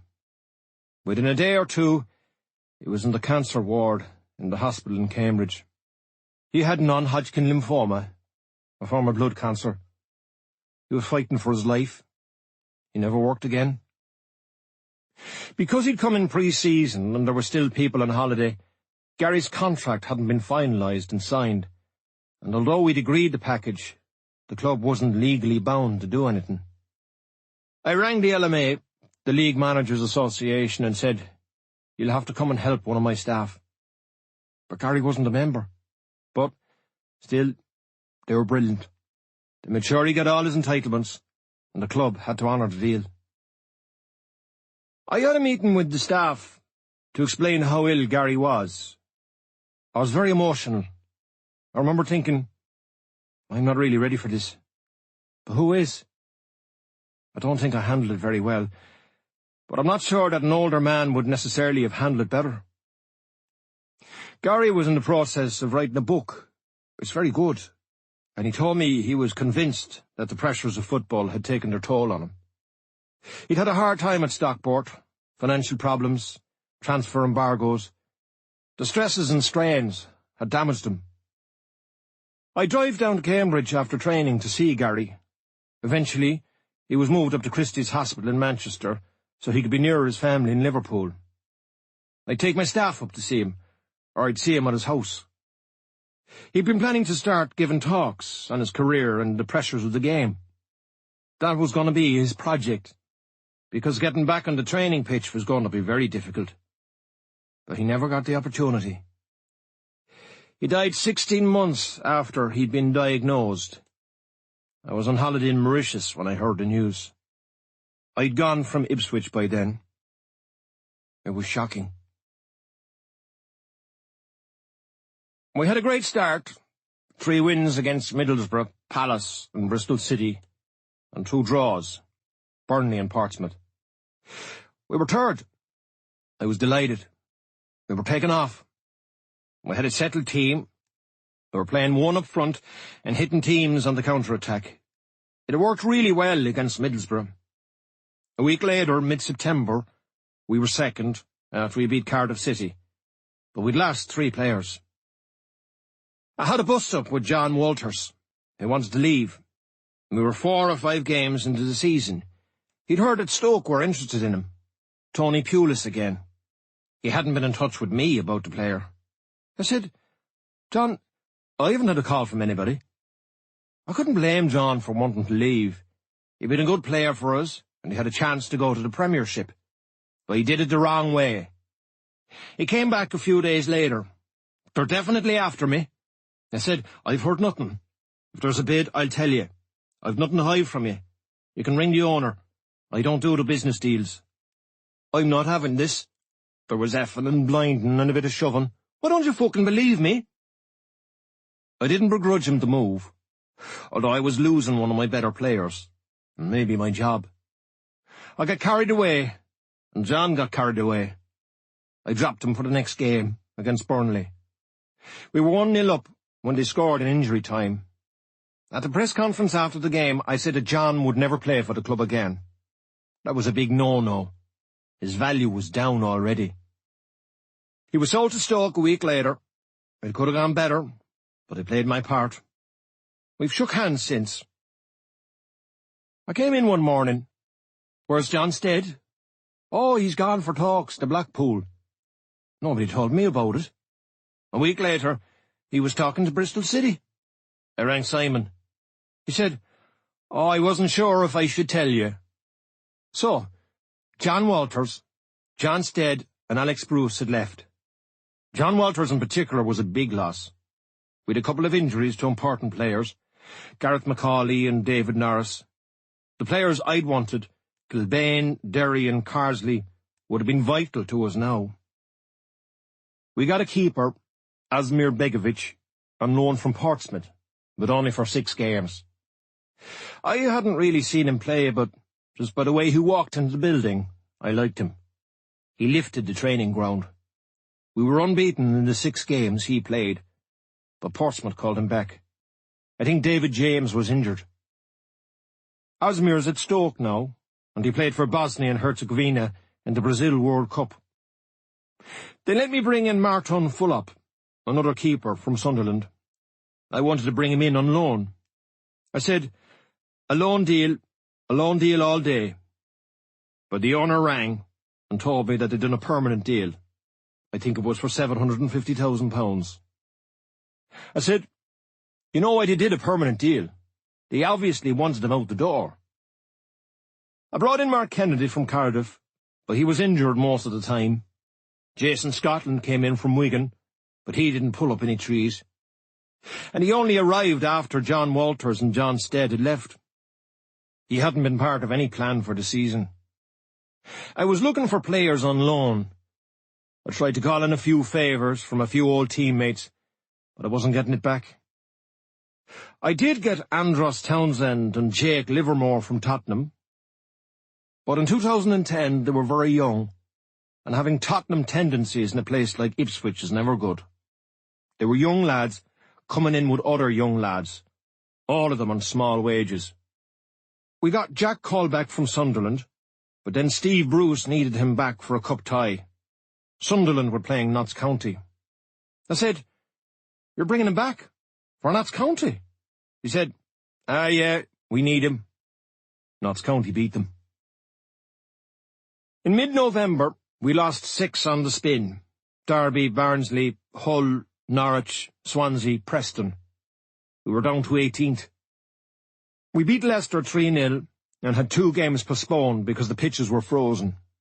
We drew at Coventry on New Year's Day. Then, 2 days later, we lost to Forest 1-0 at home. We weren't bad, we played well, but we lost. An own goal, Damien Delaney, a player who I was maybe quite hard on. That was me out the door. We were struggling. We were third from the bottom of the table, but the call still surprised me. I didn't see it coming. I was sitting at home the next afternoon, and the owner rang me. I'd lost my job. I rang Charlie McParland. He'd come back to the club after Gary became ill. I told him the news, and he went, oh, I knew we'd be gone today. I said, I didn't. I was really hurt by it. Not far from distraught. But you hide it. I was hurt from a family, and pride. I always felt that I'd left United on my terms. It had been my decision. I could have stayed. I was still under contract. When the manager said, "I think we've come to the end," I could have said, "No, I don't think we have."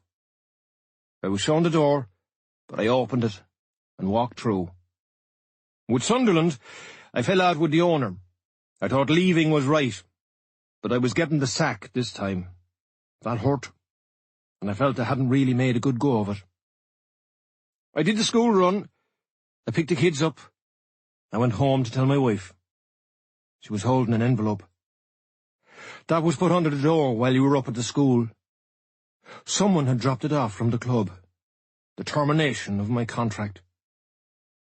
I didn't mind the phone call, but the letter, I thought, you fuckers. I didn't mind the owner ringing me. Even today, I'd have time for him. In his industry, I'm sure he has to do it all the time. I was another sacking. Within 48 hours, my conversation with my family was, let's get out of here. We bought a house, and we'd renovated it, but I wanted to get back up to Manchester. Our house there had been up for sale, but luckily we still had it. We moved back up 1 or 2 months later. When we got back in the house, kids back in St. Bede's, their old school, I felt like I'd been in a coma for the last 18 months. I wished it had never happened, but it had. Your pride is hurt. It didn't work out. It could have worked out. One story sums up my time at Ipswich. I had to go to my first shareholders' meeting after 4 or 5 months in the job. Marcus Evans was the major shareholder, but there were others. So I went, shirt and tie. We'd had a poor start to the season, but I was told not to worry about the meeting. It would be very straightforward. The media man told me, "Don't worry, Roy. There might be a bit of Q&A. They're quite low-key around here. They might just ask you about the programmes or the pies." They'd gone through the financial aspects of the club, and there were thanks to Marcus Evans for his backing, and they noted that the academy was doing well. "Any questions from the floor? Pass the mic down." The first question was, "My name is such and such.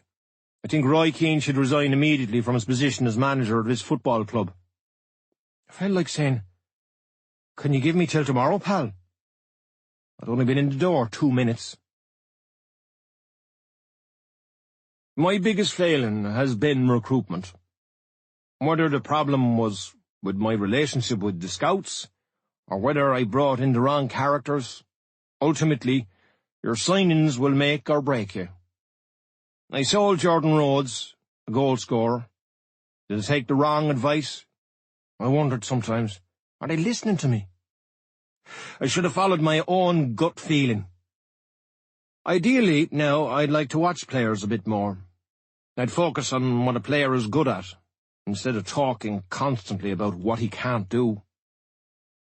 I also have to remember that Ipswich hadn't done much before I arrived, and they haven't done too much since. I didn't take Barcelona to the bottom of La Liga, and to go over at Ipswich, and we went back a bit. Self-pity kicks in too easily.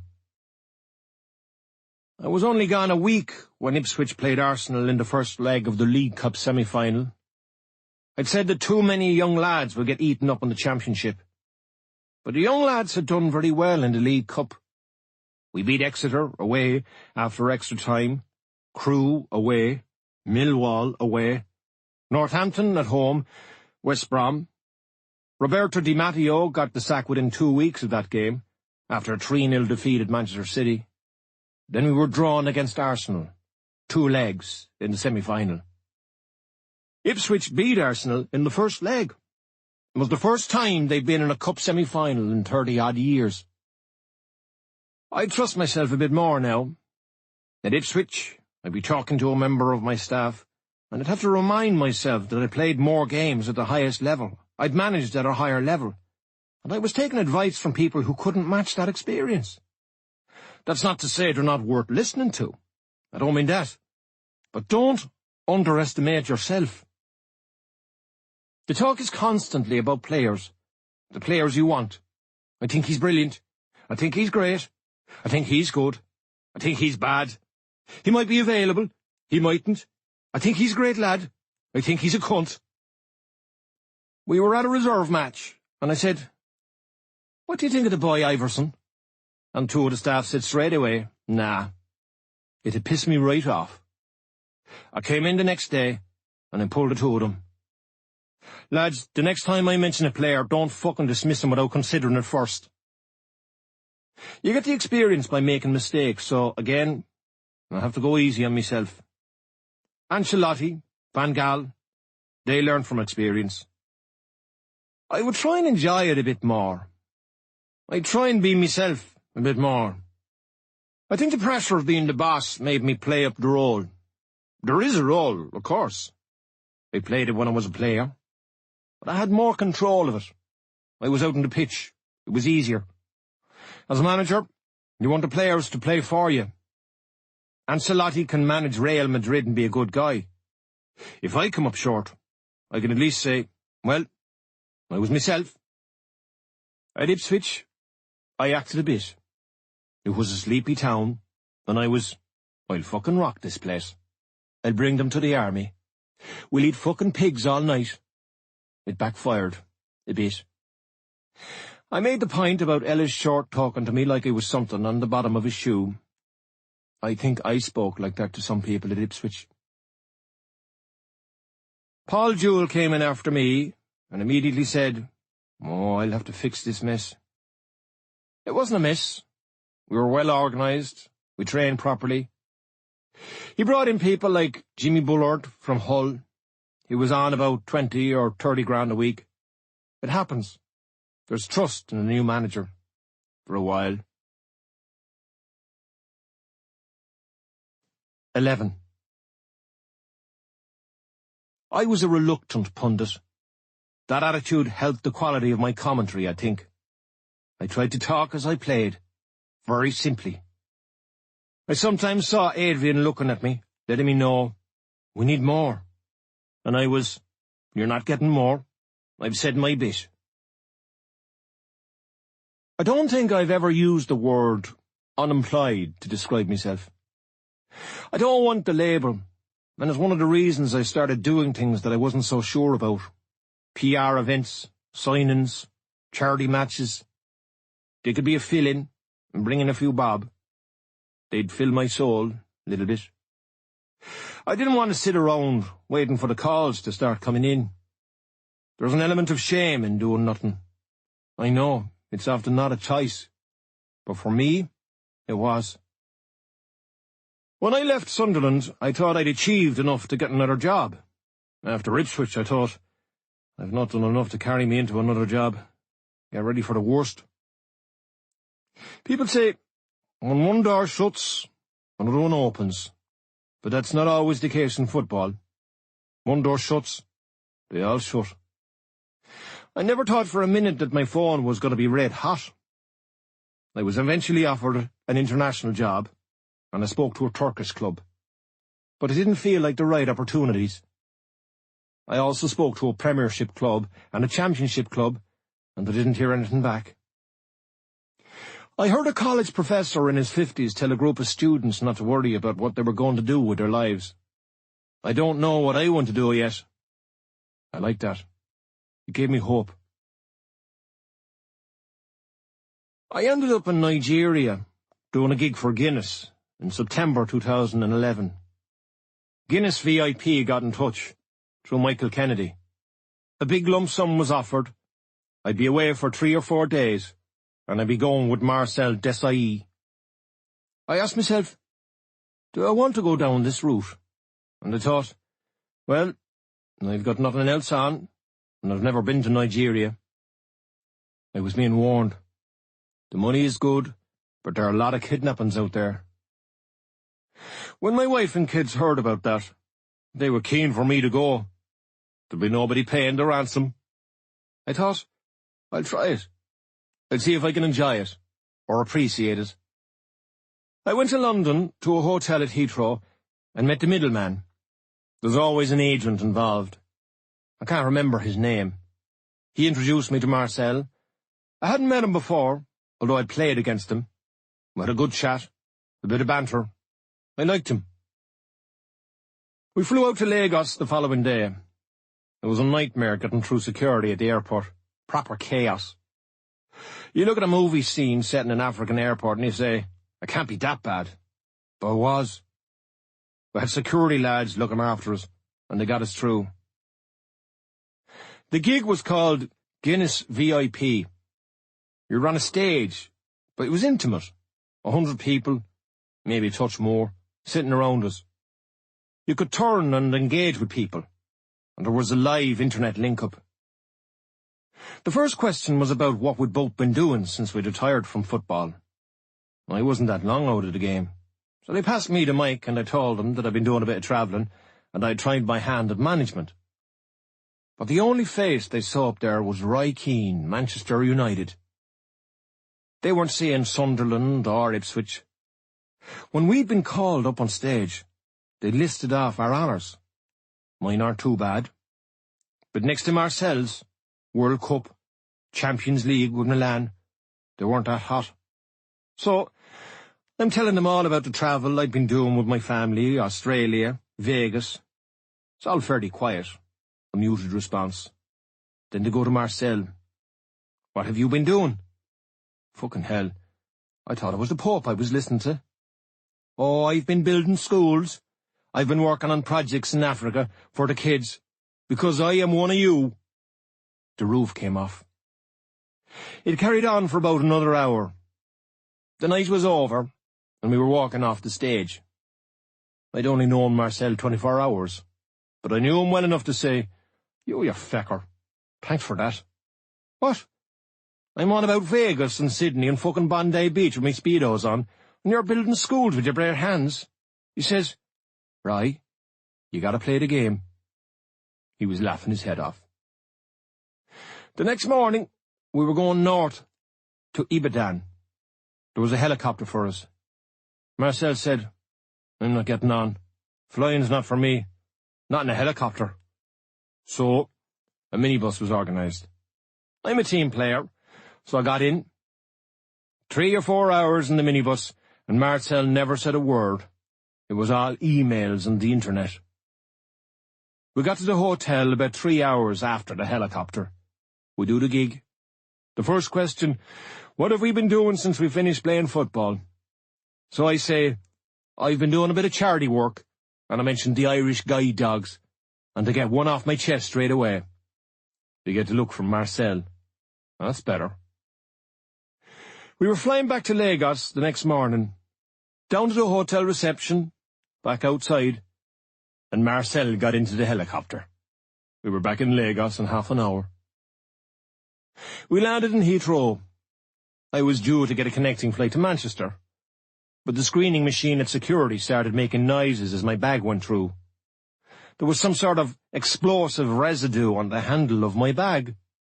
It must have been on the hands of one of the security lads who'd been carrying my bag in Nigeria. They were ex-SAS. Wherever we went, they'd been with us. They followed us everywhere. I mentioned my connecting flight. The Heathrow lads looked at me. That is the least of your worries. It's important that we trace it. But I've been to Nigeria. Oh, well, we'll put the bag through again. But if it comes up again, you're going nowhere. It was fine the second time through, and off I went. Then I did a signing session with some other ex-players at the NEC Arena in Birmingham. People came to get our autographs. I was sitting at a long table with other players. I remember looking at people like Dennis Law and thinking, you shouldn't be here. You're better than this. Then I was looking at others and thinking, I can see why you're here. Because it was a good earner. The money wasn't bad. And a lot of these men played their football before the big money came in. But people were paying for the autographs in front of us, a $5 or a signature or something. I don't think I've ever been as embarrassed in my life. I could almost hear them. I'll pay for his, but I'll not pay for his. It wasn't for me. I was cringing. I couldn't wait to get out. I'd have paid double the money to escape. I played a few charity celebrity games. I was surprised that there was an appearance fee for a charity gig. I passed my fees on. We played one at Old Trafford for UNICEF, the rest of the world v some pop bands. And I played one up at Celtic, ex-players v somebody. But I felt awful. Is this what it's come to? I just didn't want to end up playing football with fucking JLS. That was never my master plan. To get your boots on, and you're overweight. You get injured. You embarrass yourself. What am I doing? I didn't like what I was becoming. I don't begrudge other men their decisions. If they want to go and play in a Legends match in India for 50 grand, I can understand it completely. But I didn't want to do it. But I'll try things. I'd rather regret the things I did than the things I didn't do. I did newspaper columns for a while, for the Sun. Again, I was being told it's easy money. I gave it a go, but I ran out of steam, and I hated it. Every Friday or Saturday, I'd be down the phone to a journalist, giving my verdict and everything. There has to come a point when you honestly say, I've no opinion on that. But that's not what makes newspaper columns. I said it once in an interview. I was asked about something to do with Manchester United, and I said, I've no opinion on that. I think the headline was, Shock, Keane has no opinion on something. I knew something would come up. Something would fall into place. Every time I doubted in the past, when I was playing for Cove, I'll never make it, something happened. Forest came looking for me. Then I went to United. I know, that can stop, things falling into place. When I've had my doubts, they've been a motivation. I never felt low. I think there's a difference between low and down. I sometimes felt down, but I always thought that something would happen. I have a few quid in the bank, there's financial security, and I know that keeps a lot of the anxiety away. But falling back on security, doing nothing, I didn't want that. It's not necessarily about the money. It's the mind. I'd done one match before when I was still a player. It was one of the United Arsenal games, when I was injured, so I was the guest, on Sky. I didn't enjoy it. It didn't seem right. I was still a player. I couldn't really say anything. But now it was different. I was out of a job, and the League Managers Association liked to get you out there, to keep you visible. Visibility is the word they use. It had been 4 or 5 months since Ipswich. It was the first time I'd felt a bit unemployed. I didn't like it. The other times, after retiring from football, after Sunderland, I'd felt that I was between jobs. I was sitting in my kitchen. My wife was out and the kids were at school. The phone rang. It was Michael. ITV wanted to know if I fancied doing the Champions League final. It was United against Barcelona at Wembley, and I didn't have a ticket. I thought to myself, well, I could do with going to the game. It wasn't out of the blue. ITV had been in touch before, but it was their deadline day, the Wednesday before the final. I had to let Michael know in the next 15 minutes. Usually, when Michael rang with some request or job offer, I'd nearly always say, let me think about it.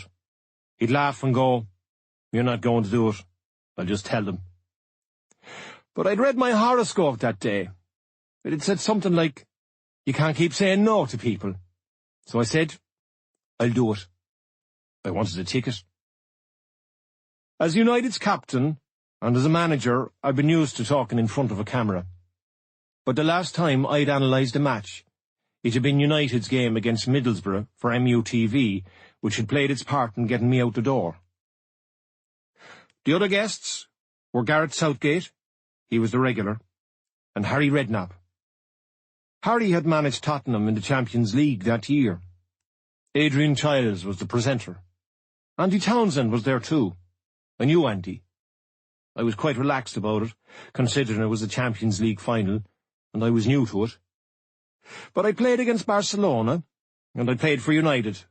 I played at Wembley, so I was comfortable.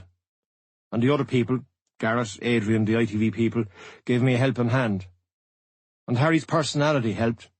It was all very relaxed, especially when you remember what a big event it was for ITV.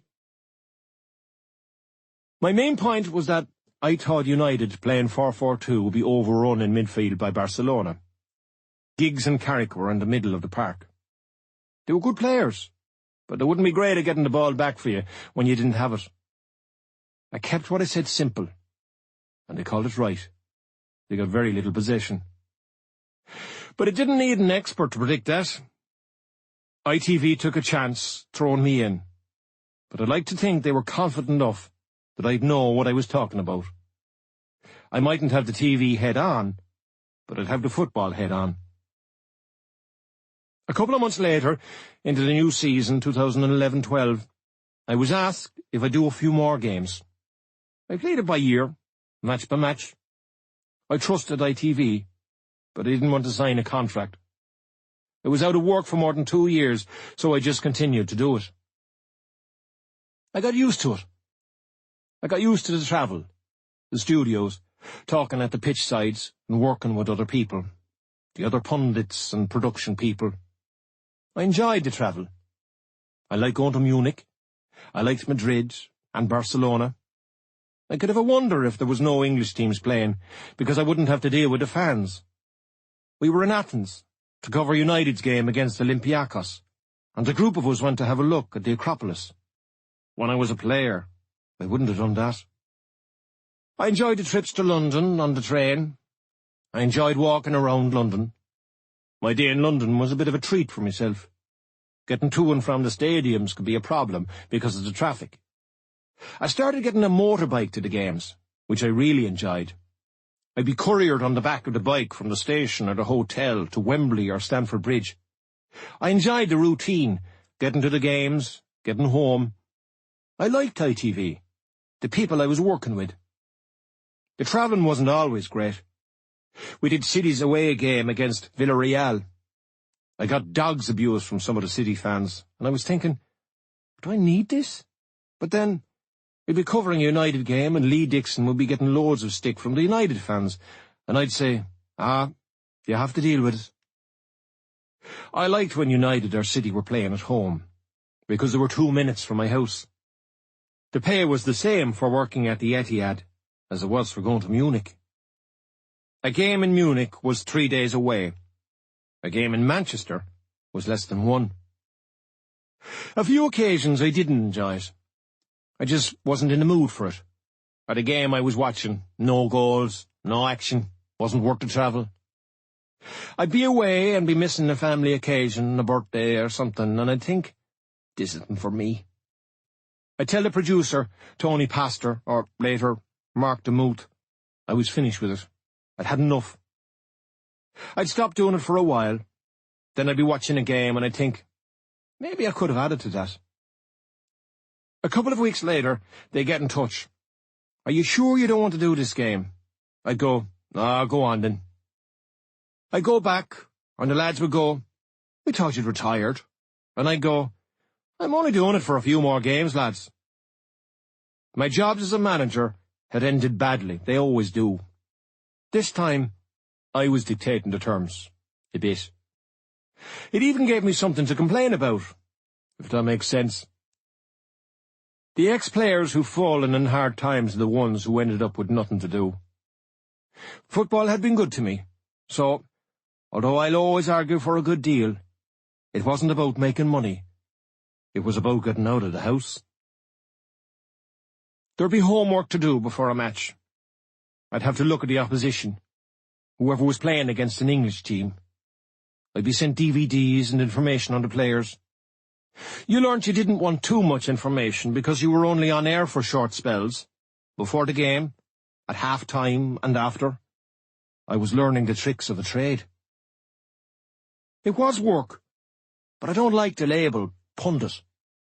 I don't like being labelled generally, although I never minded being called a footballer, because I loved being a footballer. It wasn't like going down the pit for 10 hours, but I do think the TV work serves a purpose. It creates argument, even if it's about different styles of punditry. There's a skill to it. It's a balancing act. You want to point out something that someone who hasn't played mightn't have spotted, but you don't want to talk down to people. You want to educate them a little bit and entertain them. If I'm eating something in a restaurant, I don't necessarily want to know everything that's going on in the kitchen, but a glimpse is interesting. The balance is important. The more I speak, the more rubbish I talk, so I kept it short. The hours that they get to speak on Sky or RTE would kill me. I'd end up overanalysing everything. I was learning the boundaries, the way TV worked. I'd had to remind myself that the reason for a player's movement or a pass wasn't obvious to everybody. That's why he's ran in there. Adrian would go, "Well, I don't know that." And I'd go, "Well, he's ran in there to move him," or "It's the pace of the pass." I tried not to state the obvious, and I also tried not to be too clever. I'm guessing that I had the job because he says it as it is, and because of my playing experience, and possibly because I brought a bit of unpredictability. People could say, "Oh, he's right," or "Oh, he's a prick." I'm getting behind the cliches. Last year's one was parking the bus. It was a new phrase, but it's been a tactic for years. Liverpool did it in the 80s. The new phrase was a gimmick, like the arrows on the screen. All that TV time needs filling. Brian Clough said, "That's the problem with football. There's too much tactics." My job was to keep it simple. The problem for me was that the TV work felt like failure, because I failed at management at Ipswich. I'm referring only to myself, not to the lads who've wanted to work in the media. I was a reluctant pundit. That attitude helped the quality of my commentary, I think. I tried to talk as I played, very simply. I sometimes saw Adrian looking at me, let me know we need more. And I was, "You're not getting more. I said my bit." At some stage, I would like a life with a bit of anonymity, and I had to accept that the longer I did the TV work, the less likely that was to happen. I'd be asked, "What's happening at United?" And I'd feel another slice of me gone. I just sold something. It wouldn't mean growing a beard and moving to Timbuktu, but it would be nice to go for a while without being asked, "What do you think of Van Gaal?" or "What do you think of David Moyes?" You can feel a bit trapped by football, although there are worse places to be trapped. There came a point when I asked myself, is this really what I want to do? And the answer was no. For the Champions League final between Real and Atletico in May 2014, there wasn't too much homework because I'd seen quite a bit of both teams during the season. I'd been sent DVDs and the latest injury news. I kept an eye on articles in newspapers for snippets that might have been useful. If it was a team I didn't know as well, say Schalke, I'd have to do more preparation. In 2012-13, I was covering a game with Paris Saint-Germain, and I thought, I'm not up to date here, so I had to do a bit more homework. I'd watch at least one full game, preferably live, if possible. If it was, say, Chelsea or United, the familiarity was relaxing. I'd have a feel for the grounds. I'd played there. I'd seen the teams regularly. Because it was the final, we were on air 45 minutes before the kickoff. I didn't like being on air too long. I understand why it's done. It's the final. There are the commercials. But it was particularly difficult before a match. It was different at half-time or after the match, when there'd be something to get into. But before the game, what do you think might happen? Who do you think is the danger man, Bale or Ronaldo? Where can they win the game? We had to give our expert opinion, but I was more comfortable talking about something that we'd actually seen, not something that we might see. Although I like gambling a bit, putting my neck out. Well, this is how I think it'll pan out. I didn't enjoy the Champions League final. I felt distracted. I felt I shouldn't have been there. I should have been with the Irish squad in Dublin. We were playing a friendly against Turkey the day after. I'd got a job in football 6 months before. I was Martin O'Neill's assistant, and had only really started. I should have been in Dublin. At the end of the game, Real were lifting the trophy. Stephen Gerrard was in the studio, the guest. "Stephen Gerrard, you know what it's like to lift this trophy." "Yeah, it's great." Xabi Alonso, the Real player, had been suspended for the game, and Adrian asked me what that felt like, because I'd been suspended for the final in 1999. "And Roy, what do you think Alonso's thinking, because you didn't play in a Champions League final?" He'd asked the question several times. We spoke about it after the semi-final, when Alonso had picked up his second yellow card. We spoke about it again before the final. Now I was being asked the question again. I just thought, not again. I felt like saying, "Adrian, fuck you." I didn't say it, obviously, although it was after 10 o'clock, after the watershed, so I might have got away with it. I don't like it when companies become too comfortable with me. I don't like feeling owned. It tightens the chest. If I'm to be an employee, I want it to be for a club or a football organisation, not in media. After the game, the producer, Mark, a good lad, said, "Everything all right?" And I said, "No, Mark, I'm finished with TV. Forget about the World Cup. I'm not going." He said, "Are you sure now?" I said, "Yeah, my heart's not in it." When I'd worked on the FA Cup final the week before, I hadn't felt comfortable. I was a pundit. But I was also Ireland's assistant manager now, and there were Irish lads playing in the game for Hull. I'd be coaching them a few days later. I could see myself working in TV again sometime in the future, but not while I was in a football job, working with a team.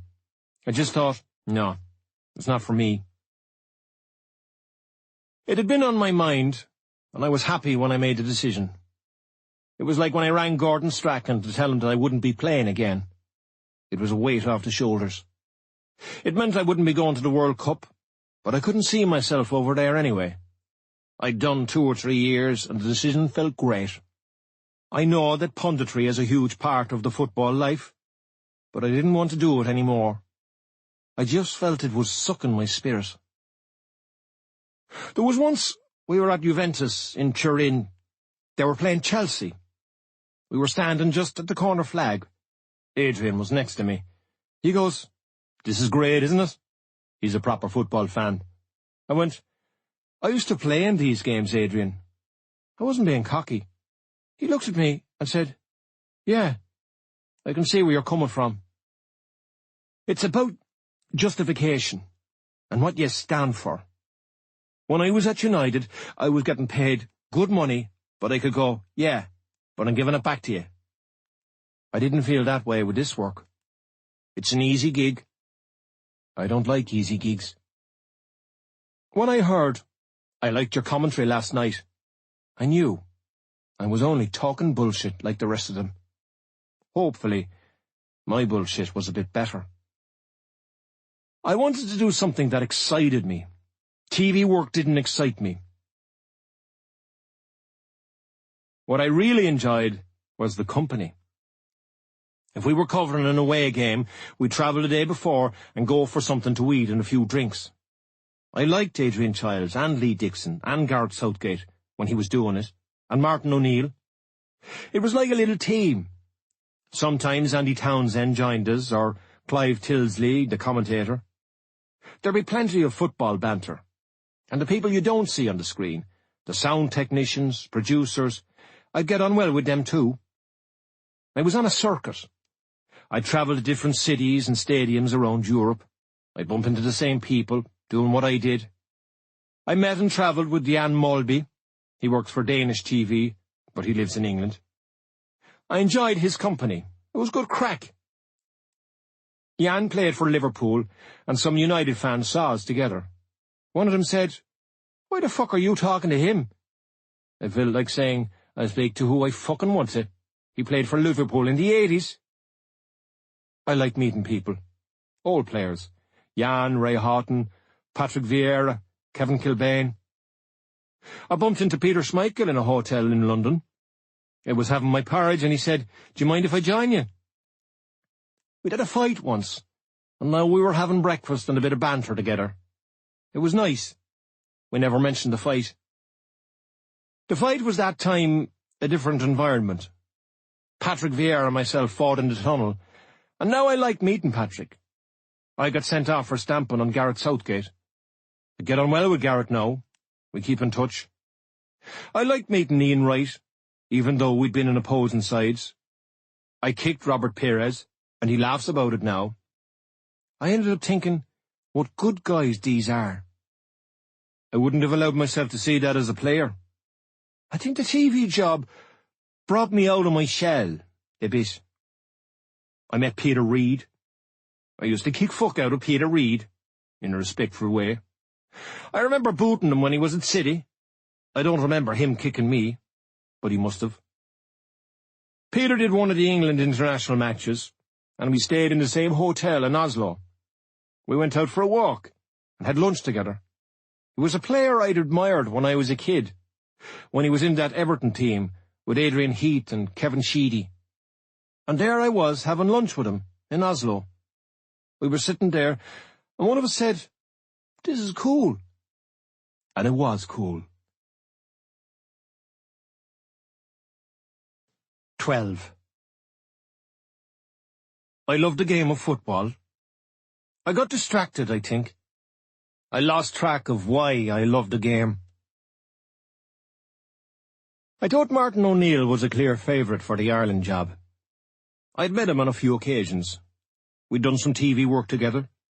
We'd done a couple of Champions League matches away from home, and I just liked his company.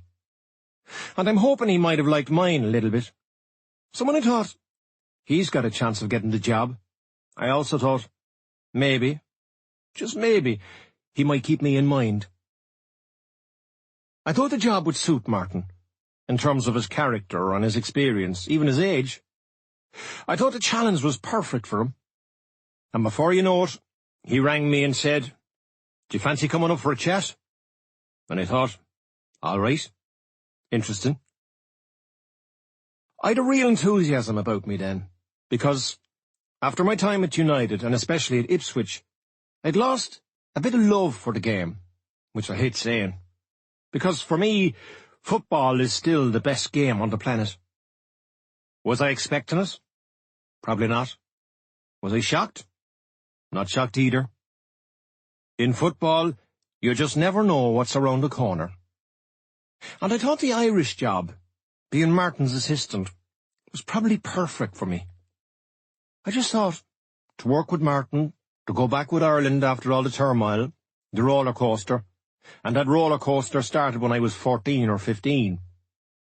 Resentment is too strong a word, but from a very early age, I often wondered, Jesus, is this what the game is all about? So when Martin asked me, "Do you fancy coming on board?" I just thought, brilliant. I really did. I played a cool character, but I had a real buzz about myself. It gave me a bit of joy, and I lost that.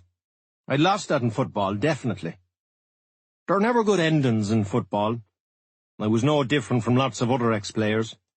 I was doing the TV work, still going to watch matches, and enjoying them, but I had no purpose in my life. The Ireland job, and the possibility of working under Martin, I thought it would be great. And the fact that I wouldn't be manager. That appealed to me as much as anything. I could be hands-on with the players. I wouldn't have to go to FAI meetings, and I mean that in a nice way. I thought to myself, I can be under the radar a little bit. I could get back to giving something to the players. When you're a manager, you have to step back, and maybe I'd step back a bit too much. I was very comfortable with the prospect of being Martin's assistant. It might have been different if it had been someone else, someone who hadn't done as much in the game. But this was Martin O'Neill, and, particularly when I was a player, I'd never minded taking orders. I didn't need to be the number one. I'd enjoyed it, picking my staff, and there's more money. There are definitely pluses to being the boss.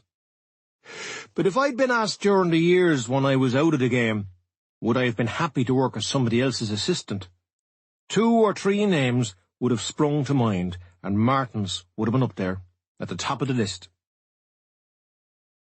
When Steve McLaren got the manager's job at Nottingham Forest in 2011, Steve doesn't know this, but at the back of my mind I thought, I wouldn't mind working with Steve. I'd known Steve at United, and he's a good coach.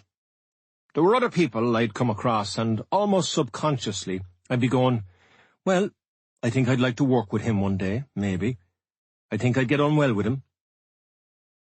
I think I would have liked working under David Moyes, and I would have had the opportunity if I'd signed for Everton after I left United. It's a gut feeling. I look at managers and I go, I like the way you come across. Then there are others, and I go, listen, that's a no-go. People have said, well, you're going to be assistant. What does that mean? That means I'll assist.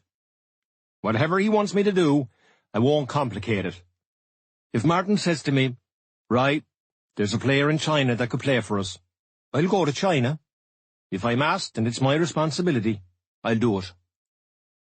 As for my relationship with the FAI, it's amazing how people forget that I came back and played for Ireland in 2004. I played for 2 years and got over all that awkwardness. And even then, I didn't find it that awkward. I just thought, I'm a player. I want to go back and play for my country. I didn't feel I was making up for Saipan or anything that had gone wrong there. I'd never regretted what I'd stood for. I just regretted that it had happened. I've never felt guilty about my part in it. I first met Martin when I went up to Glasgow to watch Celtic and Rangers. God knows the year, but Martin was Celtic's manager at the time. Celtic were playing at home, and I got invited to the director's lounge after the game. But our first conversation didn't get off to a good start, because the first thing Martin said to me was, I think you should have played in the World Cup. I said, why? And Martin said, well, you know. And I said, you weren't there. You don't know what went on. He said, I just wanted to say that. And I was back at him. You're entitled to your opinion, but, you know, there's a lot more to it than you think. That was our first conversation. But a few years later, I was managing Sunderland and Martin was at Aston Villa. We played against them twice at Villa and once at Sunderland before I lost my job. After the games, there'd be the usual get-together in his office or mine. There'd be Martin, his assistant, John Robertson, his staff. I liked his staff. There was a warmth about them. Then myself and Martin started working together with ITV. When we spoke about football, maybe it was down to the Cloughy thing, the fact that we both played under Brian Clough. We had the same ideas about the game and how it should be played. Martin might tell you different, but I enjoyed his company. There were strange quirks, little coincidences. Martin had been up at Celtic, and I'd had a spell playing there. Martin managed Sunderland. I'd managed Sunderland. He played under Brian Clough, and so did I. Martin's really into American football, and I like American football. I used to watch it on Channel 4 on a Sunday night when I was a kid. My grandmother used to go mad when I put it on. Martin's Irish, and I'm Irish. One of his daughters is called Alana, and my daughter is called Alana. Maybe that's why he gave me the job. Over the years, I've played different roles. Sometimes I don't know what role I'm playing. I'm a family man. I'm a court man. A TV pundit. I'm a critic. I was a player with a skinhead. I felt like an actor sometimes. Maybe we're all like that. I don't know. I was the manager, and I'd stand off from the players, but I wanted to be hands-on with them. But when I took this job, I said, I'm going to try to be myself. I'm going to work with the players. I'm going to enjoy myself. I'm not going to get into the politics, like I did sometimes as a player. Enjoy working with the team. Don't get bogged down by anything else. At this moment in my life, being the number 2 suits me perfectly. I love the game of football. I got distracted, I think. I lost track of why I love the game. Saipan, my argument with Ferguson. They had nothing to do with the game, in a sense. I never fell out with 11v11. Being with the Ireland squad, I'm back in the zone.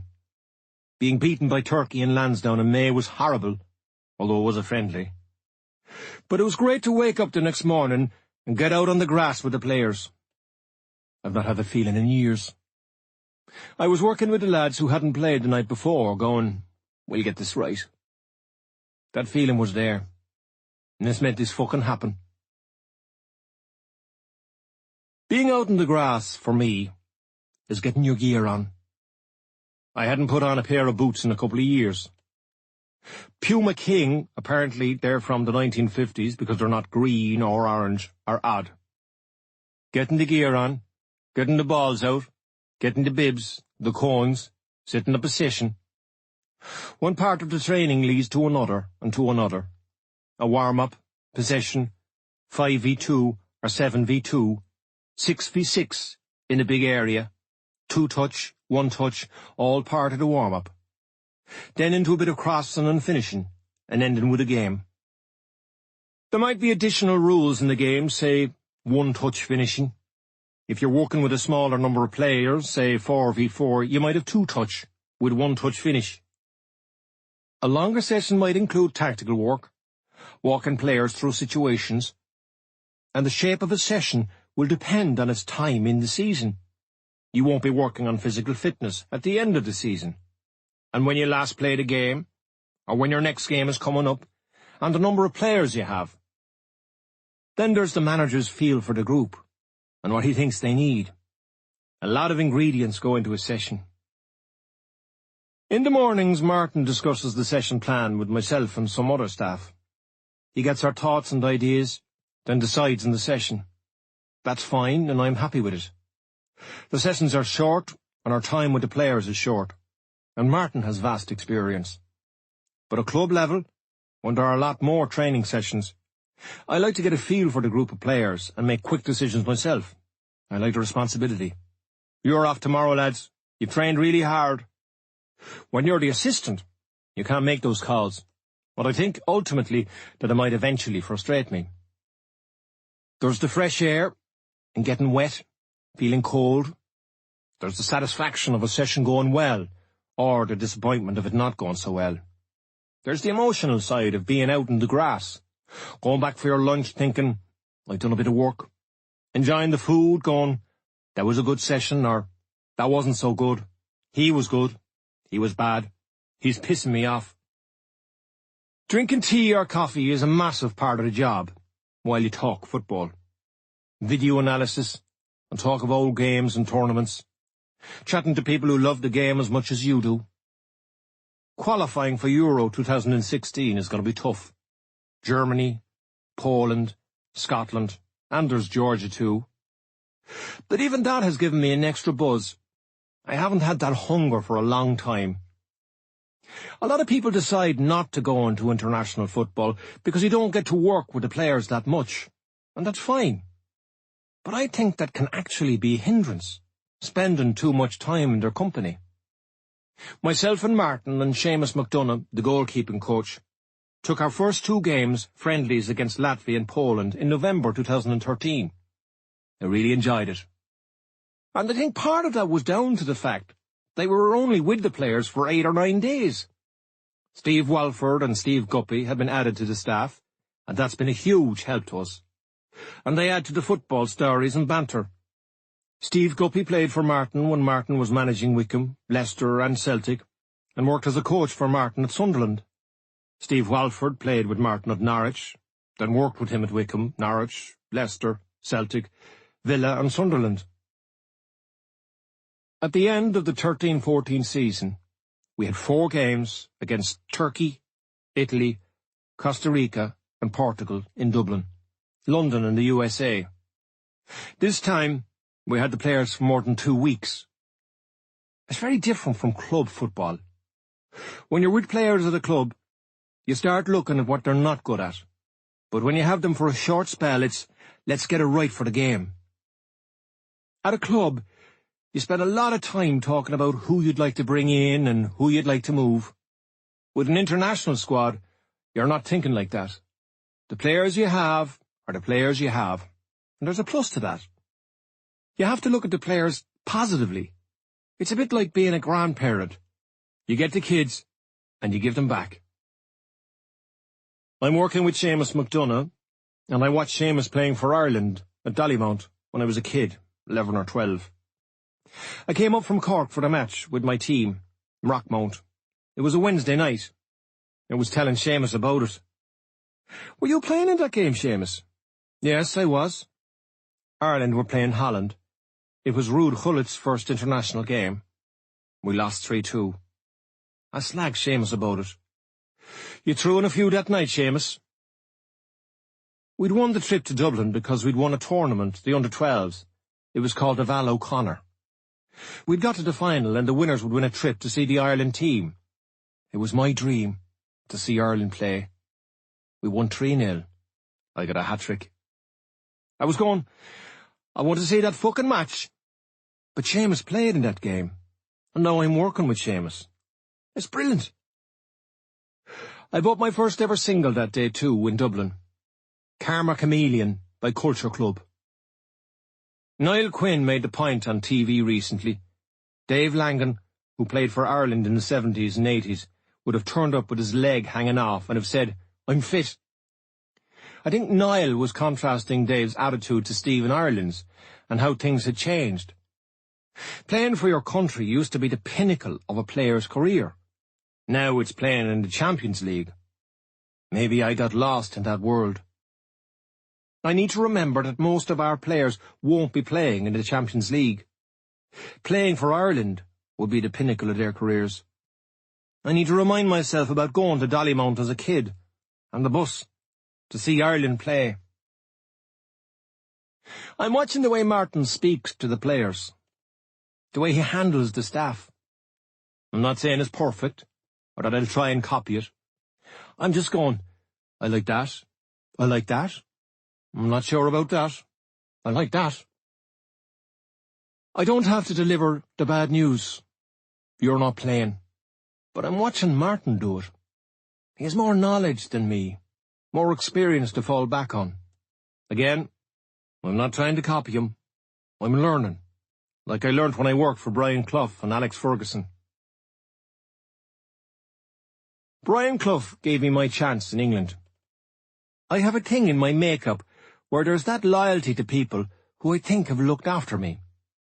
Lads who might have given me a lift or picked me up at the airport. I might remember them for 20 or 30 years afterwards, like Tony Loughlin and Gary Charles at Forest.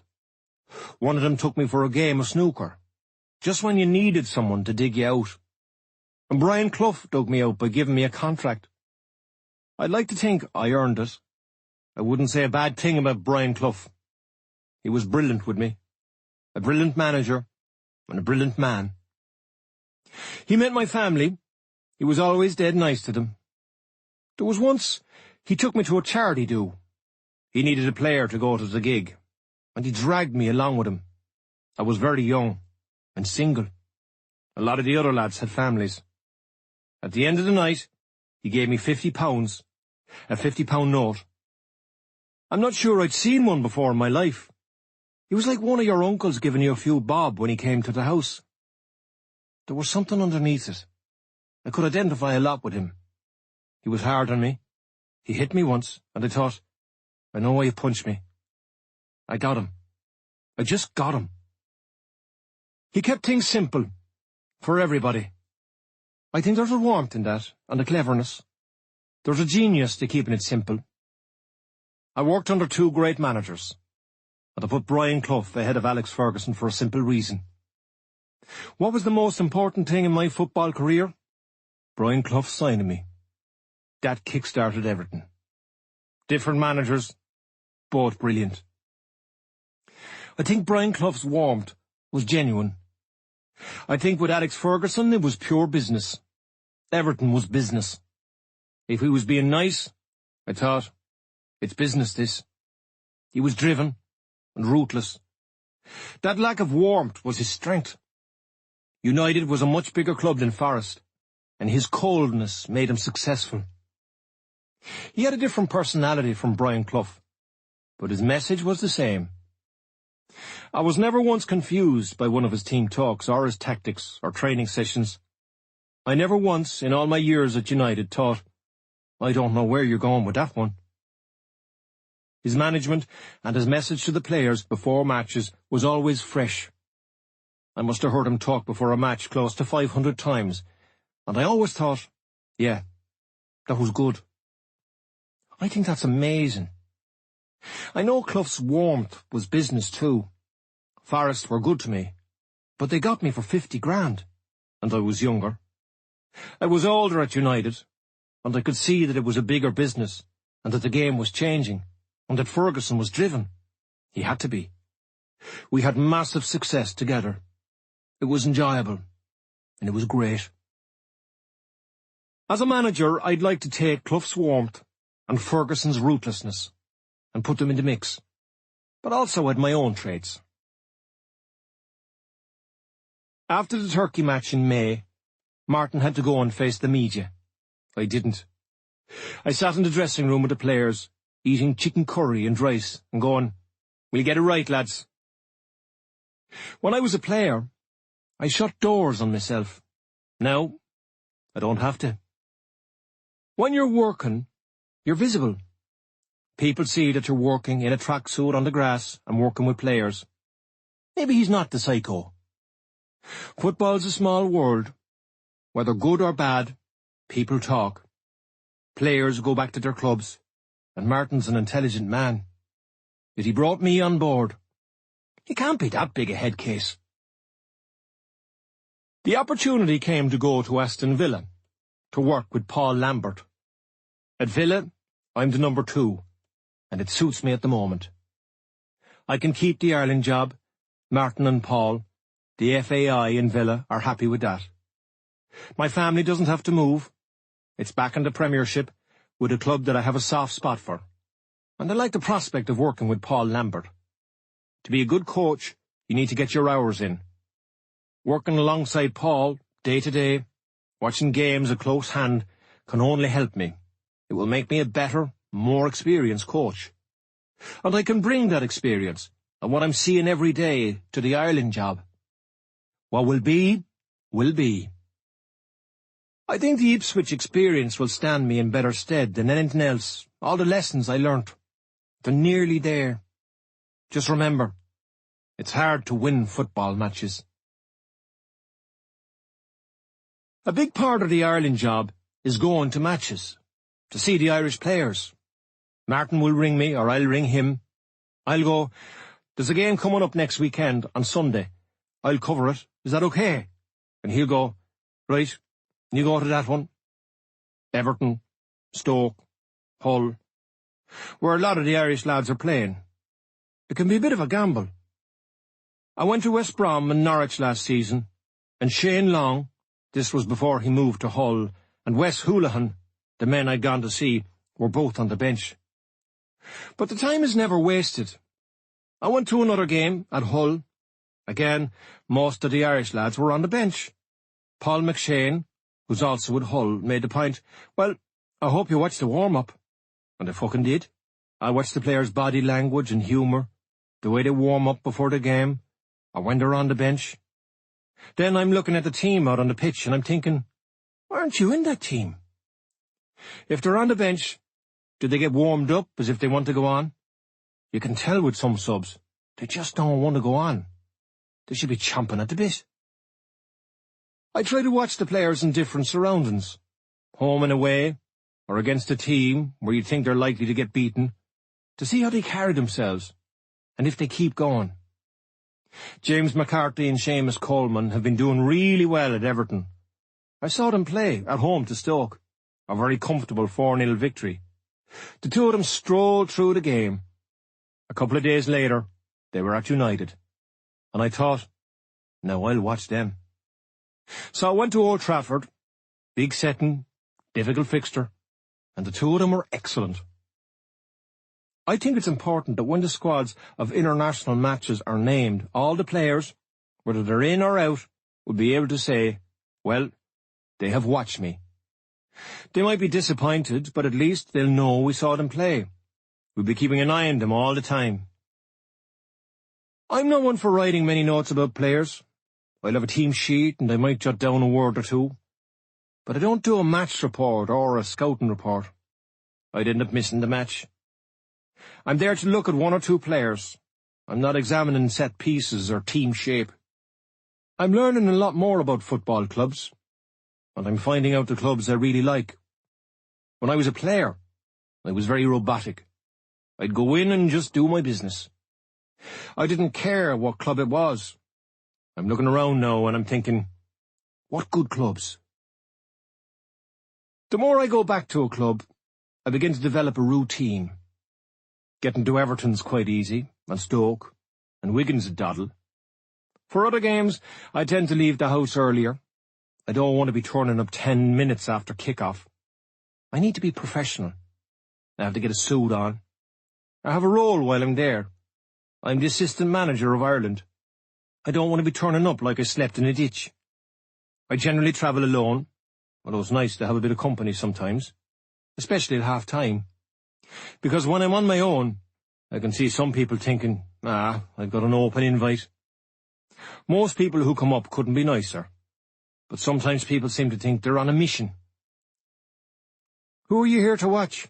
Have a guess, I say to myself. Some of the Irish lads, I answer.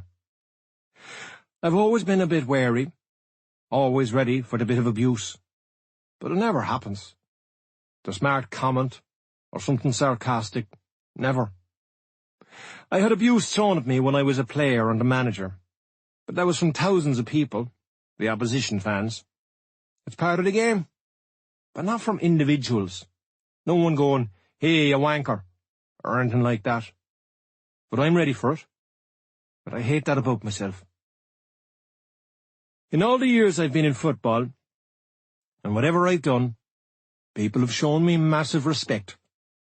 They mightn't like me, or like the way I played, opposition fans anyway, but I never had anyone come up to me and go, oh, you, whatever. I just wish I was a bit more relaxed. Although, I still think I have to be on my guard. In the past, when I have relaxed and let people into my space, they let me down. I've had that experience. So I think I have to keep that guard up a little bit, but not to the extent that I have in the past. I went to Everton last season. They were playing Norwich. The lad beside me was chatting to me, and he was talking quite cleverly about the game. I was enjoying the conversation, and I thought, I'll ask him who he works for, because he was talking about players and the game. He knew his stuff. So I went, who do you work for? What club are you involved in? I'm Roy Hodgson's driver. I was laughing at myself. I'm glad I dropped my guard because I enjoyed his company.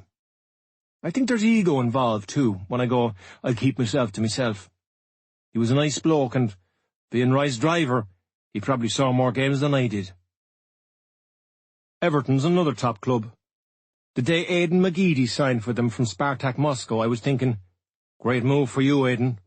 Another Irish lad going to Everton. Brilliant. It's good for Ireland. He's got other Irish lads around him, and they've got a good manager. They can get into the Champions League in the next year or two, which can only be good for Ireland. Because the problem for Ireland is that most of the lads aren't playing at the top level. When I was a young player, the ambition was to play for one of the big teams.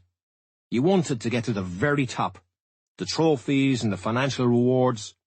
Today, a lot of players can become very wealthy without reaching the very top. They might play for a mid-table club, or a club in the lower half of the Premiership, or even a championship team, and still become multi-millionaires. I don't know if that drive, that hunger, is there to get to the very top. There's never been a time when loads of young Irish players have come through. It's always been one or two every couple of years. I just hope they still come through. Seamus Coleman and James McCarthy at Everton are young, but they're not teenagers. They've already been found, and they're the type of players we'll be hanging our hats on. Jeff Hendrick at Derby, I like the look of him, but senior players will always play a massive role. We're always looking for players, but we're not going to unearth 7 or 8 diamonds. And I think we can take encouragement from the fact that smaller countries did quite well in Brazil in the World Cup.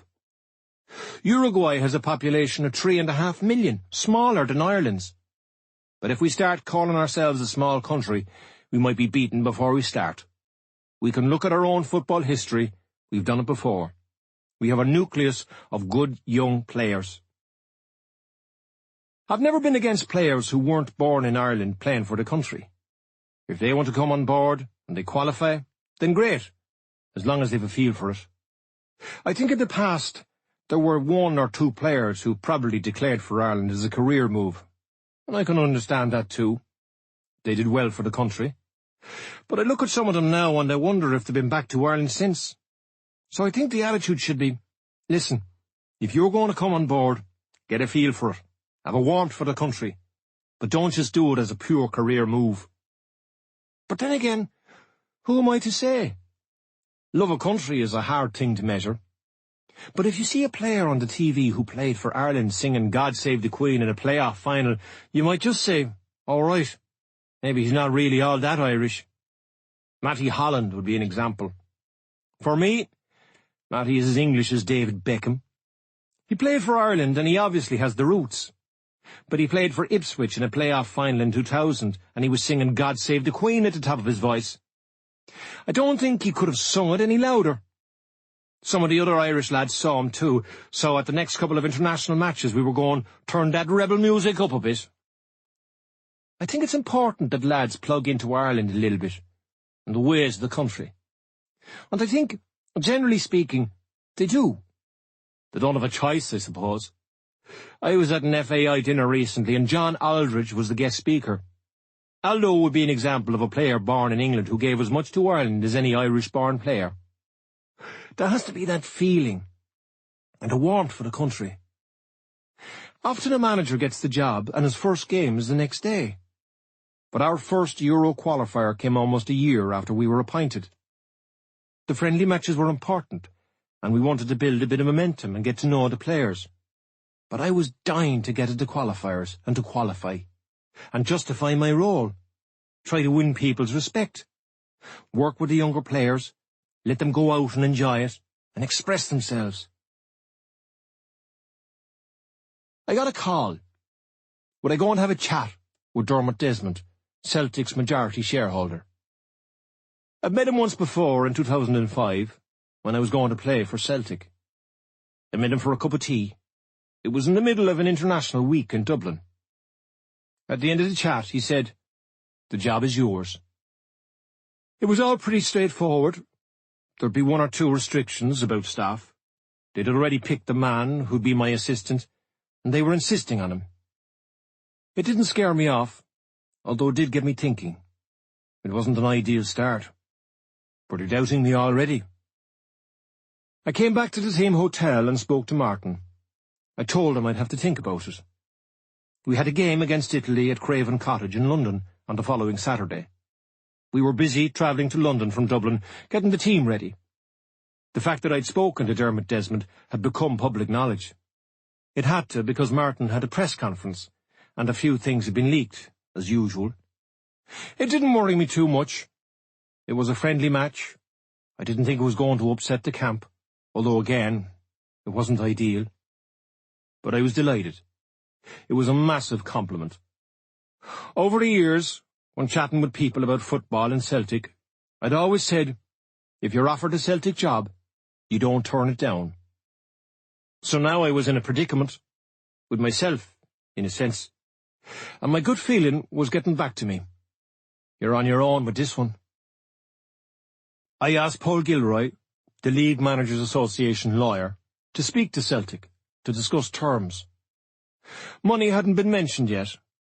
I got in touch with Celtic's chief executive, Peter Lowell, and asked him to give me a ballpark figure before negotiations got going. He mentioned a figure and he said, "But that's it." So, Paul Gilroy spoke to Celtic. He told me there was a lot of clauses in the contract that he wasn't happy with, and the figures were non-negotiable. I got my head around that, but it felt a bit too familiar. I've been down this road before, when I'd signed for Celtic as a player. They were playing the part. It's Celtic. You should almost go up there for nothing.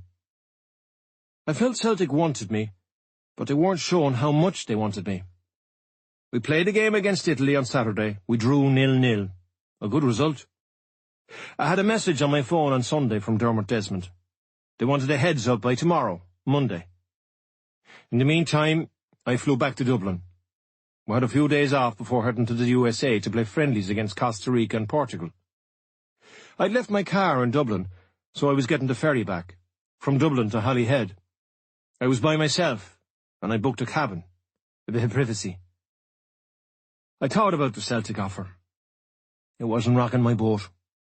They weren't convincing me. Listen, you're the man for us. I got home to Manchester on Sunday night. I was tired. I went to Paul Gilroy's house. He lives 5 minutes from me. There were things I wasn't happy with in the contract.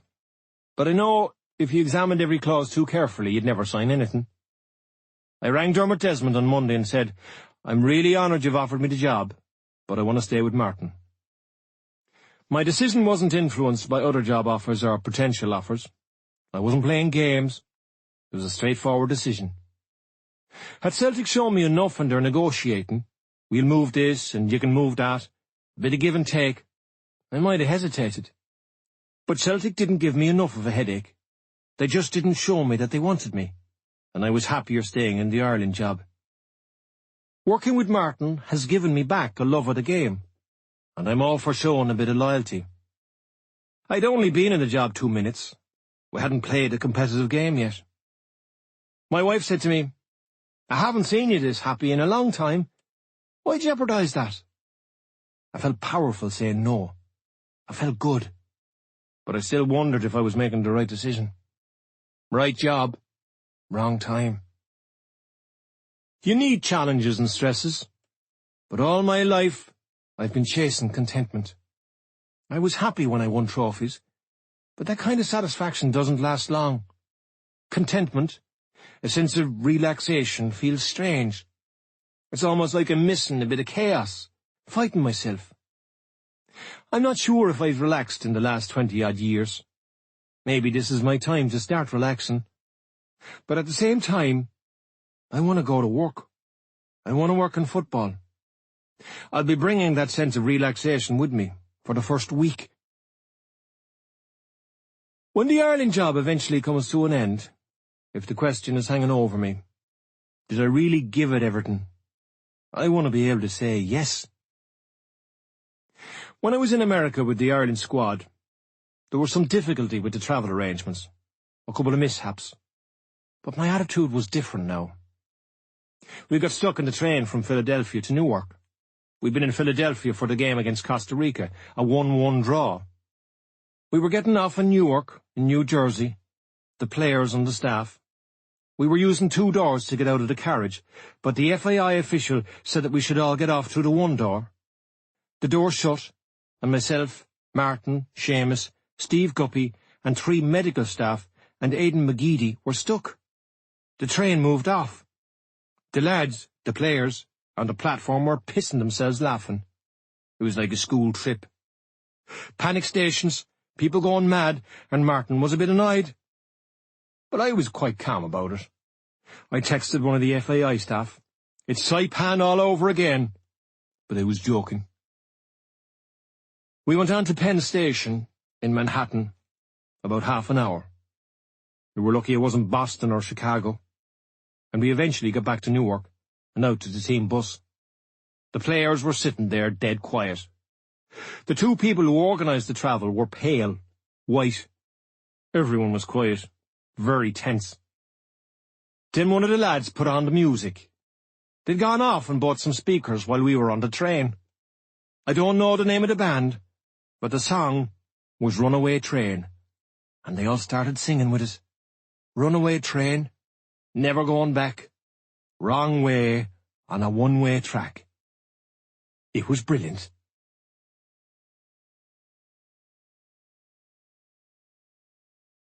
You have been listening to an Orion audiobook, the second half, written by Roy Keane with Roddy Doyle and read by Stephen Hogan. The executive producer was Pandora White. The recording was directed and engineered by Jeff Capel at Strathmore Publishing, Clerkenwell. The text is copyright 2014 by Roy Keane with Roddy Doyle, and the recording is copyright 2014 by the Orion Publishing Group, an Hachette UK company. For information about other Orion audiobooks, visit the website at www.orionbooks.co.uk. Audible hopes you've enjoyed this program.